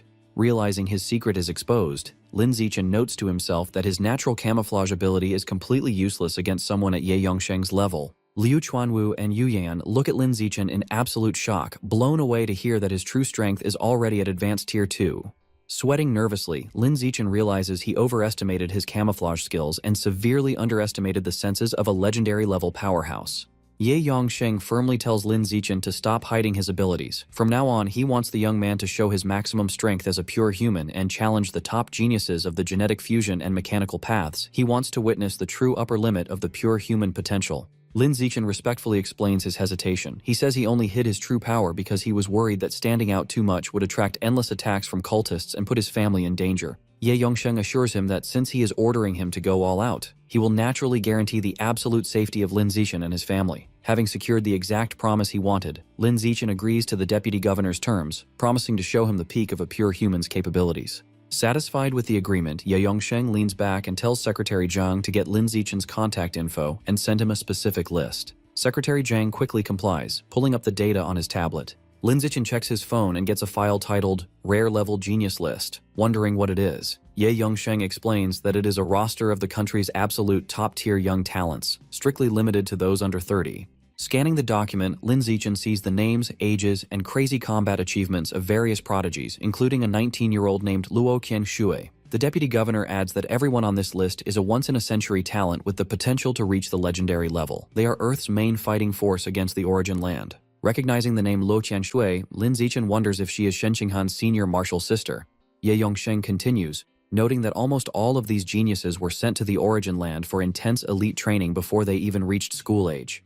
This places them in a completely different league compared to someone like Lin Zichen, who grew up in the normal education system. Lin Zichen envisions an armored man lifting a massive metal block alongside a mechanical genius girl in white armor. Prompted by this display, he asks Deputy Governor Ye Yongsheng how the top prodigies he already knows compare to the elites on the newly provided list. Taking a calm sip of his tea, Ye Yongsheng bluntly replies that there is no comparison, as they exist on entirely different levels. He explains that the individuals Lin Zichen currently considers geniuses are nothing more than slightly larger ants when measured against the powerhouses of the origin land. Ye Yongsheng elaborates that he shared the list specifically to teach Lin Zichen that there is always someone stronger, advising the young man never to limit his perspective to Earth. Lin Zichen listens with intense focus, absorbing the gravity of his words. The deputy governor acknowledges that Lin Zichen's talent is currently impressive, but he warns that his long-term success will rely entirely on the consistency of his performance from this point forward. Standing up dramatically with his arms outstretched, Ye Yongsheng motivates Lin Zichen by revealing that earning a spot on the elite list will grant him access to incredible evolutionary resources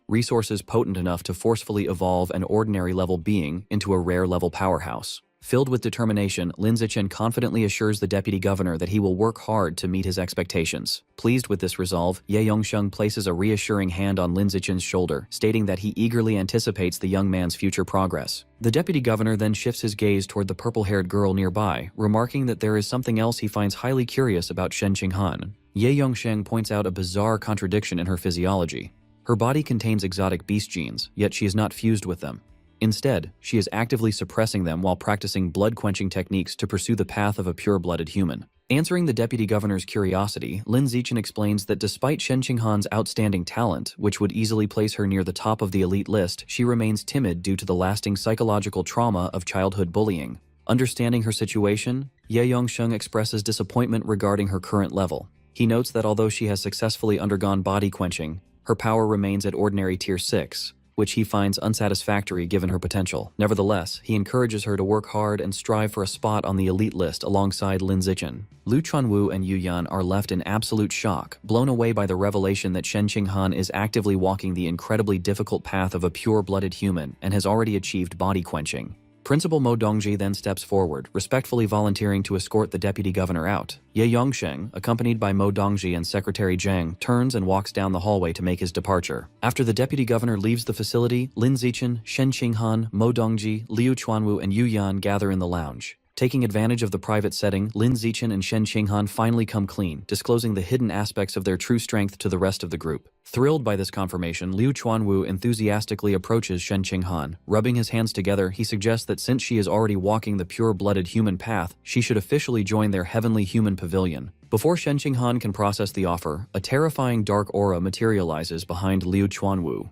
He breaks into a cold sweat as Mo Dongji looms over him, glaring with glowing red eyes and demanding to know why he is attempting to recruit her student. Attempting to justify the invitation, Liu Chuanwu argues that Shen Qinghan's chosen path makes her a perfect fit for their organization. Mo Dongji sharply reminds him that Shen Qinghan is her personal disciple, to which Liu Chuanwu retorts, questioning if joining the pavilion would prevent her from remaining a student. When Mo Dongji insists he should have asked for permission first, a stubborn Liu Chuanwu brazenly asks her right then and there. Angered by his audacity, Mo Dongji forcefully grabs Liu Chuanwu by the collar and drags the panicked director out of the room, ignoring his pleas that he does not hit women. Watching the display, Yu Yan, Lin Zichen, and Shen Qinghan sweat drop, with Yu Yan marveling at how a director dares act so arrogantly in front of a powerful principal. Shortly after, a heavily bruised and battered Liu Chuanwu returns to the room. Despite his injuries, he enthusiastically takes Shen Qinghan's hands, officially welcoming her to the heavenly human pavilion. Yu Yan is shocked that he survived and secured Mo Dongji's permission, but Liu Chuanwu dismissively tells her that children should not concern themselves with adult matters.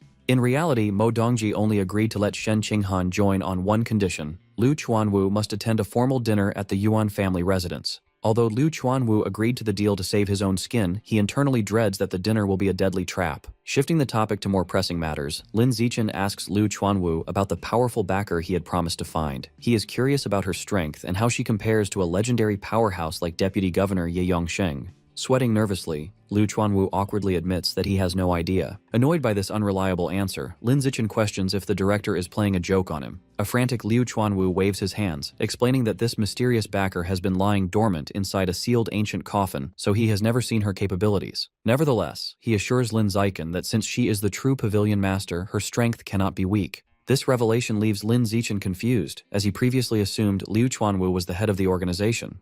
Liu Chuanwu awkwardly clarifies that he is merely an archaeologist who excavated the real pavilion master from ancient ruins, prompting Lin Zichen to demand a proper explanation. Liu Chuanwu explains that the true pavilion master is a supreme expert from a long-forgotten era and a legendary philanthropist. He reveals that her name is Qi Qingmo, and she is famously known by the title of the Great Love Immortal Master. Liu Chuanwu explains that the blood-quenching technique they currently practice was actually discovered in the ancient ruins. He notes that this method is part of an evolutionary path originating from a long-forgotten era. He elaborates that wherever such profound techniques exist, a dedicated sect naturally forms to practice them. In this case, it was the Heavenly Human Pavilion, a powerful faction from that ancient era led by a woman named Qi Qingmo. Unlike other supreme beings of the so-called Age of Gods who viewed mortals as mere insects, Pavilion Master Qi Qingmo treated them as her own kin. Liu recounts her legendary deeds, describing how she would provide food to starving villages, stop disastrous floods, and actively intervene to protect humanity whenever other gods tried to oppress them. Driven by a deep desire to help weak mortals step onto the path of immortality, she researched and created the blood-quenching technique. This method allowed even the most ordinary beings to eventually evolve into gods. However, Liu's tone turns somber as he reveals a tragic twist to the tale. When he finally excavated the ancient ruins, he found the pavilion master in an incredibly weak state. She was lying unconscious inside an ancient coffin and barely had enough time to teach him the fundamentals of the blood-quenching method before falling back into a deep sleep. Looking excited once more, Liu shares the most crucial part of the story with Lin Zichen. Before she fell asleep, she told him that if someone could evolve into a high-level being using the pure-blooded human path, they would be able to unseal and awaken her by transferring their vitality and blood power into her body. A heavy silence falls over Lin Zichen as he processes the weight of this responsibility. He listens quietly as Liu declares that he is currently the most promising candidate to reach the necessary level and awaken the Pavilion Master. Voicing his darker concerns, a nervous Lin wonders what might happen if this ancient being decides to drain all of his vitality upon waking up. Laughing loudly, Liu reassures him that the Pavilion Master is famous for her kindness and would never do such a thing. He even promises to bring several top-tier experts along for protection when the time comes to unseal her, just to ease Lin's worries. Ignoring Lin's lingering doubts, an enthusiastic Liu pulls out his phone. He tells the speechless student not to overthink it and immediately sends over all the data and files regarding the ancient bronze coffin and the ruins so that Lin can study them in depth. As the winter break nears its end, Lin Zichen and Shen Qinghan experience a massive boost in their training efficiency. This rapid progress is entirely due to the generous support of Principal Mo Dongji and Director Liu, who provide an abundance of rare treasures, ginseng, and medicinal wines to fuel the students' progress. Exhausted from his intense training, Lin reflects on his incredible gains. He has successfully achieved his fourth major body-quenching completion.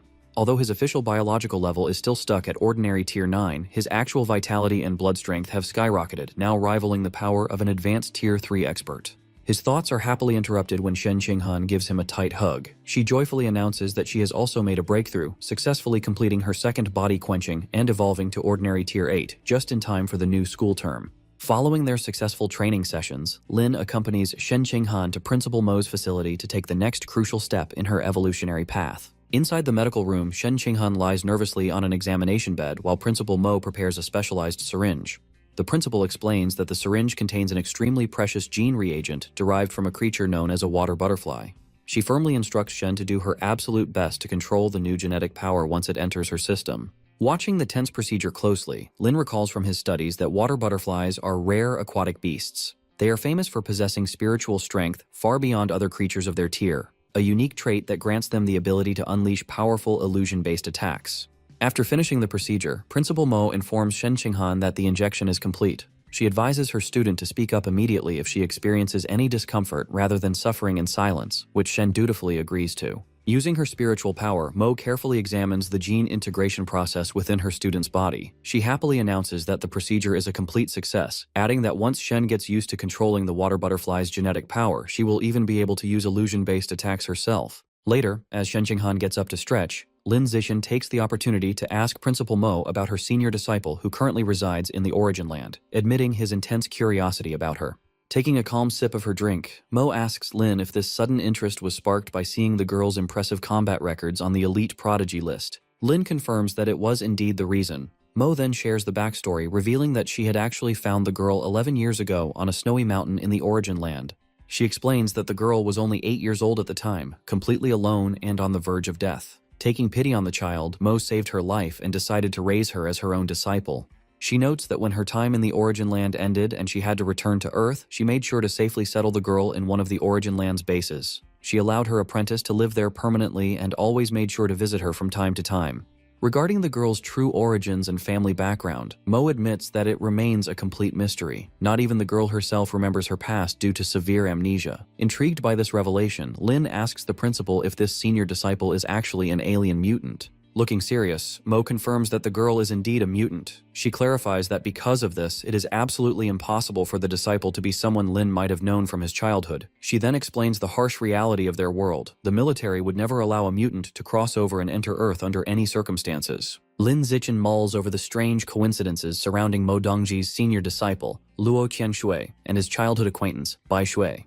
It's suspicious that Luo Qianshui appeared just as Bai Shui vanished, and their matching ages lead him to wonder if there's a secret way to travel between the Origin Land and Earth. His thoughts are interrupted by Shen Qinghan, dressed casually, who announces that she's packed and ready to go. Lin Zichen and Shen Qinghan approach Principal Mo Dongji and respectfully inform her of their departure. Meanwhile, in another part of the school, Li Moyu and Luo Yongjian are sent flying from a doorway, having been soundly beaten. A tough-looking student named Guo Haidong, the deputy head of the Student Council's External Liaison Department, guards the entrance to a training facility. He warns that any student who dares to enter without the council's permission will face the consequences. From the doorway, Guo Haidong looks down on the fallen students, telling them their defeat is a warning to anyone else who might challenge the council's authority. Later, a bruised Li Moyu and Luo Yongjian find Lin Zichen and Shen Qinghan, desperately pleading with Lin Zichen to stand up for the new students. They explain that a group of senior students, led by Guo Haidong, has taken over the second-floor training room and is beating any new students who try to use it. To motivate him, Li Moyu promises to transfer 10 million to Lin Zichen's account if he can make their bully spit blood.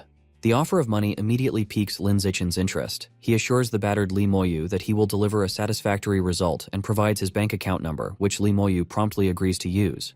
With Lin Zichen backing them, Li Moyu and Luo Yongjian confidently return to the training room. They boldly call for Guo Haidong to come out, announcing they have returned to give him a thrashing.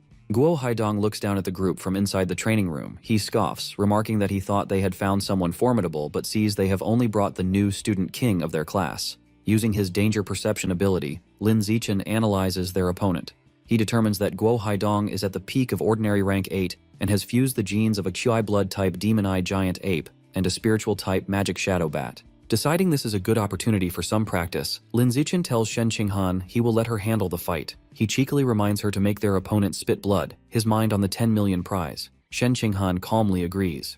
Guo Haidong takes offense when Shen Qinghan steps forward. He angrily demands to know if they are looking down on him by sending a woman to fight. Not wanting to dirty his own hands, Guo Haidong orders a purple-haired woman from his group to take care of her. The woman confidently accepts. The woman declares that she will teach her junior a lesson in respecting her seniors. Before the senior can even react, Shen Qinghan lands a powerful kick that sends her flying across the room. The crowd of onlookers is stunned by the sudden turn of events. They murmur in disbelief, wondering how a new student could be strong enough to defeat a senior with a single kick. Having dealt with the lackey, Shen Qinghan turns her cold gaze toward a shocked Guo Haidong and informs him that it's his turn. Realizing he is facing a real threat, Guo Haidong activates his genes, transforming into a massive, muscular, rat-like beast. He condescendingly admits to underestimating Shen Qinghan but boasts that a kick like hers couldn't hurt him in the slightest. To test her newfound abilities, Shen Qinghan leaps into the air and unleashes her water butterfly illusion technique. A swarm of glowing blue butterflies flutters toward her massive opponent. As they envelop him, Guo Haidong is shocked to discover the young girl can manipulate his blood qi and launch powerful spiritual attacks. Following her magical assault, Shen Qinghan drops down with a fierce high kick, but Guo Haidong manages to block the heavy strike with his monstrous arm. Bouncing back from the impact, Shen Qinghan quickly realizes his physical defense is incredible. His body and biological rank are simply stronger than hers. Knowing that physical strikes alone won't be enough, she decides to pour all her energy into her blood qi and spiritual attacks. The swarm of blue butterflies multiplies, relentlessly attacking Guo Haidong. He screams in agony, clutching his head as the mental assault overwhelms him, causing the nearby students to watch in panic. With her opponent's defenses crippled by the spiritual attack, Shen Qinghan seizes the opportunity, leaping forward to deliver a devastating kick to the back of his head. The massive blow knocks him out cold, causing him to revert to his human form as he crashes face first onto the floor, utterly defeated. Wiping sweat from her brow, an exhausted but proud Shen Qinghan realizes she can now defeat higher-level enemies just like her partner. Meanwhile, the crowd murmurs in disbelief that a freshman has just taken down the student council's deputy head so easily. Lin Zichen then steps confidently to her side, grabbing her hand and raising it in victory. He makes a bold declaration to the stunned crowd. From now on, they will represent the pure-blooded humans and are issuing an open challenge to the entire student council. After his shocking announcement, Lin Zichen kneels to check on Shen Qinghan. The crowd erupts, whispering that he must be insane to challenge the student council, an organization filled with high-level experts. As if in response to the crowd's fears, 3 imposing figures step forward. The one in the lead, a tall woman with white hair and horns, is immediately recognized as a vice president of the student council. She looks directly at Shen Qinghan and accepts the challenge, offering to exchange a few moves. The horned vice president doesn't hesitate, activating her genetic abilities and sprouting massive feathered wings from her back. Unfazed, Shen Qinghan charges straight toward her new opponent, ready to strike. However, the vice president immediately reveals the overwhelming gap in their power, launching a high-speed barrage of blade-like feathers from her massive wings that rain down like arrows. The sheer speed and density of the attack catches Shen Qinghan completely by surprise. The razor-sharp feathers tear through her defenses, piercing her body and leaving deep, bleeding wounds while she is still in mid-air. Overwhelmed by the brutal assault, the heavily injured Shen Qinghan crashes hard onto the floor, defeated in an instant. A look of deep concern on his face, Lin Zichen immediately rushes to her side. Lin Zichen cradles the bleeding Shen Qinghan in his arms, quickly giving her a medicinal pill for her serious wounds. She quietly notes what a shame it is to be defeated so quickly, acknowledging the terrifying strength of the top senior students. As she sits up amidst the scattered feathers, Lin Zichen comforts her, saying there is no shame in losing and that she has already performed far better than he ever expected. He then gently scoops her into his arms, promising that he will handle the rest of the fight. Stepping forward to take her place, Lin Zichen faces the winged vice president, Tan Wanyi. She casually remarks that she has heard about his actions in the military zone and is curious to see what makes him so special to the plant god cult. Eager to test his strength for herself, Tan Wanyi unleashes another fierce barrage of razor-sharp feathers, sending them hurtling straight toward him. But Lin Zichen is completely unfazed. He simply stands his ground and activates his spiritual power, freezing the deadly storm of feathers in midair just inches from his face. Then, with a commanding wave of his hand, he takes control of the suspended projectiles and sends them hurtling back toward Tan Wanyi, whose confident expression turns to one of utter shock as her own attack is turned against her. Tan Wanyi's eyes widen in shock as her devastating barrage of razor-sharp feathers suddenly halts in midair, hovering ominously around her. Before she can comprehend the situation, the suspended projectiles violently reverse direction, securely pinning the bewildered Tan Wanyi against the wall. The onlookers quickly realize Lin Zichen is using his formidable spiritual power to telekinetically seize control of her attack and turn it against her. Observing the sudden reversal, Student Council President Zhou Hong stares intently at the scene. The surrounding students are stunned that a mere freshman possesses such advanced telekinetic abilities. Zhou Hong deduces that if Lin Zichen's spiritual power is this potent, his physical qi and blood strength must be even more terrifying, potentially reaching an advanced Tier 1 or even Tier 2 level. Deciding to intervene before the situation escalates, Zhou Hong steps forward to confront the young prodigy. He acknowledges Lin Zichen's extraordinary talent, but coldly states that, as a senior, it is his duty to teach the arrogant freshman a lesson in humility. He internally resolves to crush Lin Zichen before the boy can mature into a genuine threat, warning Lin Zichen that his unchecked arrogance will eventually lead to his demise at the hands of a stronger opponent. Zhou Hong unleashes his intense aura. Massive, menacing spiritual projections of a giant venomous snake and a fearsome scorpion materialize behind him, showcasing his terrifying dual-gene power.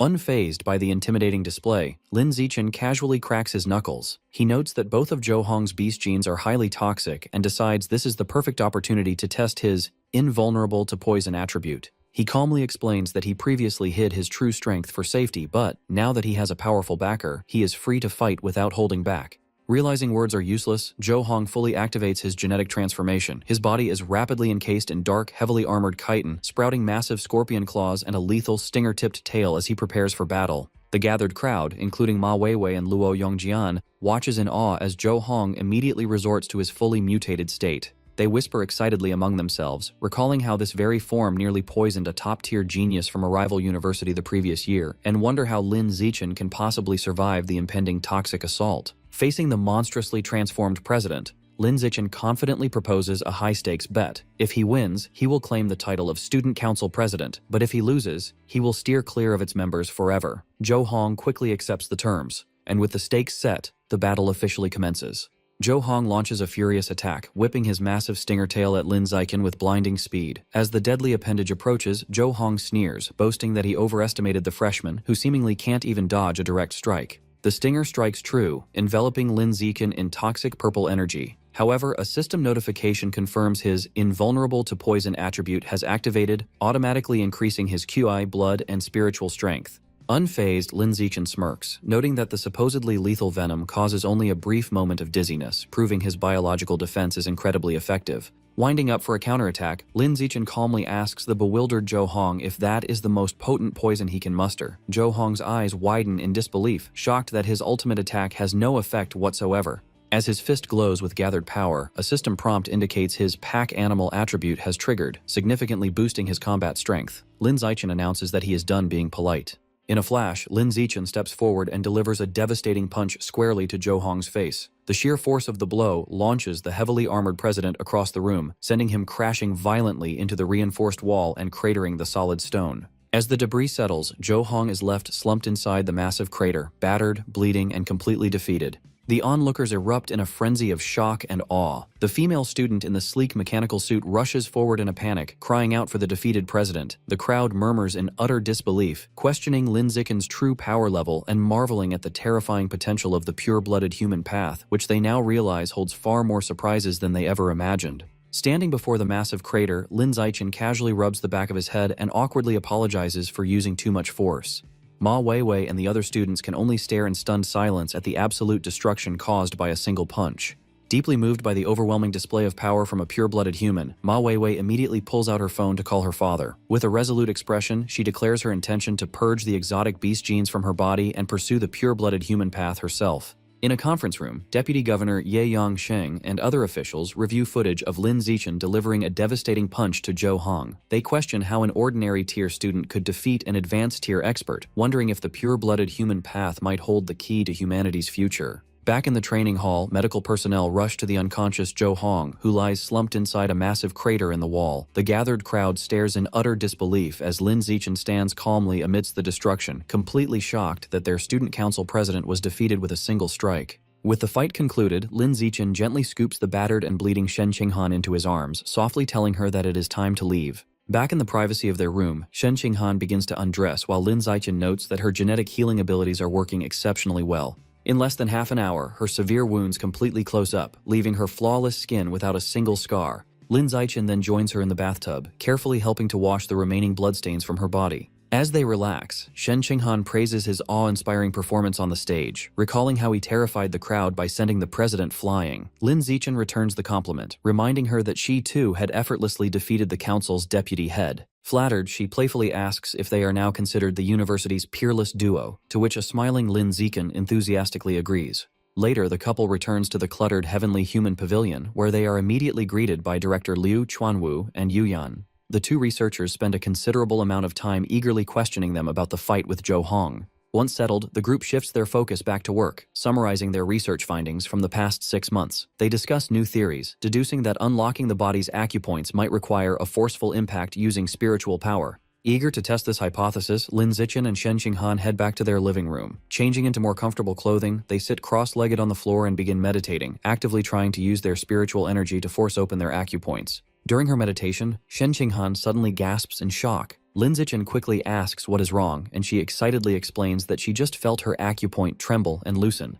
Amazed by her sudden progress, Lin Zichen eagerly asks how she managed to achieve it. Shen Qinghan reveals that she accidentally stumbled upon the correct method to loosen the bodily seals. Following her lead, they both resume their meditation, utilizing her newly discovered technique, gently striking the acupoint with spiritual power 9 consecutive times, followed by a single explosive surge of blood qi. Sweating from the intense focus, Lin Zichen looks at his hand with a satisfied smile. He feels his own acupoint finally loosen, realizing that fully opening it is now only a matter of time. Meanwhile, inside a high-tech military facility filled with containment tubes, an elite team of 5 young experts gathers to discuss their recent mission rewards. A muscular man wielding a massive sword boasts about earning 150 contribution points by hunting 3 thundercloud beasts, while another member is praised for luckily taking down a formidable half-step rare-level centipede. When the team's leader asks about the whereabouts of Luo Qianxue, a female member dismissively tells him not to bother. She argues that since Luo Qianxue is an alien mutant and not an Earthling, they shouldn't interact with her. A man in blue firmly agrees, stating that non-Earthlings cannot be trusted and that they should keep their distance from the white-haired girl. Their conversation is abruptly interrupted by the arrival of Deputy Governor Ye Yongsheng, prompting the elite team to instantly stand at attention and respectfully greet him. Ye Yongsheng addresses the group, announcing that their elite squad will soon be joined by 2 new members, specifically noting that they are a freshman boy and girl from Shanghai University. The elite prodigies are left completely baffled by this news. They question how 18-year-old university freshmen could possibly qualify for their ranks, noting that geniuses recruited into their team are typically discovered before the age of 10, and wonder if these newcomers are simply extreme late bloomers. In a dark, sprawling cavern formed by massive, twisting vines, a subordinate reports to his leader, marveling at how Lin Zichen managed to defeat the student council president with a single strike, proving his terrifying strength despite his young age. The masked subordinate asks the great elder of the plant god cult for orders on how to proceed, wondering if they should take action given Lin Zichen's recent claim of having a powerful backer. The great elder dismisses the concern, stating that their primary mission right now is to transport high-level origin land creatures through their tunnel, and decides to put the issue of Lin Zichen on hold. As he speaks, a massive, dark, horned beast emerges from the shadows behind him. Hundreds of glowing red eyes peer out from the darkness of the tangled vines as the great elder reveals his grand strategy. They will wait 3 months to amass a large enough army of these high-level creatures to conquer Shanghai City and establish a permanent origin land stronghold. Making the beast levitate in a surge of purple energy, the great elder adds that once their invasion is secure, they can send someone to capture Lin Zichen. Meanwhile, back at the university, Lin Zichen confidently strides into a bright meeting room where the student council members stand at attention in 2 rows, respectfully greeting him as their new president. Taking his seat at the head of the long conference table, Lin Zichen gets straight to the point, announcing to the gathered members that he has come today to establish only one rule. He strictly commands the council members that, from now on, they are no longer allowed to bully, exploit, or infringe upon the rights of the new students as they had done in the past. Having laid down his only condition, he immediately delegates all actual responsibilities, instructing the council to take any future issues to the vice president instead of bothering him. The cyborg female council member nods. Having said his piece, Lin Zichen abruptly dismisses the meeting and stands up from the table. As he walks out of the room, he notes that his only real goal in taking the president position was to secure the extra school credits. He decides to leave all the troublesome daily management tasks to the existing members, figuring the seniors wouldn't want a freshman bossing them around anyway. Later, at the research institute, Yu Yan and Liu Chuanwu are left in absolute disbelief. A shocked Liu Chuanwu exclaims that Shen Qinghan, who has just joined them, managed to easily crack the acupoint unlocking method he had been stuck on for years. Smiling modestly, Shen Qinghan explains that she merely stumbled upon the correct impact rhythm by accident, pointing out that using spiritual power to strike the points was a theory they had already been discussing. An eager Liu Chuanwu leans in and asks Lin Zichen how long he thinks it will take to fully open his acupoints and evolve into a high-level creature using the pure-blooded human path. Lin Zichen calmly estimates that, barring any accidents, he should achieve it by the end of the current semester, a bold timeline that leaves Liu Chuanwu visibly surprised. Suddenly, Liu Chuanwu turns and frantically sprints down the hallway. When Yu Yan asks where he is rushing off to, he yells back that he needs to find rare natural treasures to forcefully increase his own spiritual strength so he can use the method himself. Yu Yan immediately chases after him, angrily asking why he didn't share this idea sooner, to which he frantically retorts that she never asked. Lin Zichen and Shen Qinghan stand behind, sweat dropping at the chaotic and childish behavior of their seniors. The commotion is interrupted when Lin Zichen's phone suddenly rings. He checks the screen and notices it is an incoming call from an unknown number. Answering the phone, he is greeted by Secretary Zhang, the military aide who accompanied Deputy Governor Ye Yongsheng during his previous visit. Lin Zichen politely greets him back. Secretary Zhang explains that Deputy Governor Ye reviewed the security footage of his recent fight against the student council. Based on that impressive performance, the Deputy Governor has determined that both Lin Zichen and his girlfriend, Shen Qinghan, have met the standards to be officially added to the elite genius roster. Lin Zichen smiles, pleased with the recognition. However, Secretary Zhang adds a condition. The Deputy Governor wants them to focus on fully developing the pure-blooded human path first before he arranges for their entry into the origin land. Hearing this unexpected delay, Lin Zichen's expression drops into an annoyed, deadpan stare. Lin Zichen asks for clarification on what exactly is required to fulfill the Deputy Governor's condition of developing the pure-blooded human path. While Yu Yan and Liu Chuanwu are searching in a box, Lin Zichen learns from the secretary that they need to expand their faction to a scale of at least 100 members. Ending the call, Lin Zichen thinks to himself that given the immense reputation he recently built for the pure-blooded humans, recruiting 100 new members during the Heavenly Human Pavilion's next intake should not be a problem at all. Suddenly, their attention is drawn to the doorway as someone arrives, interrupting their work. Ma Weiwei steps into the room and formally declares to Liu Chuanwu that she wants to join the Heavenly Human Pavilion and walk the pure-blooded human path. A confused Liu Chuanwu asks if her father is aware of this drastic decision. Ma Weiwei calmly confirms that he is, revealing that her father was actually the one who helped her completely purge the exotic beast genes from her system. Hearing this, Lu Chuanwu bursts into uproarious, mocking laughter, highly amused by this turn of events concerning her father, Ma Zhenhe. Lu Chuanwu then officially welcomes Ma Weiwei as a new member of the pavilion. An annoyed Yuyan reminds them that they should prioritize figuring out how to increase their spiritual strength first. Ignoring Yuyan's practical advice, a gleeful Liu Chuanwu frantically sprints down the hallway, excitedly declaring that he needs to go laugh at old Ma Zhenhe's expense over his daughter's defection. A month passes, dedicated to intense cultivation. Lin Zichen and Shen Qinghan sit together in deep meditation, enveloped in glowing energy. Lin Zichen notes his incredible progress, having achieved his 5th major body quenching completion, while Shen Qinghan has also successfully advanced to her 3rd quenching stage.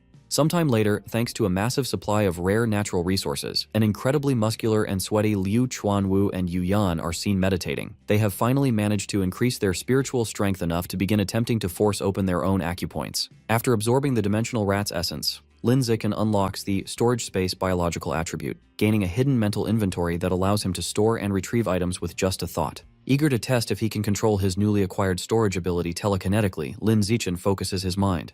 Nearby, Shen Qinghan walks in wearing pajamas and drying her hair, unaware of what he is doing. Noticing his intense stare, Shen Qinghan asks what he is looking at. Lin Zichen playfully claims he just performed a magic trick and asks if she feels like she is missing something. Shen Qinghan looks down in absolute shock as she suddenly realizes her undergarments have magically vanished from beneath her clothes. Flustered and embarrassed, she tackles Lin Zichen to the floor, angrily demanding to know where he hid her clothes, while a laughing Lin Zichen receives a system notification confirming the items were successfully deposited into his new storage space. The lighthearted moment is abruptly interrupted as an emergency alert is broadcast. Earth's strongholds in the Origin Land have suddenly come under a massive, coordinated attack by exotic beasts. Urgent orders are issued to immediately mobilize all advanced-level personnel from Shanghai University and the regional education headquarters to defend the entrances to the Origin Land. Receiving the urgent dispatch on her phone, Mo Dongji acknowledges the critical situation and prepares to act. Meanwhile, deep within a massive tree structure in the Origin Land, the giant green monster reports to his superior. He warns the masked cult leader that Lin Zichen's recent promotion of the pure-blooded human path on Earth is gaining dangerous momentum and wonders if it will hinder their plans. The masked cult leader dismisses his concerns, confidently stating that the pure-blooded path requires too much innate physical talent to ever be adopted on a large scale by the general public. She explains her counter-strategy. The cult will simply continue their research to further lower the threshold for genetic fusion, ensuring that the vast majority of Earthlings will still choose the easier fusion path over the pure-blooded one. The giant green monster then shifts the topic to their immediate military operations, reporting that the Great Elder stationed on Earth has completed his preparations and is ready to launch a full-scale invasion of Shanghai City at any moment. Hearing this, the masked cult leader issues a decisive command. She orders the monster to immediately mobilize the beast hordes to launch all-out assaults on Earth's outposts within the Origin Land. She explains this is a calculated diversion designed to draw all of Earth's powerful defenders away into the Origin Land, thereby creating the perfect opening for the Great Elder to conquer Shanghai City uncontested. The monster respectfully accepts the orders.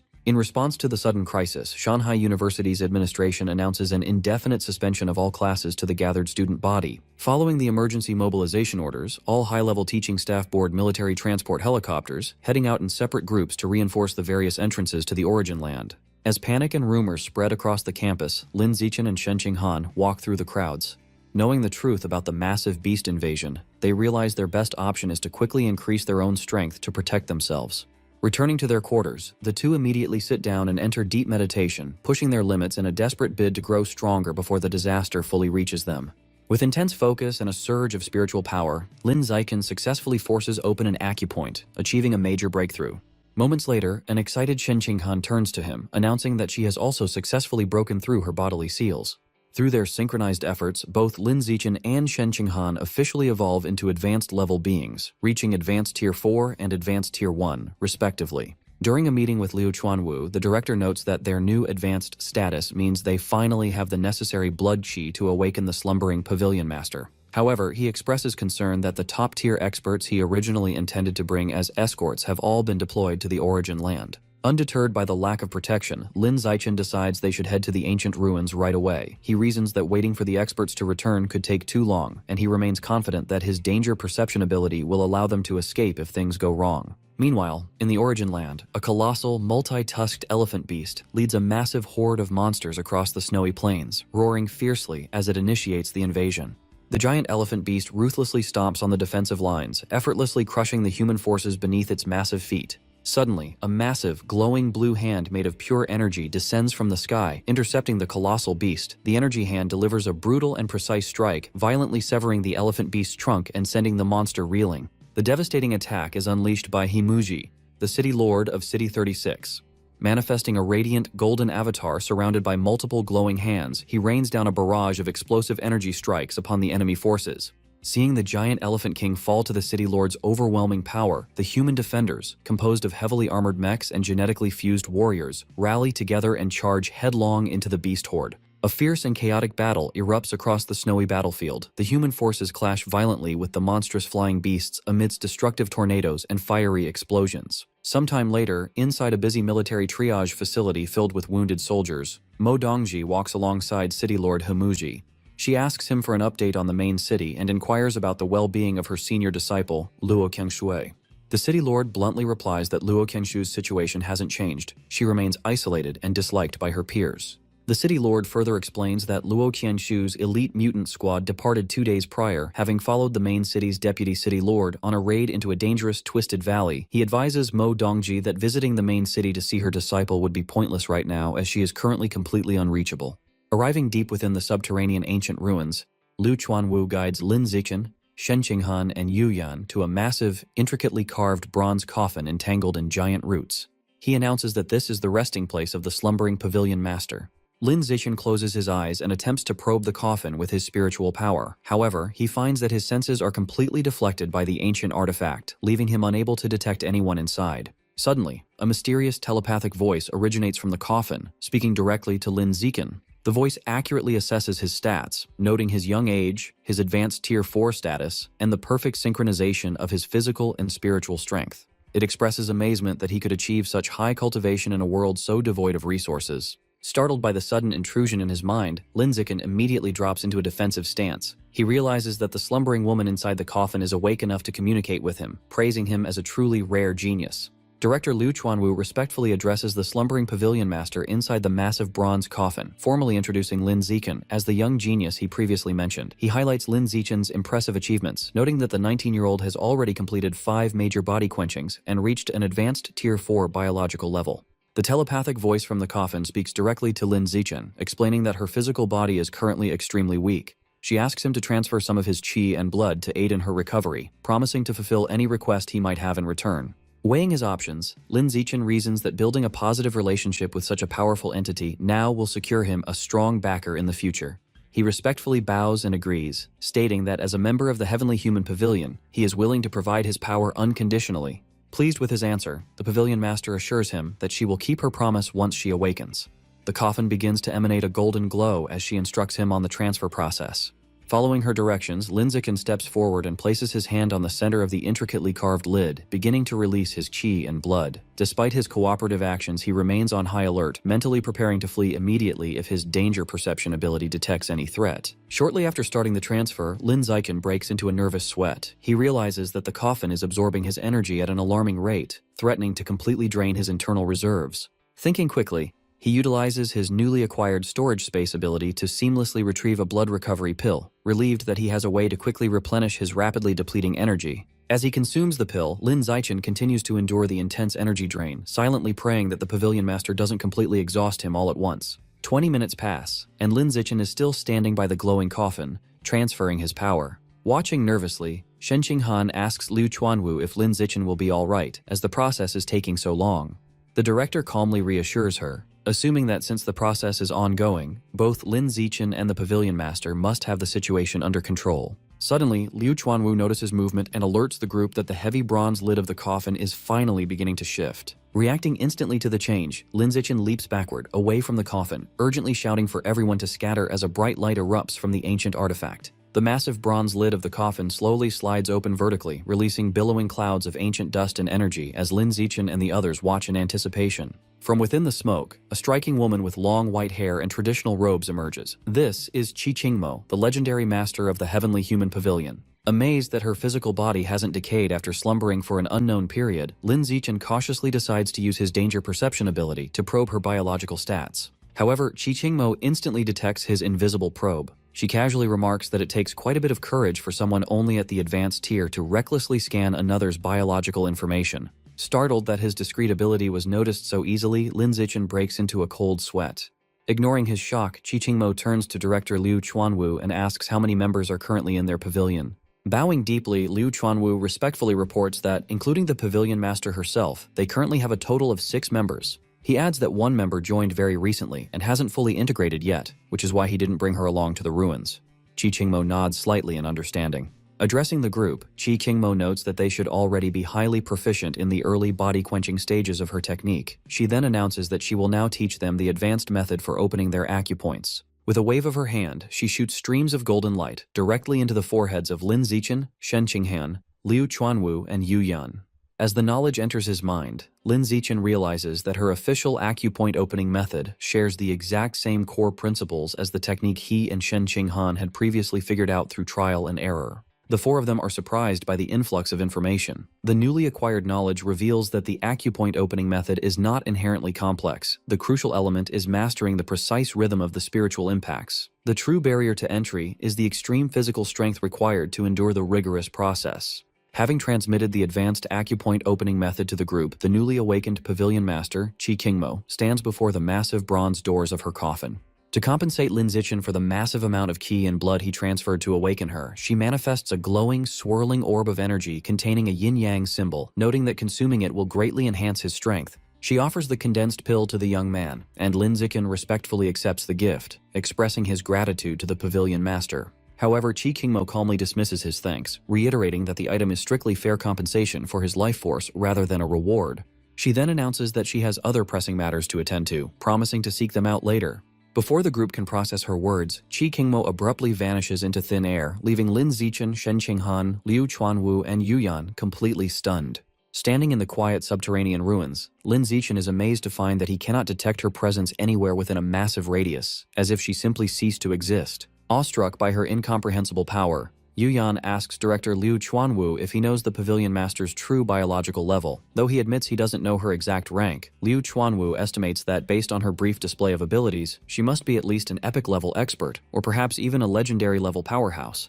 Yu Yan is shocked at the prospect of her being on par with a state governor, but Liu Chuanwu excitedly counters that she might even be an omnipotent mythical-level being. He shares that, according to ancient records from her long-forgotten era, humans made up the highest proportion of immortals and gods, and the absolute strongest among them were all human. Listening to this historical revelation, Lin Zichen falls into deep thought. He visualizes the majestic, supreme deities of legend and wonders. If an era truly existed where such powerful immortals walked the earth, where did they all go? He questions whether all those supreme beings were forced to seal themselves away to survive, just as Qi Qingmo did, and ponders what kind of terrifying threat could have driven such powerful gods into hiding. Meanwhile, Qi Qingmo explores the hidden treasure room of the Heavenly Human Pavilion, only to find it completely ransacked and destroyed. She deduces that her former disciples must have looted all the evolutionary resources for themselves while she was sealed away. Surveying the dilapidated wreckage, she resigns herself to the fact that she will have to rely on Lin Zichen's blood transfusions to survive until she can find a way to restore her strength. Back at their apartment, Lin Zichen uses a kitchen knife to carefully split the yin-yang orb, revealed to be a twin light and dark fruit, into 2 equal halves so he and Shen Qinghan can share it. He hands one half to Shen Qinghan. The moment they consume the fruit, a massive surge of spiritual wind erupts from their bodies, leaving them wide-eyed with surprise at its incredible taste and immediate potency. The fruit's profound effects trigger an instant breakthrough. Lin Zichen's biological level advances from Advanced Tier 4 to Advanced Tier 5, while Shen Qinghan jumps from Advanced Tier 1 to Advanced Tier 3. Astonished by the massive leap in their power, Shen Qinghan marvels at how unfathomably strong the Pavilion Master must be to casually give away such a miraculous treasure. Later, lying in bed together and holding hands, the couple reflects on their rapid progress.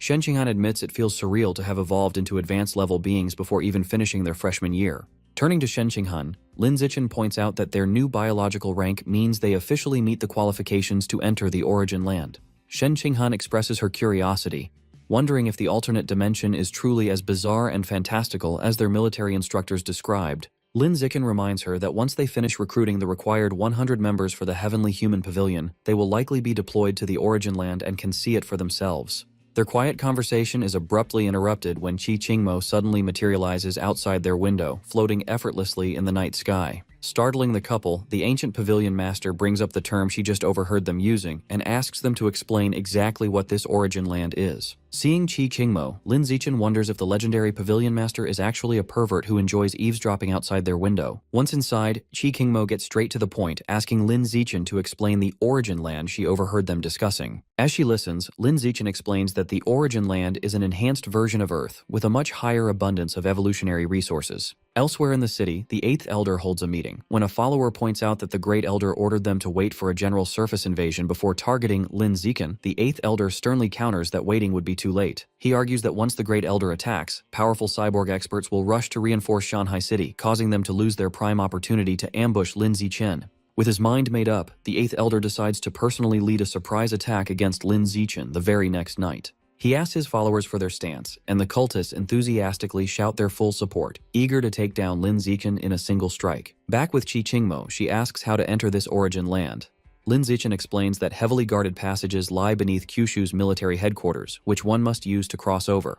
Realizing this alternate dimension is uncharted territory, Qi Qingmo decides she must find an opportunity to explore it herself. Lin Zichen then asks if there is another urgent reason for her sudden visit. Qi Qingmo bluntly reveals that after a long day of traveling, her qi and blood are nearly depleted, meaning she needs him to transfer some of his energy to maintain her basic vitality. She casually adds that she planned to knock, but decided to listen from outside once she heard them discussing the origin land. Lin Zichen realizes she severely lacks manners and asks if she is truly unable to generate her own qi and blood. Qi Qingmo explains that her evolutionary path requires refining ambient spiritual energy. Since the world's spiritual energy is dried up, she has lost her primary power source, causing her bodily functions to shut down. Incapable of regenerating her energy naturally, she warns that she will perish once her remaining reserves run out. Until her body recovers, she must rely on his blood transfusions to survive, though she promises to compensate him for the trouble. Hearing this, a concerned Shen Qinghan volunteers to take his place, pointing out that she is also a pure-blooded human. She worries that since Lin Zichen was already drained earlier that day, his body might collapse if he gives more so soon. Qi Qingmo bluntly rejects the offer, stating that Shen Qinghan's energy quality is too low to be of use. This leaves Shen Qinghan shocked by the harsh rejection, while Lin Zichen can only smile awkwardly. Moving on, Qi Qingmo produces a sphere of condensed energy and orders a confused Lin Zichen to open his mouth. Before he can react, she shoots the pill into his mouth. As soon as he swallows it, an explosive surge of energy erupts from his body. Qi Qingmo explains that the pill will help him rapidly generate the energy she needs. Lying back calmly, Qi Qingmo demands that Lin Zichen immediately transfer his qi and blood into her. The potent pill she just forced him to swallow is rapidly regenerating his energy, and if he doesn't unload it soon, his body will literally explode. To begin the transfer, she tells him to place his palm directly over her heart and release the energy. Lin Zichen's brain instantly short-circuits as his face turns beet red. Placing his hand directly over her heart, that is literally right on her chest. The pure awkwardness of the situation is hitting him like a truck. But with the fiery red energy swirling around him and his body on the verge of bursting, he has no time to be picky. Pushing his embarrassment aside, he presses his hand down onto her chest and begins transferring the surging power before it tears him apart. Desperate to distract himself from the incredibly awkward position he's in, Lin Zichen scrambles to start a conversation.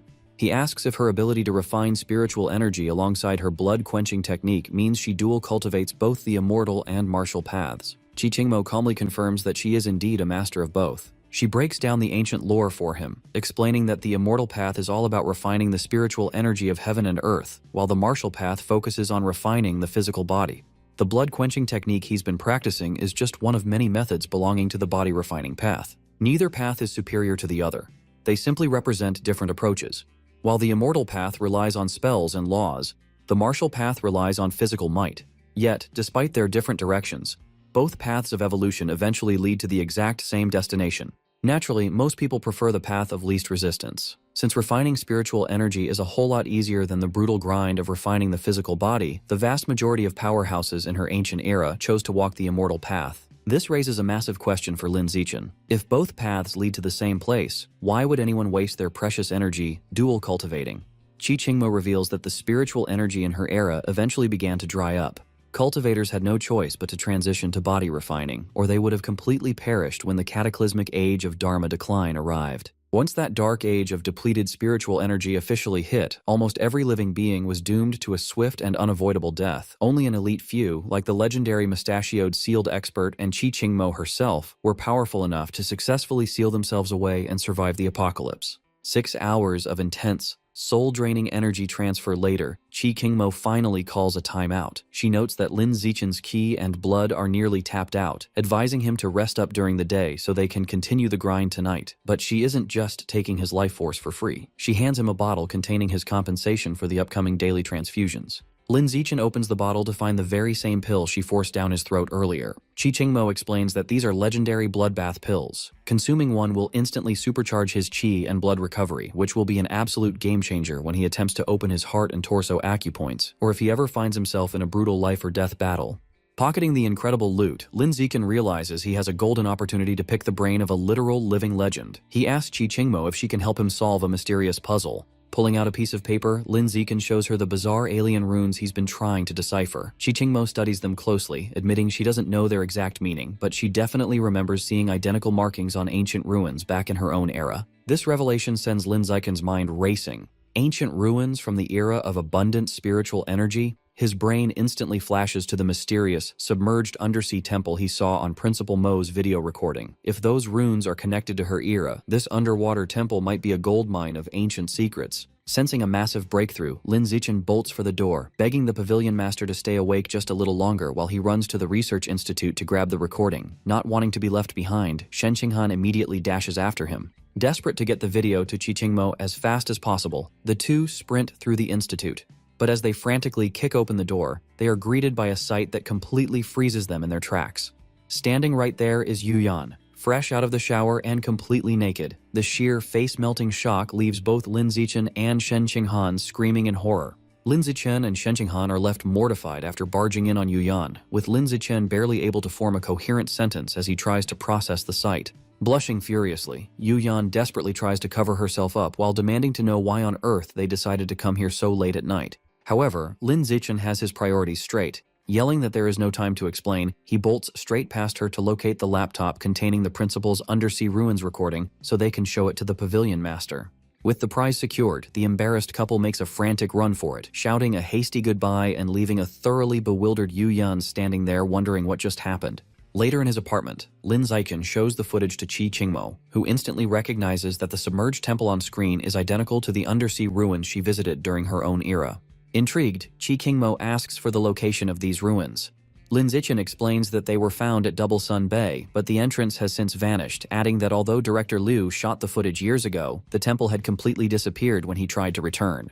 Realizing they have another potential clue, Lin Zichen tells Shen Qinghan to fetch the pearl seashell bracelet that director Liu successfully salvaged from the ruins so the pavilion master can examine it. The moment the bracelet touches Qi Qingmo's hand, she is stunned to sense a massive, incredibly dense concentration of heaven and earth spiritual qi locked inside it. Realizing this could be her ticket to restoring her dry energy reserves, she asks Lin Zichen if she can keep it. Sensing a golden opportunity to secure the ultimate high-level backer, Lin Zichen happily agrees to gift it to her, smoothly playing it off by saying that a treasure like this is only useful in her highly capable hands anyway. The legendary pavilion master is genuinely touched by their generosity and calls them good kids, promising that once she heads into the origin land to search for a way out, she will do everything she can to gather rare evolutionary resources to help them grow stronger. Lin Zichen and Shen Qinghan respectfully thank Qi Qingmo, but she quickly stops them, noting that she should be the one thanking them instead. They had not only saved her life with vital blood transfusions, but also gifted her a spiritual powerhouse of a bracelet when she needed it most. Feeling re-energized, the ancient pavilion master decides to skip resting altogether and announces that she is heading straight to Double Sun Bay immediately to track down the legendary undersea ruins herself. In the blink of an eye, she vanishes into thin air. Shen Qinghan asks Lin Zichen if he thinks their new boss will actually be able to locate the vanished ruins, to which Lin Zichen replies that they will just have to wait for her return to find out.